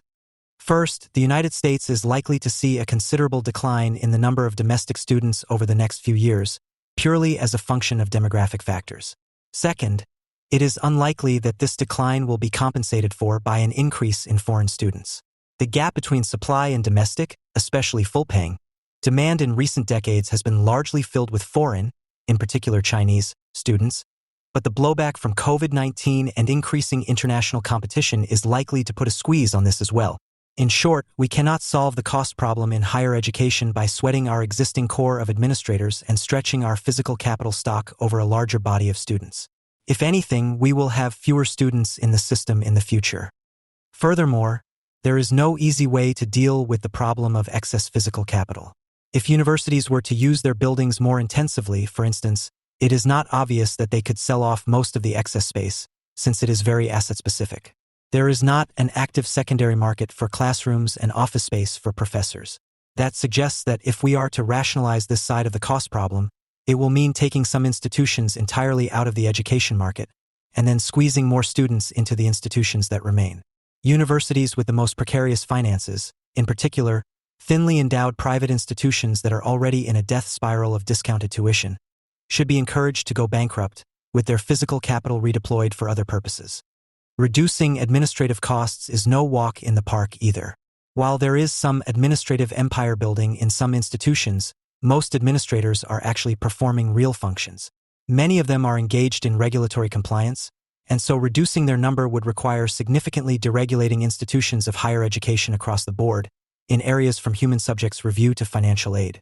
Another area for growth in non-instructional employees has been in student life, and so reducing non-instructional costs will require rethinking the actual character and administrative density of non-classroom life in American universities. More broadly, We may simply need to increase the amount of institutional churn in the higher education sector. We know how that can be done badly. A large number of private, mostly online colleges turn out to be exercises in grift and rent-seeking, designed to exploit asymmetric information and the availability of federal aid. We need to experiment with new ways of paying for higher education that better align what students need with what they are paying for. Since the 1990s, housing costs in major urban areas have skyrocketed. As the economic center of gravity in the United States has shifted back to cities, they have attracted large numbers of high-skilled, high-earning people. The first wave could afford to buy houses, but as successive waves came, all available homes were purchased and they were left with only rental properties. This wouldn't necessarily be a problem if housing supply were allowed to expand as demand increased. Housing supply has failed to keep up with growth, however, and restrictive zoning and land use regulations are a major cause of the problem. A 2014 review of the literature by Joseph Giorco and Raven Malloy found that locations with more land use and zoning regulation have higher house prices and less construction. One common objection to the construction of new housing is that such housing tends to be luxury housing. Aside from this misleading terminology, criticizing new housing developments for increasing housing costs is wrong for two reasons. First, it ignores the phenomenon of churn in the housing market. While newer, tonier developments may be affordable only to higher-income residents, this opens up other housing choices that would have been occupied by such residents. In an area which only has 100-year-old row homes, these wealthier residents will outbid lower-income residents for what is available. Second, there is compelling empirical evidence that the construction of more, by definition, newer housing reduces rents. One study from Germany found that a 1% increase in housing supply led to a reduction in monthly rents by 0.4 to 0.7%. In Washington, D.C., rents in Navy Yard, where housing construction has increased the supply dramatically, fell by around 8% from 2014 to 2018. By contrast, the Capitol Hill neighborhood, which has seen little to no increased construction despite being in the same zip code as Navy Yard, experienced a 20% increase in rents. Liberalizing zoning regulations to allow for greater housing construction would go a long way towards slowing the growth of rents in high-cost housing markets. The housing affordability crisis is fundamentally a supply-side problem that demands a supply-side solution. Demand-side solutions like housing vouchers or renter tax credits, at least without seriously attacking the supply-side problem, are likely to make things worse. In 2019, Daniel Shog conducted an analysis of various housing affordability measures. According to Shog, demand-side interventions such as housing vouchers have served as an important part of the safety net. But property owners capture a significant share of the benefits. This problem seems especially severe in markets with inelastic supply. It therefore seems unlikely that further demand-side subsidies can solve this specific problem. Whether it's legalizing accessory dwelling units, making it easier to convert single-family housing to multifamily uses, speeding the approval of apartments, or even reinvigorating the construction of social housing, the only way off the hamster wheel of subsidy is unleashing the supply of housing of all sorts. Simply resisting the socialization of these costs is no answer, like healthcare, education, and, as we'll soon see, childcare. Those concerned about budget discipline need to focus on the microeconomic sources of strapped household budgets. Federally funded universal childcare is one of the most popular ideas on the left right now. While the various proposals differ in important ways, they share a common vision of greater federal involvement in childcare, regulations that mandate worker quality, and public financing to make formal childcare centers either free or heavily subsidized. Typically left off the agenda is equal recognition of home and family-based models that remain the dominant source of childcare in the United States, which surveys show most parents prefer. While framed as responses to a crisis of affordability, most major childcare proposals are variations on subsidizing demand while restricting supply. Without addressing the root causes of rising childcare costs, such approaches will merely exacerbate childcare affordability by fueling cost disease. International experience suggests universal daycare, in particular, comes with significant risks, both to the well-being of children and to the freedom of parents to choose a childcare model that works best for them. Like many healthcare and educational services, professional childcare services are relatively low-skill and labor-intensive. In normal goods markets, the long-run supply curve is typically elastic. An increase in the demand for widgets may raise the price of widgets in the short run, but in the long run, firms respond to the higher price by developing more productive techniques for producing widgets and compete the price back down to a long-run equilibrium. In contrast, in a cost-diseased sector like childcare, there are natural and often legal limits to how productive a childcare worker can become, such as caps on the number of children a single worker can oversee at a time. Supply is also made less responsive through barriers to entry. Supply may nonetheless increase with a sufficiently large subsidy, but only by pulling in workers from more productive sectors through artificially higher prices and wages. You could call this approach leaning into cost disease, and it presents the worst of two worlds. Not only do childcare costs continue to escalate, but they come at the expense of the broader economy's productivity. The effects of cost disease are not limited to making low-skill, labor-intensive services more expensive. Cost disease also affects the relative costs of different institutional arrangements, putting pressure on old economic models to adapt or disappear in ways that are often hard to foresee. The decline in community schools is the classic example. As teacher salaries grew commensurate with the wage growth in more productive sectors, the economics of small local schools became untenable. Over time, cost disease in education caused thousands of community schools to consolidate into larger, regional schools that take advantage of economies of scale. These sorts of transitions are always painful, but particularly so when they're put off through subsidies and various kinds of support that slow down the restructuring. A major problem with subsidies to childcare providers, whether given directly or indirectly through vouchers, is thus the risk of entrenching a particularly high-cost model of childcare delivery. This is why it is virtually always preferable to simply provide low-income parents with cash, giving them the choice over different care arrangements based on market prices. The question remains, how do lower-income households afford the high cost of formal childcare under the status quo? The simple answer is that they don't. As it stands, more than 40% of children under the age of 5 are in regular care arrangements involving relatives, while less than 25% are in a formal, paid childcare arrangement. Importantly, this largely reflects parental preferences. In a 2021 survey, 47% of parents in the United States with children below the age of 6 stated that their ideal primary childcare arrangement was a parent or close relative, irrespective of the price of the alternatives. Advocates of center-based childcare nonetheless tend to treat the byproduct of these parental preferences, a low willingness to pay for formal childcare, as evidence for the existence of a market failure. For example, a report by the Center for American Progress calls attention to child care deserts based on an analysis of the capacity of childcare centers by zip code. Yet parents, on the whole, state a strong preference for parental or family care over day care centers, which does more to explain the erratic uptake of external care arrangements than cost alone. And, importantly, it's a preference that is strongest in low-income households. Consider that Canada doesn't have a national childcare program, yet it has a prime-age female employment rate that is nearly 6 percentage points higher than in the United States. Canada's liberal regulation of home daycare providers is part of the reason why. Only 1/3 of Canadian children aged 4 and under rely on formal daycare centers, similar to the rate in the United States. The remainder make use of private care like family, 28%, and home daycare, 31%. Only 11% of Canadian parents cite affordability or the feeling that they had only one option as the reason behind their choice of childcare. With appropriate cash benefits to parents and a legal framework that opens up lower-cost options, there is no argument for favoring universal center-based childcare outside of social engineering. Given a transparent price for childcare, parents can, and do, make their own choices. The argument for budget sustainability has always been forward-looking. As economist Herbert Stein's famous law puts the matter, a trend that can't go on forever won't. And yet budget hawks have tended to fight the last battle, either by seeking politically untenable cuts to popular programs, or by insisting on procedural gimmicks within the budget process that are routinely waived or easily gamed. Both these approaches fall victim to what economists call the time inconsistency problem, which is just a technical way of saying today's actions, tomorrow's regrets. Consider the insolvent pension funds that the Biden administration's American Rescue Plan bailed out to the tune of $86 billion. Such a large, no-strings-attached wealth transfer to union interests was only possible due to deficit financing, which divorced the link between the bailout's benefits and its costs, thereby blunting voters' ability to evaluate the trade-off in the here and now. In contrast, the analogous union-run pensions in Denmark, Bernie Sanders' model of a socialist paradise, are fully funded by law.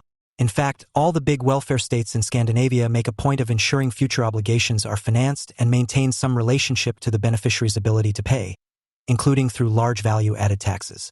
They do so not out of an austerity mindset or to the exclusion of taxes on the rich, but rather as a crucial aspect of good and honest government, ensuring that the public gets all the government it wants and is willing to pay for, but no more.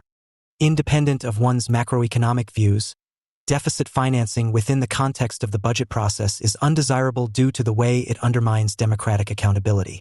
Relieved of having to make hard choices, lawmakers are free to pursue expedient reforms that reward politically favored interests with minimal resistance. The justification for linking spending to financing is democracy, not austerity, ensuring that claims on the public fisc are fully deliberated and justified in the light of other public priorities. Looking ahead, never-ending deficit financing of new programs thus risks enabling never-ending waves of rent-seeking by providers of cost-diseased goods and services. Long-term care involves services that meet a person's health and personal care needs when they are no longer able to perform these tasks safely on their own. Nearly 11 million people in the United States use some form of long-term care, and that number is projected to double by 2050. Persons age 85 and over are the fastest-growing segment of the population in most developed countries. They tend to be less healthy and are more likely to have chronic conditions that require care than younger cohorts. While there is some evidence that disability rates among older people have declined in recent decades, this trend may be reversing. The total number of older people is rising, and the number of years of care that people with disabling conditions require may also be increasing. All this translates into a greater demand for long-term care services in the years ahead. Although health insurance may cover medical care needed by people living with chronic illness, it provides little if any coverage for personal care services like bathing, dressing, preparing meals, getting out of bed, and using the toilet. The aging population and the increased incidence of chronic illness also places greater pressure on family caregivers to provide these services. This development affects women disproportionately as they tend to adopt most of the responsibility for the care of older parents and spouses, regardless of whether these women participate in the labor force.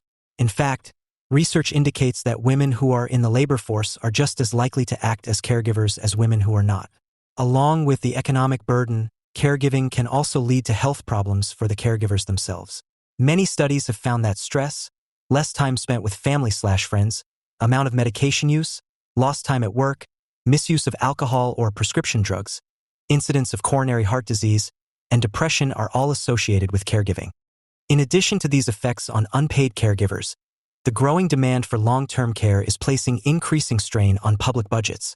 Medicaid, America's federal state health insurance program for people with low incomes, is the largest source of funds for long-term care. For decades, people have hoped that the purchase of private long-term care insurance might help to address these concerns, but the demand for private products remain extraordinarily low, and the supply of them is actually shrinking. Despite efforts to develop private long-term care insurance during the last several decades, only about 10% of Americans have private long-term care policies. Because few people purchase long-term care insurance, and because public insurance that covers long-term care is means-tested, the cost of long-term care represents a significant financial risk for older people and their families. On average, the annual cost for long-term care services is about $140,000. Wealthy people may have sufficient resources to pay for these services out of pocket, and the very poor will often qualify for Medicaid coverage, but a large portion of Americans are at risk of financial hardship as a result of long-term care needs. Along with the direct costs associated with purchasing paid care, the reliance on unpaid caregivers involves significant social costs as well. In addition to the issues noted above, caregivers, primarily women, must often reduce the number of hours they work for wages or leave the paid labor force entirely in order to provide care. In light of these risks, why are affordable long-term care insurance products difficult to find, and why don't more people purchase them? Most long-term care is provided on an unpaid basis by family, friends, and neighbors. In fact, one recent estimate suggests that unpaid caregiving saves the healthcare system $522 billion annually, which is several times the amount of direct public expenditure on long-term care. 8 Yet, even with unpaid care, many people rely on paid caregiving to meet some, if not all, of their social care needs. For many who live in nursing homes, or who receive home and community-based long-term care service and support, relying exclusively on unpaid care is not realistic. Many assume that Medicare, which provides health insurance for most older people in the United States, will cover long-term care if they need it. But this is not the case. Even with the recently adopted Chronic Care Act of 2018, which expands benefits that may be offered by Medicare Advantage plans to personal care services, Medicare does not cover the costs of long-term care for most beneficiaries. Medicaid, rather than Medicare, is the most important source of public financing for long-term care services and supports. To qualify for Medicaid, however, individuals must meet the program's income and asset eligibility criteria. As a result, most adults have to spend down their assets until they are sufficiently poor to qualify for the program.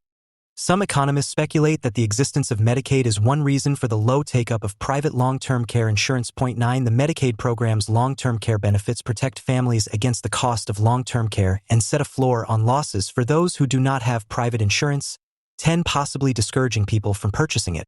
Yet, to the extent that individuals are motivated to purchase long-term care insurance so they can bequeath a portion of their lifetime earnings to their children, Medicaid is not a good substitute for private long-term care insurance, and the evidence of whether public insurance crowds out private long-term care insurance is mixed. Another possibility is that the availability of unpaid care may discourage people from purchasing long-term care insurance. People often abhor the idea of being a burden to their families, but most people also prefer receiving help from a family member or close friend over care from a stranger. In fact, some have argued that there is a problem of intrafamily moral hazard. Older people may be reluctant to purchase long-term care insurance because they fear it will discourage their spouse or children from providing care, or may even incentivize children to move their parents into a nursing home sooner than they would if they did not have insurance to protect inheritable assets.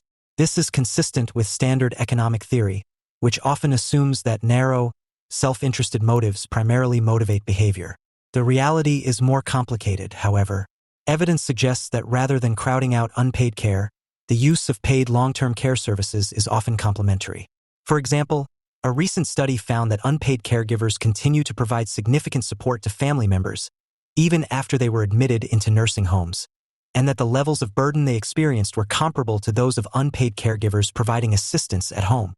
If neither the existence of Medicaid nor the large number of unpaid caregivers fully explain why people fail to purchase long-term care insurance, what else is going on? Part of the explanation may involve common human deviations from probabilistic rationality. For example, people routinely underestimate risk. The odds of needing some form of long-term care during one's lifetime are high. About 70% of those who live beyond the age of 65 will require at least some long-term care services and support, but few people think they will need it. This type of unwarranted optimism is not unique to the perception of long-term care needs but occurs across domains. Although those who suffer from depression tend to adopt unrealistically negative assumptions about the future, most people do the opposite. Scholars in psychology and behavioral economics have frequently observed this optimism bias. In many domains, people overestimate the probability of positive events and underestimate the probability of negative events. Optimism bias among healthy people can have many positive consequences. It can reduce stress and anxiety, and there is evidence that it also encourages productivity in the workforce. But in the context of long-term care, the fact that optimism bias discourages people from preparing for the probability of requiring personal assistance later in life produces negative consequences for individuals, their families, and society as a whole. Along with optimism bias, what behavioral economists call present bias may also discourage people from purchasing long-term care insurance. Present bias occurs when people place a heavy weight on the present and heavily discount the future, including their probable need for long-term care services. As with optimism bias, it is an old idea, and there is a large body of evidence from controlled experiments and observational studies indicating that present bias is common. On a more immediate and concrete level, the prices and policies of private insurance companies also discourage most people from purchasing long-term care insurance. The only way long-term care insurance could be financially viable is for people to purchase coverage when they are young adults. If people wait until they are much older, there is a serious problem of adverse selection, because insurance companies do not want to sell policies to people who are likely to need care only a few years after they start paying premiums. Most of the time, insurance companies simply refuse to sell policies to older individuals in poor health, but even if they agree to sell an older person insurance, the price is likely to be so high that it would not make sense to purchase it. Under this structure, the only way to make long-term care insurance premiums affordable is to enroll people when they are younger, long before they are likely to need assistance. But from the perspective of insurance companies, this is still a problem. Even if you could overcome the factors that limit demand for this insurance among younger people, insurance companies are still unlikely to offer an attractive product, because it is difficult to predict the costs of long-term care decades into the future. To cope with this uncertainty, insurance companies use two strategies. First, they tend to set high rates to guard against significant increases in the cost of future care. Second, they often set a cap on policy benefits based on the current costs of long-term care services. For example, a typical plan would not only place a cap on the total dollar amount available to pay for nursing home and community-based services, it would also limit the number of years it would cover care, often to no more than 3 years of coverage. The high premiums make the product unaffordable to a large part of the market. At the same time, the benefit caps make the product less attractive to potential buyers. For example, one study estimates that the load of a typical policy purchased at age 65 in 2010 is 32 cents on the dollar. It is also much greater for men, 55 cents, than for women, 13 cents. Because these traditional long-term care insurance plans are unattractive to insurance companies and potential buyers, insurance companies have recently tried to market combined life and long-term care insurance products. These products allow policyholders to use the benefits to pay for long-term care, rather than cash payments after death. But if policyholders do not need long-term care, they are able to bequeath the cash benefits to others. As with the traditional policies, however, the benefits are often capped at levels that are much lower than the average cost of long-term care, so it seems unlikely to significantly address the problem. These demand and supply problems led Howard Glickman of the Urban Institute to quip that long-term care insurance is a product that no one wants to buy and no one wants to sell. The combination of low adoption of private long-term care insurance, limited Medicare coverage of long-term care services, and Medicaid coverage that is only available after people impoverish themselves means that most people face a high financial risk as they age. In addition, relying on Medicaid as the primary vehicle for the public financing of long-term care places a strain on state budgets at the same time that the program is being touted as a key mechanism for extending health insurance to younger populations. This limits the ability of states to meet other obligations, including public education and infrastructure investments. The current system puts family members, along with friends and neighbors, at risk for addressing the burdens associated with caregiving. The well-known financial and health risks associated with caregiving have recently been further complicated by efforts to push people out of institutions and into home and community-based settings, including efforts by Medicaid programs around the country to develop consumer-directed long-term care. While moving people out of hospitals and nursing homes is often a desirable outcome, efforts to discharge people from hospitals as quickly as possible frequently result in the migration of medical technologies into the home. Under these circumstances, unpaid caregivers are asked to take on medical and nursing tasks, including the management of technologies like artificial nutrition and hydration, home hemodialysis, and ventricular assist devices, among others. This effort to recreate hospital services in the home may appear to save money, but it actually just shifts these costs from public, Medicare, and Medicaid accounts to private accounts. Decisions that result from optimism and present bias, as well as those that result from low financial literacy or cognition, often result in significant negative internalities and externalities. In these situations, mandatory social insurance programs are typically justified. As Sarah Conley argues, when people make decisions that interfere with their ability to achieve their life goals, including decisions that harm health and financial security, it is reasonable to coerce people through paternalist policies. Point 20. An obvious course of action in the case of long-term care, as in cases like Social Security pensions and Medicare, would be to adopt a mandatory social insurance program to pay for some, if not all, costs associated with long-term care service and support. A social insurance mechanism would spread risk across the population, enabling people who are healthier and wealthier to subsidize people who are less healthy and poorer, while also spreading costs over individual lifetimes. Could this work? As a technical matter, the international evidence suggests that it is possible to create a workable social insurance system for long-term care. Germany, the Netherlands, and Japan have all created social insurance systems to finance care, though there are differences between them. For example, Germany provides cash payments to family caregivers and Japan does not. But all are based on a social insurance model, are popular in their respective countries, and are financially stable. Interestingly, even though the populations of all three countries are older than that of the United States, and despite the fact that they offer more comprehensive coverage of long-term care services and supports, they do not outspend the United States for these services. All of these countries set budgets for their long-term care insurance programs. In addition, Germany and Japan both cap benefit levels based on the need of the beneficiary. Individuals and their families are responsible for additional costs that go beyond what is covered by the public program, while out-of-pocket spending is limited for people with lower incomes. Although a social insurance model to finance long-term care is possible and in many ways desirable, it seems highly unlikely that the United States will adopt one in the near future. An ideological drive to reduce the government's role in health care remains regnant in the Republican Party, as evidenced by the recent efforts to roll back the Affordable Care Act and limit the scope of the existing Medicaid program. On the other hand, the pressures generated by the aging of the baby boomers may soon create a unique opportunity for bipartisan policy action. The Chronic Care Act, which represents an important philosophical shift for the Medicare program by offering limited social care benefits, received bipartisan support in Congress and was signed into law by President Trump. A comprehensive social insurance program for long-term care would more seriously address the shortcomings in the U.S. healthcare system. By reducing burdens on families and unpaid caregivers, it could bring with it significant economic benefits as well. The tax bill signed into law by President Trump in December 2017 brought to light a number of long-running debates in fiscal policy. Most of these debates are familiar to those who follow politics. Republicans expect the tax reforms to incentivize productive behavior, such as investment, that boosts economic growth, while Democrats see it as increasing the fortunes of the well-off when money could be directed to the needy instead. Both views are true, more or less, which explains why they are so strongly believed. Republicans are also generally happy that the act reduced government revenues, while Democrats are unhappy for the same reason. These debates, while worthwhile, are predictable and often tiresome. Quietly, though, beneath the surface, the tax legislation included some interesting cross-partisan ideas with implications that do not fall along predictable ideological lines.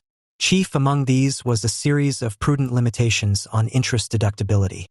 Limiting interest deductibility is a serious bipartisan idea that will increase U.S. macroeconomic stability while making crises like the 2008 meltdown less likely. These limitations will reduce the substantial tax incentives for leverage in the economy and move more enterprises towards equity financing, which is far more flexible in times of turmoil. Ultimately, the effort to curb interest deductibility will be one of the most valuable aspects of the reform. Furthermore, it will be politically durable. It will endure precisely because it does not fall along the partisan lines of traditional tax debates. It is important to note that these prudent moves are not changes in tax rates, but rather changes in tax bases. In other words, they change the composition of what counts as income for tax purposes, rather than the rates at which the income is taxed. While rates are almost always a partisan issue, tax bases are not necessarily so. These changes to tax bases could easily be adopted and continued by a Democratic administration, even if Democrats ultimately reverse the tax rate cuts that President Trump signed into law. I worked in tax policy for several years. In the interest of disclosure, I gave advice and revenue estimates to both House leadership and President Trump's 2016 campaign on early versions of their tax proposals, which evolved into the bill signed in December 2017. The longer one works in tax policy, the more interest one takes in tax bases rather than tax rates, and the more one notices bipartisan agreements among experts.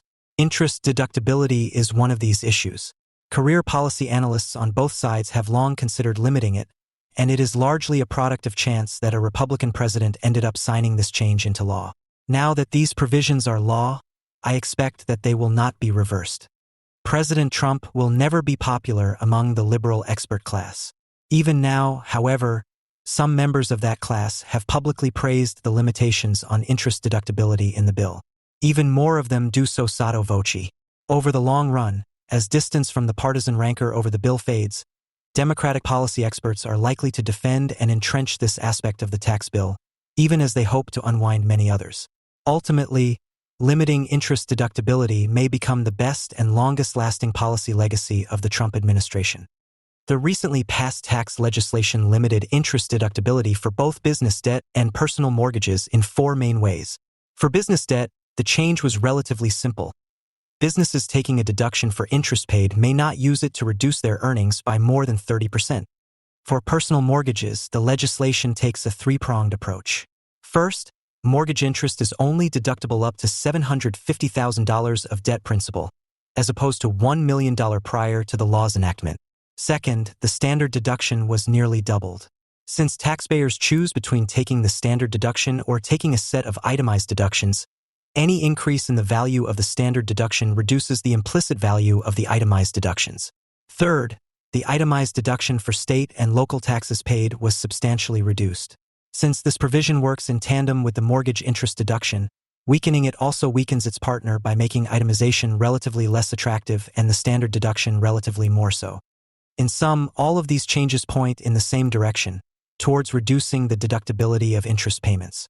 It is important to understand business debt finance in the context of its alternative, equity finance.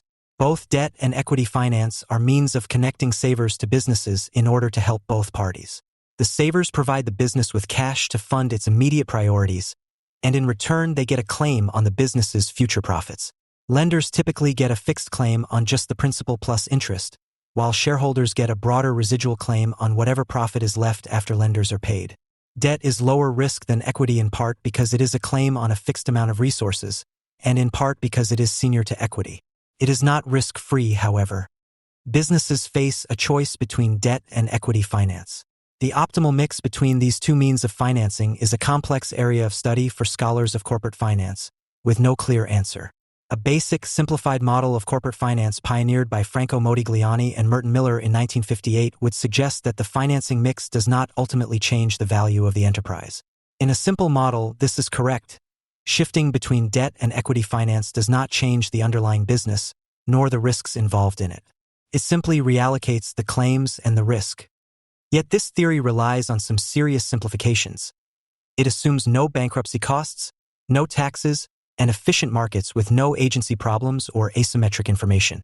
All of these simplifications are, of course, false, but the theorem remains a useful framework for discussing the trade-off between debt and equity finance. Bankruptcies, for instance, impose costs on firms over and beyond the costs of the poor investments that lead to it. For example, a firm with some profitable operations and other unprofitable components might be liquidated completely in bankruptcy to pay lenders. Even if a deal is struck to save the profitable components, that deal will require legal fees and due diligence. The more debt finance is used, the more likely bankruptcy is. This is one of the main reasons a firm might not maximize its use of debt finance. On the other hand, equity finance has its own problems. Simply turning over money to management without the specific and binding demands of debt is dangerous, since management can use that money to enrich itself while doing little for shareholders. For this reason, some investors, especially those in private equity, prefer to have a debt burden to enforce discipline in management. Finally, taxes are a relevant concern, and this is the point where the 2017 tax reform bill comes in. Interest payments have traditionally been deductible for businesses, while payments to equity, in the form of share buybacks or dividends, have not been. This asymmetry in the taxation of debt and equity instruments encourages the use of debt instruments. The 2017 tax reform modestly reduced that asymmetry. We do not live in a Modigliani-Miller world, and we never will, but the exceptions to Modigliani-Miller are instructive because they have different implications for social welfare. For example, avoiding bankruptcy through temperate use of debt finance is not just a private good for the business, but a genuine social good as well. As a society, we should be glad that businesses consider bankruptcy costs when determining their capital structure. Imposing discipline on management through capital structure is a less clear-cut example, but it may have genuine social value as well. For example, management with a large debt burden should be less likely to use scarce capital on perks for top-level executives. As a society, we should be glad that owners impose some discipline on management through capital structure. In contrast, though, the tax-related exception to Modigliani-Miller has no obvious first-order social benefit. A firm that chooses a more leveraged capital structure primarily to reduce its taxes is simply creating private returns at public expense. Each dollar saved through interest deductibility is a dollar lost for the government. This is the basic case against interest deductibility, in allowing a deduction for interest payments to lenders, but no similar deduction for payments to shareholders. The government has effectively weighed in on a complicated question of business financing without an obvious need to do so, and in creating this preference for debt it forgoes either revenue or the potential to reduce rates. The 2017 tax reform changed this. It scaled back the deductibility of debt in order to help offset the costs of lower tax rates. In doing so, it has reduced the tax code's preference for a leveraged capital structure. The central problem with debt instruments is that they are almost like money, but very much not like money in extreme circumstances where default is possible. They deliver precise streams of cash in all but the extreme circumstances at the left tail of the probability distribution. Debt markets, which seem safe, orderly, simple, and predictable under most circumstances, were at the heart of the global financial crisis. Human beings are extraordinarily bad at comprehending extreme tales of probability distributions. This is a common finding in psychology. For example, it may be one explanation for why some people use lotteries as an investment strategy, despite the negative expected return. It is worrying, then, that debt is like a reverse lottery. The vast majority of the time it gives a predictable, small, and positive return, and only under extremely unlikely circumstances does it give a sharply negative return. It is as if debt instruments are an idea bred in a laboratory to wreak havoc on human behavioral biases. People's weak grasp of unlikely outcomes is a point hammered home repeatedly by statistician Nassim Nicholas Taleb. And Taleb argues a further point, even beyond the simple example of lotteries. It is not just that people are bad at weighting unlikely outcomes when the probability is known. They are terrible at estimating those unlikely probabilities to begin with. A few theoretical statistical distributions, such as the normal distribution or the uniform distribution, are predictable at their extremes. In practice, however, many events, particularly in finance and economics, do not follow the neat distributions shown in textbooks because they can be dramatically influenced by unlikely but consequential occurrences. One of Taleb's books on the subject, The Black Swan, was well-timed, released in 2007 just weeks before Bear Stearns attempted to bail out failing funds at the start of the crisis. Taleb can be forgiven for repeating this point so frequently, because it so frequently needs to be made. Mistakes about highly improbable events are not just made by ordinary, statistically untrained individuals, such as those who purchase lottery tickets. Mistakes are also made by people whose profession should lead them to know better, such as those who invested in bonds for a living and did not sufficiently account for default risk prior to the crisis. Even after the financial crisis, modeling of tail risk remains a difficult problem in finance. Consider this excerpt from CEO Jamie Dimon's 2015 letter to J.P. Morgan shareholders. Then on one day, October 15, 2014, Treasury securities moved 40 basis points, statistically 7 to 8 standard deviations, an unprecedented move. An event that is supposed to happen only once in every 3 billion years or so. The Treasury market has only been around for 200 years or so. Of course, this should make you question statistics to begin with. This aside is tongue-in-cheek, and one should not discount the entire practice of statistics, but it is an admission that moves in debt markets are not necessarily normally distributed, and, therefore, modeling them is extremely difficult. Most distributions in finance, instead of following the normal distribution found in an introductory textbook, are fat-tailed. That means events that would seem incredibly unlikely under a textbook statistical model end up being far more likely than those models would predict. Debt instruments are crafted such that all their risk lies in the left tail of the statistical distribution, where people are least likely to consider it or process the risk fully. Investors insulated from most day-to-day shocks can become complacent against systemic threats because those systemic threats have been partitioned into small, bite-sized pieces that are small enough to ignore and minimize. There is no cure to systemic economy-wide risk, but capital structures too dependent on debt finance are most likely to trigger the kinds of painful, sudden moments of realization and panic we saw in 2008, followed by the painful unwinding of a web of financial claims. A structure reliant on more flexible equity investment often distributes these risks more efficiently. One common and legitimate argument for interest deductibility is that interest income is ostensibly taxed when it is received. In theory, this is how income taxes are supposed to work. There is a system where payments that cause deductions are then reported as income by another taxpayer until eventually the income reaches its final owner. Unfortunately, such systems almost never work out as well in practice as they were designed in theory. For example, a similar system existed in the past for alimony. However, the Treasury Department concluded that deductions claimed for alimony paid often vastly exceeded the income reported as alimony received. In other words, taxpayers tend to make errors mostly in their own favor, and as systems become more complex, the more such errors the taxpayer can make and the more revenue the Treasury loses. The 2017 tax reform ultimately gave up on this system for alimony in order to raise revenue. It scrapped the deduction, but will also no longer require recipients to report the income. The tax reform did a similar thing for interest. Much like alimony, deductions for interest paid have often exceeded the taxable interest income reported. There are a number of interest recipients who never pay taxes on that interest income for a variety of reasons.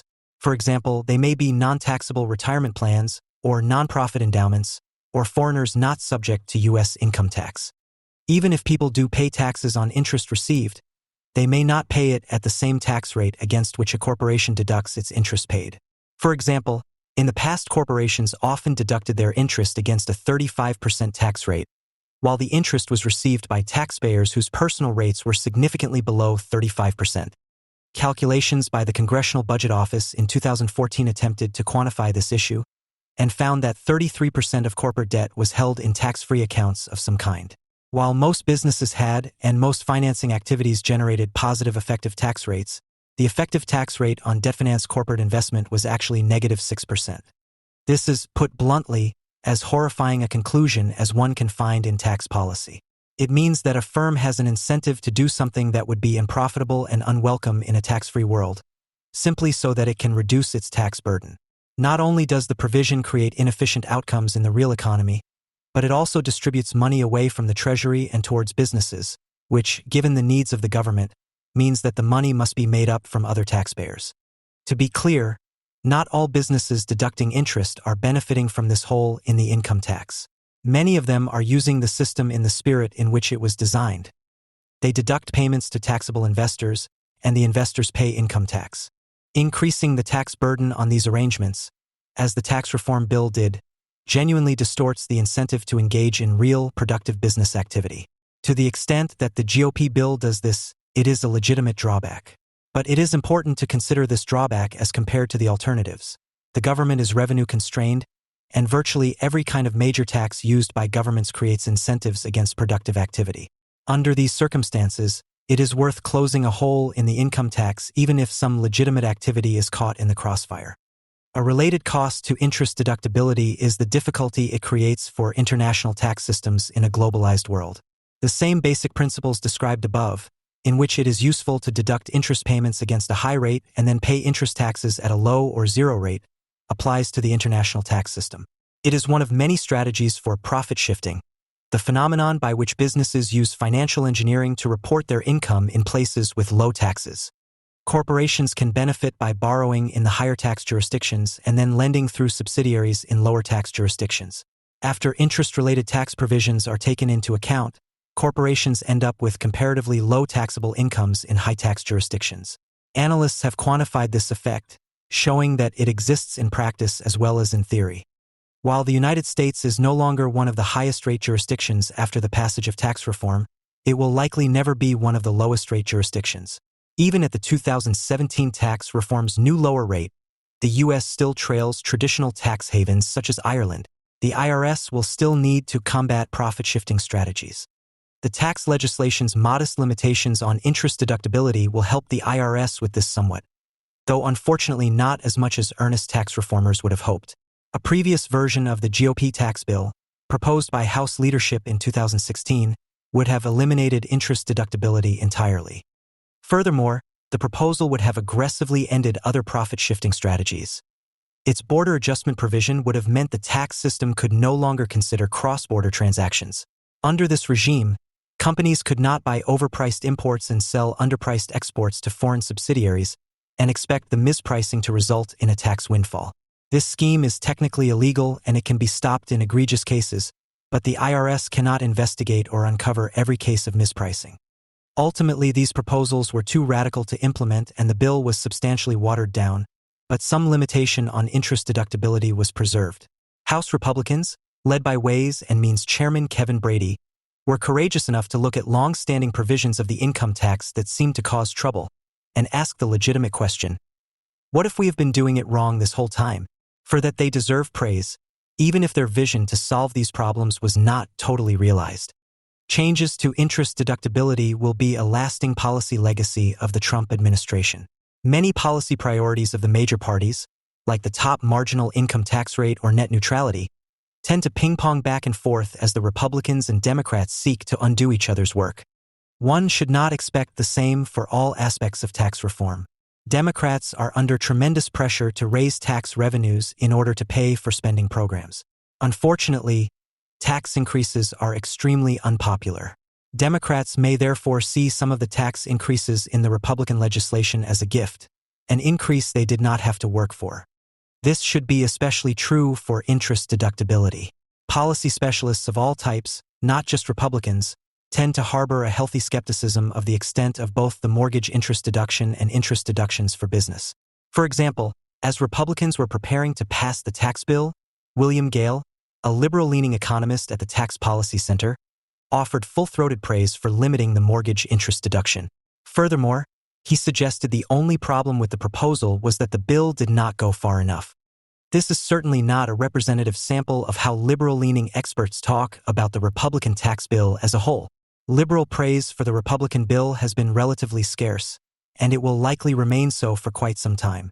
Liberals see many problems in both its values, which they perceive as too plutocratic, and its implementation, which they see as shoddy and rushed. The overwhelming majority of liberal experts have provided harsh criticism. While it would be wrong to diminish the sincere beliefs that have led to the harsh criticism, however, views like William Gale's are sincere and widely held. 2. They are just not as widely written because of the professional incentives in Washington. Typically, each party's professional class offers little in the way of cross-partisan praise, especially when single-party legislation is being passed. Republicans chose to shut Democrats out of the tax reform process, and professional Democrats are under no obligation to help Republicans win political fights. Now that the legislation is passed, the Democrats will use its most unpopular provisions as rallying points in order to win upcoming elections. For now, there is little room in Democratic discourse to praise the Republican bill.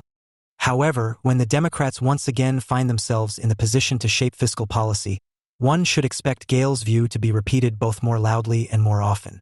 The mortgage interest deduction is the tax provision that every economist dislikes, and it was limited in the bill signed by Trump.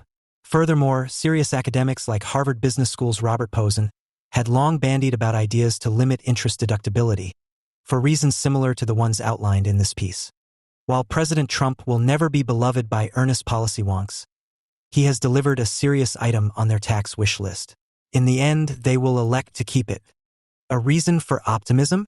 Pessimists in our current political environment have many grievances.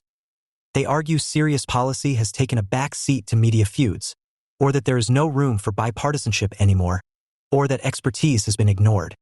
These critiques are often true, but they are not true always and everywhere. The tax reform's limitations on interest deductibility count as evidence against every one of them. While media feuds raged, a tax idea with little flair but real policy merit managed to navigate its way through the legislative branch. While partisan polarization increased in many respects, a single-party bill quietly adopted a bipartisan idea. And finally, serious scholars of tax policy had their voice heard on the issue. Limiting interest deductibility will help solve important problems. It will reduce distortions in firms' capital structure incentives. It will make the economy more stable. It will strengthen the international tax system, and it will raise revenue. Even those most pessimistic about our current political moment can take heart. Policymakers can indeed learn from the mistakes of the past and make genuine attempts to fix them. In the past, as governments have funded deficits rather than monetizing them, much of their debt took the form of long and medium-dated bonds. Since the yield curve usually slopes upward, this was an expensive policy and one that must be seen as foolish if the funding brought no discernible benefit. Beginning with the introduction of quantitative easing in 2008, however, the United States has reversed direction by having the Federal Reserve buy long-dated government bonds. To fund or not to fund is thus an important and immediately relevant question, one which economists not only have no agreed answer to but seem reluctant to even ask. Unasked questions are unanswered ones, and a virtue of Stephanie Kelton's The Deficit Myth is that it forces attention on why governments ever go to the expense of issuing bonds in the first place. Her critique of the weaknesses of conventional economic policy should receive, and to some degree already has received, wide acceptance. Things become more complicated, however, when Kelton begins to propound solutions to the various problems that her critique has revealed. Dramatic changes in economic management, such as those Kelton proposes, must be based on relative risks, and the known risks in our current system will likely, and correctly, remain preferable to unknown ones. The deficit myth nonetheless raises important points about why our conventional economic policy approaches need to be improved and how this might be done. The book opens with an attack on the common analogy that likens government budgets to household spending, usually invoked to support arguments against budget deficits. This thinking holds that if governments spend more than their income, then they, like households, will end up in bankruptcy. But as Kelton points out, the United States and most other countries today, with the exception of those in the Eurozone, operate a system of fiat money under which bankruptcy cannot occur. Instead, The main risks are inflation and exchange rate depreciation. Kelton's view is shared by many economists, but she argues that a persistent misunderstanding of these issues has consistently resulted in insufficient fiscal stimulus, either because the deficit spending has typically been too small or because it is often poorly designed, reducing its multiplier effect. Deficit spending is desirable when it reduces unemployment, but only insofar as this does not result in increasing inflation. The Federal Reserve has the dual mandate of containing the levels of both inflation and unemployment. The optimal point occurs when unemployment has fallen to what is called the non-accelerating inflation rate of unemployment, NAIRU. Since the NAIRU is unknown and varies over time, and since monetary policy does not immediately impact demand, the Fed is bound to make mistakes. A less fallible way to manage inflation and unemployment would certainly be desirable. Governments could use fiscal policy to maintain unemployment at the NAIRU rather than relying on monetary policy to manage demand. The current preference for monetary policy reflects the view, which the deficit myth challenges, that fiscal policy cannot be varied quickly and precisely enough to provide the necessary fine-tuning of demand. Typically, government spending and taxation are decided by a lengthy process involving both houses of Congress and the President. But it might be possible to devise a system in which the fiscal balance adjusts automatically to the level needed to keep the economy at its optimal level of output while maintaining stable inflation. We already have such automatic stabilizers in the form of unemployment insurance and other programs that cause budget deficits to rise, without any action by Congress, as tax revenue falls in periods when the economy is weak. If the automatic stabilizers were stronger, Kelton argues, then the role of monetary policy in balancing the economy could become less important, and the inevitable errors in its application less damaging. Kelton thus proposes to introduce such a stabilizer in the form of government-guaranteed full employment. In place of unemployment benefits, anyone wishing to work would be offered a job by the government if none were available in the private sector. This program's practicality depends on two different types of problems. Is it possible to invent enough government jobs? And can hiring for them be flexible enough to cope with the fluctuations in demand for labor from the private sector? Before evaluating Kelton's job guarantee proposal, it is helpful to examine the problems associated with the current paradigm of economic management. A key question is whether Kelton's preferred automatic stabilizers would be likely to produce more or less collateral damage. One problem with the current system is its vulnerability to errors of judgment by the Federal Reserve. Another lies in striking the right balance between fiscal and monetary policy. Central banks cannot determine fiscal policy, so if demand is too weak to ensure full employment, the Fed must act to stimulate the economy in order to comply with its dual mandate. If this cannot be achieved by cutting interest rates, it must be done by other means. The approach chosen by the United States and by other jurisdictions has been quantitative easing, QE. QE involves buying long-dated bonds, an action that pushes up bond prices and flattens the yield curve. By triggering a fall in its cost, QE encourages debt, either to replace equity or to finance investment. Critics argue that QE encourages the buildup of private sector debt, pushes up asset prices to dangerous levels, and increases the risks of future policy mistakes. Bond, property, and equity prices have all risen following QE. In the case of equity valuations, they are now at levels similar to the peaks of 1929 and nearing the historic highs seen in the tech boom of 2000. This has discouraged savings and encouraged consumption, since the wealthier we think we are, the less we feel the need to save. But asset prices affect savings not only when they rise, but also when they fall. As we have seen after previous peaks, nasty recessions are a high risk when asset bubbles burst. This is amplified when, as today, there is a high level of private sector and particularly corporate debt, which, after falling briefly following the 2008 recession, has risen again to a record high level. Moreover, although QE has served to inflate asset values, it has been much less effective in stimulating investment. Investment has recovered from the lows of the Great Recession, but it remains depressed compared with levels seen during past periods of full employment. Some claim that companies have been discouraged from investing by a desire to improve their balance sheets, and that QE will eventually encourage more investment once balance sheets improve. Kathleen Kale and Renee M. Stulls have shown that this is an untenable thesis. However, rather than repairing their balance sheets, companies have increased their debt to fund growing cash payouts through dividends and share buybacks. The financing of QE's bond buying involved a massive increase in commercial banks' deposits with the Federal. The question is whether this level needs to be brought down again. If it doesn't, then the funding policy of the past has been an expensive folly.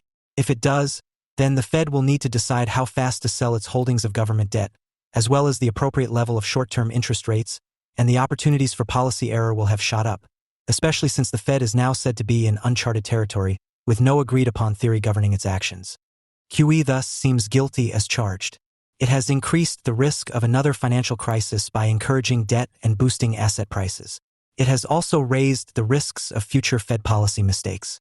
In 2002, Stephen Wright and I argued that the Fed had become hubristic in its belief that asset prices did not matter, whether because financial bubbles were considered impossible or because monetary policy was believed to be readily able to cope with asset price falls. The first error followed from faith in the efficient market hypothesis, EMH, and the second from the general consensus that monetary policy should be about controlling inflation and nothing else, which might be called the efficient central banking hypothesis, ECBH. The hubris involved in these ideas was epitomized by Alan Blinder, a former vice chairman of the Fed, who remarked at the height of the tech bubble, for the U.S. economy to go into significant recession, never mind a depression, important policymakers would have to take leave of their senses. We added that time will tell whether Professor Blinder's confidence proves to be admirable or foolhardy. Time has duly told and, although it still has its adherents and equivalent assumptions have not yet been eliminated from many models of the financial economy, it is now generally accepted that faith in the EMH was a disastrous mistake, and the widely accepted need to include financial stability in the responsibilities of central banks shows how the ECBH has also fallen into disrepute. Sadly, it took the Great Recession to change opinion, illustrating that events are more persuasive than debate. Although QE seems guilty as charged, the Fed is not in the dock. Fiscal policy is something which it cannot control. Given its mandate, it clearly needed to boost demand during the Great Recession and the ongoing COVID-19 crisis, and buying more bonds and other assets seemed to be the only option. This has, however, increased the risks of another financial crisis, the avoidance of which is now generally accepted as being part of central banks' responsibilities. Over the long term, QE is not a satisfactory solution, and structural change to stimulate demand becomes essential. When the ratio of national debt to GDP is low, deficits appear to boost demand without negative side effects. In favorable conditions, a rise in the budget deficit in dollar terms may increase output by even more, so that there is no increase in the ratio of the national debt to GDP. This scenario underscores the point that fiscal stimuli should be designed to produce the optimal demand response for any given rise in the budget deficit. It is widely agreed, however, that there is a limit to the size of the deficit and that this limit depends on such factors as the level of the national debt, the growth of the economy, and the cost of borrowing. Of course, if the real rate of interest is negative, even a stagnant economy can rein in a massive debt ratio and run large budget deficits. But there comes a point when fiscal deficits will cause the debt-to-GDP ratio to spiral out of control unless real interest rates are sufficiently negative, and sufficiently low rates may be impossible if central banks also seek to limit inflation. Some economists, therefore, favor raising the inflation target from the current preference of 2%. The objections to lifting the target are that it favors debtors over creditors and that it raises the NAIRU by way of increasing inflationary expectations, thereby leading to a sustained high level of unemployment as well as higher inflation. The United States experienced the combined miseries of elevated inflation and high unemployment after the 1970s oil crisis. But other countries have reduced debt burdens through inflation without high unemployment. After World War II, the UK managed to achieve financial repression. Inflation rose and the national debt ratio fell, while the country avoided high unemployment.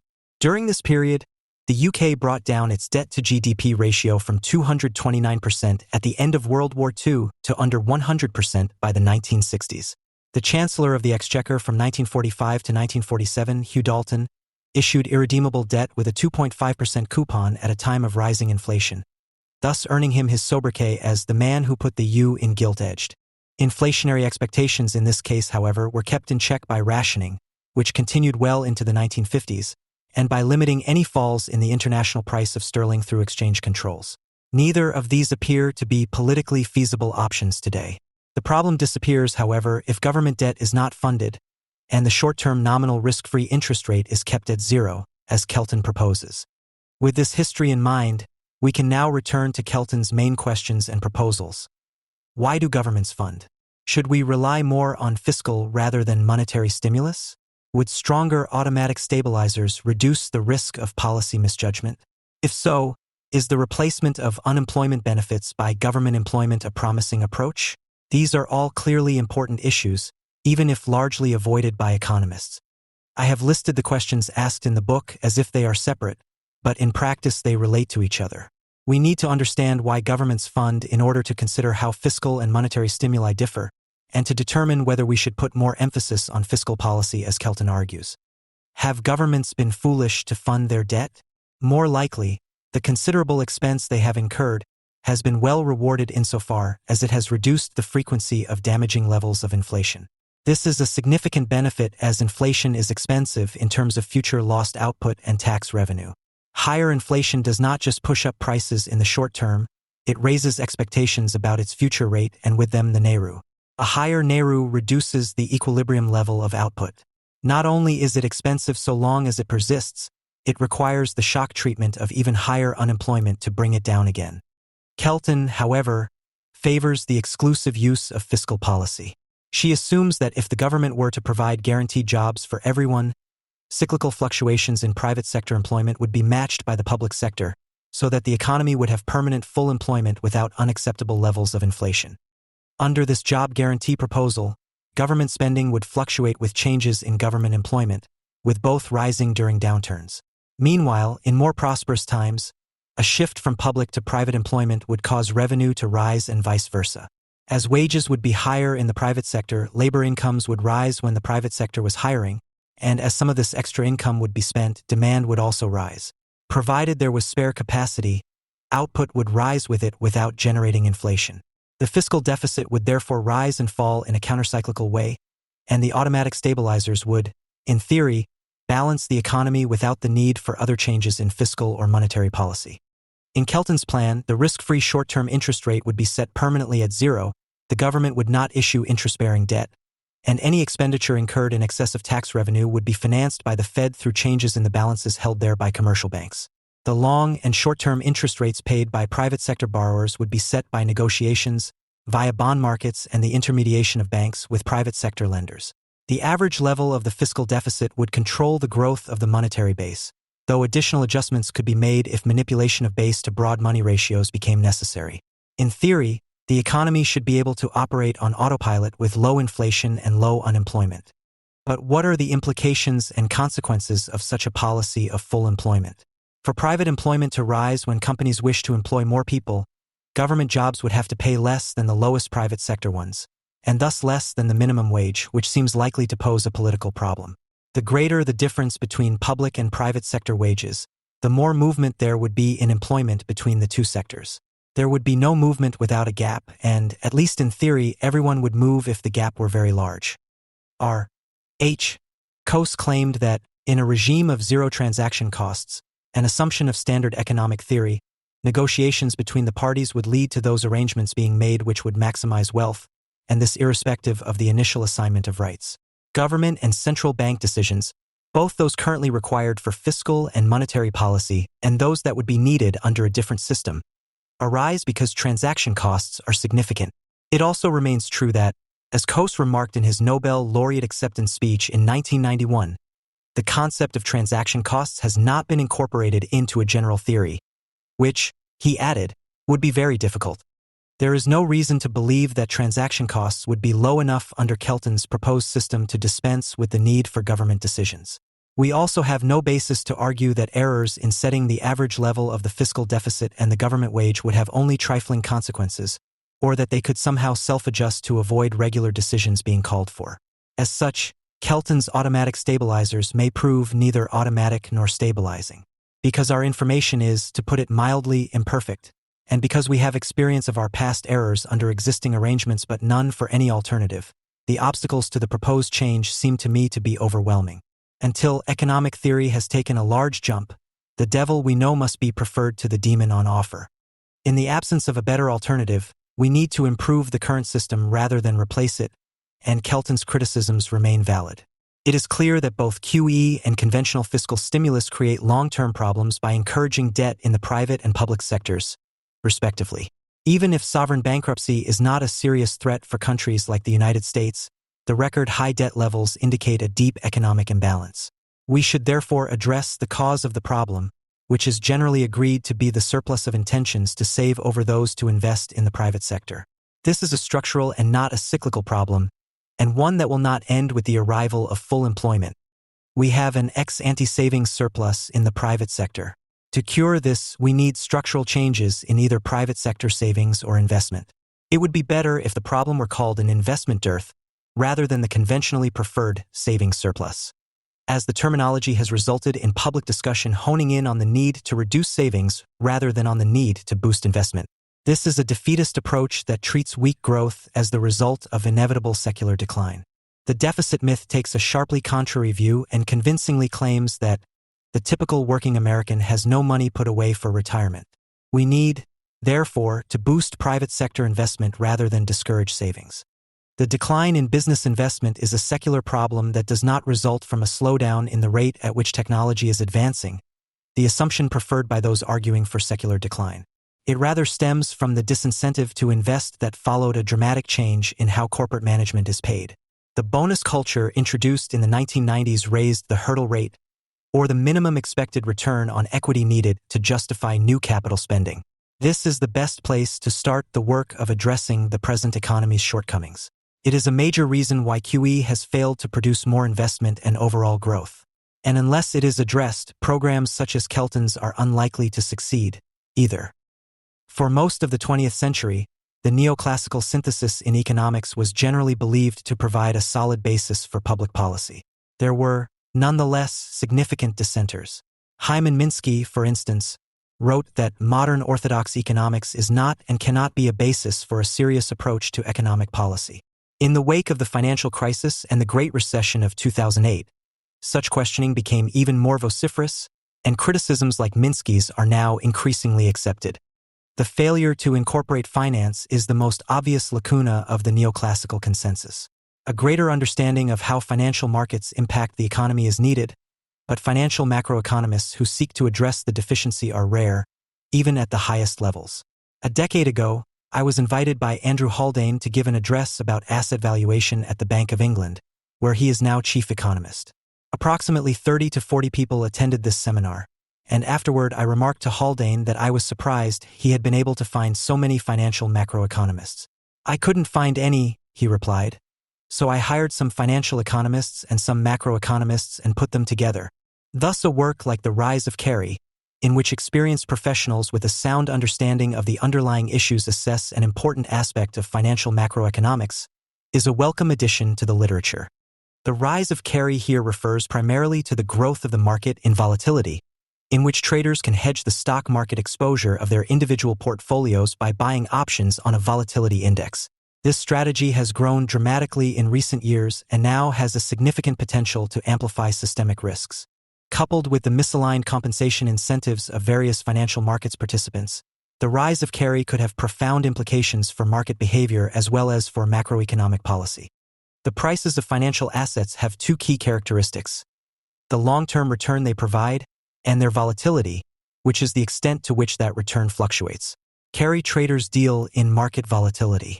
The most significant example of this is the market in the Chicago Board Options Exchange's Volatility Index, VIX, which, as the authors observe, provides the key indicator of financial markets assessment of risk not just for the S&P 500 index, on which the VIX is based, but more generally. The willingness to accept risk in the bond and currency markets appears to vary with that in equities, and in each case is probably associated with the extreme ease of U.S. monetary policy. In addition, the importance of the VIX as an indicator of risk applies worldwide as well as to the United States, as the swings in international stock markets are strongly correlated and the degree to which they move together has been growing. In the author's words, the S&P 500 is both the key driver of world markets and increasingly the epicenter of global carry. Many owners of financial assets wish at times to take out insurance against a sudden drop in asset values, and those who are worried about the U.S. stock market can buy the VIX, as its price changes with the market's expectations about volatility, which in practice are almost identical to changes in its actual volatility. If the fluctuations in the S&P 500 index are greater than anticipated, the price of the VIX will rise and it can then be sold at a profit, thus offsetting any losses incurred as a result or in association with an increase in the market's volatility. The VIX is based on the prices of put and call options, which give buyers the right to sell and buy at set prices. If investors wish to protect themselves against a falling stock market, they can buy a put, which entitles them to sell at any time during the life of the option at a set price. Investors can also hold cash and insure themselves against missing out should the market rise significantly by buying a call option, which allows the holder to buy a security at a set price. According to the Black-Scholes formula for option valuation, changes in the short-term value of puts and calls depends almost entirely on changes in the volatility of the return on the underlying asset. Unlike the stock market, which gives a positive return to long-term holders, the VIX gives a long-term negative return, as it is priced above the actual volatility of the market over the long term. This difference in price is the premium paid by those who take out insurance against a rise in volatility. In other words, the VIX's implied volatility is greater than the actual volatility of the stock market, as it is based on option prices in which an insurance premium is embedded. Volatility insurance differs in one important respect from other common forms of insurance, such as life, home, and vehicle insurance, which allow the specific risk of events to be pooled. In these forms of insurance, the aggregate risks taken by insurers are significantly less than the sum of the individual risks. Homeowners who buy fire insurance, for instance, pay regular premiums and are protected thereby against loss. The number of houses destroyed by fire annually does not vary much from year to year, and so the insurance industry's total income is sufficient each year to pay for the individual costs without being at risk of significant overall loss, although profits will fluctuate as fire damage varies from year to year. But this common sort of risk pooling is not characteristic of the carry trade, in which the aggregate risk is systemic rather than specific. Increases and decreases in the value of the volatility index are similar to the annual changes in total losses from fire damage, not to the specific risk that an individual house will burn down. Those who own many houses spread over different locations would find no benefit from insurance, as the premiums would cost at least as much as the losses. But insurance provides a real benefit to those who own one house. Shares are different. They go up and down together. Investors reduce their risks by owning diversified portfolios of shares, but they cannot thereby avoid the systemic risk of a market crash. They can, however, do this by buying the VIX. Volatility insurance is therefore more like the reinsurance market than that for insuring individual houses, but even here the scale of the aggregate risk overshadows any similarities. Short of war, 89% of houses will not burn down over any given 4-year period, whereas the stock market lost 89% of its value from its peak in 1928 to its trough in 1932. As Henry Kaufman wrote in his autobiography, financial options create risks that cannot be hedged perfectly without, in effect, undoing the transactions altogether. Investors who insure against volatility usually want protection from sharp drops in share prices, which are closely correlated with increases in market volatility. As shown in Figure 1, the actual pattern of equity returns is not quite a normal distribution, in which rises and falls are symmetrical. There are more years in which returns are above average than years in which they are below average, and there are more bad years with extreme results than good years. This pattern of returns can be closely represented by two normal distributions in which the market gives an above-average return 90% of the time but a negative return in the remaining 10%. These characteristics are reflected in the options market on which the VIX is based. As both put and call options provide the same cover against market volatility, the prices of the two exhibit a phenomenon known as put-call parity, diverging little from each other. Buying puts and calls is possible only because investment banks and others are prepared, for a consideration, to take on the risk of selling options. They in turn wish to avoid the losses that result from market fluctuations. In the case of small changes in the market, this is achieved through a process known as delta hedging. This involves dealing in the cash market, buying and selling the underlying equities, with its associated costs, as the rise of carry explains in detail. If the price of the underlying security changes, the price of the option will also change, by an amount usually represented by the Greek letter delta. The relationship between the change in the option price and the change in the stock price is stable for small fluctuations. Sellers of options can thus hedge against loss by taking a position in the stock opposite to the risk they have assumed on the option. For instance, if they will lose money on a call option in the event that the stock price increases, then they buy the amount of the stock which will give them an equal profit from that same increase. This amount must equal delta times their exposure on the option. But losses cannot be avoided in this way when price changes are too large. Stephen Wright and I provided an example of how the process of delta hedging works in a 1997 report. The example we gave was for prices on July 10, 1997, but the same basic arithmetic applies today. At the end of 2020, when the S&P was at 3,695, 1-month put and call options with a 3,695 exercise price had almost exactly the same exposure to the risk of small changes, the same delta, in opposite directions and very similar prices of around $80. A dealer selling 1,000 of each would have had liabilities of around $16 million, 2,000 by 80 by 100 options per contract, and would be more or less perfectly delta hedged. If the market had fallen by 1%, the price of the put would have risen and that of the call would have fallen by around $18, leaving total liabilities little changed.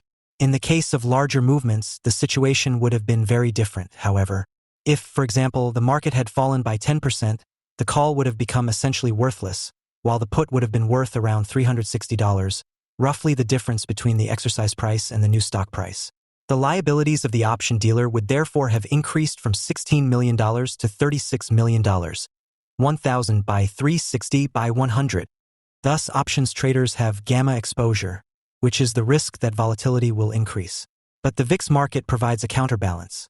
Individual traders who buy the VIX profit from rises in the market's volatility and can therefore hedge against the gamma risk. Delta and gamma do not comprise all the risks which options dealers incur. For example, they cannot collectively hedge their exposure to the market's own estimate of volatility, known as vega exposure. Likewise, the Black-Scholes formula does not account for all risks, so traders use highly complex and proprietary computer programs to maximize profits and reduce their risks. As Henry Kaufman has noted, dynamic hedging is an inexact science, one that relies on extraordinarily complex computerized models, which themselves are far from infallible because they are built on historical data. With fire insurance, the risk that any one house will burn down is specific to each owner, and the companies who provide insurance to many householders do not bear the specific risk, but if they charge enough to cover the average risk of houses being destroyed, they are only at risk if that average is volatile. If it is, they incur some systemic risk, but for houses this is very low except in wartime, which is therefore usually excluded in insurance policies. The stock market differs from fire and motor insurance in that its volatility, against which the VIX provides insurance, is itself very volatile, as illustrated in Figure 2. Moreover, the pattern is one of long-term rather than short-term fluctuations. As a result, there is, in practice, no market for insuring against long-term falls in share prices. The VIX is for 1 month, and the risk of sharp falls over this period are systemic rather than specific. Thus, as Henry Kaufman remarks, the risks of the option market cannot in practice be hedged away. They must be borne by somebody. Financial instability has thus risen as the carry trade has grown. The rise of carry does not estimate the size of the market, for which reliable data do not seem to be available, but the authors argue convincingly that it is very large and has expanded greatly in recent years. They also point to the risk that volatility in different financial assets may be contagious. There is also evidence of a growing correlation between currency and equity market carry, suggesting that a single global volatility risk factor may be a driver of all forms of carry in the future. If this is true, future carry crashes may impact on all asset classes at the same time. Because volatility risk cannot be hedged in aggregate and the total amount insured seems to have grown so much, there is broad agreement that a future increase in volatility will produce big winners and big losers. There is, however, no consensus on whether this will simply involve a large-scale exchange of wealth between otherwise equivalent players in the market, the Pauls receiving large sums from the Peters, or if it will have serious economic, political, or social consequences. It is, for example, a matter of dispute whether derivatives increase or decrease the volatility of their underlying financial assets. Some hold that speculation is generally stabilizing, and since it has become easier with the rise of derivative trading, asset markets should have become less volatile. The majority view, however, is that derivatives introduce fee nominal leverage into the system, which can make greater volatility in the system. The rise of carry not only argues that leverage has been encouraged by monetary policy, but that central banks are directly involved in the market. The Fed's increasing carry trade will eventually depress the returns to be earned from carry as a whole, but in the short term, as that extra supply is put to work in the markets, the realized return to carry increases. 9. I do not find this part of their argument wholly convincing, as quantitative easing does not involve the Fed directly in the options or VIX markets, nor does its provision of credit lines to other central banks involve it directly in currency markets. It is nonetheless likely that both policies have eased the provision of credit, the expansion of which is necessary for the growth of derivative markets. It is almost universally agreed that quantitative easing has pushed up asset prices. But the corollary, that the markets have become more volatile, seems generally ignored, often on the shaky assumption that low interest rates will be with us for many years, the foreseeable future. In the phrase favored by those who see the future as foreseeable. The rise of carry argues convincingly that we should expect to see greater volatility in asset prices in the future. This is likely not only because of the general rise in asset prices, but also because of the expansion of the carry trade, which is accompanied by, in aggregate, an unavoidable increase in risk. Figure 2 shows that the volatility of equity returns measured at constant prices has probably been mean reverting over the long term, but volatility is itself volatile. There have been previous prolonged periods when volatility was high. Over the past decade, it has been nearly at its lowest ever level since the data series starts in 1871. If volatility is in fact mean reverting, its recent prolonged low level makes another bout of high volatility likely, and because it has been at times very high in the past, such a sustained rise would not necessarily change its trend level, even if we suffered a repeat of the market's behavior in the 1930s. A significant rise in the volatility of the stock market will almost certainly be accompanied by a large fall in share prices, and similar falls will probably occur in credit markets and other financial asset prices. One significant result of such market behavior is a general contraction of economic activity. People will feel poorer and cut back on consumer spending, and companies will cut back on capital expenditures because the demand for their products has fallen and they find it more difficult and costly to borrow. Reductions in savings and investment will cause a recession, and the response needed to prevent it from becoming severe will be some combination of fiscal and monetary easing. But the prospects of using either of these policy levers effectively seem increasingly grim.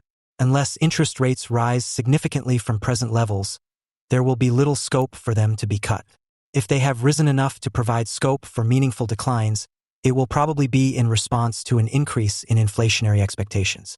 Paul Volcker showed after the oil crises that such expectations could be brought down, but only at the cost of a prolonged period of high unemployment and by sharply higher interest rates, which today would surely be accompanied by a stock market crash.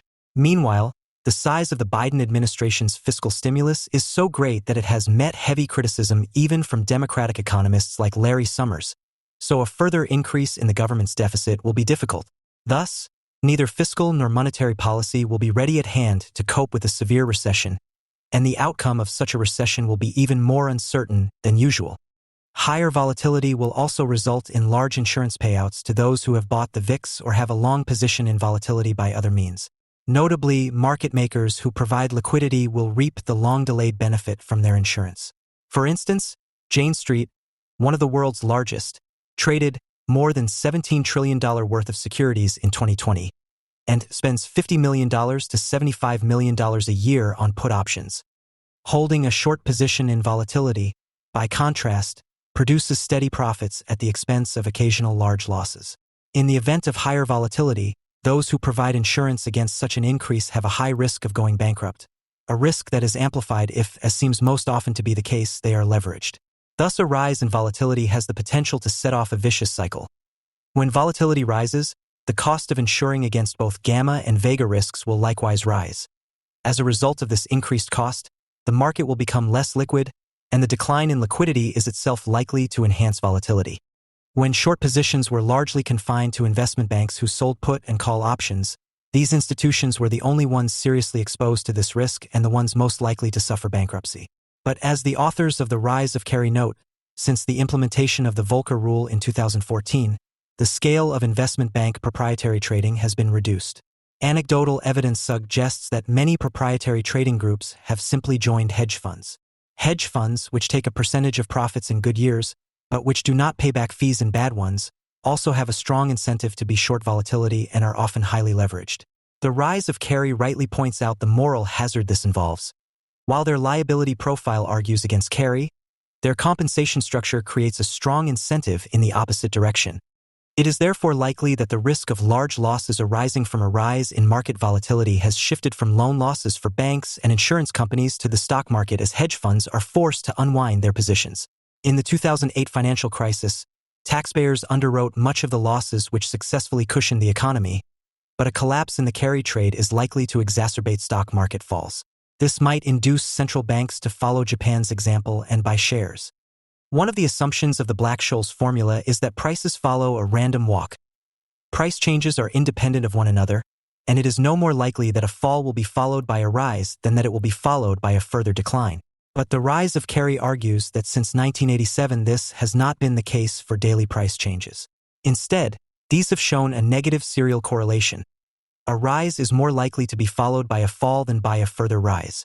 This is a surprising claim, as it is generally accepted that the real equity returns show mild positive short-term serial correlation over a one-year period, and then negative serial correlation of increasing strength thereafter.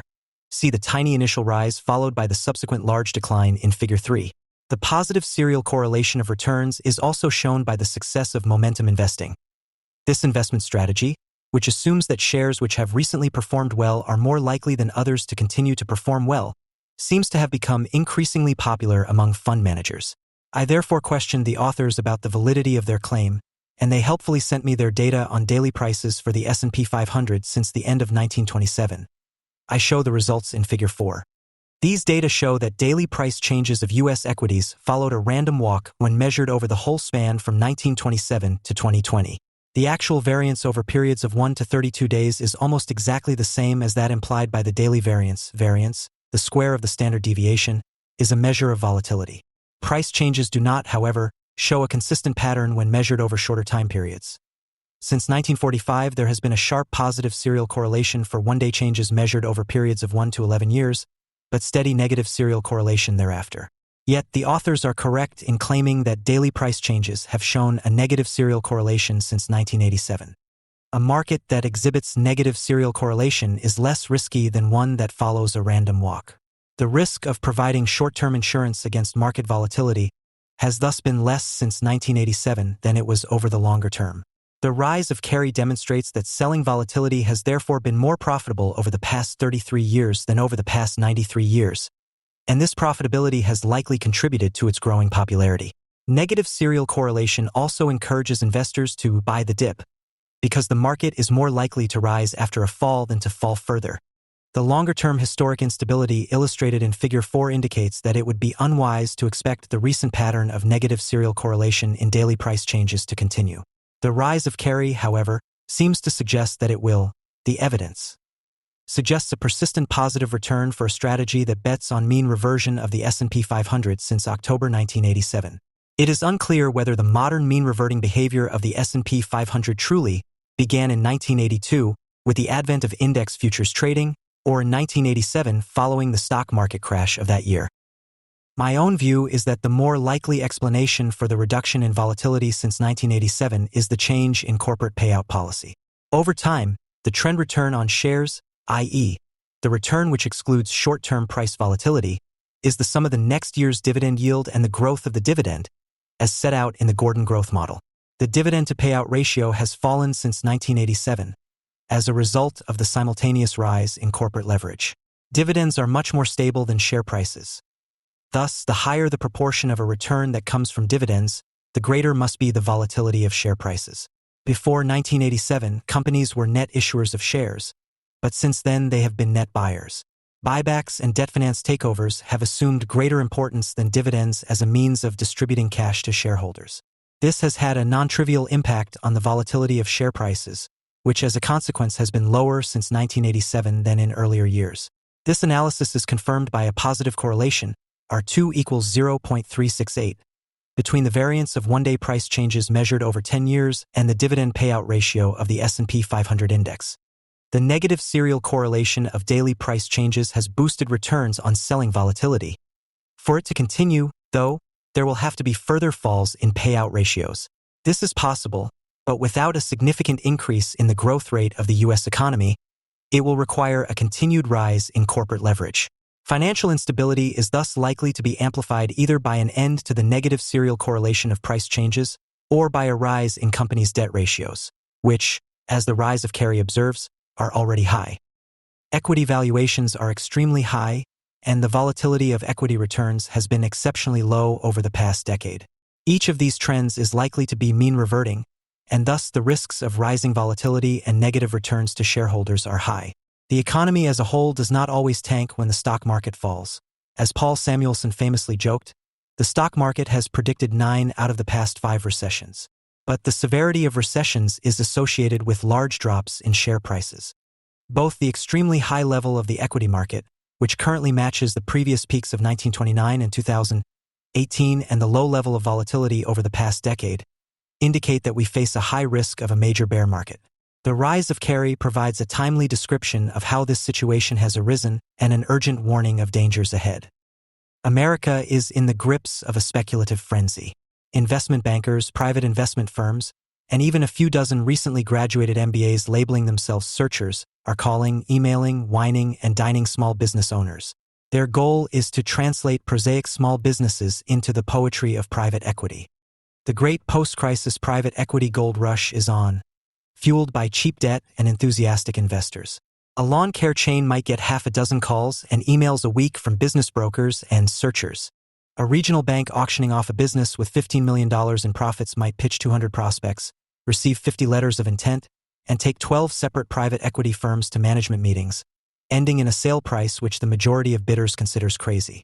And the greatest prize of all, a software company, could sell for many multiples of revenue, regardless of profitability.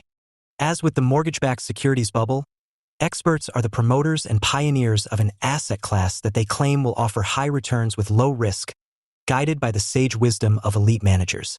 The legendary leader of Yale University's endowment, David Swensen, has gone so far as to call private equity a superior form of capitalism. The experts agree with Swensen. A recent survey of institutional investors found that 49% expect private equity, PE, to outperform the public equity market by a whopping 4% per year or more.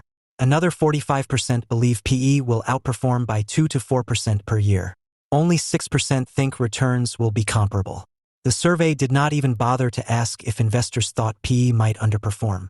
This is particularly shocking given that data from Cambridge Associates shows that private equity returns have lagged the Russell 2000 index by 1% and the S&P 500 by 1.5% per year over the past 5 years.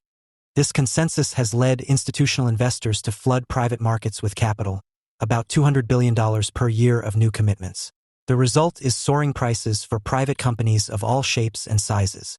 Just before the financial crisis, in 2007, the average purchase price for a PE deal was 8.9x EBITDA, earnings before interest, taxes, depreciation, and amortization, a commonly used measure of cash profitability. Deal prices reached 8.9x again in 2013 and are now up to nearly 11x EBITDA.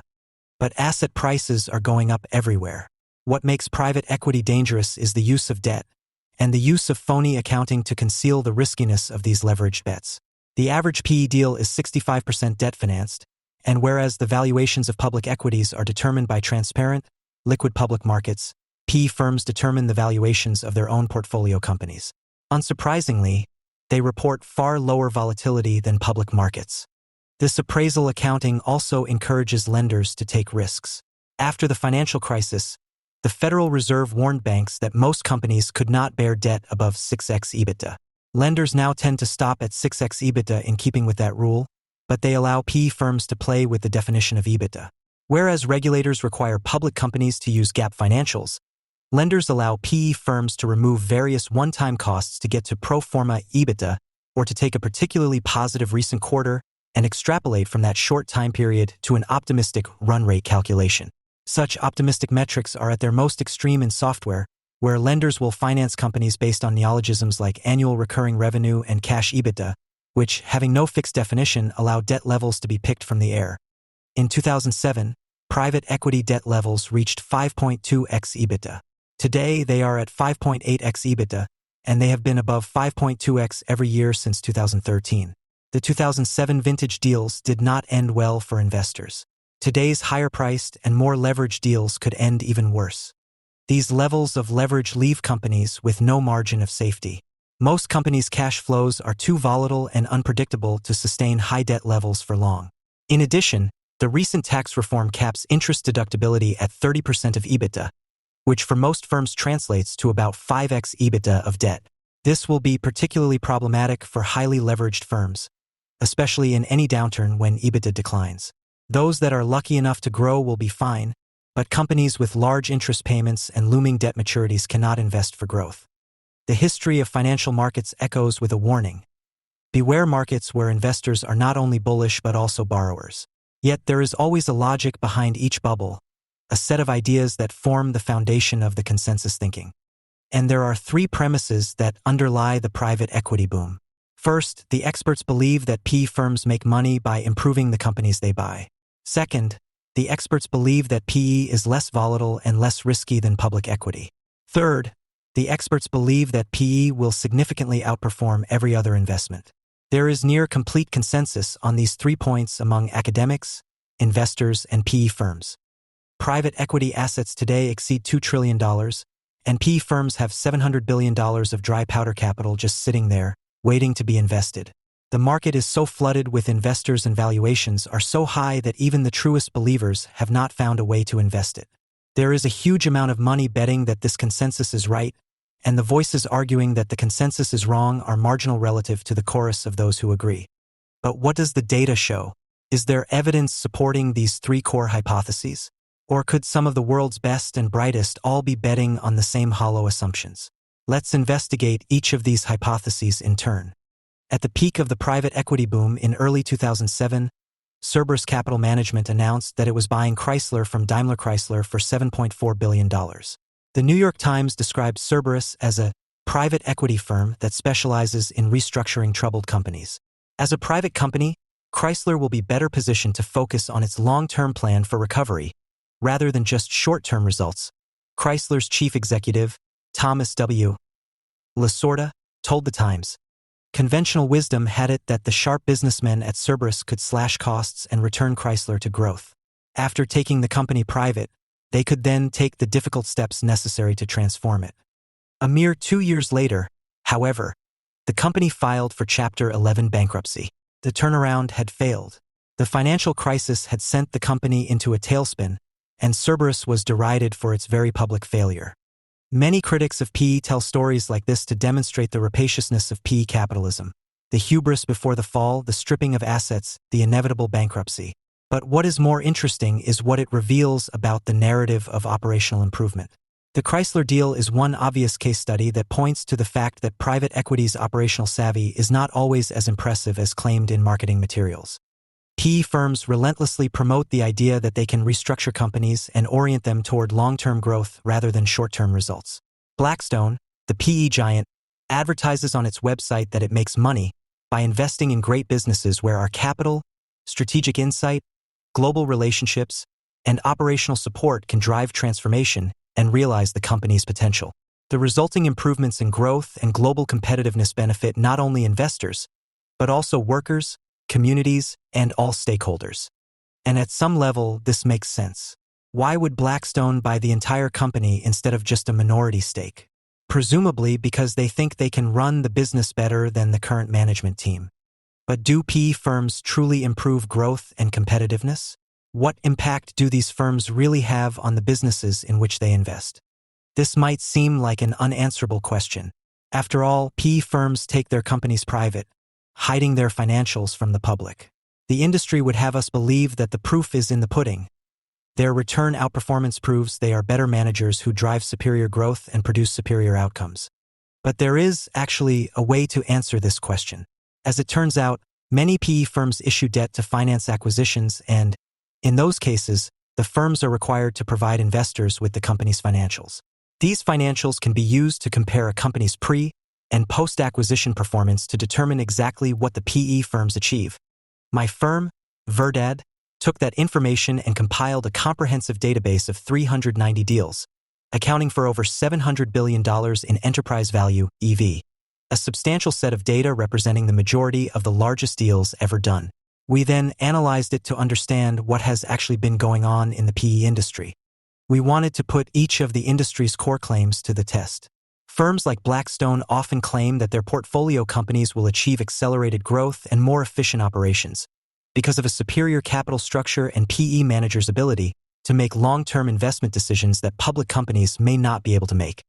If these claims are true, we should see results in the financials of the portfolio companies, such as accelerated revenue growth, expanded profit margins, and increased capital expenditures. But the reality is that we see none of these things. What we do see is a sharp increase in debt. In 54% of the transactions we examined, revenue growth slowed. In 45%, margins contracted. And in 55%, CapEx spending as a percentage of sales declined. Most private equity firms are cutting long-term investments, not increasing them, resulting in slower growth, not faster growth. If PE firms are not growing businesses faster, investing more in growth, or gaining much operational efficiency, just what are they doing? In 70% of cases, PE firms are leveraging up the businesses they buy. PE firms typically double the amount of debt on the balance sheet, from 2.5x EBITDA to 5x EBITDA, the biggest financial change apparent from our study. The industry mythology of savvy and efficient managers streamlining operations and directing strategy to increase growth just isn't supported by data. Instead, there is a new paradigm for understanding the PE model, and it is very, very simple.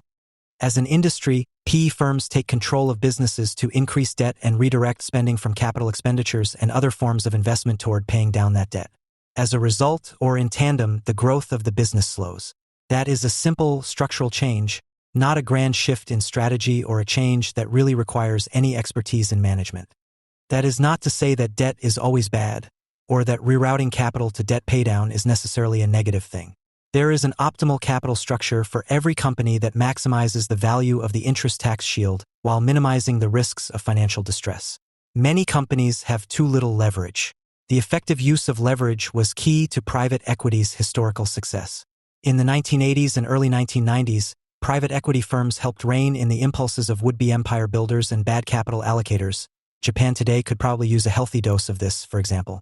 Investors were right to demand earnings not be kept in the business but instead returned to investors through debt paydown and dividends. But there is a big difference, bigger than most realize, between what private equity used to do, buy companies at 6, 8x EBITDA with a reasonable 3, 4x EBITDA of debt, and what private equity does today, buy companies at 10, 11x EBITDA with a dangerous 6, 7x unadjusted EBITDA of debt. Debt is a double-edged sword. It can provide great benefits if used judiciously, but if regularly applied in large dollops, it can create massive problems. The PE industry has created an effective and pervasive marketing myth that they are superior to individual companies' management, operating more efficiently and earning greater returns. But, as we have seen, this is largely fiction. The real reason PE firms want control of the companies they buy is not because of superior strategic insight, but because they want to significantly increase debt levels. And while debt magnifies positive returns and enhances the returns of good decision-making, it can also cut the other way, exacerbating negative returns and punishing bad decisions. My firm's study is not the only one to come to this conclusion. A 2013 study of 317 LBOs by researchers at the University of Texas found little evidence of operating improvements subsequent to an LBO. Our results suggest that effecting a sustained change in capital structure is a conscious objective of the LBO structure. Bain & Company's 2017 Global Private Equity Report came to similar conclusions. They compared deal model forecasts for revenue and EBITDA with the results for PE deals in their proprietary database. More than two-thirds of the time, PE deals underperformed the EBITDA forecasts made at the time of purchase. This underperformance was masked, however, by almost 2 turns of multiple expansion at sale. GP's private equity fund managers had the good fortune to make up the shortfall in margin expansion through unforeseen multiple expansion, Bain wrote. The evidence suggests that operational improvements are more marketing than reality. Risk and return are generally related, and financial products that offer high returns at a low risk are likely to deliver on neither promise. Daniel Kahneman and Amos Tversky found that humans are twice as sensitive to losses as they are to gains. They call this cognitive bias loss aversion. The public equity markets are very volatile, a difficult thing for the loss-averse to stomach. The volatility of public markets has consistently puzzled academics since the 1930s. John Burr Williams, who invented modern finance theory, wished for a day when experts would set security prices. He believed that expert valuations would result in fairer, steadier prices for the investing public. The PE industry would seem to have made Williams's dreams come true. Experts, rather than markets, determine the prices of PE-owned companies. Even better, those experts are the PE firm's employees. Predictably, this results in dramatically lower volatility. The hurly-burly of the public markets is replaced by the considered judgment of an accounting firm that just so happens to be employed by the PE fund. Investors have seen how those types of cozy relationships worked out in the past. To understand the magnitude of this difference, consider what happened in 2014 and 2015 when energy prices crashed over 50%. The S&P 600 Energy Index dropped 52% during the period from December 31, 2012 to September 30, 2015. Yet, at September 30, 2015, PE energy funds from the 2011 vintage were actually marked up on average to 1.1x multiple of money invested MOM, while funds from the 2012 vintage were marked at 1.0x MOM and 2013 vintage funds were marked at 0.8x MOM. PE energy funds almost universally claimed to have dramatically outperformed the public equity market, not even recognizing half of the losses exhibited in public markets. Institutional investors value these smoothing effects, as they call them. In a recorded public presentation, the CIO of the Public Employee Retirement System of Idaho called this the phony happiness of private equity. We did know that our actuaries and accountants would accept the smoothing that the accounting would do. It may be phony happiness, but we just want to think we are happy, he said. If private equity just gave public market returns, we'd be in favor of it because it has some smoothing effects on both reported and actual risks. In other words, the Public Employee Retirement System of Idaho is allocating more capital to the asset class not in order to make the public employees of Idaho more money, but because the CIO of the system values the phony happiness of the smoothed accounting. George Washington University professor Kyle Welch argues in a recent paper on PE accounting, Private Equity's Diversification Illusion, that portfolio managers have incentives to obfuscate systematic risk and to choose investments that appear low risk. If public markets take a dive, portfolio managers with large PE holdings might not have to book large losses. Welch shows that if PE firms adopted fair value accounting standards, then the reported volatility of private equity would double. We can also see this in the PE secondary market, where investors trade their stakes in different PE funds. Marking the reported returns of private equity to market by using these secondary transactions would bring the volatility of private equity higher than the public markets. Market pricing demonstrates that private equity is far riskier than internal valuation marks suggest. For example, PE funds traded at 59% of their net asset value (NAV) at the depths of the financial crisis when bought by PE secondary firms. The internal marks, in other words, were far from the actual transaction values. But is this smoothing so bad if everything comes out right in the end? That is what some PE investors argue. And to the extent that things do come out right in the end, reducing a few wiggles along the way really is not so problematic.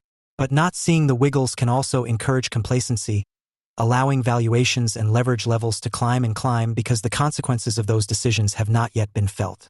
A lack of short-term accountability just means a delayed reckoning, with all the chips coming due down the road. And there are warning signs that all might not end up so well. Does private equity offer the best returns? Over a long horizon, private equity has certainly had a good run. From 1990 to 2010, private equity returned 14.4% per year, compared to 8.1% per year for the S&P 500 index. This 6.3% outperformance was net of private equity's 2 and 20 fee structure, meaning that the gross return of private equity over this period was more like 20% per year. But past performance is a far worse predictor of future returns than prices. And as money has flooded into private equity, the prices paid for PE assets have gone up and up. In 2007, the average purchase price for a PE deal was 8.9x EBITDA. Deal prices reached 8.9x again in 2013 and are now nearing 11x EBITDA. In fact, private market valuations have been equal to or greater than public market valuations since 2010. As noted earlier, since 2010, private equity has, on average, underperformed the public equity market. Cambridge Associates' U.S. Private Equity Index has lagged the Russell 2000 by 1% and the S&P 500 by 1.5% per year over the past 5 years. Institutional investors' expectations for PE returns seem rooted in the asset class's performance in the 1980s, 1990s, and early 2000s. They have not adjusted for the recent period's underperformance, an underperformance caused by their invested capital driving up purchase prices. The underperformance since 2010 shows that private equity does not always outperform public equity markets. The relative performance of private equity is contingent on size, leverage, and valuation. The Canadian Pension Plan Investment Board, CPPIB, and the Abu Dhabi Investment Authority, ADIA, did a bottom-up analysis of 3,492 private equity transactions from 1993 to 2014 to understand these dynamics. They found that private equity deals are different on two key quantitative dimensions from public equity investments. First, PE firms buy companies that are significantly smaller than broader public benchmarks. The median market capitalization of a company in the S&P 500 is $41 billion. The median market capitalization of a small-cap company in the Russell 2000 is $2 billion. But the median enterprise value of PE deals is only $250 million. Only about 15 private equity investments have ever been larger than the maximum market capitalization of the small-cap index. Second, PE deals are significantly more levered than the typical public equity. The CPPIB and IDEA found that the average ratio of net debt to enterprise value at inception has been approximately 65%. The typical Russell 2000 small-cap company is levered at about 16%, while the median large-cap company in the S&P 500 is levered at about 18%. These two factors have been basically constant since the early 1980s. Changes in deal size and deal leverage levels do not explain why performance relative to public equity markets dropped off after 2010. And differences in size and leverage explain only about 50% of private equity's historical outperformance of public equity markets. The factor that has changed is valuation. Private equity firms have historically bought companies at much lower valuations than the broader public markets. Here we see a significant shift from before the financial crisis to after. Since the crisis, the flood of money into private equity has driven up purchase prices significantly, eliminating the formerly large gap between private and public market valuations. This is more troubling than most market observers understand. Private equity is price-sensitive because of the use of debt. Higher prices require more debt, leading to higher interest costs and higher risk of bankruptcy. The importance of valuation to returns is controversial but key to understanding the asset class, so it is worth looking at the issue from a few different angles. The first approach is to look at PE deals and compare returns to purchase price. One PE firm did just such an analysis and found that over 50% of deals done at valuations of more than 10x EBITDA lost money, and that the aggregate multiple of money was barely over 1.0x, i.e., for every dollar invested, only slightly more than $1 was returned to investors. The second is to compare the average purchase multiple in a given year to the returns of the funds from that vintage year. There is a -69% correlation between purchase price and vintage year return, a strong inverse relationship. The third is to look at PE-backed companies that IPO. My firm, Verdad, looked at every company taken public in the United States and Canada by a top 100 PE firm since the financial crisis, a data set of 195 IPOs with an aggregate EBITDA of $66 billion and an aggregate market capitalization of $728 billion. The average company in this data set went public with $4 billion in market capitalization, traded for 17x EBITDA, and was 21% leveraged on a net debt/enterprise value basis at IPO.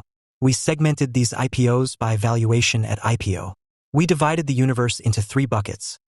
Companies that went public at less than 10x EBITDA, about 20% of companies, 10-15x EBITDA, about 20% of companies, and more than 15x EBITDA, about 60% of companies.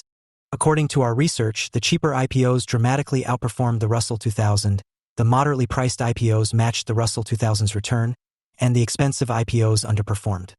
The fourth approach is to listen to what PE firms are saying themselves. PE executives surveyed by Prechein said their biggest challenge was valuations. Their second biggest challenge, worrisomely, was the exit environment. Joe Baratta, Blackstone's global head of private equity, said, "This is the most difficult period we've ever experienced. You have historically high multiples of cash flows, low yields. I've never seen it in my career. It's the most treacherous moment." Despite considering it a difficult period to invest, Blackstone Capital Partners VII raised $18 billion in 2015, the largest fund it had ever raised. Whether you look at PE deals or public equity investments, paying high prices for companies and using debt to fund the purchase looks like a bad strategy. The scary thing is that private equity purchase multiples passed 10x in 2015 and show no signs of going down. In our view, the 2015, 2016, and 2017 vintage years are likely to return close to 0% per year if history is a good guide. Broader implications. Private equity does not always outperform the public equity markets. The major change that PE firms make to portfolio companies is the addition of debt, not magical operational transformation. And the valuation marks which suggest that the volatility of private equity is lower than that of public equity are based on the subjective opinions of the PE firms themselves, hardly an unbiased source. Yet the consensus thinking among institutional investors is leading them to shift money from public equity markets, which they consider overpriced and overly volatile, into private equity markets. But does this shift of capital from public to private make sense? David Swensen, Yale's chief investment officer, believes it does. He contrasts the short-termism of public equity markets with the 5 to 7 year time horizon of private equity. In his thinking, when you have PE firms acting as hands-on operators that are going to improve the quality of the companies, there's no pressure for quarter-to-quarter performance. This is a traditional criticism of big public companies. They have no real owner who looks after the long-term health of the firm or holds managers accountable. Instead, the CEOs respond to the whims and vagaries of a shareholder base that is either dispersed and inattentive or overly focused on short-term movements in the stock price. PE firms, by contrast, are supposed to think like owners, making the tough choices that are best for the company in the long run. But the evidence shows that PE firms are really just adding debt. The supposed improvement in incentives and managerial alignment is more marketing than substance. To be sure, debt can have a disciplining effect and can enhance returns on good investments. But the amount of debt being used in most buyout transactions today has gone way too far. And debt, as Clay Christensen has pointed out, reduces a company's long-term capital flexibility. The discipline of debt and long-term thinking are mutually exclusive goals.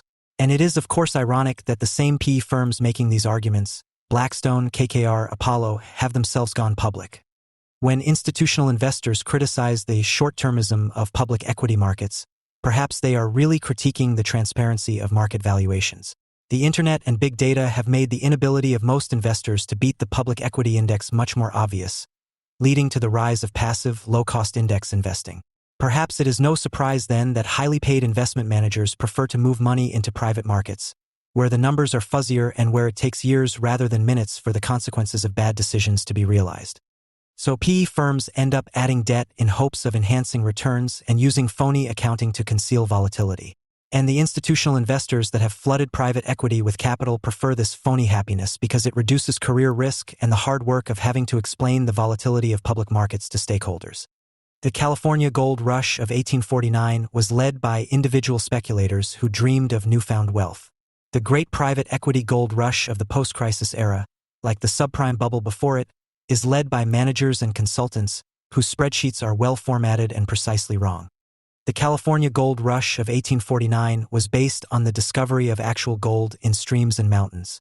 The great private equity gold rush of the post-crisis era is based on airy ideas about operational improvements, low volatility, and historical outperformance. They may not be tangible, but they make for good bullets in a PowerPoint presentation. The California gold rush of 1849 did not end well for the poor and desperate speculators who dreamed of a better future. And the great private equity gold rush of the post-crisis era may not end well for the confident experts who deploy other people's capital with the goal of staying rich, not getting rich, and it may be even worse for everyone else. How much has private equity contributed to the bizarre economic situation of recent years, in which asset prices soar while underlying GDP, along with productivity growth, remains historically weak? And is today's private equity froth a warning sign of the next crisis? The history of the U.S. stock market is often explained with colorful anecdotes. There is the gathering of the NYSE founders by a buttonwood tree in Lower Manhattan in 1792, Jay Gould cornering stocks in the 19th century, Shoeshine Boys handing out tips in 1929, and Jerry Garcia's deathbed reaction to the Netscape IPO. Those tales can be important as well as amusing. But other equally significant changes in the stock market happen behind the scenes, without a clever anecdote to illustrate them. The emergence of modern portfolio theory in the 1950s and 1960s is one example. The creation of a practical index fund in 1975 is another. The same is true with the 1982 change in SEC rules that permitted the now ubiquitous share buyback programs. These shifts may not have fit the model of how to make $1 million in the next 12 months, but they ended up involving not millions but trillions of dollars over subsequent decades. This article is about another gradual change in the stock market over the past several decades that has profoundly altered the investment equation for tens of millions of UAL as well as institutional investors. For most of its history, the stock market was based on a presumed, and usually an actual, cash relationship between companies and their owners, particularly for larger, more successful businesses. That is, those enterprises paid dividends to their shareholders. In that regard, the relationship was consistent with what someone with an ownership stake in any successful ongoing business might expect from their holding. their share of the profits after all the operating expenses and capital needs of the venture were met. Despite that history, and contrary to what I consider an axiom of business ownership, dividend-focused stock investing has been receding in popularity for more than 3 decades. The rise and crash of the fleeting dot-com stocks at the turn of the millennium is not the issue here. In the 2 decades since, a crop of very successful, highly profitable, abundantly cash-generative, and now mature companies have come to dominate the investment landscape. Today, there are neo-dot-coms, in the form of SPACs and other profitless shooting stars, but they are a sideshow. That these companies still do not regularly pay the very people who own them is the heart of the matter. Investors may accept the state of affairs, but they should know that it is historically and financially anomalous. This unusual arrangement is worth highlighting now because we are almost certainly at a period of transition in regard to the stock market. The 40-year decline in interest rates has come to an end. Interest rates may or may not increase from current levels, but the prospect of continued inflation, upcoming quantitative tightening, and the general end of easy money invites a reconsideration of investment frameworks built on decades of declining interest rates. Many market participants are now asking what the stock market and the broader global economic order will or ought to look like in this new era. Against the backdrop of these discussions, it is worth reviewing how the market functioned, at least in one very important respect, prior to the current arrangement. In the beginning, there was the Verenigde Oost-Indische Company, or VOC. That's not actually true. There were earlier joint stock companies, but as a practical matter, the Dutch East India Company was the first recognizable stock traded on the purpose-designed Amsterdam Exchange. From that exchange's launch in 1602 until the mid-20th century, investment in a stock like VOC was, in most instances and for most people, all about the dividend that investors could expect to receive. That is not to suggest that money was not made and lost on pure price speculations, frauds, bubbles, struggling enterprises, and all sorts of non-dividend investment decisions and holding experiences. Those non-dividend moments are unavoidable when stocks trade daily and dividend payments or changes are made quarterly or annually. But those headline-dominating moments pale in comparison to the much quieter but vastly greater experience of everyday coupon clipping. From that perspective, it is clear that the dividend paid was the ultimate measure of a stock's long-term success. If the dividend was paid, that was good. If it was increased, that was better. Over the long term, share prices reflected the trajectory of the dividend, plus or minus sentiment factors that influenced the cash yield that was acceptable to investors.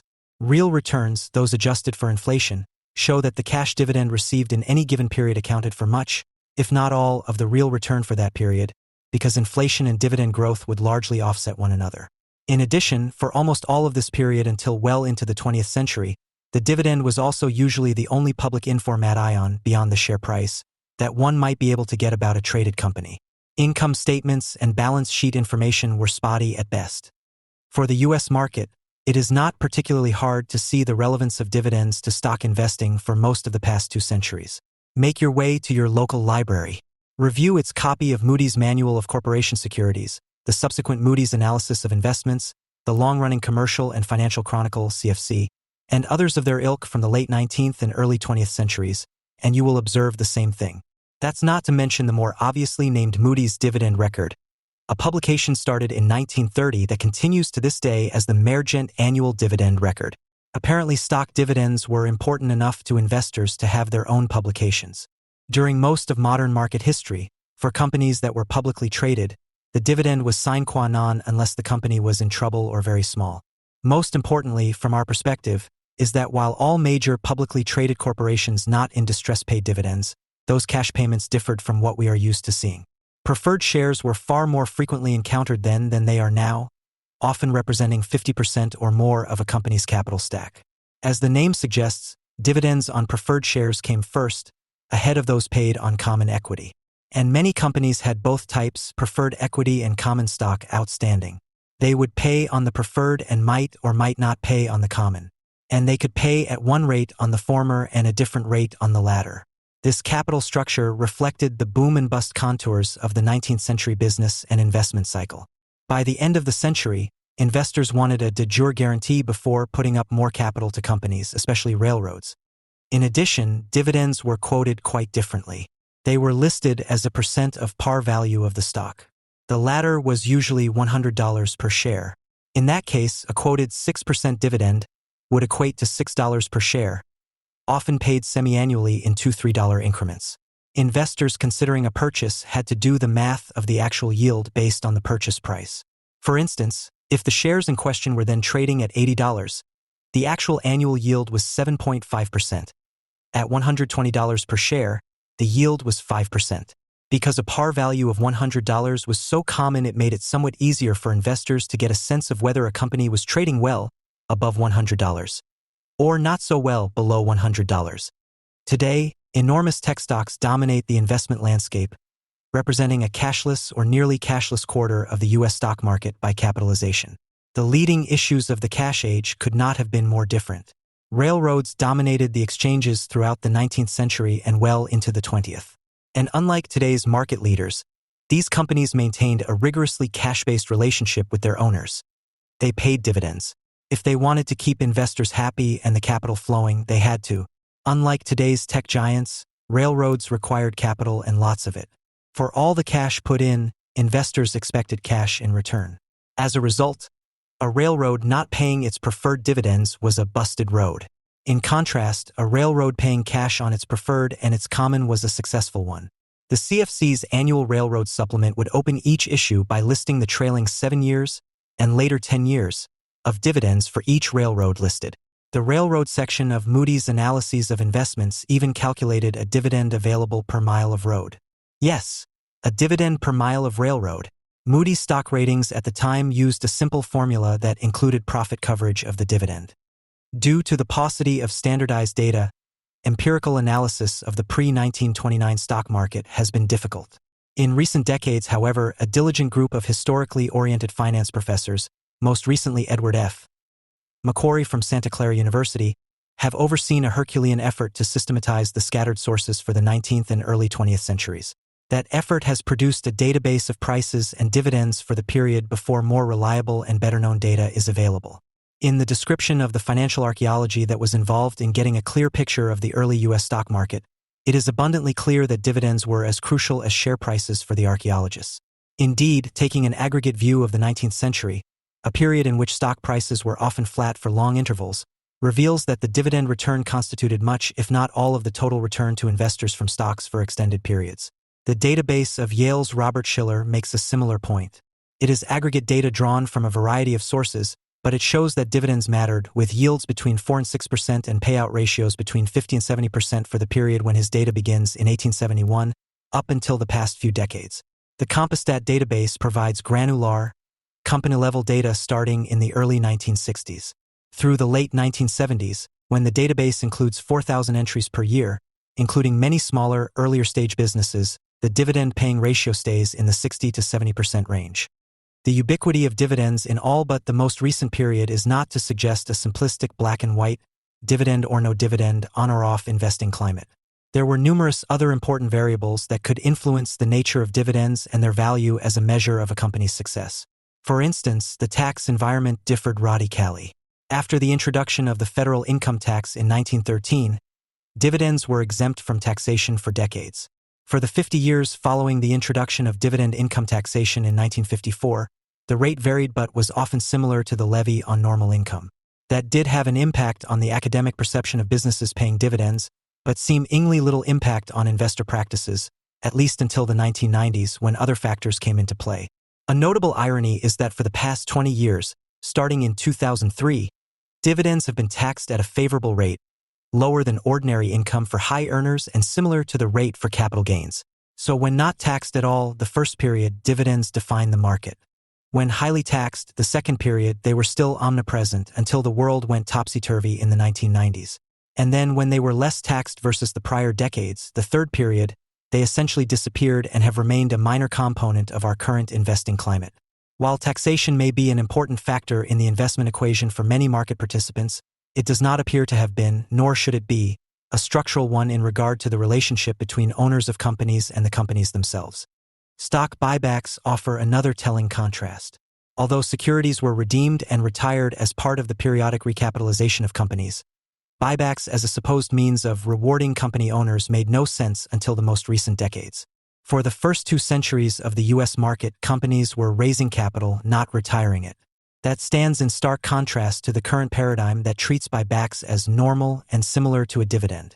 More generally, business and macroeconomic conditions were dramatically different. The prior capital-intensive businesses that characterized and dominated America's economic rise were strikingly unlike the service economy companies that have emerged over the past half-century. Ironically, the capital-intensive historical market paid rich dividends, and the less capital-intensive current one largely does not.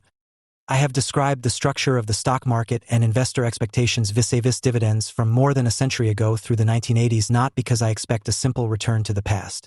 There is no particular need now for every public company to have preferred shares or to quote dividends relative to the par value of shares.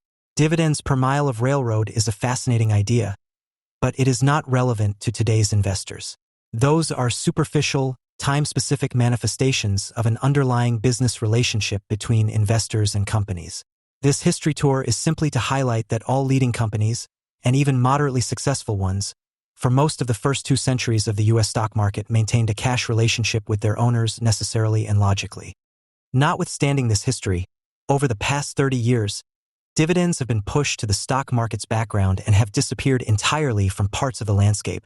Shiller's database, referenced earlier, shows a notable decline during the go-go years of the 1950s and 1960s, and a structural step down in both yield and payout ratios in the 1990s. I have not included the data from the COVID years of 2020 and 2021, when the market's yield retreated from its new normal of 2% to around 1.5%. More granular is the company-specific data from Compustat, available from 1962 to the present. Looking at the entire database of holdings, one can clearly see the drop in the number of dividend payers as a percent of overall stocks to the 30% level of recent decades. That is, indeed, a sea change in market structure. The same Compustat data can be parsed to see the dividend trends at the individual security level. Whatever the metric, it slopes down and to the right. Until the 1990s, dividends mattered. And then they didn't. As of June 30th, 2022, the S&P 500 index had a trailing cash yield of 1.69%.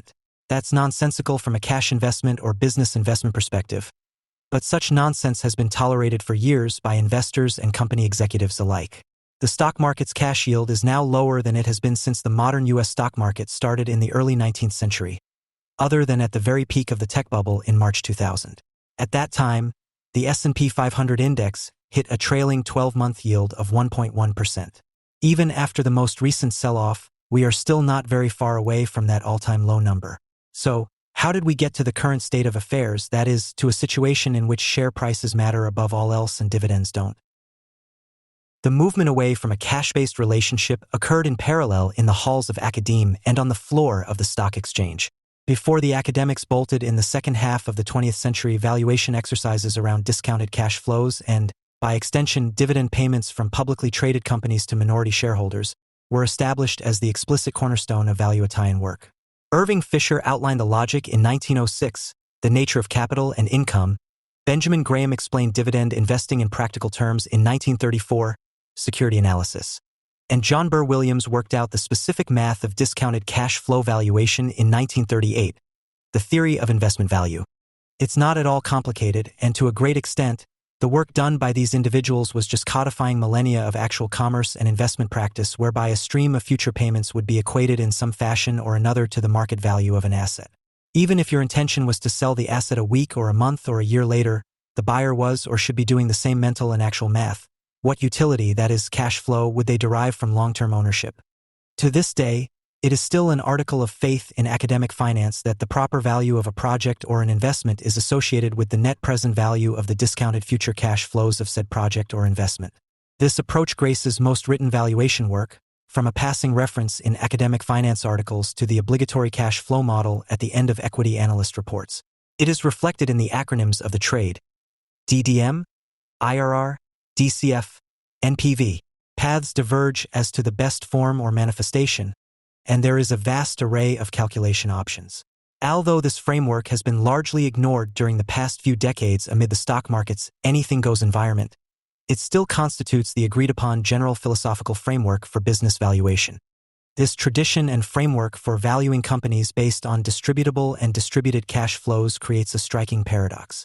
Despite their embrace of discounted cash flow valuation methodologies, for the past 60-some years, The leading lights of academic finance have been nearly united in their explicit rejection of the most straightforward manifestation of a discounted cash flow approach for minority shareholders of publicly traded equities. That is, they dismiss the lowly dividend, the income stream reserved for none too bright retail investors, for widows and orphans, and other lesser souls. I'm not suggesting that the entire finance community shares this view. There is a dedicated resistance, but among the academic views that make it from gown to town, that are broadly disseminated and recognized in the practitioner community, the consensus is dismissive of companies paying dividends and investors seeking them out. The formal intellectual history of this movement away from dividends is well known. It is, in fact, so well known that I believe many investors simply cite the founding document from 1961, but don't actually read it or haven't read it in years. The document is worth reviewing closely. A small portion of it remains relevant. The rest of it is so woefully out of date as to now meet the standard of being wrong. The long-deceased authors received Nobel Prizes for their efforts and have privileged positions in the pantheon of academic finance. Merely suggesting that this particular work might no longer be relevant invites ridicule from the Academy. Franco Modigliani and Merton Miller, popularly known as M&M, made what was then and still is a common-sense argument in 1958 that the value of a firm should be based on its assets and earnings potential, not on how the entity is financed or the precise nature of its capital structure. They put forth the important concept that the capital structure of a firm should, all other things, including taxes, being equal, be considered irrelevant to the market value of a business. 3 years later, in the Journal of Finance, M&M extended their argument from the front end of the horse, a company's capital structure, to the business end, the company's distributions and returns. Consistent with the increasing focus on share prices, they asked, is there an optimum dividend payout ratio or range of ratios that maximizes the current worth of the shares? That is, does a higher payout ratio lead to higher share prices? Their subsequent argument is redolent with the rational actor and perfect markets theories popular at the time, but the key assertion is that the higher the dividend payout in any period, the more new capital that must be raised from external sources to maintain any desired level of investment. M&M therefore concluded that a company's dividend policy is irrelevant because higher payouts necessarily lead to dilutive capital raising, assuming a given level of capital expenditure by the company. Lower payouts lead to less dilutive capital raising. Hence, a company's dividend payout policy should be irrelevant to the price of a share. Their conclusion creates a rather elegant symmetry of irrelevance involving the capital structure going in and the distributions coming out. Did you catch the mistake? It is hiding there in plain sight. Hint, in 1961 it probably wasn't a mistake, but it is a huge one today, and one that more or less reverses the author's conclusions for today's corporate managers and investors. The key phrase is, for a given level of investment. And you will note the critical assumption that the given level of investment involved is invariably greater than the cash flow from operations minus the dividend, and thus requires external capital. More if the payout ratio is higher, less if the payout ratio is lower. That's the rub. In the early 1960s, the United States was still in the heyday of its industrial and manufacturing economy. All that property, plant, and equipment came at a cash cost. As a result, dividend payout ratios were high. In this context, M&M made sense. Fast forward 60 years, however, and M&M's base case is no longer applicable. Our leading service economy companies are now cash flow positive, with much lower capital intensity.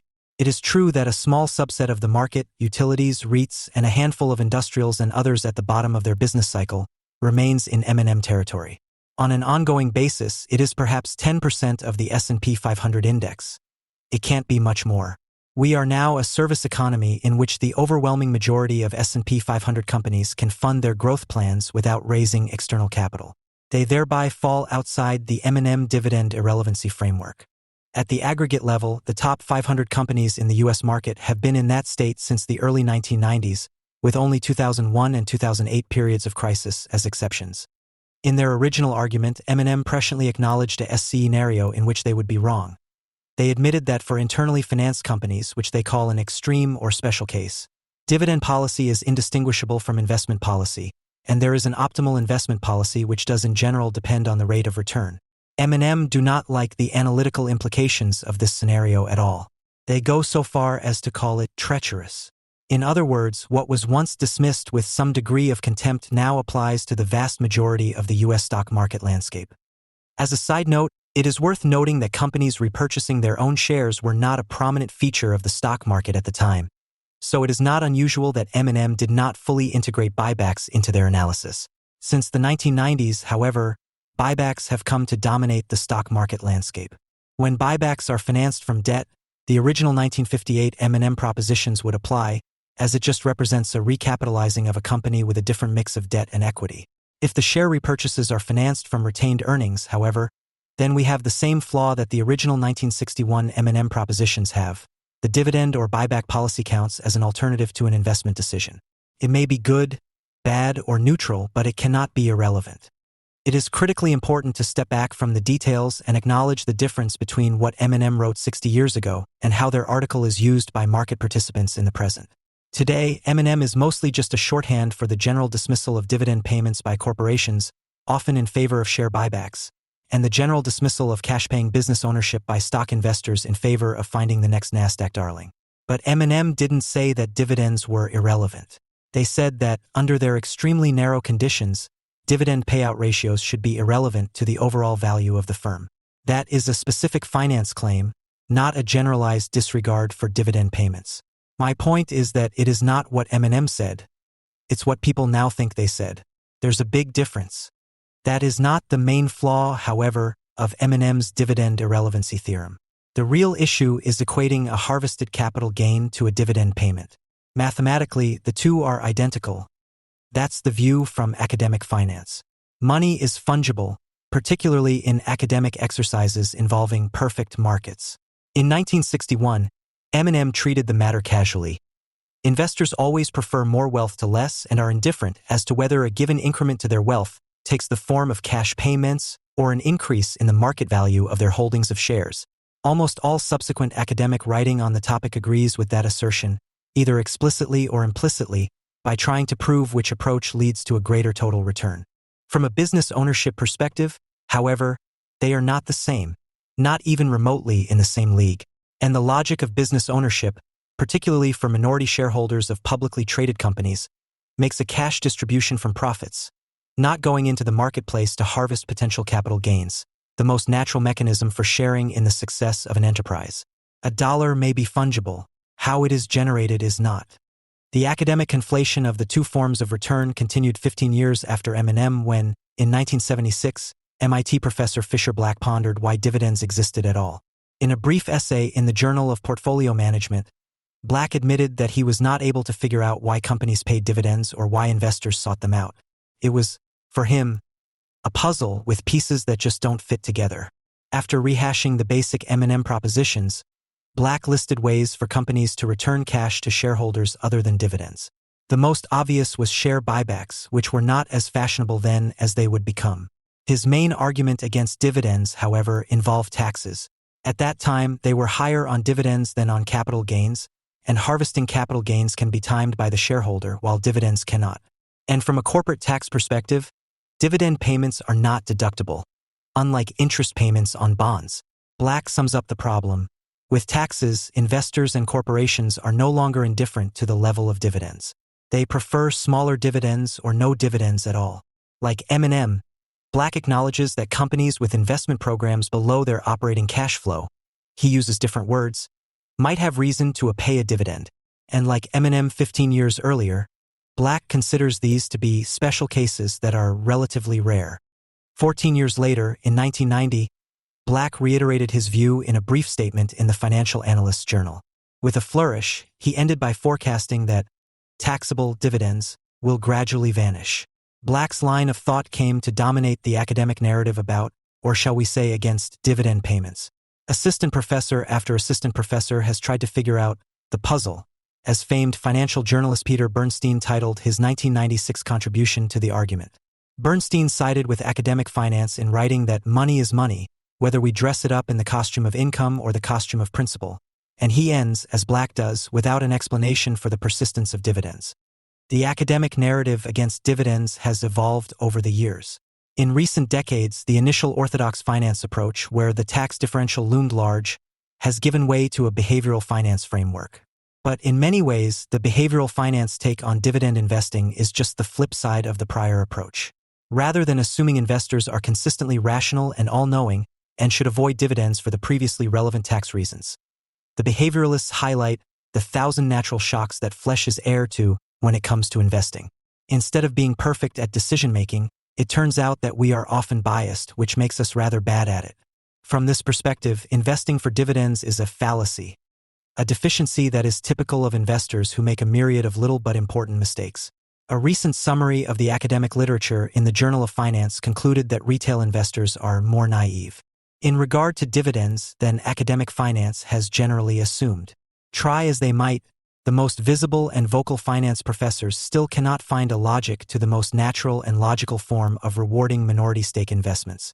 Causes of the markets move away from cash. The academics set the stage for the dramatic transformation of the relationship between corporations and shareholders in the U.S. stock market, but the professors did not make it happen. The market structure changed for different, more profound reasons.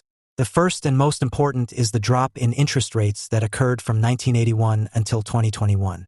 The second is the seemingly innocuous and minor securities law change in 1982 that permitted share buybacks. The third is the rise and indisputable success of Silicon Valley and the resulting shift in capital allocation. The tax reason, so aggressively purported and promoted by academics over many decades, does not figure in this process, as the tax differential is now much less than it was when dividends were more prominent. Interest rates. Asserting that the decline in interest rates has had an outsized impact on the stock market will ruffle no feathers. Everyone can agree on that. My purpose is simply to connect it to the dividend drought in the U.S. stock market. Falling rates affect the mechanics of the market in two ways. The first is straightforward. Rates of interest on government securities set the competitive floor for the yield of all financial instruments. As government rates rise, other private sector bonds need to offer a competitive yield to find buyers. As they fall, bonds can pay less and still find customers. The dynamic is similar, though not identical, for equities. Prior to the 1990s, most stocks had dividends and their attractiveness was judged, at least partially, by their yield. So, not entirely unlike bonds, as the yield on government securities moved up or down, the cash return expected from stocks would adjust as well. Even today, in the post-dividend market, I have been frequently told by company management teams, particularly around spin-offs or mergers of old economy companies where a dividend already exists or is expected, that they are planning on setting the new entity's dividend so that it will have an attractive yield. I am always bemused when I hear that, as it suggests the executives can control stock prices and therefore determine stock yields. While that is not actually the case, up until the 1990s, investors genuinely did care about the cash yield of stocks. So, just like bonds, as the yield of the U.S. 10-year note came down, the necessity for stocks to offer high, competitive cash dividend yields diminished over time. Setting the floor for competitive cash rates may be less important than the role of rates in determining risk. As benchmark rates have come down, so too has the discount rate applied to present and prospective cash flows. The 4-decade trend toward lower rates has created an almost anything-goes environment in the stock market. Persistently lower discount rates translate into persistently higher valuations. The declining rate trend goes beyond just the high valuation of cash flows or income streams that is reflected in the S&P 500 index's low dividend yield. It also supports the normalization of entirely dividend-free stocks, including from large successful companies that could afford and ought to pay dividends. Without a distributable cash stream, the investor in a successful enterprise is entirely dependent on the ever-changing market price of the investment. That is the dictionary definition of speculation. Declining interest rates have expanded the scope for such companies. As of the end of 2021, a stunning 111 companies, representing 25.3% of the S&P 500 index by market cap, make no distribution. Recall that these are the best of the best, the largest and most successful listed U.S. corporations. They are not startups. Even if they are cyclical and at the bottom of a particular business cycle, they are presumed to be durable. Otherwise, they would not be part of the leading stock market index. At any given point in time, some portion of them might reasonably be expected to suspend a dividend due to near-term distress, but not 20% of them. Another 79 companies, with 26% of the index's value, trade with a yield of less than 1%. In sum, more than half the S&P 500 index by market cap is dividend-free or so dividend-light that it might as well be dividend-free. That is a stunning state of affairs and a real challenge to any investor seeking to establish a typical, cash-based ownership relationship with investments through the stock market. Share buybacks. Share buybacks did not cause the dividend retreat, but they quickly rushed in to fill the void left by cash payments to company owners. In doing so, they have changed the math of investing in the stock market. During most of the modern era of stock market regulation following the Great Depression, buybacks were few and far between as executives sought to avoid drawing the attention of the SEC, which was concerned about share price manipulation. Loosening the restrictions was considered in 1967, 1970, and 1973, but only finally occurred with the promulgation of SEC Rule 10b-18 in 1982. That rule permitted companies to engage in open market purchases of their stock as long as they followed a set of stated guidelines designed to make the process somewhat transparent and less likely to move share prices around. By the late 1990s, the dollar value of buybacks by S&P 500 index companies exceeded those of dividends, and that has remained the case in all but a handful of years since. Buybacks are now a highly visible and important component of the current stock market paradigm. From a business ownership perspective, buybacks change the ownership calculation for both the investor and for corporate management. First, buybacks are popular because they are believed, by management and some investors, to lead to higher share prices by virtue of introducing an additional motivated buyer. Second, buybacks demonstrably lift near-term EPS by lowering the denominator in the profit per share calculation. This benefit depends greatly on whether the funds used are from profits earned or dollars borrowed, and the extent to which the denominator needle is actually moved. However achieved, higher EPS leads to higher compensation for senior managers and higher share prices for investors, assuming valuation multiples are maintained. Moreover, buybacks cleanse management stock-based compensation from balance sheets, especially important for NASDAQ companies, which typically feature heavy share and option grants. As a result, buybacks introduce questionable short-term incentives for managers and potential conflicts with company owners. Finally, buyback proponents point to the downstream benefits for non-selling shareholders. They get a larger share of the remaining corporate pie, including larger dividends and a greater weight in corporate governance. Fourth, buybacks are supposed to be tax efficient in that, compared to a fixed schedule of taxable dividend payments, buybacks can be timed, both by corporations and investors choosing to sell their shares, as investors only pay capital gains taxes upon selling their shares. Finally, buybacks, along with dividends, are seen as a corporate signaling tool of better times ahead. These are the supposed virtues. The reality is much more complicated, far more so than calculating the benefit of a dividend payment. There is no clear evidence that buybacks lead to higher share prices over the long term. Buybacks in a market trending up look good. Buybacks prior to a correction look wasteful. The positive EPS effect is well documented. The question is whether the documented reduction in the denominator is anywhere as great as the announcements of these programs often suggest. And then there is a dark side to repurchases, which many companies may learn the hard way in the years to come.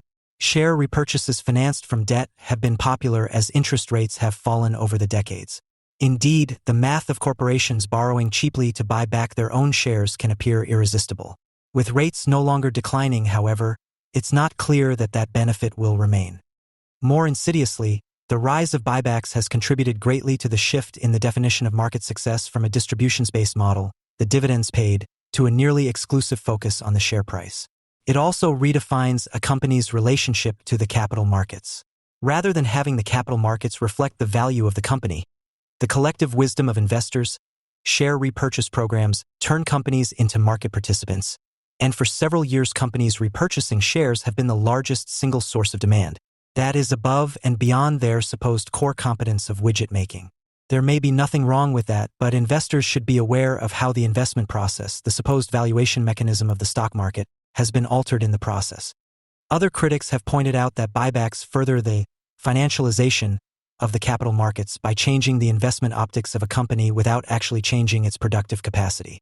In a way, these modern critics are repeating the excellent point made by Eminem 60 years ago, that a business's earnings potential, not how the assets are packaged, should drive its market valuation. Buybacks challenge that bit of common sense. For brokerages, hedge funds, and speculators, these new optics are wonderful developments. For investors seeking to benefit from the ownership dividend, buybacks simply muddy the waters. The rise of NASDAQ. The NASDAQ exchange started in the early 1970s as a computerized means of showing bid and offer prices among dealers for shares not listed on the major exchanges. Transactions still occurred over the phone, person to person. That would soon change as NASDAQ evolved into the widely used trading system we know today. NASDAQ now has around 3,000 listings, more than the older NYSE. The The market value, as of December 31, 2021, of the listed shares on Nasdaq is around $26 trillion, nearly as much as the NYSE's $30 trillion. More importantly, Nasdaq has passed into our investment culture and reality as an entire investment type. Innovative technology-oriented enterprises, many located in the Bay Area of Northern California. These Silicon Valley companies have changed the world. Full stop. We all know the names: Amazon, Apple, Google, Facebook, Microsoft, Cisco, Amgen, etc. For the past 50 years, these companies had their initial public offerings and raised additional capital, if needed, overwhelmingly on the Nasdaq. In doing so, they have changed not only modern life but also the stock market itself. Whereas the payment of dividends was the sine qua non of success for companies on the NYSE, it is the opposite for those listed on Nasdaq, where dividends are an infrequent occurrence. Of the top 500 companies on the exchange as of December 31, 2021, only 193, less than 40%, paid a dividend at all. The smallest of these 500 companies has a market capitalization of $4 billion, so they are by no means insignificant, troubled enterprises. With more than half the dataset not having a dividend, the median yield is zero, of course. And when weighted by market cap, the yield of the top 500 Nasdaq companies was just 0.6%. Why bother? There are any number of reasonable explanations as to why Nasdaq is essentially a dividend-free zone. Its initial heritage, the place for rapidly growing technology companies with full investment agendas, is certainly the leading one. That would explain why the younger, less established companies appearing on the Nasdaq would naturally eschew dividends in favor of investing every spare dollar they have. Of the largest 500 companies on the exchange, 139 reported losing money in 2021, and a total of 181 had free cash flow of less than $100 million. It might or might not be reasonable to expect a dividend from them. These companies, however, are the exception to the Nasdaq rule. The larger Nasdaq listings, the top 300 or so, are, by definition, tremendously successful, and yet they continue to avoid rewarding company owners with cash. Of course, to some extent they do not need to, as investors are willing to take their chips in the form of abundant capital gains, notwithstanding one bubble and collapse in the late 1990s and early 2000s, and possibly a second one in 2022. There are other factors as well. I wonder if distance from New York and old finance isn't one of them. Timing most certainly is. Nasdaq came of age in the 1980s and 1990s, by which time M&M's dividend irrelevance of 1961 had morphed into a free pass to ignore dividends no matter how large and successful an enterprise was. Nasdaq's later start also allowed its constituent members to be incorporated into modern portfolio theory, which focused so much on share price covariances and so little on dividend payments. Big tech is now under siege from the left and the right for having become too powerful, too successful, and too dominant. That is not the issue here. The issue is how the emergence of a coterie of large, successful, cash flow generating companies has changed the investing equation in the United States. Let's return to the top 500 Nasdaq issues, the best of the best. More than 60% have free cash flow of greater than $100 million. Of those companies, all of which can and should be paying cash to company owners, only about half, 164, do. And the dividend payout ratio of net income for those distributions is just 28%. They could do a lot more. For all its virtues, the Nasdaq revolution over the past 4 decades has helped drain the stock market of its cash payments. Without questioning the Silicon Valley innovation engine, I do assert that its success is certainly not due to holding back profit distributions to company owners once the enterprises had grown to size and scale. There is little evidence to suggest otherwise. So much of Nasdaq is outside the bounds of M&M that not paying a dividend is a choice, not a necessity. The collective impact of falling rates, rising share buybacks, and the great success of Silicon Valley has transformed the nature of investment and business ownership throughout the U.S. stock market. The process occurred gradually. Decades ago, investors were put into a pot of the then room-temperature water of the market. Had they been presented with the zero dividend option, it would have been a shock to them, and they would have jumped from the pot as quickly as a frog. But over the years, the temperature has risen steadily and investors have stayed until they are now used to stocks, even large, highly successful, highly profitable enterprises with no or de minimis dividends. Rather ironically, when the economy was growing faster and needed more capital, companies paid big dividends, but when the economy's expansion has slowed and needs less capital, it pays almost no dividends. That unusual outcome has changed the stock market equation for most investors. All but a small band of investors now look almost entirely to share price gains as a measure of their stock market success, not the cash distributions they receive from their ownership stakes. While there is nothing inherently wrong with that measurement tool, investors should appreciate how different it is from the measure of success in private business or earlier iterations of the stock market. Time horizons have also been shortened. There have always been short-term speculators playing at the casino to make a quick buck. All markets are such, but dividend-focused investing is, by definition, longer-term in nature. A single dividend payment has modest value. It is the belief that decades of similar or higher payments are to come that makes the asset worth purchasing. Assets stripped of such payments leave investors entirely dependent on share price movements alone, and those can occur in days and weeks, rather than years. The same logic applies to company managers.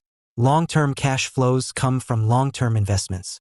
Knowing that investors expect to receive the excess cash flows of an enterprise for years to come pushes corporate managers, it is assumed, to make decisions that pay off over an extended period, not just in the quarter ahead.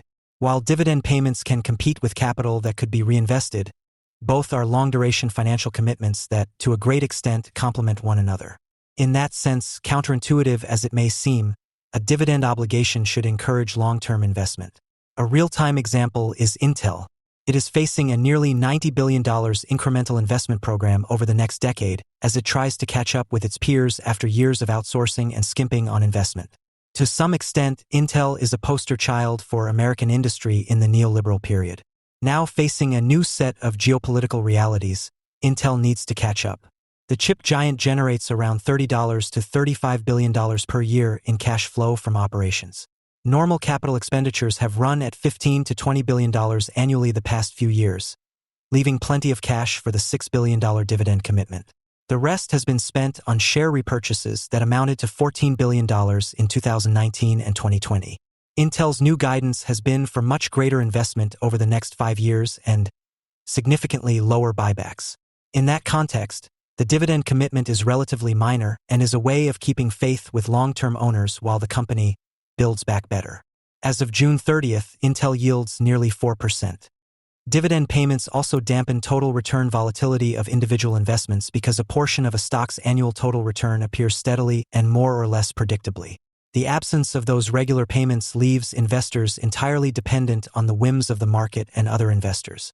For many investors, that roller coaster ride has worked just fine, especially when the chart line is up and to the right, as it has been for most of the past 30 years.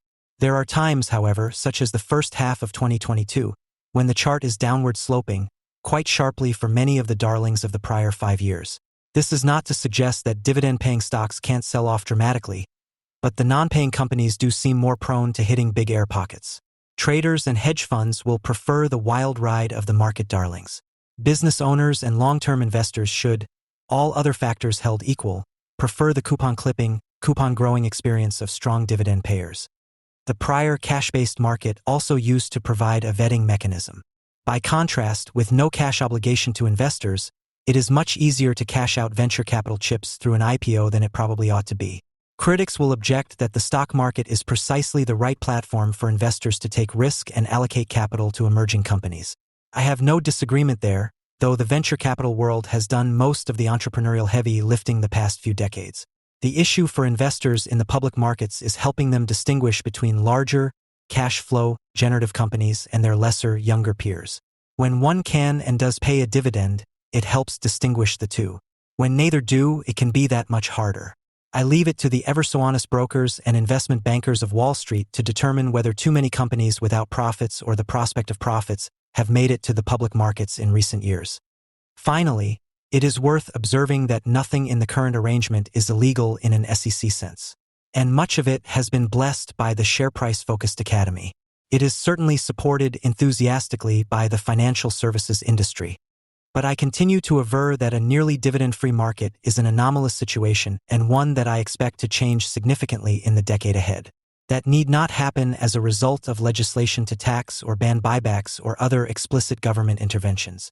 While buybacks were legalized by an SEC rule change in 1982, they skyrocketed for other reasons discussed here. Those same factors may reverse. Intel, for example, has properly concluded for its own business reasons that it is time to stop playing the casino with company money.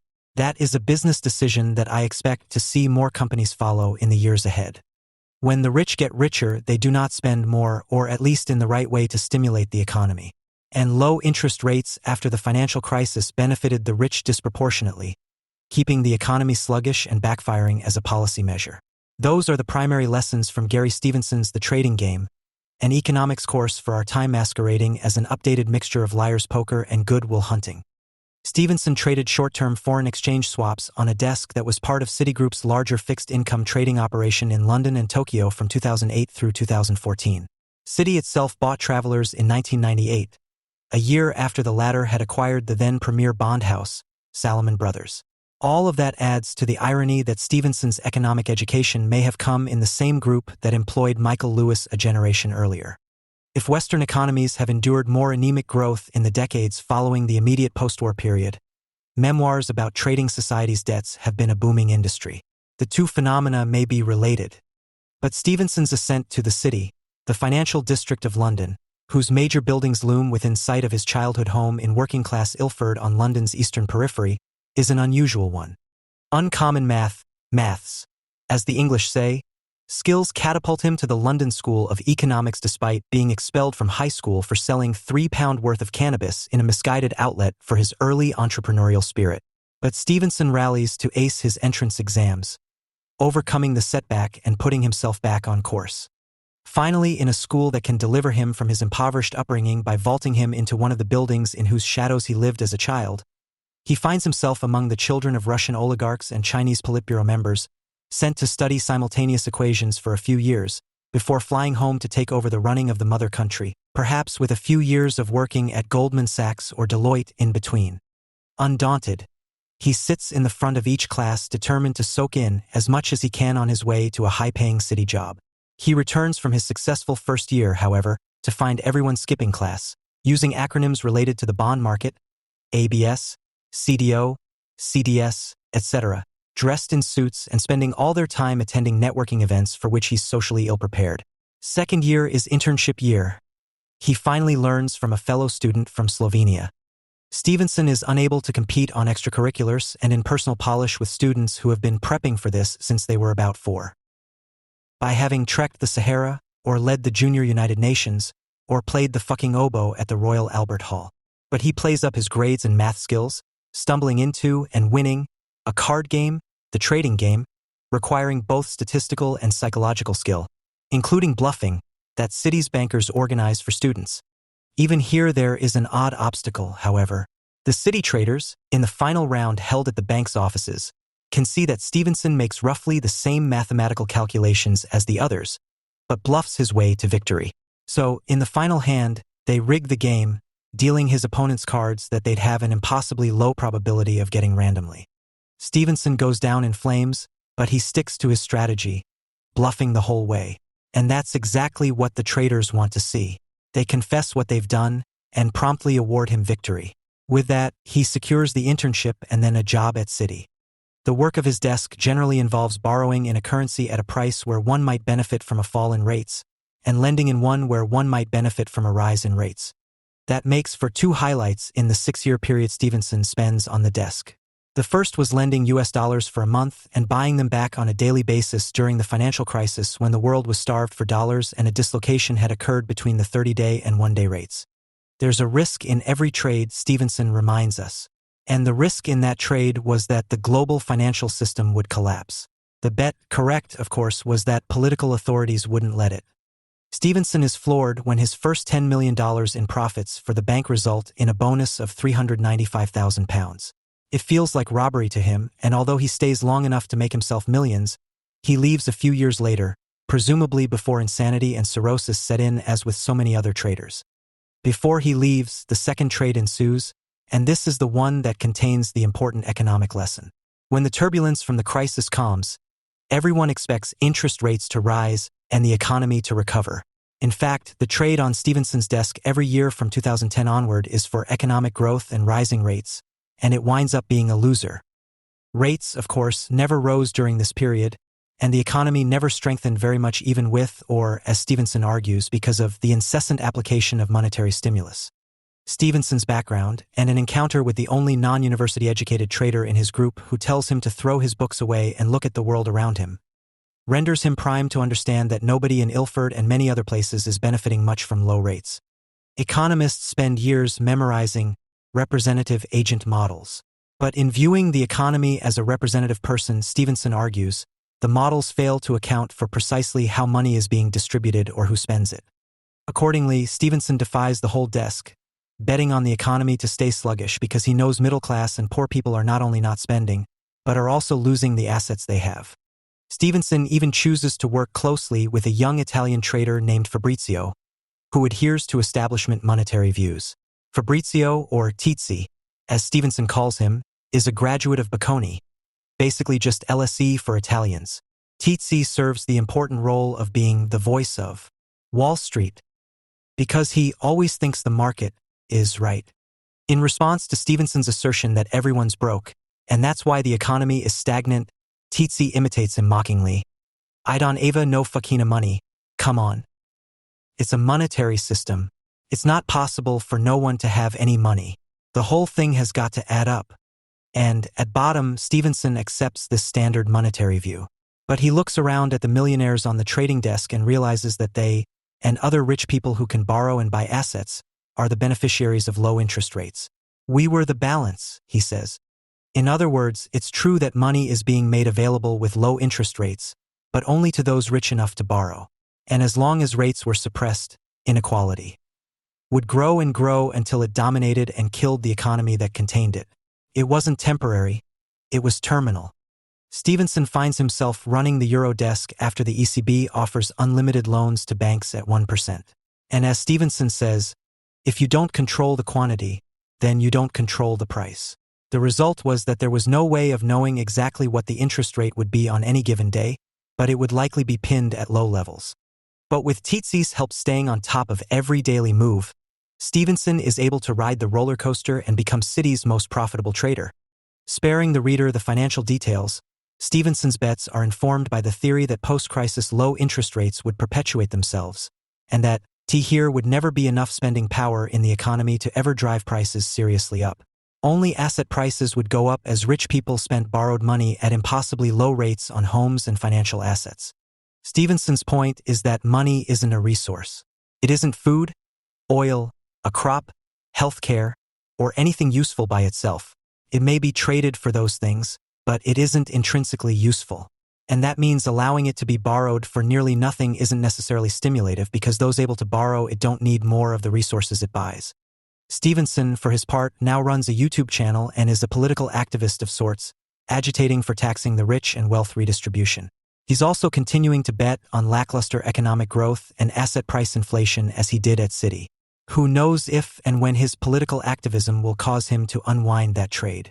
Beyond the balance, we've now had a bout of inflation since Stevenson left Citi in 2014, with the US CPI reaching 9% on a year-over-year basis in the summer of 2022. But with inflation in the low 3% range now and rates much higher, it's hard to know. It always is if a new economic regime is at hand. The basic facts of Stevenson's argument are incontrovertible. From 2010 through 2019, data from the World Bank shows US GDP rose less than 2.3% annualized with short-term rates pinned at virtually 0%. Also, for most of the 2010 to 19 period, quantitative easing caused the 10-year U.S. Treasury yield to sit in the 1.5 to 2.5% range. Not only were U.S. rates arguably distorted, but the 10-year German Bund carried a negative yield from the spring of 2019 through all of 2020, while the 10-year JGB hovered at or below 0% from early 2016 to late 2021. German GDP growth averaged 1.44%, and Japanese GDP growth averaged 1.2% from 2010 through 2019, according to World Bank data. Still, this anemic growth combined with increasing inequality may not be attributable solely to low interest rates. Or, rather, low rates might be part of a larger project of shifting power from labor to capital. Western businesses have been reorganized in recent decades for maximization of their stock prices. That sounds reasonable given that they have a duty to shareholders. But in practice, it has meant passing over only moderately profitable projects in favor of only the highest return ones and doing share buybacks when those aren't available, or also in addition to them. The result of only shooting for the most profitable projects is lower capital expenditures in aggregate. In general, businesses are being run for the boosting of share prices more than for maximum growth. And businesses with the highest return on invested capital, not necessarily the fastest growth, are awarded the richest share valuations by the market. That's because profit growth doesn't mean an increase in returns. If the growth requires significant capital investment, it's earnings per share growth, not plain earnings growth, that investors have learned to care about. And investors are calling the shots. Businesses would rather return capital to shareholders in the form of dividends and especially share buybacks, which are a more tax-efficient means of returning capital. To be sure, the tendency to return capital to shareholders via buybacks is facilitated by low interest rates. For decades now, and especially during the low interest rate period, companies engaged in leveraged buyouts of themselves, borrowing money cheaply to buy back stock. And so Stevenson's point about low interest rates creating inequality reinforces this new capital allocation regime. But cheap money doesn't have to be used this way unless other imperatives exist. So, it isn't just that money is winding up in the pockets of the rich who can borrow and buy assets without stimulating the economy, as Stevenson asserts. It's that a new capital allocation regime has gripped capitalism so hard that low rates did not encourage companies to borrow and spend on new projects, but rather to borrow and do buybacks. Some might think that de-emphasizing growth would be bad for the stock prices, but not when it's combined with a drive to higher profitability. As of this writing, the Shiller P/E, price relative to the past decade's average real earnings, of the S&P 500 is at 34, exceeded only by its late 1999 reading of 44. The market has achieved that multiple with nominal earnings doubling over the past decade while prices themselves have more than tripled. Moreover, the Shiller P/E has averaged over 25 since 1990. Its longer-term average since 1880 is around 17. Investors award higher profitability with higher price multiples. Lower growth, with each increment of growth increasing profits per share, means more to shareholders than faster growth with little or no improvement in profits per share. Professional investors have communicated their preference for profitability over growth to companies loudly and clearly. Your correspondent long ago lost count of the instances he heard fund managers say they preferred profitability to growth as a mutual fund analyst at Morningstar from 2004 through 2010. Even Warren Buffett, who limits buybacks of Berkshire Hathaway stock to when the price is low enough, below 1.5x book value, has never expressed displeasure at Apple, Berkshire's largest publicly traded holding, for repurchasing more than $1/3 of $1 trillion worth of stock in the last 6 years and with seemingly no valuation criteria for doing so. Neither have any of Apple's other shareholders.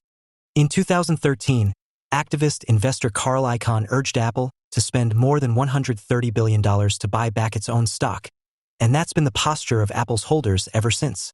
It isn't clear yet whether Apple is investing sufficiently to ensure its future dominant position, but it's also not clear that investors, concentrating on current returns on invested capital, are worried about that. Perhaps platform companies have advantages that allow them to fend off competition and withstand a lack of spending more than industrial companies. Investors like share count reduction so much, they're willing to take it even at seemingly high prices. The share buyback regime is, of course, a version of a public company doing to itself what a private equity firm might do to it, and low rates facilitate both versions of this activity. The private equity industry, doing what were once called leveraged buyouts, piles debt onto public firms in the process of buying all the stock and taking them private. If the firms fail under the weight of the debt, private equity firms usually insulate themselves from the losses by having already paid themselves exorbitant management fees and dividends before the collapse. They sort of own and sort of don't own while looting the firm. If the firms manage to hang on, allowing themselves to be taken public again after the reorganization, it's usually in the aftermath of massive layoffs. In a recent example, the private equity owner of Red Lobster sold the firm's property and began to charge the restaurant's rent. But are owners truly owners of the business if they can sell off the business's property to themselves without any benefit seeming to accrue to the business, and then charge the business rent? The result of selling the property and imposing onerous rent was the closing of nearly 100 restaurants affecting roughly 36,000 workers, according to veteran business journalist Gretchen Morgenson. This kind of asset stripping makes one wonder if private equity owners are owners or looters, and whether a system that doesn't punish owners for business failure can be called capitalism. The owner-managers likely paid themselves hefty fees and dividends before the asset stripping, so that closing many restaurants didn't hurt them too much. Another trend fostering inequality is the decades-long diminishment of antitrust enforcement. Robert Bork's 1978 The Antitrust Paradox influenced 2 generations of lawyers and economists to avoid blocking mergers. The book argued that the Sherman Act established a consumer welfare standard above all others, and that vertical integration shouldn't be prohibited. Bork was influenced by economists Milton Friedman and Aaron Director. Friedman, of course, began the shareholder rights revolution, arguing in a 1970 New York Times article that the social responsibility of business is to increase its profits. As Matt Stoller has argued in Goliath and Jonathan Tepper and Denise Hearn have chronicled in The Myth of Capitalism, Bork extended the argument for leaving business alone and quelling regulation to rolling back antitrust enforcement. The result is that, today, most industries are dominated by a few large players. Those businesses tend to have monopsony power over employees who have little choice over where to sell their labor. The Biden administration's efforts to reverse this trend toward consolidation and oligopoly or monopoly have been one of its most surprising, if unheralded, aspects. Besides the administration's efforts to break up big technology companies, Biden's third State of the Union address targeted junk fees, including those imposed by Ticketmaster, owned by Live Nation Entertainment. This left many observers scratching their heads, wondering why he was taking the American public deep into the line items of tickets purchased for entertainment events. But it's possible this case, more than others, may have alerted the public to the problems of corporate consolidation. In May 2024, the Department of Justice filed a lawsuit against Live Nation for its vertical monopoly in the entertainment business. The combined ownership of concert promotion and ticket sales gives Live Nation control over venues, artists, and fans. The lawsuit, combined with complaints from Taylor Swift fans and a recommendation of the stock by television stock market personality Jim Cramer for being the best gouger in the world, alleged gouger, he clarified, may have opened some people's eyes regarding how lack of antitrust enforcement has allowed companies with extraordinary market power to manipulate prices and harm consumers. In a piece for CNBC, Helene Olins said what concertgoers have long known, the American Economic Liberties Project, determined that the combination of convenience fees, processing fees, facility fees, and the like could make up as much as 78% of a ticket's cost. In other countries where venues can use multiple ticket sellers, competitive pressures result in significantly lower fees.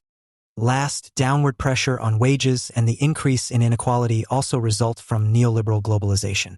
In the past 2 decades alone, economists estimate that millions of industrial jobs and tens of thousands of factories have moved overseas, many to China, from the United States.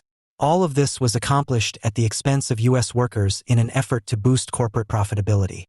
The push to elevate return on invested capital and satisfy shareholders is behind globalization and the offshoring of previously well-paid U.S. industrial jobs. Labor is a massive cost input for most businesses, and reducing that cost alters the economics of an enterprise dramatically. Doing so through offshoring rather than technology investment is also much cheaper in the short term. Chris Arnade, in his book Dignity, has chronicled the loss of jobs in the middle of the United States, where there were once thriving secondary cities such as Gary, Indiana, and Portsmouth, Ohio. Part of his argument is that we've let Wall Street analysts dictate companies' cost structures without considering what the effects of those calculations are on U.S. communities or national industrial base capabilities. There's also been a dramatic decline in organized labor in the United States over the past decades. It is difficult to know, however, if that's the result of typically unionized industrial jobs being offshored or for other reasons. The bottom line is that organized labor in the private sphere, despite recent stirrings, has become a shell of its former self. Still, despite its incompleteness, Stevenson's memoir captures a crucial aspect of what troubles capitalism and liberal democracy currently. An interest rate is also a discount rate, by which future cash flows are translated into present values of assets or businesses. Lowering rates does a number of things. It allows the rich to borrow and buy even more assets, as Stevenson says. But because interest rates are also discount rates, low rates also elevate assets' values through the formula most analysts use to appraise assets, discounting future estimated cash flows. That's independent of cheaply borrowed money pushing their prices higher. Finally, low rates also encourage the private equity model by which financial looters can take over companies with money borrowed cheaply, or companies themselves can repurchase their stock instead of using money in other ways. All of this puts more money into the hands of people who will not spend in ways that grow the economy and benefit a strong middle class.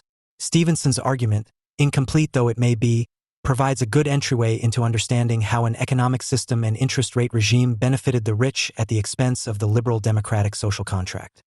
The financial crisis of 2008 made clear to the public, in a way that had not been apparent for some time, that banks depend for their existence and operation on a structural framework created by the federal government. But policymakers as well as the public at large do not have a clear view of the reason why the federal government regulates the banking industry in the first place, namely, to serve the credit needs of the American public. The continuous underspecified debate between more and less regulation of the banking sector overlooks one very grave problem. The financial services sector has elected to serve only the middle class and the wealthy, leaving the underbanked poor in the hands of predatory and payday lenders, check cashing services, and other providers of typically usurious loans. Since the federal government cannot force banks to serve the public through low-cost credit and banking services, they have chosen not to. Yet this choice rests upon a very selective interpretation of the government's role.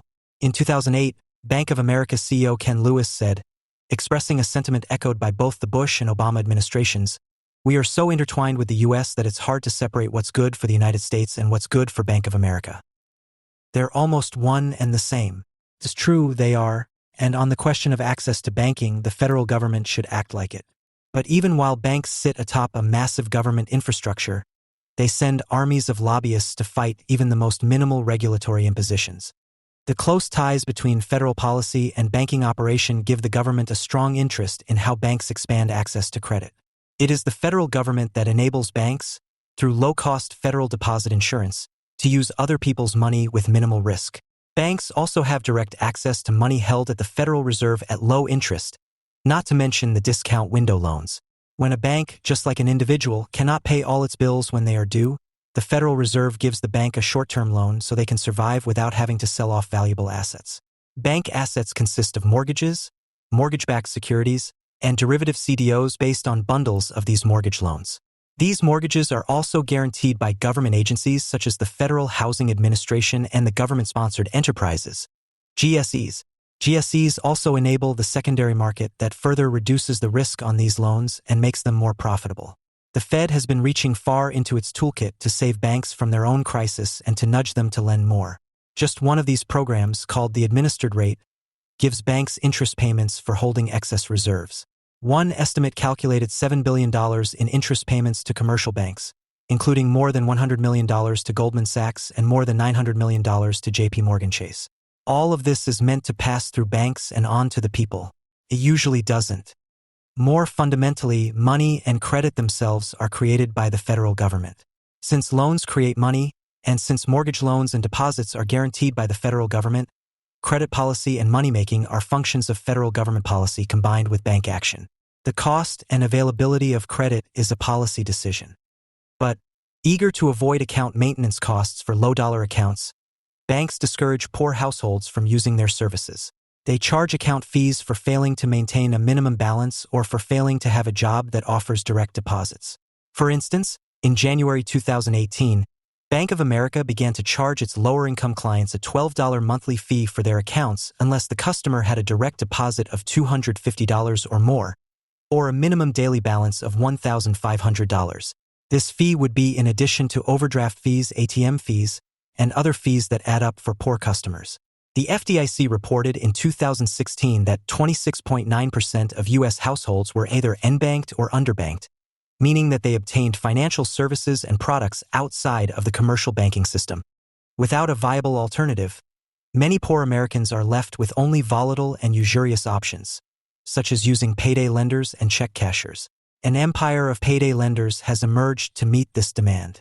One independent report cited by the Consumer Financial Protection Bureau, CFPB, estimated that there were 16,480 payday loan stores in the United States in 2015, more than all of the McDonald's in the United States and Canada combined. These lenders charge rates that range from 300 to 2,000% APR, pushing their borrowers into a cycle of debt that lands many of them in bankruptcy proceedings. The unbanked face simple deposit and transaction problems as well. Banks and credit unions have a monopoly on the transactional payment system through the Federal Reserve. When an individual or an organization needs to send money from one place to another, or to engage in any type of trade, they have to use a bank. Spurned by big banks that cash their customers' checks at no cost, Poor Americans must use private check cashing companies to access their income, and those companies charge poor Americans exorbitant rates for the same services that big banks provide the middle class for free. These families use up to 10% of their income just to access their money. The dependency of bank lending activity on federal policy makes the exclusion of the poor from the banking system a national problem that must be faced by the federal government. The disparity between how banks treat most Americans and how they treat poor Americans does not have to exist, nor has it always existed. A social contract between banks and the government has been in place since the early days of the Republic. The government supports the banks through trust-inducing insurance, bailouts, liquidity protection, and a framework that allows the allocation of credit to the entire economy. Banks, in turn, operate as the central machinery of the economy by providing transaction services, a medium for trade, and individual and business loans that spur economic growth. This entanglement between the state and the banking system means that banks should not be allowed to exclude a significant portion of the public from the bounty of government support. This is not just a problem of the banking market. It threatens our social fabric through the array of disruptive consequences that follow from the lack of normal banking and the vicious cycle of impossible loan payments. If the state is so heavily involved in the banking system, it has a direct interest in making sure that the banking system does not create or contribute to such vast inequality. Although many policymakers have inferred this obligation on the part of banks and have attempted to force unwilling banks to extend credit beyond their preferred customer base, the democratization of banking is not an issue that should be left up to the private sector. The supply of credit has always been a public policy issue, with banks functioning as intermediaries. Insofar as the state enables credit markets, all creditworthy Americans should have equal access to them. Reasonable and safe credit can, in fact, provide a smoother path both through and out of poverty. If banks are not providing financial services to the poor, the state should provide a public option. The most promising path toward a public banking option is to use the existing post office framework to extend credit and transaction services to individuals. American banks long ago deserted the most impoverished communities, but post offices, even 2 centuries later, have remained, still rooted in an egalitarian mission. There have never been barriers to entry at post offices, and their services have been available to all, regardless of income. The post office, America's oldest instrument of democracy in action, can once again level the playing field and, in the process, save itself from imminent demise. Since I first proposed such a plan in 2013, many policymakers have championed it, including Senators Elizabeth Warren, Kirsten Gillibrand, and Bernie Sanders. In fact, the USPS Office of Inspector General, a small regulatory branch of the Postal Service, issued a white paper in January 2014 outlining how such a system would work. Senator Gillibrand proposed a bill this year, which I helped draft, but postal banking does not depend on the legislature. It could proceed without legislation if the Postmaster General decides to pursue it. The basic idea of postal banking is to have a public bank that would offer a wide range of transaction services, including deposit taking and small lending. Post offices could offer these services at a much lower cost than banks and the fringe banking industry because, 1, they can use natural economies of scale and scope to lower the costs of the products. 2, their existing infrastructure significantly reduces overhead costs. And 3, they do not have profit-demanding shareholders and would be able to offer products at cost. While postal banking has the potential to save an essential American institution that predates the Constitution and made our democracy possible, the most important argument in favor of postal banking is that it can provide simple banking services to those with no other good options. In short, it has the potential to bank the unbanked. The most important potential benefit would be access to savings accounts. Consider the social and economic benefits of a system that enables the unbanked in the United States to leave the expensive and time-wasting cash economy and pay their bills online, send money to family, make debit card purchases, and save money without worrying about draconian overdraft fees. It is not just the unbanked who stand to benefit. There is an even larger portion of the population that lacks bank accounts and has been forced to rely on high-cost fringe loans. Postal banking can provide creditworthy members of low and middle-income groups small loans without life-crushing fees and interest. By making banking available to those otherwise deserted by the banking system, the state can minimize the economic and political problems posed by the heavily subsidized, exclusionary, and powerful banking sector. The social contract has been breached. Banks enjoy broad government support but do not serve the entire public. Direct government involvement remedies the breach and bridges the gap in services. Because of the unique institutional capacities of a nationwide post office, These services can significantly underprice any of those on the market. This is not just a hope or an empty promise. The Post Office's own white paper explains how this can be achieved using tools currently available only to the Postal Service. Most of these transaction services are straightforward products that do not require a high level of sophistication. The Post Office can build on its existing network to meet a significant market demand. Walmart, for example, came to dominate in some financial services to the poor practically overnight, without causing a substantial ripple in its core business. The company has been able to use its size and existing infrastructure to offer financial products at a fraction of the price, while making a healthy profit offering them. Estimates show that $89 billion is spent each year by the unbanked on financial fees and services. All of this money goes to alternative financial service providers, payday lenders, check cashers, and other non-banks that charge high fees to store and move people's money. Providing these services at much lower costs has the triple advantage of reviving the beleaguered but too important to fail postal service, putting money back in the pockets of the poor, and providing an alternative to a harmful industry that has proved nearly impossible to control through regulation. Postal banking may seem radical to many in the United States who are convinced that banking should be a private market free from government intervention, but it is a normal part of life for the rest of the world. Postal banking abroad is the norm, not an aberration. Postal banking has been operational in many Western countries since the 1800s, and currently 51 countries have postal banking as their primary method of financial inclusion. Only 6% of postal carriers worldwide do not offer banking services, and it is estimated that postal banking has banked over 1 billion people around the world.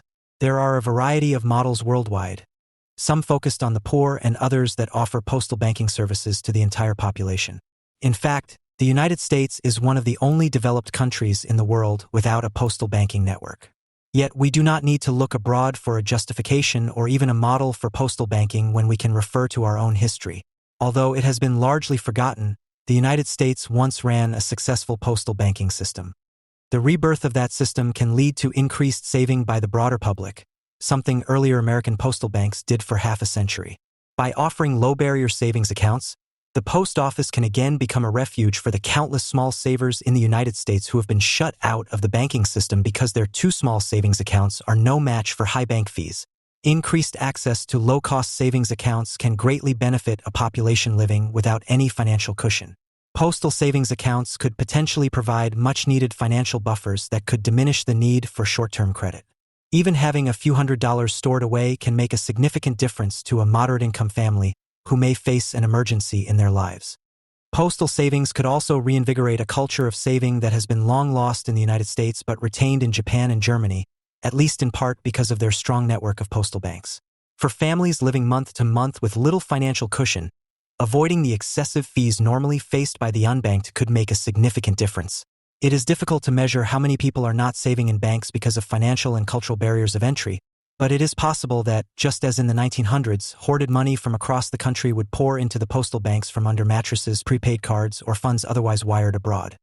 Historically, federal government involvement in credit markets has increased lending and lowered the costs of credit. By ensuring deposits, providing liquidity through the central bank, creating secondary markets enabled by GSEs, and building a structure of government support, private banks have been able to lend at unprecedented levels. Postal banks could connect to this existing apparatus and route credit directly to borrowers without having to circulate the money through the bloated banking system. Postal lending will likely be controversial, but it has the potential to radically advance the lives of the American public while balancing the skewed credit markets. Even small loans of less than $500 at a reasonable interest rate can help a significant portion of the American public withstand a short-term credit crunch. Much like central bank liquidity for struggling large banks, the post office would provide liquidity for struggling individuals. These loans would need to be structured such that they provide borrowers with a reasonable path toward repayment. As unsecured loans or loans without an asset given as a security, they can take a few forms. They can be designed as low-cost installment loans, like those created by Arthur Morris. These loans are repaid over time with a set number of scheduled payments for a set term, anywhere from 1 month to several years. Much like a mortgage, which is a secured installment loan, each payment is used to pay back both principal and interest. Payments can be made in person or electronically deducted from the borrower's bank account, and a cosigner can even be used to guarantee the loan and reduce default risk. The post office can also offer a lower-cost payday loan, which works as an advance on future income. The loan would carry a fee or an interest rate for an upfront loan that would need to be paid back with the next paycheck. If the borrower needed more time to pay, they would take out another loan and pay another fee.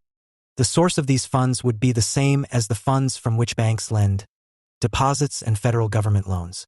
The scale would be much smaller, however. Even if the post office were to lend half of the American public, about 150 million people, $500 each, that would be $75 billion. A tenth of the $7.7 trillion the Federal Reserve pledged to the largest banks in 2009. Just as the federal government has enabled other markets for credit, so it can enable this one. It would operate as any other bank with a central bank cushion and liquidity support. The capital used to lend could come from customer deposits or financial transaction revenues. In other words, little to no taxpayer money needs to be used in postal lending. Banking, however, is already a heavily subsidized sector, so if a startup or ongoing capital infusion were required, it would just bring credit services to low-income Americans on par with the rest of the population. Still, all lending is risky. Postal savings accounts and financial transaction products bear little to no risk of loss, but lending money sometimes means losing money, especially when it comes to lending to people with little financial cushion. Of course, the case can be made that these households need the credit more than any other, but that argument does not make it a good idea for the post office to lend if it means that it will lose money. A system of strong and accurate underwriting procedures will also need to be developed that can adequately separate the insolvent from the merely illiquid and only lend to the latter. Of course, this is easier said than done. Creating a foolproof formula to do such a thing would require the ability to accurately predict the future. There will always be loans that default as long as human beings are responsible for repaying them. Yet those with low and moderate income are no less capable of paying back a small, low-cost loan than a large corporation is of paying back a large one. Any individual or company, wealthy or poor, can take on too much debt at too high a cost and be crushed by it. Still, formulas such as credit scores that track an individual's history of previous repayments can eliminate some of the guesswork. When it comes to distinguishing creditworthy borrowers among the low-income, credit scores are often too blunt a tool.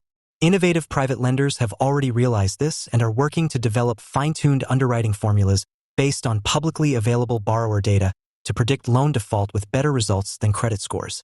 Pioneering peer-to-peer internet lenders have begun to boast of their success in deploying these emerging mathematical models for small lending.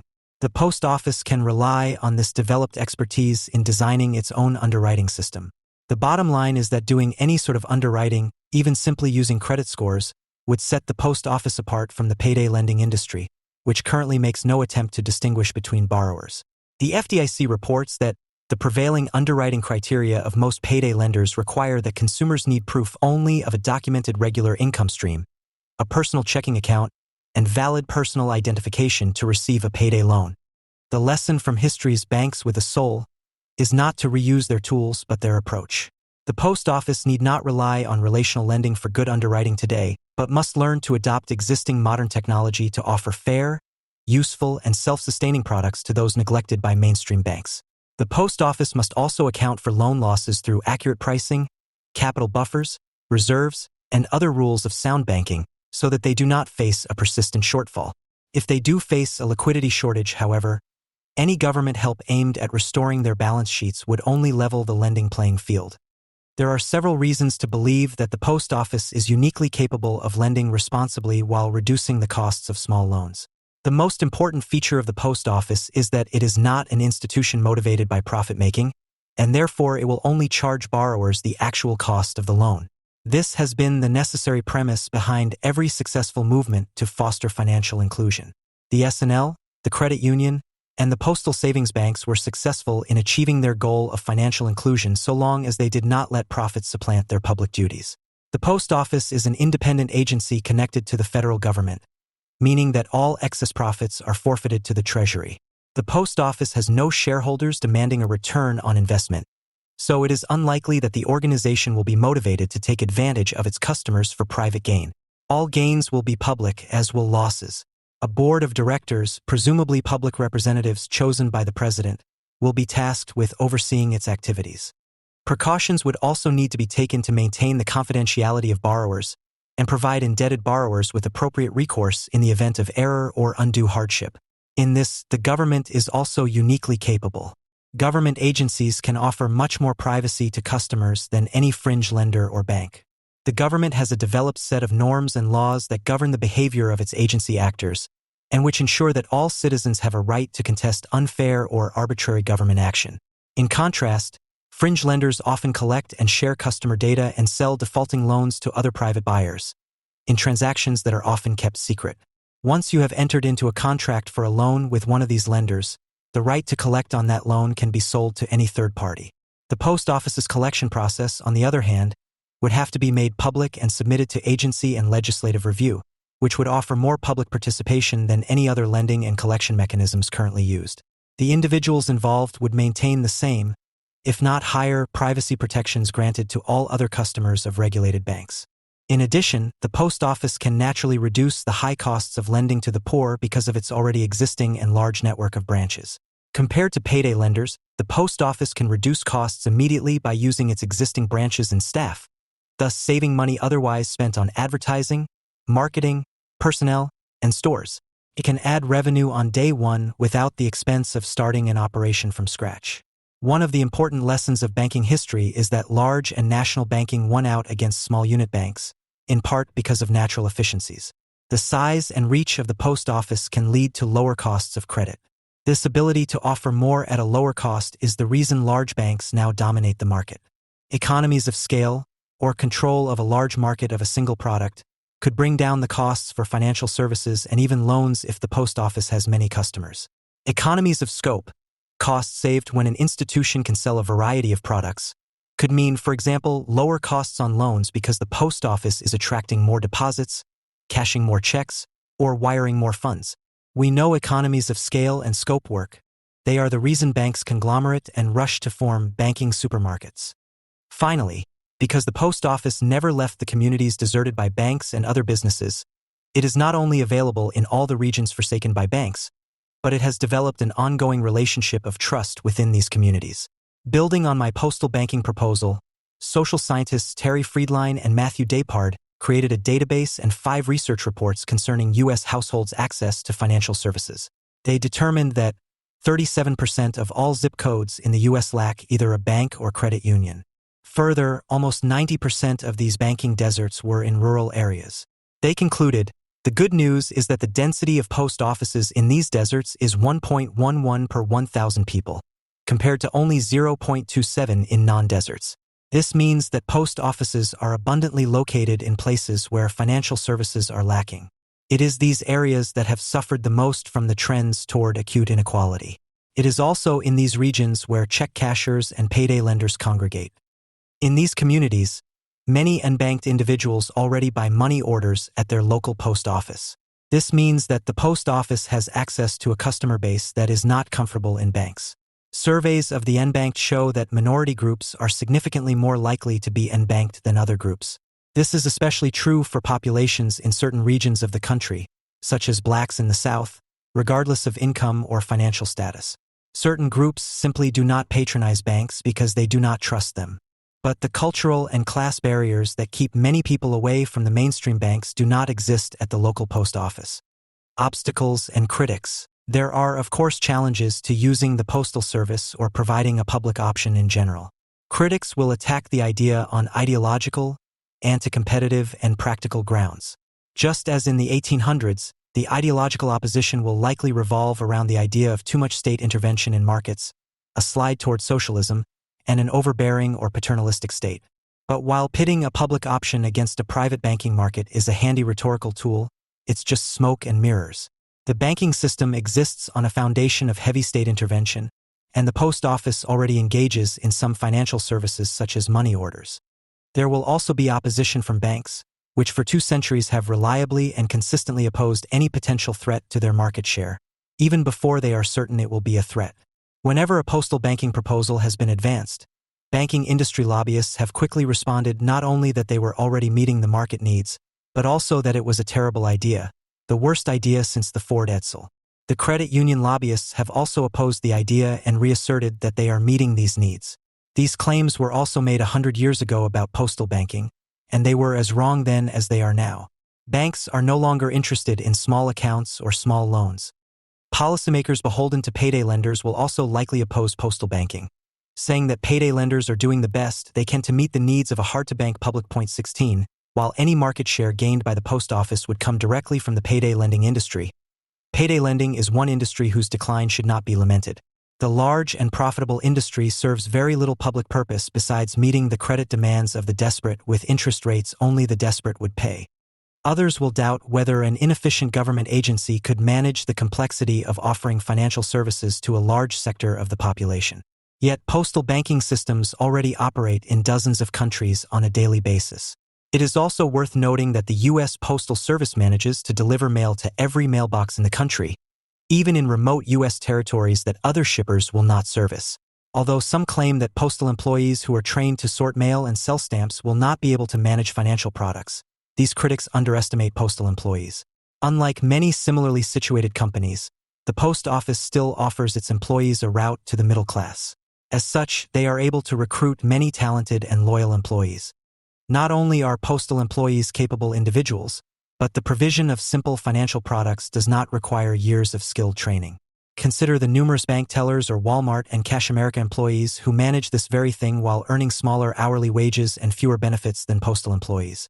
Can the post office handle the challenges of becoming a quasi-banking institution?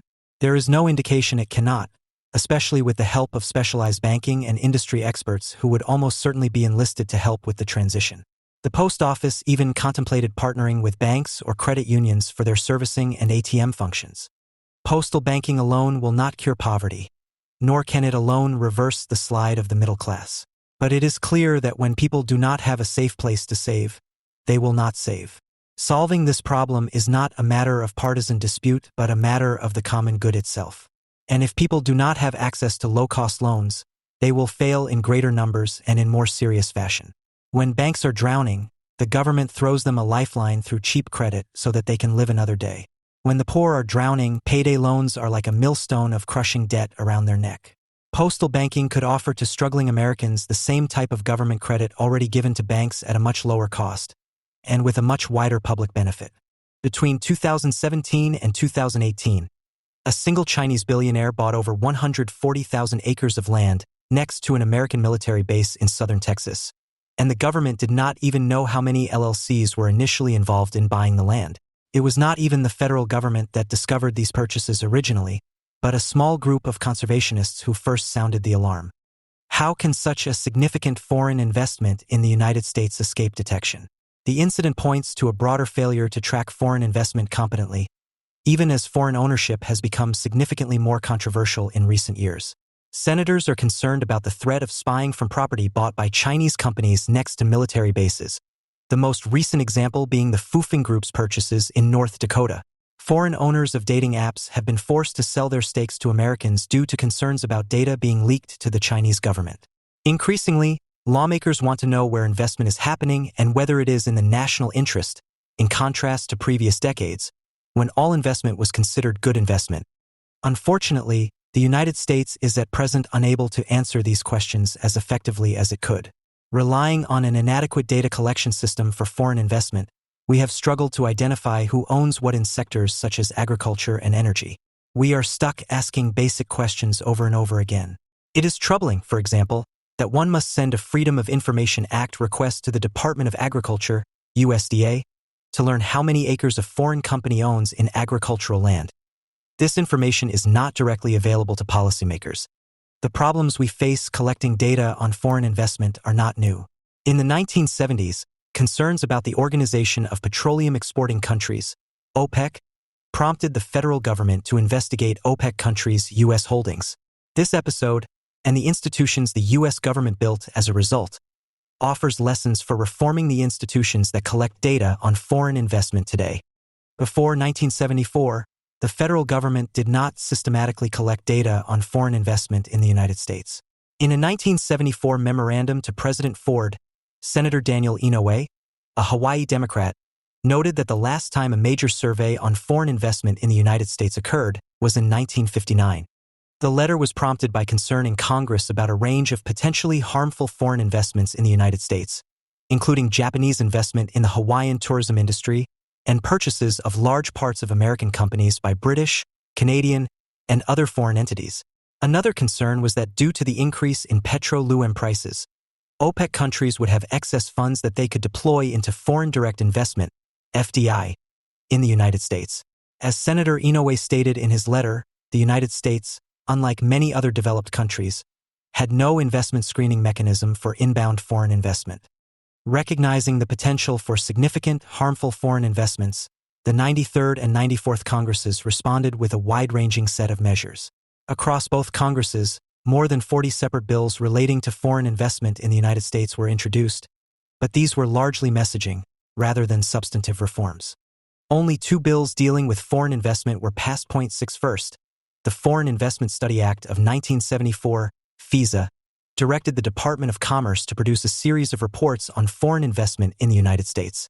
Second, an amendment to the Federal Energy Administration Act of 1974 required the Federal Energy Administration, FEA, to collect data on foreign investment in the American energy sector. Despite growing attention to these issues, Ford's signing of FISA did not reflect a major change in policy. There were still no restrictions on investment in the United States. Nonetheless, FISA represented the first step toward a systematic study of inbound foreign investment. The position of the American government during this time period is clearly summarized in a 1976 essay by Senator Inouye. He argued that while data on foreign investment started to be collected, foreign investors still largely faced the same treatment as domestic investors, with the important exception of areas critical to national security. Compared to its allies and peer countries, the United States was more open to foreign investment, with fewer prohibitions or monitoring capabilities. Further reforms would follow with varying levels of success. A more systematic approach to tracking foreign investment in the United States came with the creation of the Committee on Foreign Investment in the United States, CFIUS, and its obscure companion, the Office of Foreign Investment in the United States, OFIUS. In 1975, President Ford created CFIUS by executive order, directing the Secretary of Commerce to analyze data on foreign investment in the United States. The original members of CFIUS were the Treasury, Commerce, Defense, Justice, and State Departments. CFIUS did not start out promisingly, meeting only 10 times in its first 5 years. With limited authority, there was little else it could do besides hold meetings. Even worse, many of the department representatives did not even show up to the meetings. It was only in the late 1980s that CFIUS started to become more than just a meeting group, thanks to both legislative and executive actions. By this time, Japanese firms were trying to buy companies that were suppliers to the American military, and the president needed the authority to block certain transactions if they posed a national security risk. To that end, in 1988, an amendment to the Omnibus Trade and Competitiveness Act of 1988, updating the Defense Production Act, together with an executive order from President Reagan, greatly expanded CFIUS's powers, giving it the authority to perform reviews, undertake investigations, and make recommendations. While CFIUS has endured to this day despite its rocky start, its analytical arm suffered a different fate. OFIUS was intended to complement CFIUS by collecting information on foreign investment in the United States, and by serving as the clearinghouse on foreign investment data collection. It would attempt to wrangle data on foreign investment that other agencies, like the Bureau of Economic Analysis (BEA), collected. Yet, although OFIUS was supposed to collect data on foreign investment, it did not have the capability to go out in the world and collect this information.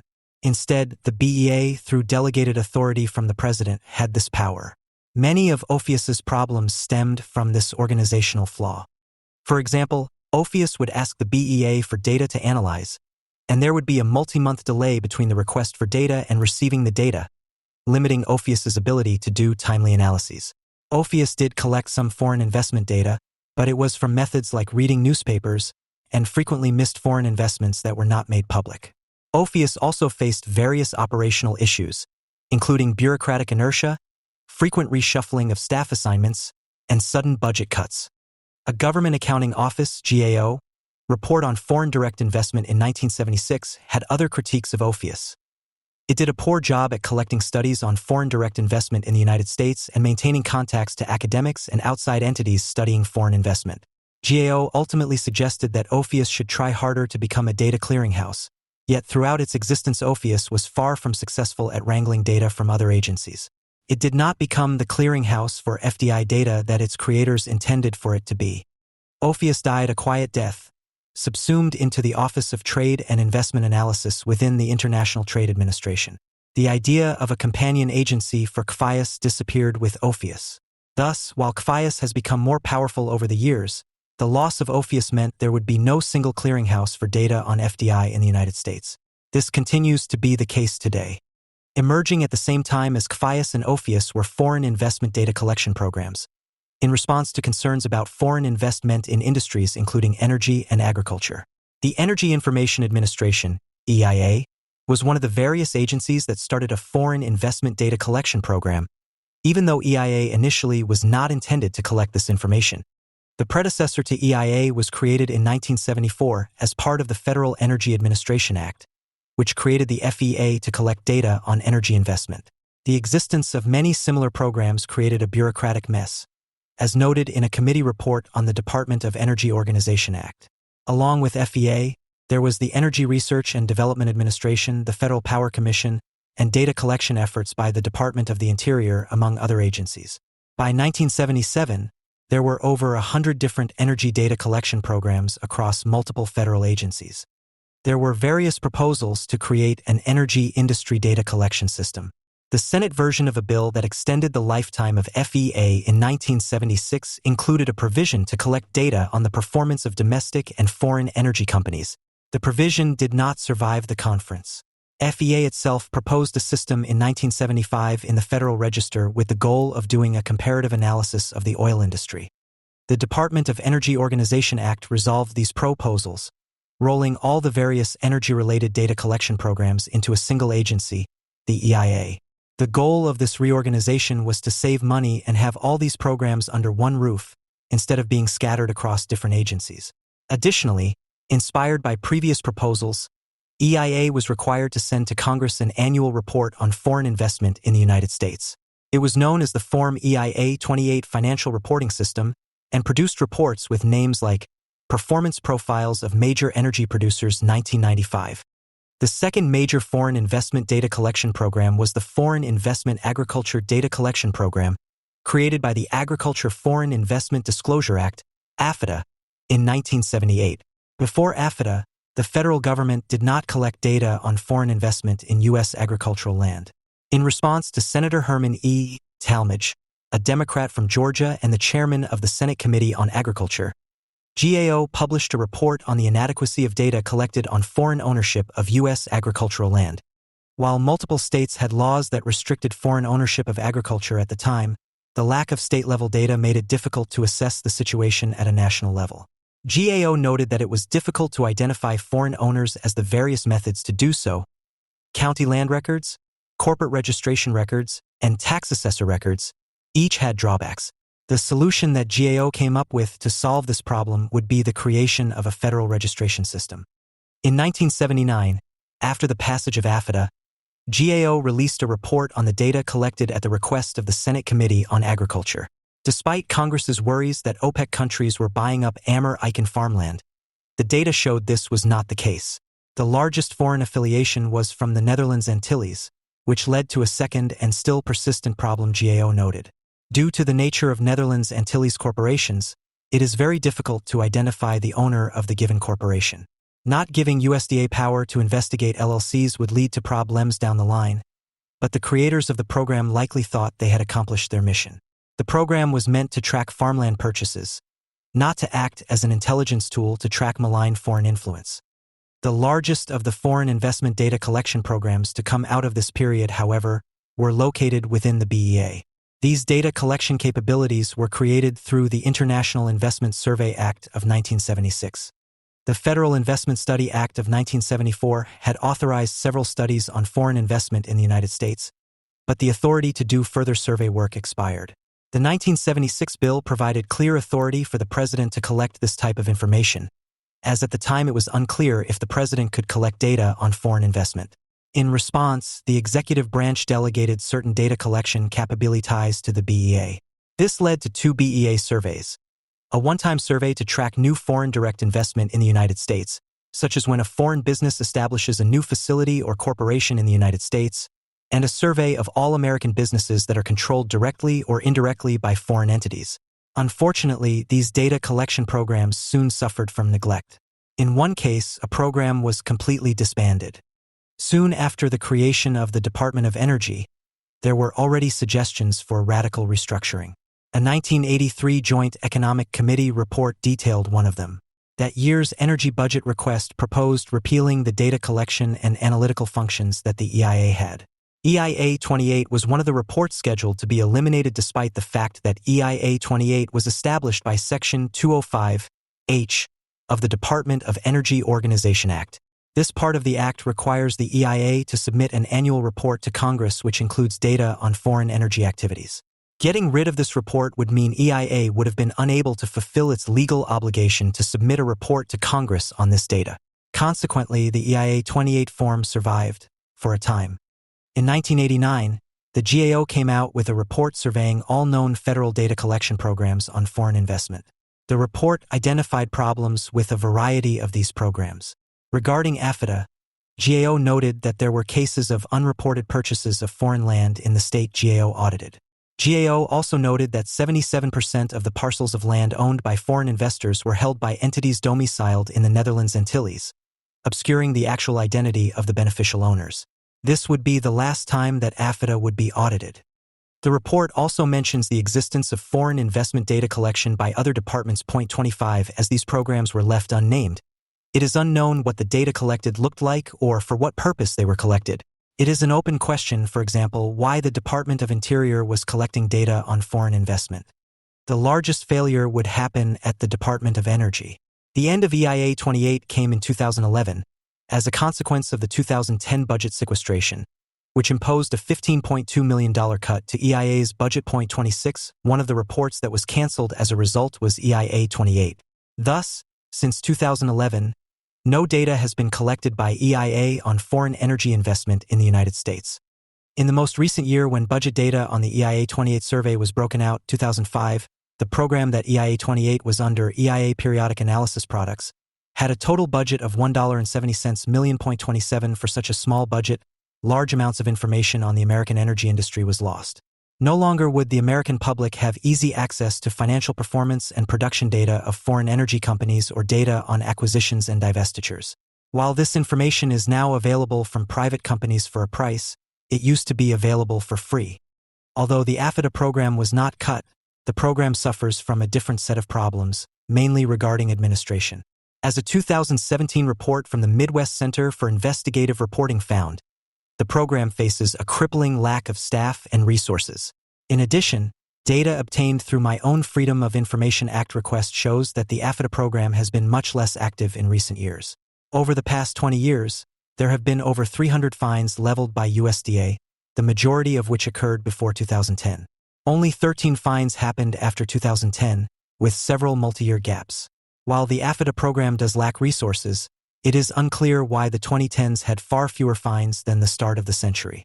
My own Freedom of Information Act request shows that the program has always had a small staff. Before 2022, there were only 2 or 3 people, depending on the year, working on AFIDA directly. In 2022, 6 people worked on the program, but 3 of them were temporary.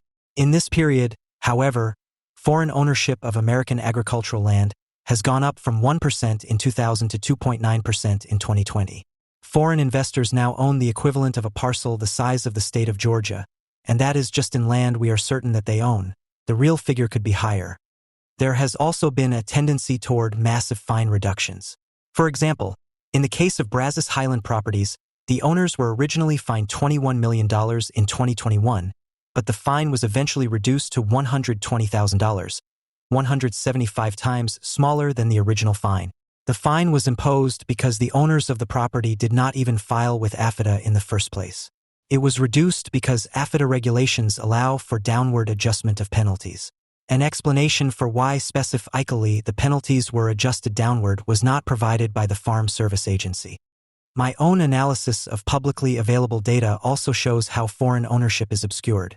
Investors under the code USDA uses for no foreign investor listed, 998 no foreign investor listed, have acquired $6.1 billion in American farmland during the 2010 to 20 period. Out of all the transactions listed in the database, however, 49% of the parcels have a purchase price of 0. LLC structures can also be used to obscure ownership. With USDA unable to look beyond the third level of ownership, there may be foreign-owned agricultural properties that are not in the database due to obscure ownership. Chinese billionaire Sun Guangxin, for example, bought hundreds of acres on the Texas-Mexico border, surprisingly close to Laughlin Air Force Base. While some of his properties, such as Brazos Wind and Brazos Highland properties, are listed in the AFIDA database, one of his known properties is not. Harvest Texas LLC, although listed in the land records for Val Verde County, is not tracked in the AFIDA database.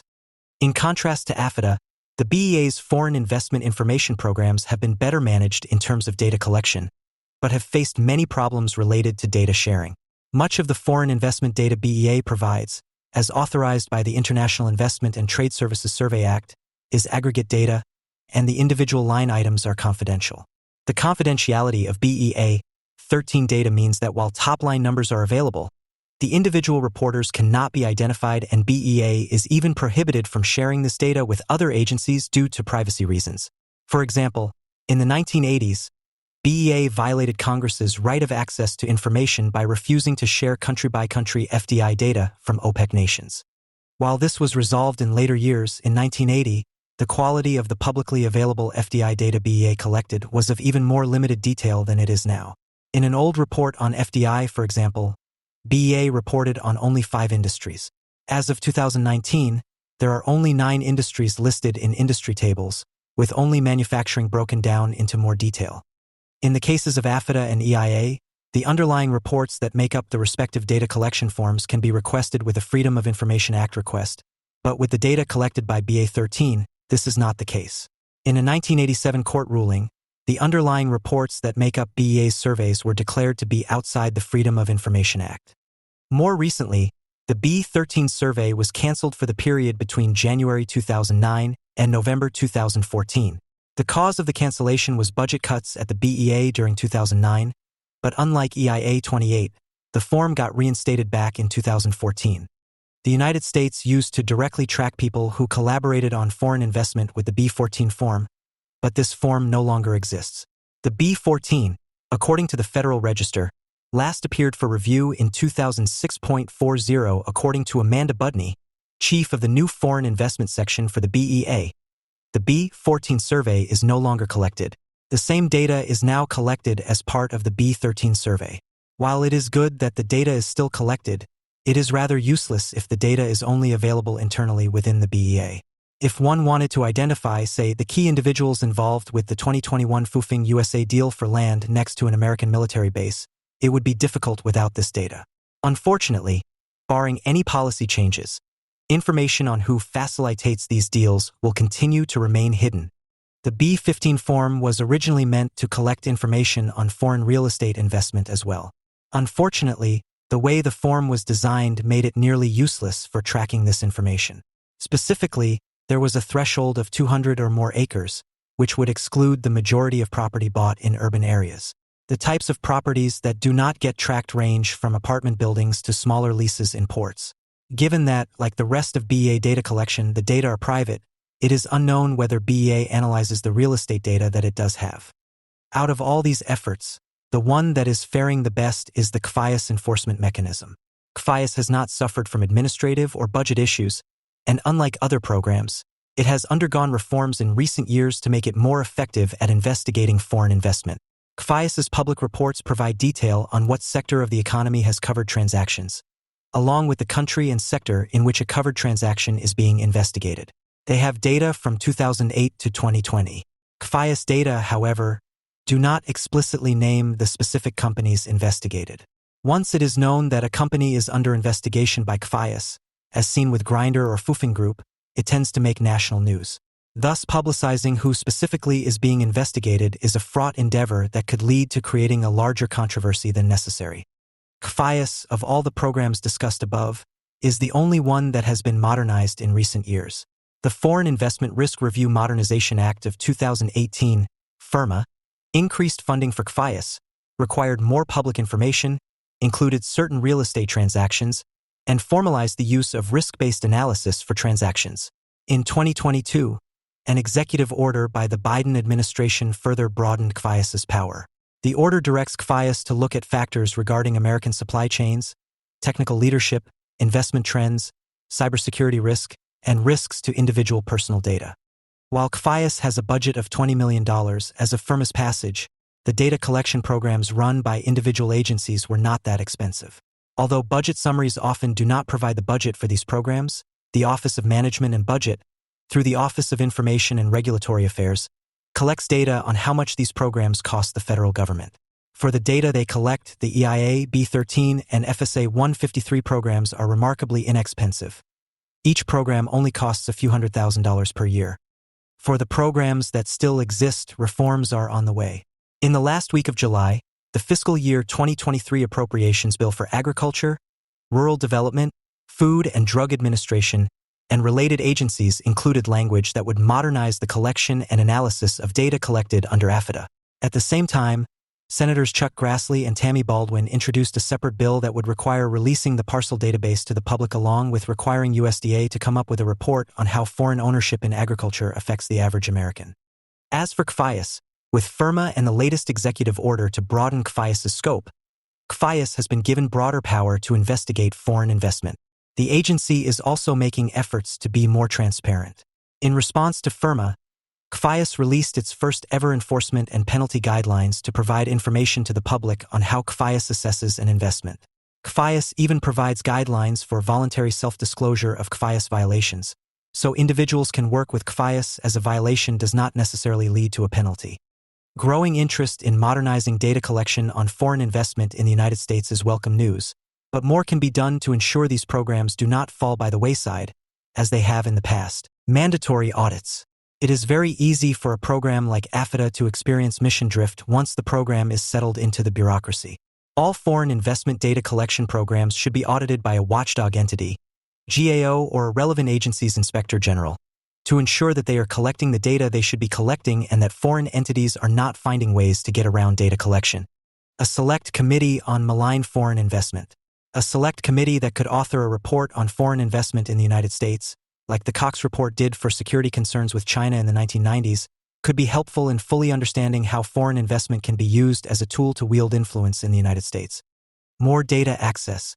For the public to fully understand foreign investment in the United States, the underlying datasets of these programs should be available. From foreign investment in agriculture to better data on how much foreign money is in venture capital, the United States should make it easier to get this information directly from the government versus having to rely on FOIA requests or third parties. Getting better data on foreign investment in the United States is possible, and new legislative proposals are at least a step in the right direction. But there is a difference between rising interest and actually enacting policies that would provide clarity on these programs. If we want to talk seriously about foreign investment in the United States, without falling into indiscriminate fearmongering, we need to do a better job of collecting data on foreign investment so that we can begin to ask the right questions. The concept of disruptive innovation arose from the study of innovation in companies, but it can also be applied to nations. The United States is supposed to be the home of disruptive innovation, but Harvard Business School professor Clayton Christensen has identified two dilemmas that limit company investments in disruptive technologies. The innovator's dilemma arises when companies that invent a new technology cannot commercialize it because doing so would disrupt their existing business. The capitalist's dilemma occurs when companies refuse to make the risky investments needed for disruptive innovations because of high hurdle rates, required rates of return. These problems limit disruptive innovation in many parts of the American economy. The exception is the tech sector, where new economy companies face very different market dynamics. These companies operate in winner-take-all markets where the rewards of success are so enormous that venture capitalists compete with each other to fund risky startups. China has circumvented these dilemmas by pioneering a new approach to global competition. This approach marries cheap labor, at least initially, with foreign technology and high investment to develop competitive advantages in targeted industries. This strategy has allowed China to sweep the field of low-wage and increasingly higher-value manufacturing and achieve the fastest growth in history. But this strategy has also reduced manufacturing-led growth in other nations, including the United States. In part, this is because China's approach, in key respects, has been the opposite of America's. China rejects high hurdle rates in favor of cheap capital and investment subsidies to maximize its total level of national investment. Indeed, consciously or not, China's strategy has been perfectly compatible with U.S. economic preferences, which prioritize short-term returns to shareholders. while China prioritizes the long-term development of its industry and increasingly advanced technologies. Most Americans are aware that U.S. growth and productivity gains have been slow since the Great Recession, but many are not aware that the slowdown began in the early 2000s. The problem was not falling corporate profits. Profits rose. The problem was that many companies began to invest less of their earnings in human and physical capital that could raise productive capacity. Productivity growth dropped in 2004 and again after the Great Recession. Why did this happen? There are multiple causal factors, but I will focus on one driver that has to do with disruptive innovation dynamics. High hurdle rates for new investments. In the 1980s, the U.S. government began a systematic effort to deregulate finance, and U.S. companies began to modify their investment practices under the influence of the theory of shareholder primacy. Shareholder primacy encouraged companies to focus on maximizing returns to shareholders. The theory held that making companies focus more on shareholder profits would lead to higher national productivity and growth. But this is not what has happened.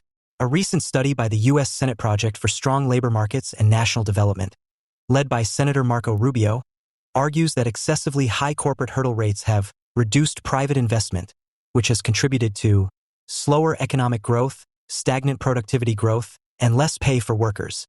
In theory, corporate hurdle rates, required rates of return that proposed investments have to meet in order to be approved, should be related to the cost of capital. A company should make an investment if the return on invested capital, ROIC, exceeds the weighted average cost of capital, WACC. But this is not the way that American companies have been operating.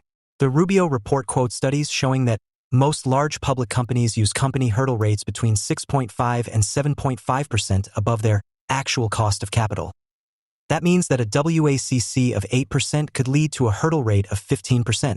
At such a high required rate of return, companies will forgo many investments that would have created economic value. As the report says, if a firm makes investment decisions using a cost of capital over the real rate, then the firm is underinvesting and so foregoing real future returns. Why would firms set hurdle rates that are significantly above the cost of capital? The report suggests that a major reason is the incentive structure of the financial sector. Shareholders can generate returns through corporate share buybacks and other financial engineering methods over a relatively short horizon with very little risk. In order to be considered viable, therefore, new investments must be more attractive on a risk-adjusted basis than these financial engineering alternatives. And since investment in new innovations usually carries more risk over a longer time horizon, the expected return threshold for such investment is typically quite high and significantly in excess of the cost of capital. The Rubio report contrasts current U.S. business practices with the strengths of America's earlier model of managerial capitalism, as described by business historian Alfred Chandler. Before shareholder primacy took hold, companies like Ford, General Electric, and DuPont did not focus on short-term returns, but on building the long-term competitive capacity that Chandler believed was critical to sustained productivity and profit gains. The continuing productivity, competitiveness, and profitability of these enterprises and of the industries and nations in which they operate depend on constant reinvestment in order to maintain and improve product-specific facilities and to develop and maintain product-specific technical and managerial skills. A crucial theme of this history of the modern industrial enterprise is that creating and maintaining such capabilities is a continuing, long-term process. A process that requires sound, long-term perspectives from the decision-makers responsible for the health and growth of their enterprise. Christensen likewise believes that high hurdle rates have hurt long-term productivity. He furthermore distinguishes between efficiency innovations that reduce costs or cut jobs and market-creating or disruptive innovations that create jobs. Because efficiency innovation investments usually pay off quickly, they can often pass high hurdle rate tests. But because market-creating or disruptive innovations frequently require investments that take years to pay off and have high risks of failure, they often cannot. As a result, companies invest primarily in efficiency innovations, which eliminate jobs, rather than market-creating innovations which generate them. Christensen sees this as part of a larger problem. When American companies use high hurdle rates to ration investment, they treat ING capital as a scarce asset. But in economic terms, capital is not scarce. In fact, the world is awash in capital. Global financial assets have increased much faster than global output of goods and services, and the cost of borrowing is extremely low. This should produce lower hurdle rates and higher investment. But U.S. companies don't treat capital that way, which limits the ability of capitalism to perform one of its basic social functions, encouraging Schumpeterian creative destruction and national economic advance. As Christensen says, this, then, is the capitalist's dilemma. Doing the right thing for long-term prosperity is the wrong thing for most investors, according to the tools used to guide investments. In our attempts to maximize returns to capital, we reduce returns to capital. Capitalists seem uninterested in capitalism, in supporting the development of market-creating innovations. If the capitalist's dilemma is such a big problem, how has Silicon Valley been able to produce so many successful companies, the FANGs or the G-Mafia? Do capitalists' dilemma constraints not apply to them? In fact, the answer is that they do not. To understand why, we have to dive deeper into the unusual business dynamics of these companies. Some of the best insights into the FANGs have been offered by venture capitalist Peter Thiel. Thiel argues that most Silicon Valley companies begin as startups with a single business concept. Many startups compete in a given sector, but normally only one emerges to dominate it. The risk of failure at the startup phase is therefore extremely high. This makes the race to break out of the pack intense. Startups and their venture capital supporters often accept extensive losses in order to expand their number of customers rapidly. They do this because of the unusual characteristic of network effects. The value of the product to each individual user increases as the number of users expands, often exponentially.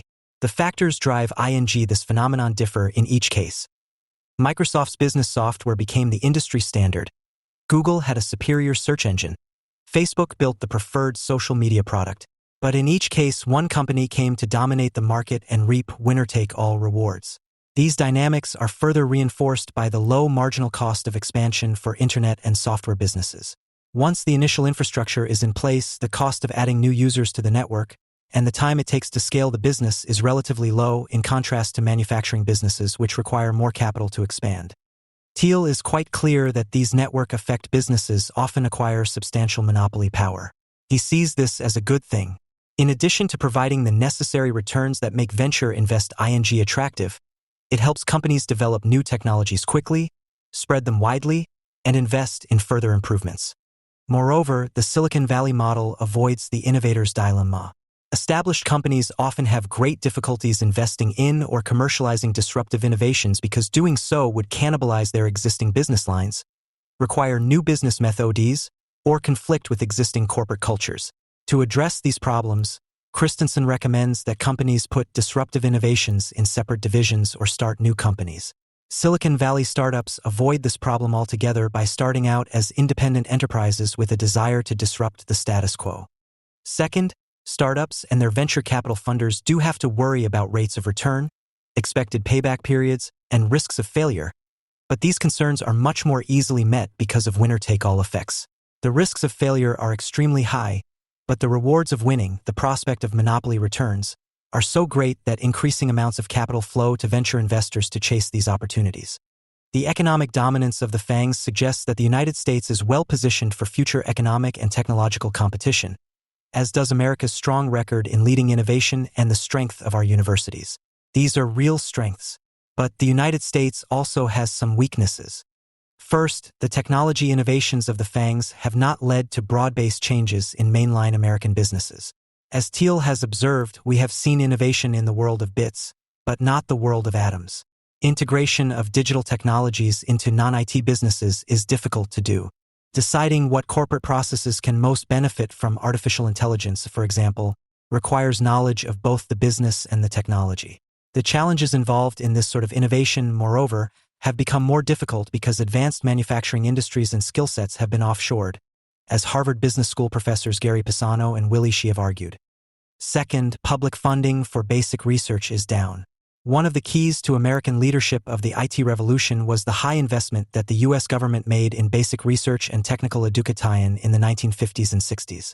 This investment was made for national security reasons, but it produced many of the foundational technologies that gave rise to Silicon Valley. As MIT economists Jonathan Gruber and Simon Johnson have argued, there are hard economic reasons why private companies will not invest enough in basic research and why fundamental research breakthroughs depend heavy on public funding. The United States is still the leading funder of public research, but that funding is down significantly from its post-Sputnik peak of 2% of GDP. Today, it is 0.7% of GDP and declining. When China began its reform and growth push in the late 1970s, it built on East Asian precedents, modified them to suit its needs, and pioneered a new approach to foreign investment. In some areas, China's post-Mao leaders followed in the footsteps of East Asian predecessors. Like Japan, Korea, Taiwan, and others, China embraced state activism, industrial policies, and mercantilism. But China also modified the East Asian model.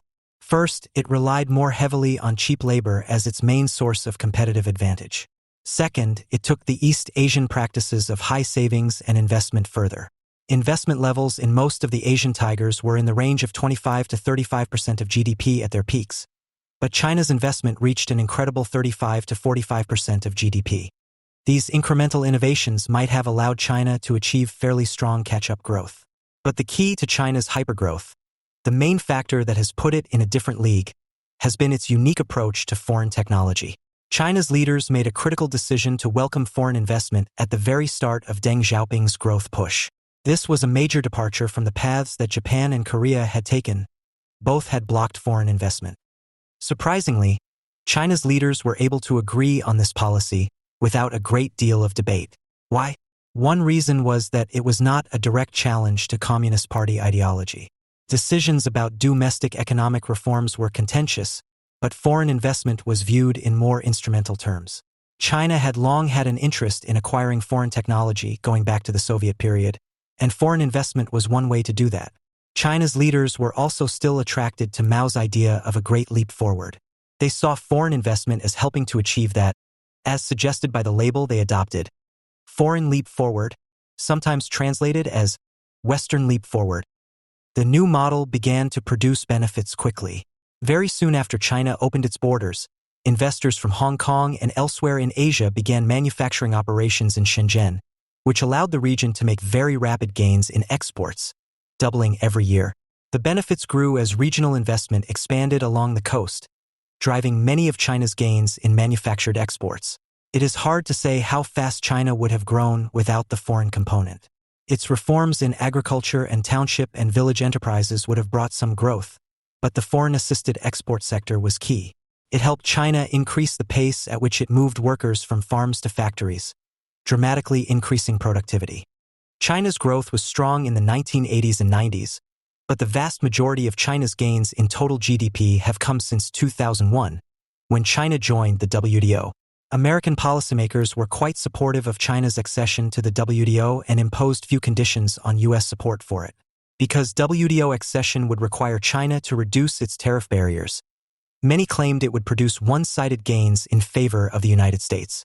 China saw the WTO in very different terms, however. It would use the WTO seal of good housekeeping to launch a more aggressive push in manufactured exports and to tap the interests of foreign companies in helping it do it. China reduced its tariffs as required, but in these early years it substituted an undervalued currency that effectively penalized imports and subsidized exports. It also used every tool in its toolkit to subsidize investments and exports, maximize acquisition of foreign technology, and dominate low-wage manufacturing. China was greatly assisted in this process by the eagerness of American and other Western companies to invest in China. Western investment had begun to tick up in the 1990s, but went into overdrive after 2001. The companies had two motivations: to get in on the ground floor of China's expanding domestic market and to use China as a base of production for labor-intensive phases of their value chains for exports. The second function was facilitated, on the one hand, by fundamental changes in technology and, on the other, by the growing prevalence of shareholder-oriented corporate management. New developments in information technology and communication made it possible for Western companies to locate different phases of their value chains in different countries. As a result, it became much easier for companies to offshore labor-intensive phases of their production, which they did with enthusiasm. American companies were particularly keen to offshore because it helped them respond to increasing pressure from shareholders to reduce capital intensity and increase returns. In British economist Richard Baldwin's account, Western offshoring could have gone to many low-income countries. But in practice, the vast majority of it went to China, because China had a manufacturing base, was a low-cost producer, and made it easy for foreign investors to enter into advantageous partnerships. Offshoring required Western companies to send technology to China to make advanced production processes work. This meant that China dom in at a new synthesis of its cheap labor and Western technology, which boosted its economy to another level. Foreign technology not only helped China increase the dollar-denominated value of its exports fivefold from 2001 to 2007, but also raised the technology level of those exports. This helped China achieve fast productivity gains and rapid industrial upgrades. China also used joint venture requirements, forced technology transfers, intellectual property theft, an enormous overseas scholarship program, and other methods to boost the movement of technology and manufacturing from Western nations to its own shores. Western companies who wanted to invest or sell into China often had to comply with joint venture requirements and accept forced technology transfers. The companies were often willing to make these major technology concessions in return for short-term benefits, again to satisfy shareholders. China has also been the world's leader in the theft of Western intellectual property and business secrets for commercial purposes. It has sent thousands of students to Western universities in technical disciplines, and China has become a great advocate of technical cooperation, shared research, and research labs that cross national boundaries, which has allowed it to gain access to Western knowledge. Furthermore, China has been highly adept at adapting foreign technologies to local needs. According to business analysts Dan Bresnitz and Michael Muffy, Chinese companies for the most part don't try to compete with Western companies at the cutting edge of technology. Instead, they specialize in products that are one step behind. 15. They focus on process improvements that make them more efficient partners in multinational production or allow them to produce lower-cost versions of goods that are more suitable for markets in China and other emerging market countries. Chinese companies have achieved great success by creating local versions of products that offer 80% of the value at 50% of the cost. Finally, China has taken a radically different approach to public and private investment. First, it treats public investment in research and technical education as an instrument of national economic and security strategy. It has been steadily increasing this investment and focusing much of it on critical technologies such as quantum computing, robotics, and genetic engineering. Second, China completely rejects the American model of high corporate hurdle rates. In the Chinese view, the purpose of capital is not to ensure high rates of return on individual investments or maximize value to individual shareholders, but to maximize the total volume of investment, because that maximizes the pace of industrial advance. To maximize the volume of investment, capital should be cheap or free, or even provided by the government. Chinese provincial and local governments regularly give favored investors free land, low-cost loans that may not have to be paid back if the business fails, and favorable treatment in government procurements. They are aggressively subsidizing corporate investment. China is also willing to front-load the costs of getting a new industry started if it views that industry as important for future growth. For example, the government has extensively subsidized electric vehicle development, including public funding of a charging station network in advance of market demand, a Chinese version of, if you build it, they will come. These practices depart radically from Western norms, but they have been highly effective in promoting rapid industrial advance. The combination of strong productivity gains, boosted by foreign technology, and extremely high investment has been a powerful one-two punch. The results have been world-beating. From 2001 to 2013, foreign direct investment, FDI, inflows to China rose 300%, China's share of global manufacturing rose 400%, and China's exports increased 500%. From 2001 to 2016, China increased its share of global manufacturing value added from 6% to 26%, overtaking the United States and the European Union to become the largest manufacturer of goods in the world.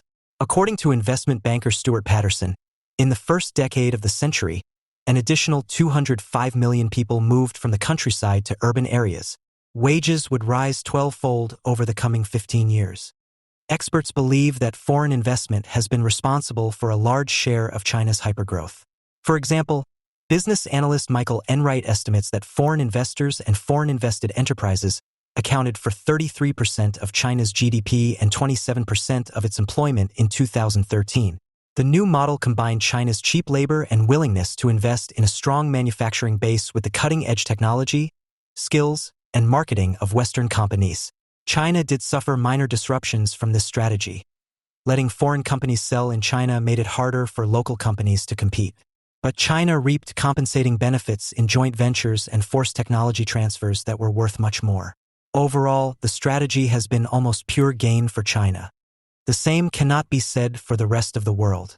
If China has transferred technology and manufacturing from Western nations to itself, the implication is that Western nations have suffered losses. How great are those losses? Economists have offered different views. Many in the neoclassical tradition have argued that the costs to the West have not been that large, while others say that the costs have been quite high. The latter group includes Richard Baldwin, who says of offshoring, the result was a quite sudden and massive deindustrialization of the advanced economies. Industrialization took a century to build up in advanced economies. Deindustrialization and the shift of manufacturing to emerging nations took only 2 decades. Western workers no longer had privileged access to the know-how developed by their national firms. The monopoly that advanced economy workers used to have on advanced economy technology was broken. Investment banker Stuart Patterson agrees. He argues that economic engagement with China from 2001 onwards led to a rapid and dramatic deterioration in the real earning power of workers in the developed world. There has not been a period in which median earnings in the developed world have been so stagnant for so long since the Victorian Age. These negative impacts on Western manufacturing are now increasingly discussed, but the negative effects on industrial advance in developing nations have received much less attention. China likes to portray itself as a champion of the developing world, but the economic reality is that its dominance of low-wage manufactured exports and of Western offshoring has been so complete that it has been difficult or impossible for other developing nations to develop their own industries.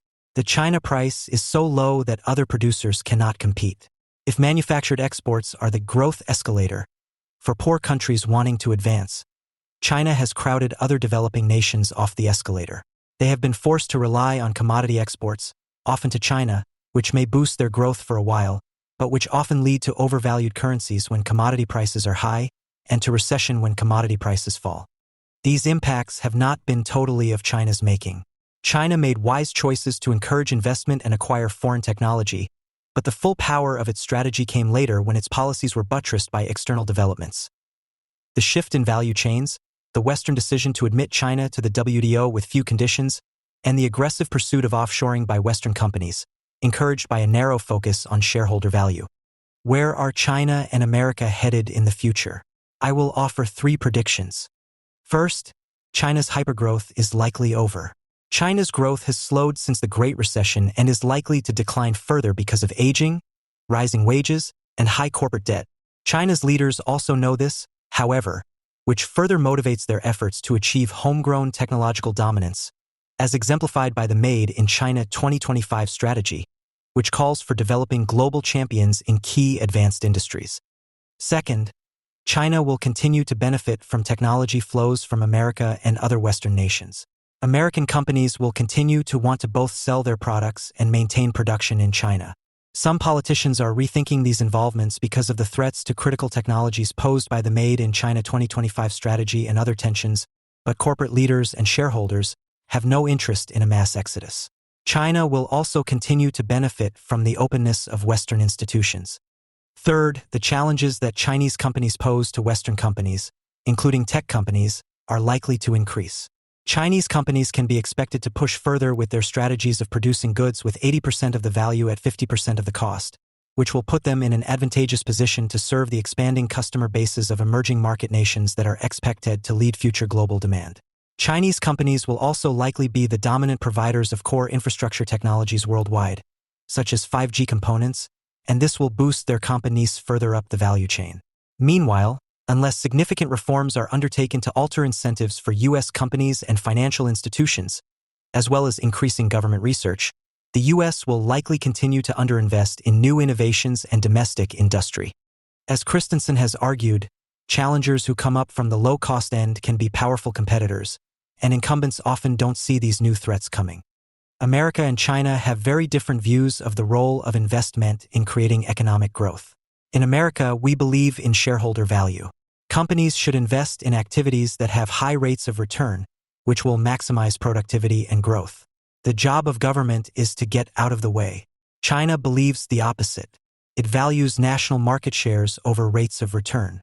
Far from getting out of the way, the government intervenes to provide cheap capital to fund high investment.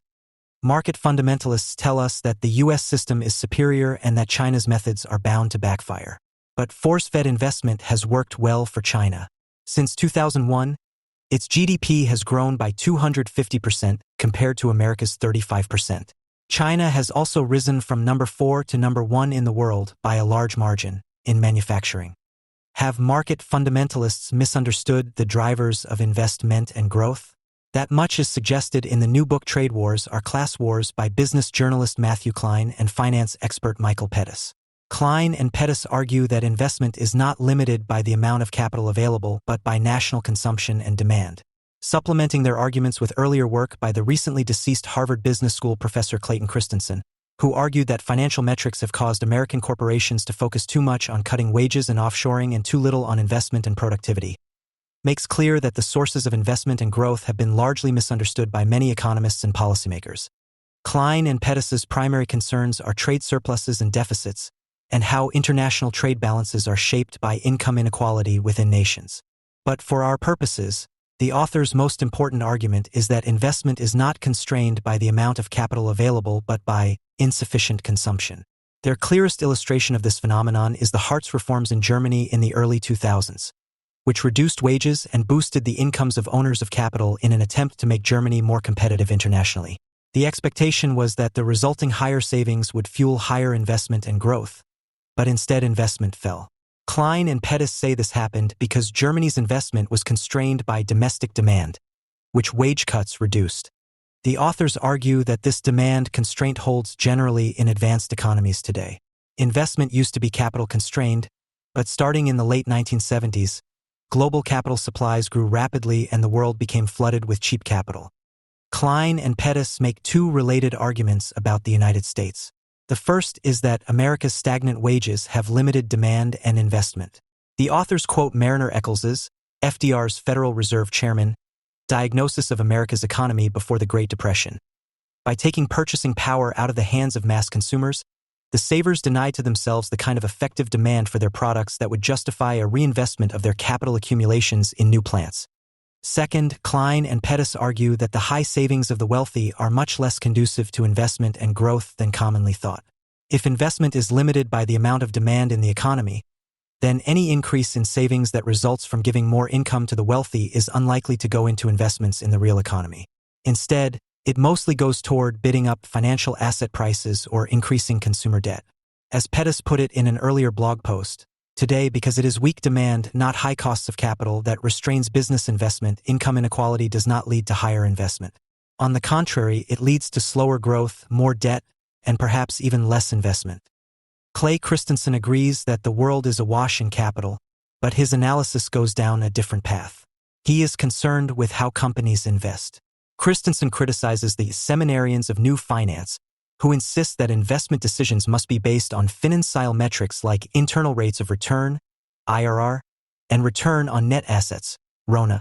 He links these ills to the excesses of the shareholder value movement, which holds that companies should be run primarily, if not exclusively, to maximize shareholder returns. As Christensen points out, 95% of stock market transactions are driven by hedge funds and other institutional managers who hold stocks for less than a year. These funds are not owners but renters. They are not investors but speculators. When they force CEOs to focus on maximizing quarterly returns, long-term value creation suffers. Christensen identifies a contradiction at the core of modern finance. In economic terms, the world is awash in capital and interest rates are historically low, which should lead to the higher use of a resource that has become cheaper.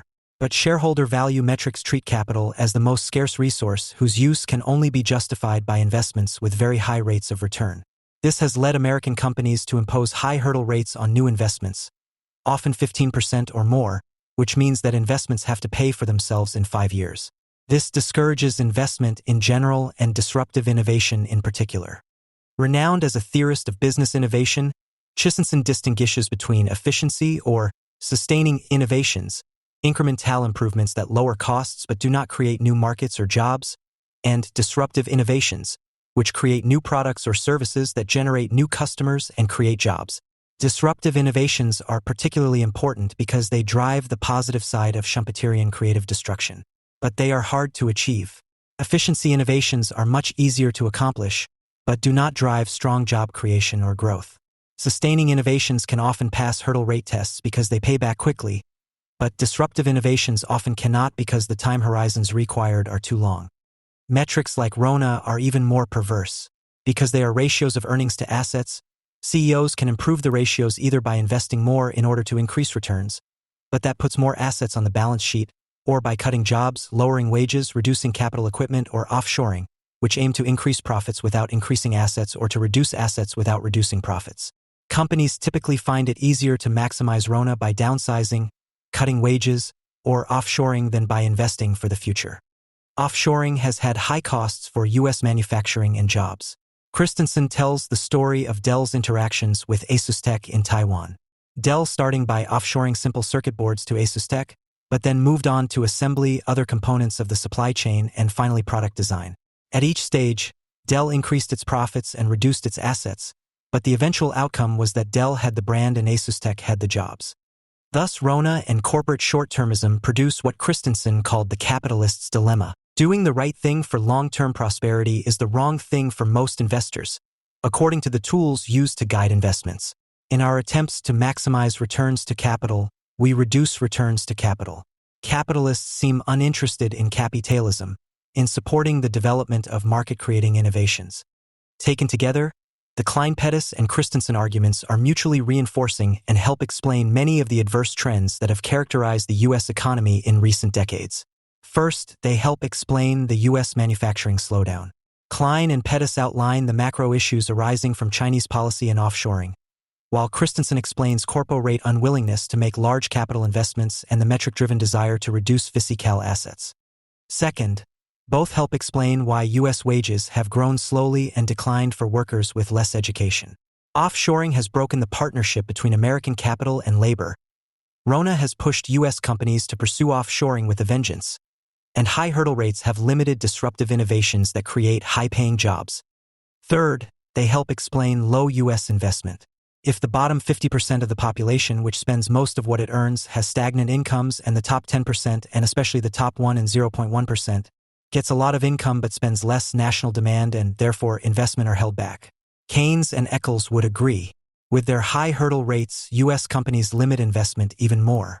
Fourth, they help explain slowing productivity gains. If investment is low, productivity advances will be limited. If companies are reluctant to invest in disruptive innovations, the United States will not experience big productivity jumps.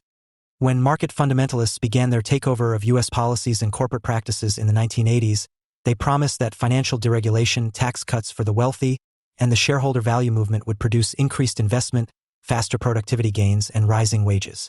Although none of these things has happened, the paradigm has proven remarkably durable. The main reason has been that powerful elites have benefited from it. But the paradigm also relies upon an economic narrative that many have found persuasive. The source of growth is private enterprise and finance. If the government just gets out of the way, the private sector will create prosperity and jobs. A strong financial sector provides the capital that companies need to invest and grow. Shareholder pressures ensure that companies use capital wisely. Inequality is a price we have to pay for strong private investment and growth. Critics have attacked market fundamentalism on moral and political grounds but have not deconstructed this economic narrative. This is why the arguments of Klein and Pettis as well as Christensen are so important. Klein and Pettis pose the most basic challenge.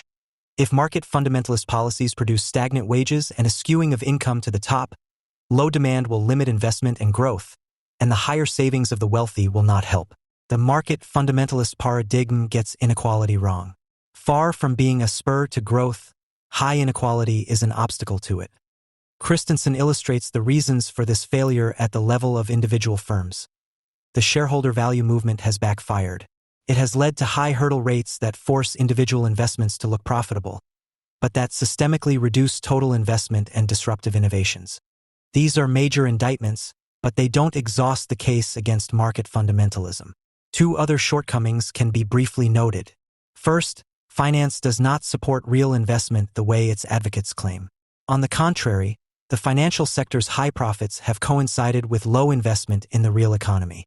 One reason has been that high financial profits raise the opportunity costs of real investments. If a company can generate high returns from financial engineering, why should it accept lower returns from real engineering? It is also not true that most U.S. companies rely on the financial sector for capital. Most companies finance investment out of retained earnings, but many, at the behest of financial market activists and advisors, have been returning increasing amounts of capital to shareholders via stock buybacks. Second, it is not just private investment that has been hurt by market fundamentalism, but public investment as well. When taxes are cut and entitlements spiral upward, the casualty is public investment in R&D, infrastructure, and education. Globalization and the rise of China would have hurt U.S. manufacturing and put downward pressures on American wages no matter what U.S. policies were in place. But market fundamentalist practices have made these problems worse. Let us now turn to China. Klein and Pettis provide a sophisticated assessment of China's growth methods, invoking the economic theories of Alexander Gerschenkron and the growth strategies pioneered by Japan and the Asian tigers. Gerschenkron argued that poor countries do not have enough savings to fund investment or the business skills needed to build modern productive capacity. To break out of this dilemma, the state should boost saving by holding consumption down and lead investment in infrastructure and manufacturing. Meiji Japan and the Asian tigers followed this model, but added their own emphases on export promotion. China has followed in the footsteps of its East Asian predecessors, especially Taiwan, but with two differences. First, it has relied much more heavily on state direction. According to Klein and Pettis, the Chinese government sets the level of investment. The government decides how fast it wants the economy to grow in a given year, calculates how much investment is needed to meet that target, and directs the state-owned banks to push out the needed amount of capital. Second, China has put the East Asian model of high saving and investment on steroids. Whereas most East Asian nations peaked at 30 to 35% of GDP in savings and around 30% in investment, China has saved an incredible 45 to 50% of GDP and invested 40 to 45%. No major nation has ever invested this much. The Klein-Pettis analysis of China has some limitations, however. The most significant is that the authors' focus on the costs of suppressed consumption lead them to overstate the costs of high investment. Funding investment at the expense of consumption is therefore self-defeating if the result is excess capacity and impoverished workers, precisely the situation in China since the early 2000s. This is an incomplete picture. China's high investment methods can actually be viewed as an answer to the dilemma of low wages and low demand that Klein and Pettis highlight. As the authors point out, China has severely suppressed wages from the beginning and today has the lowest share of GDP in consumption of any major nation. By the authors' theory, this could have held down domestic demand and investment, as happened in Germany. But that did not happen. The main reason is that China does not let market forces set its level of investment. As noted above, the government sets that level artificially high to force-feed industrial expansion and growth. It also makes capital artificially cheap. It does this by paying savers negative real interest rates, lower than inflation, and passing the low rates on to companies. As Pettis has said, China's growth is actually heavily capital-intensive. Large Chinese businesses behave not as if labor is the cheapest input they have, but rather as if capital were the cheapest input. They are right. Labor may be cheap, but capital is almost free. According to Western economic theories, such manipulation of investment is not supposed to work.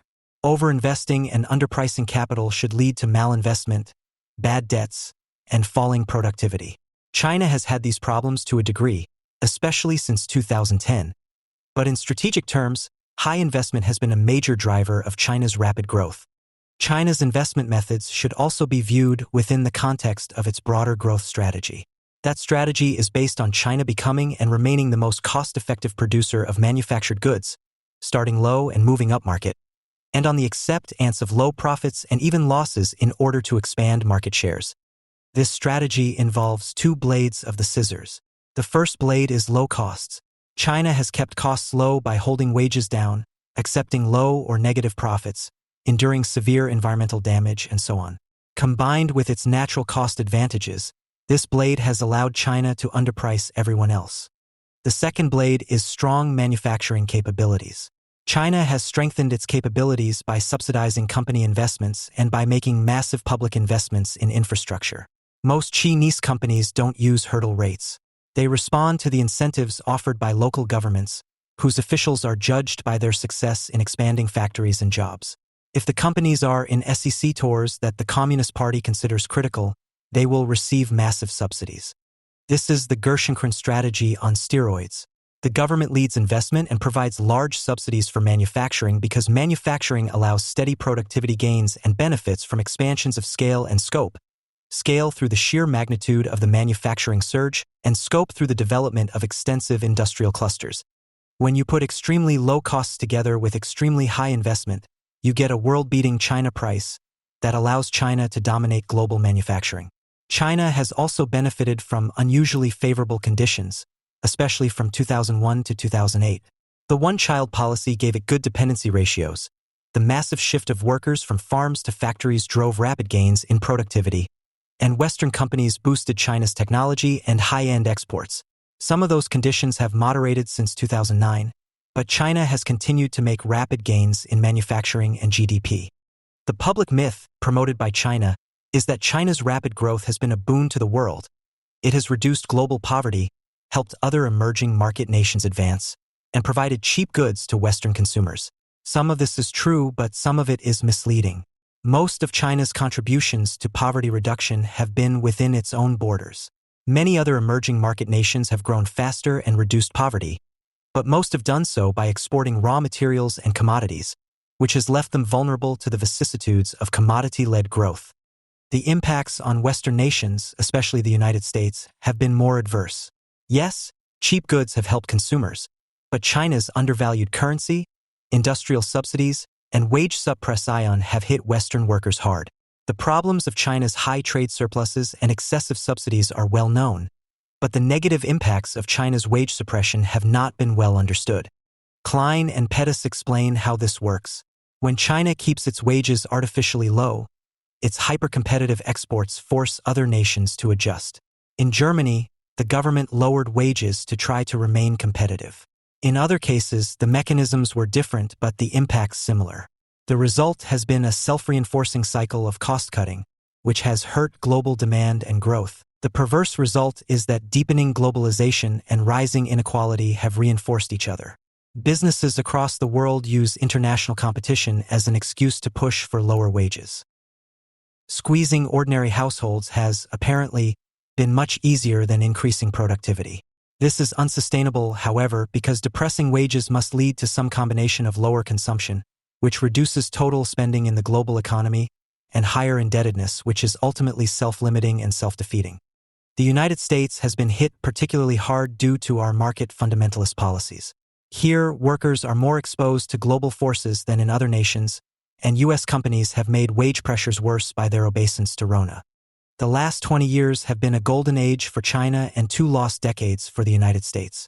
China has enjoyed a virtuous circle of rising investment, fast-growing manufacturing, and rapid growth. Even though consumption is a low share of GDP, incomes have risen rapidly. America, by contrast, has suffered from a vicious circle of low investment, slow productivity gains, manufacturing job losses, and slow growth. And because most of the gains from relatively low U.S. growth have gone to the top, wages have stagnated. The past is not necessarily prologue, however. Longer-term growth trends could be more favorable to the United States. China's overinvestment means that it has little untapped upside potential. In addition, it faces serious downside forces, especially severe aging and high corporate debt. China's growth will slow. The question is how much. America, on the other hand, has major upside potential because we have been leaving so many growth opportunities on the table. When you have been pursuing policies that make inequality and investment worse, you can make big gains by changing those policies. A central message of both Klein, Pettis, and Christensen is that better equality and higher investment are complements. New policies that prioritize public and private investment and raise wages through productivity improvements would be win-win. Unfortunately, such changes will be strongly opposed by American corporate and financial elites. It is not just trade policy that is subject to class wars, but all economic policy.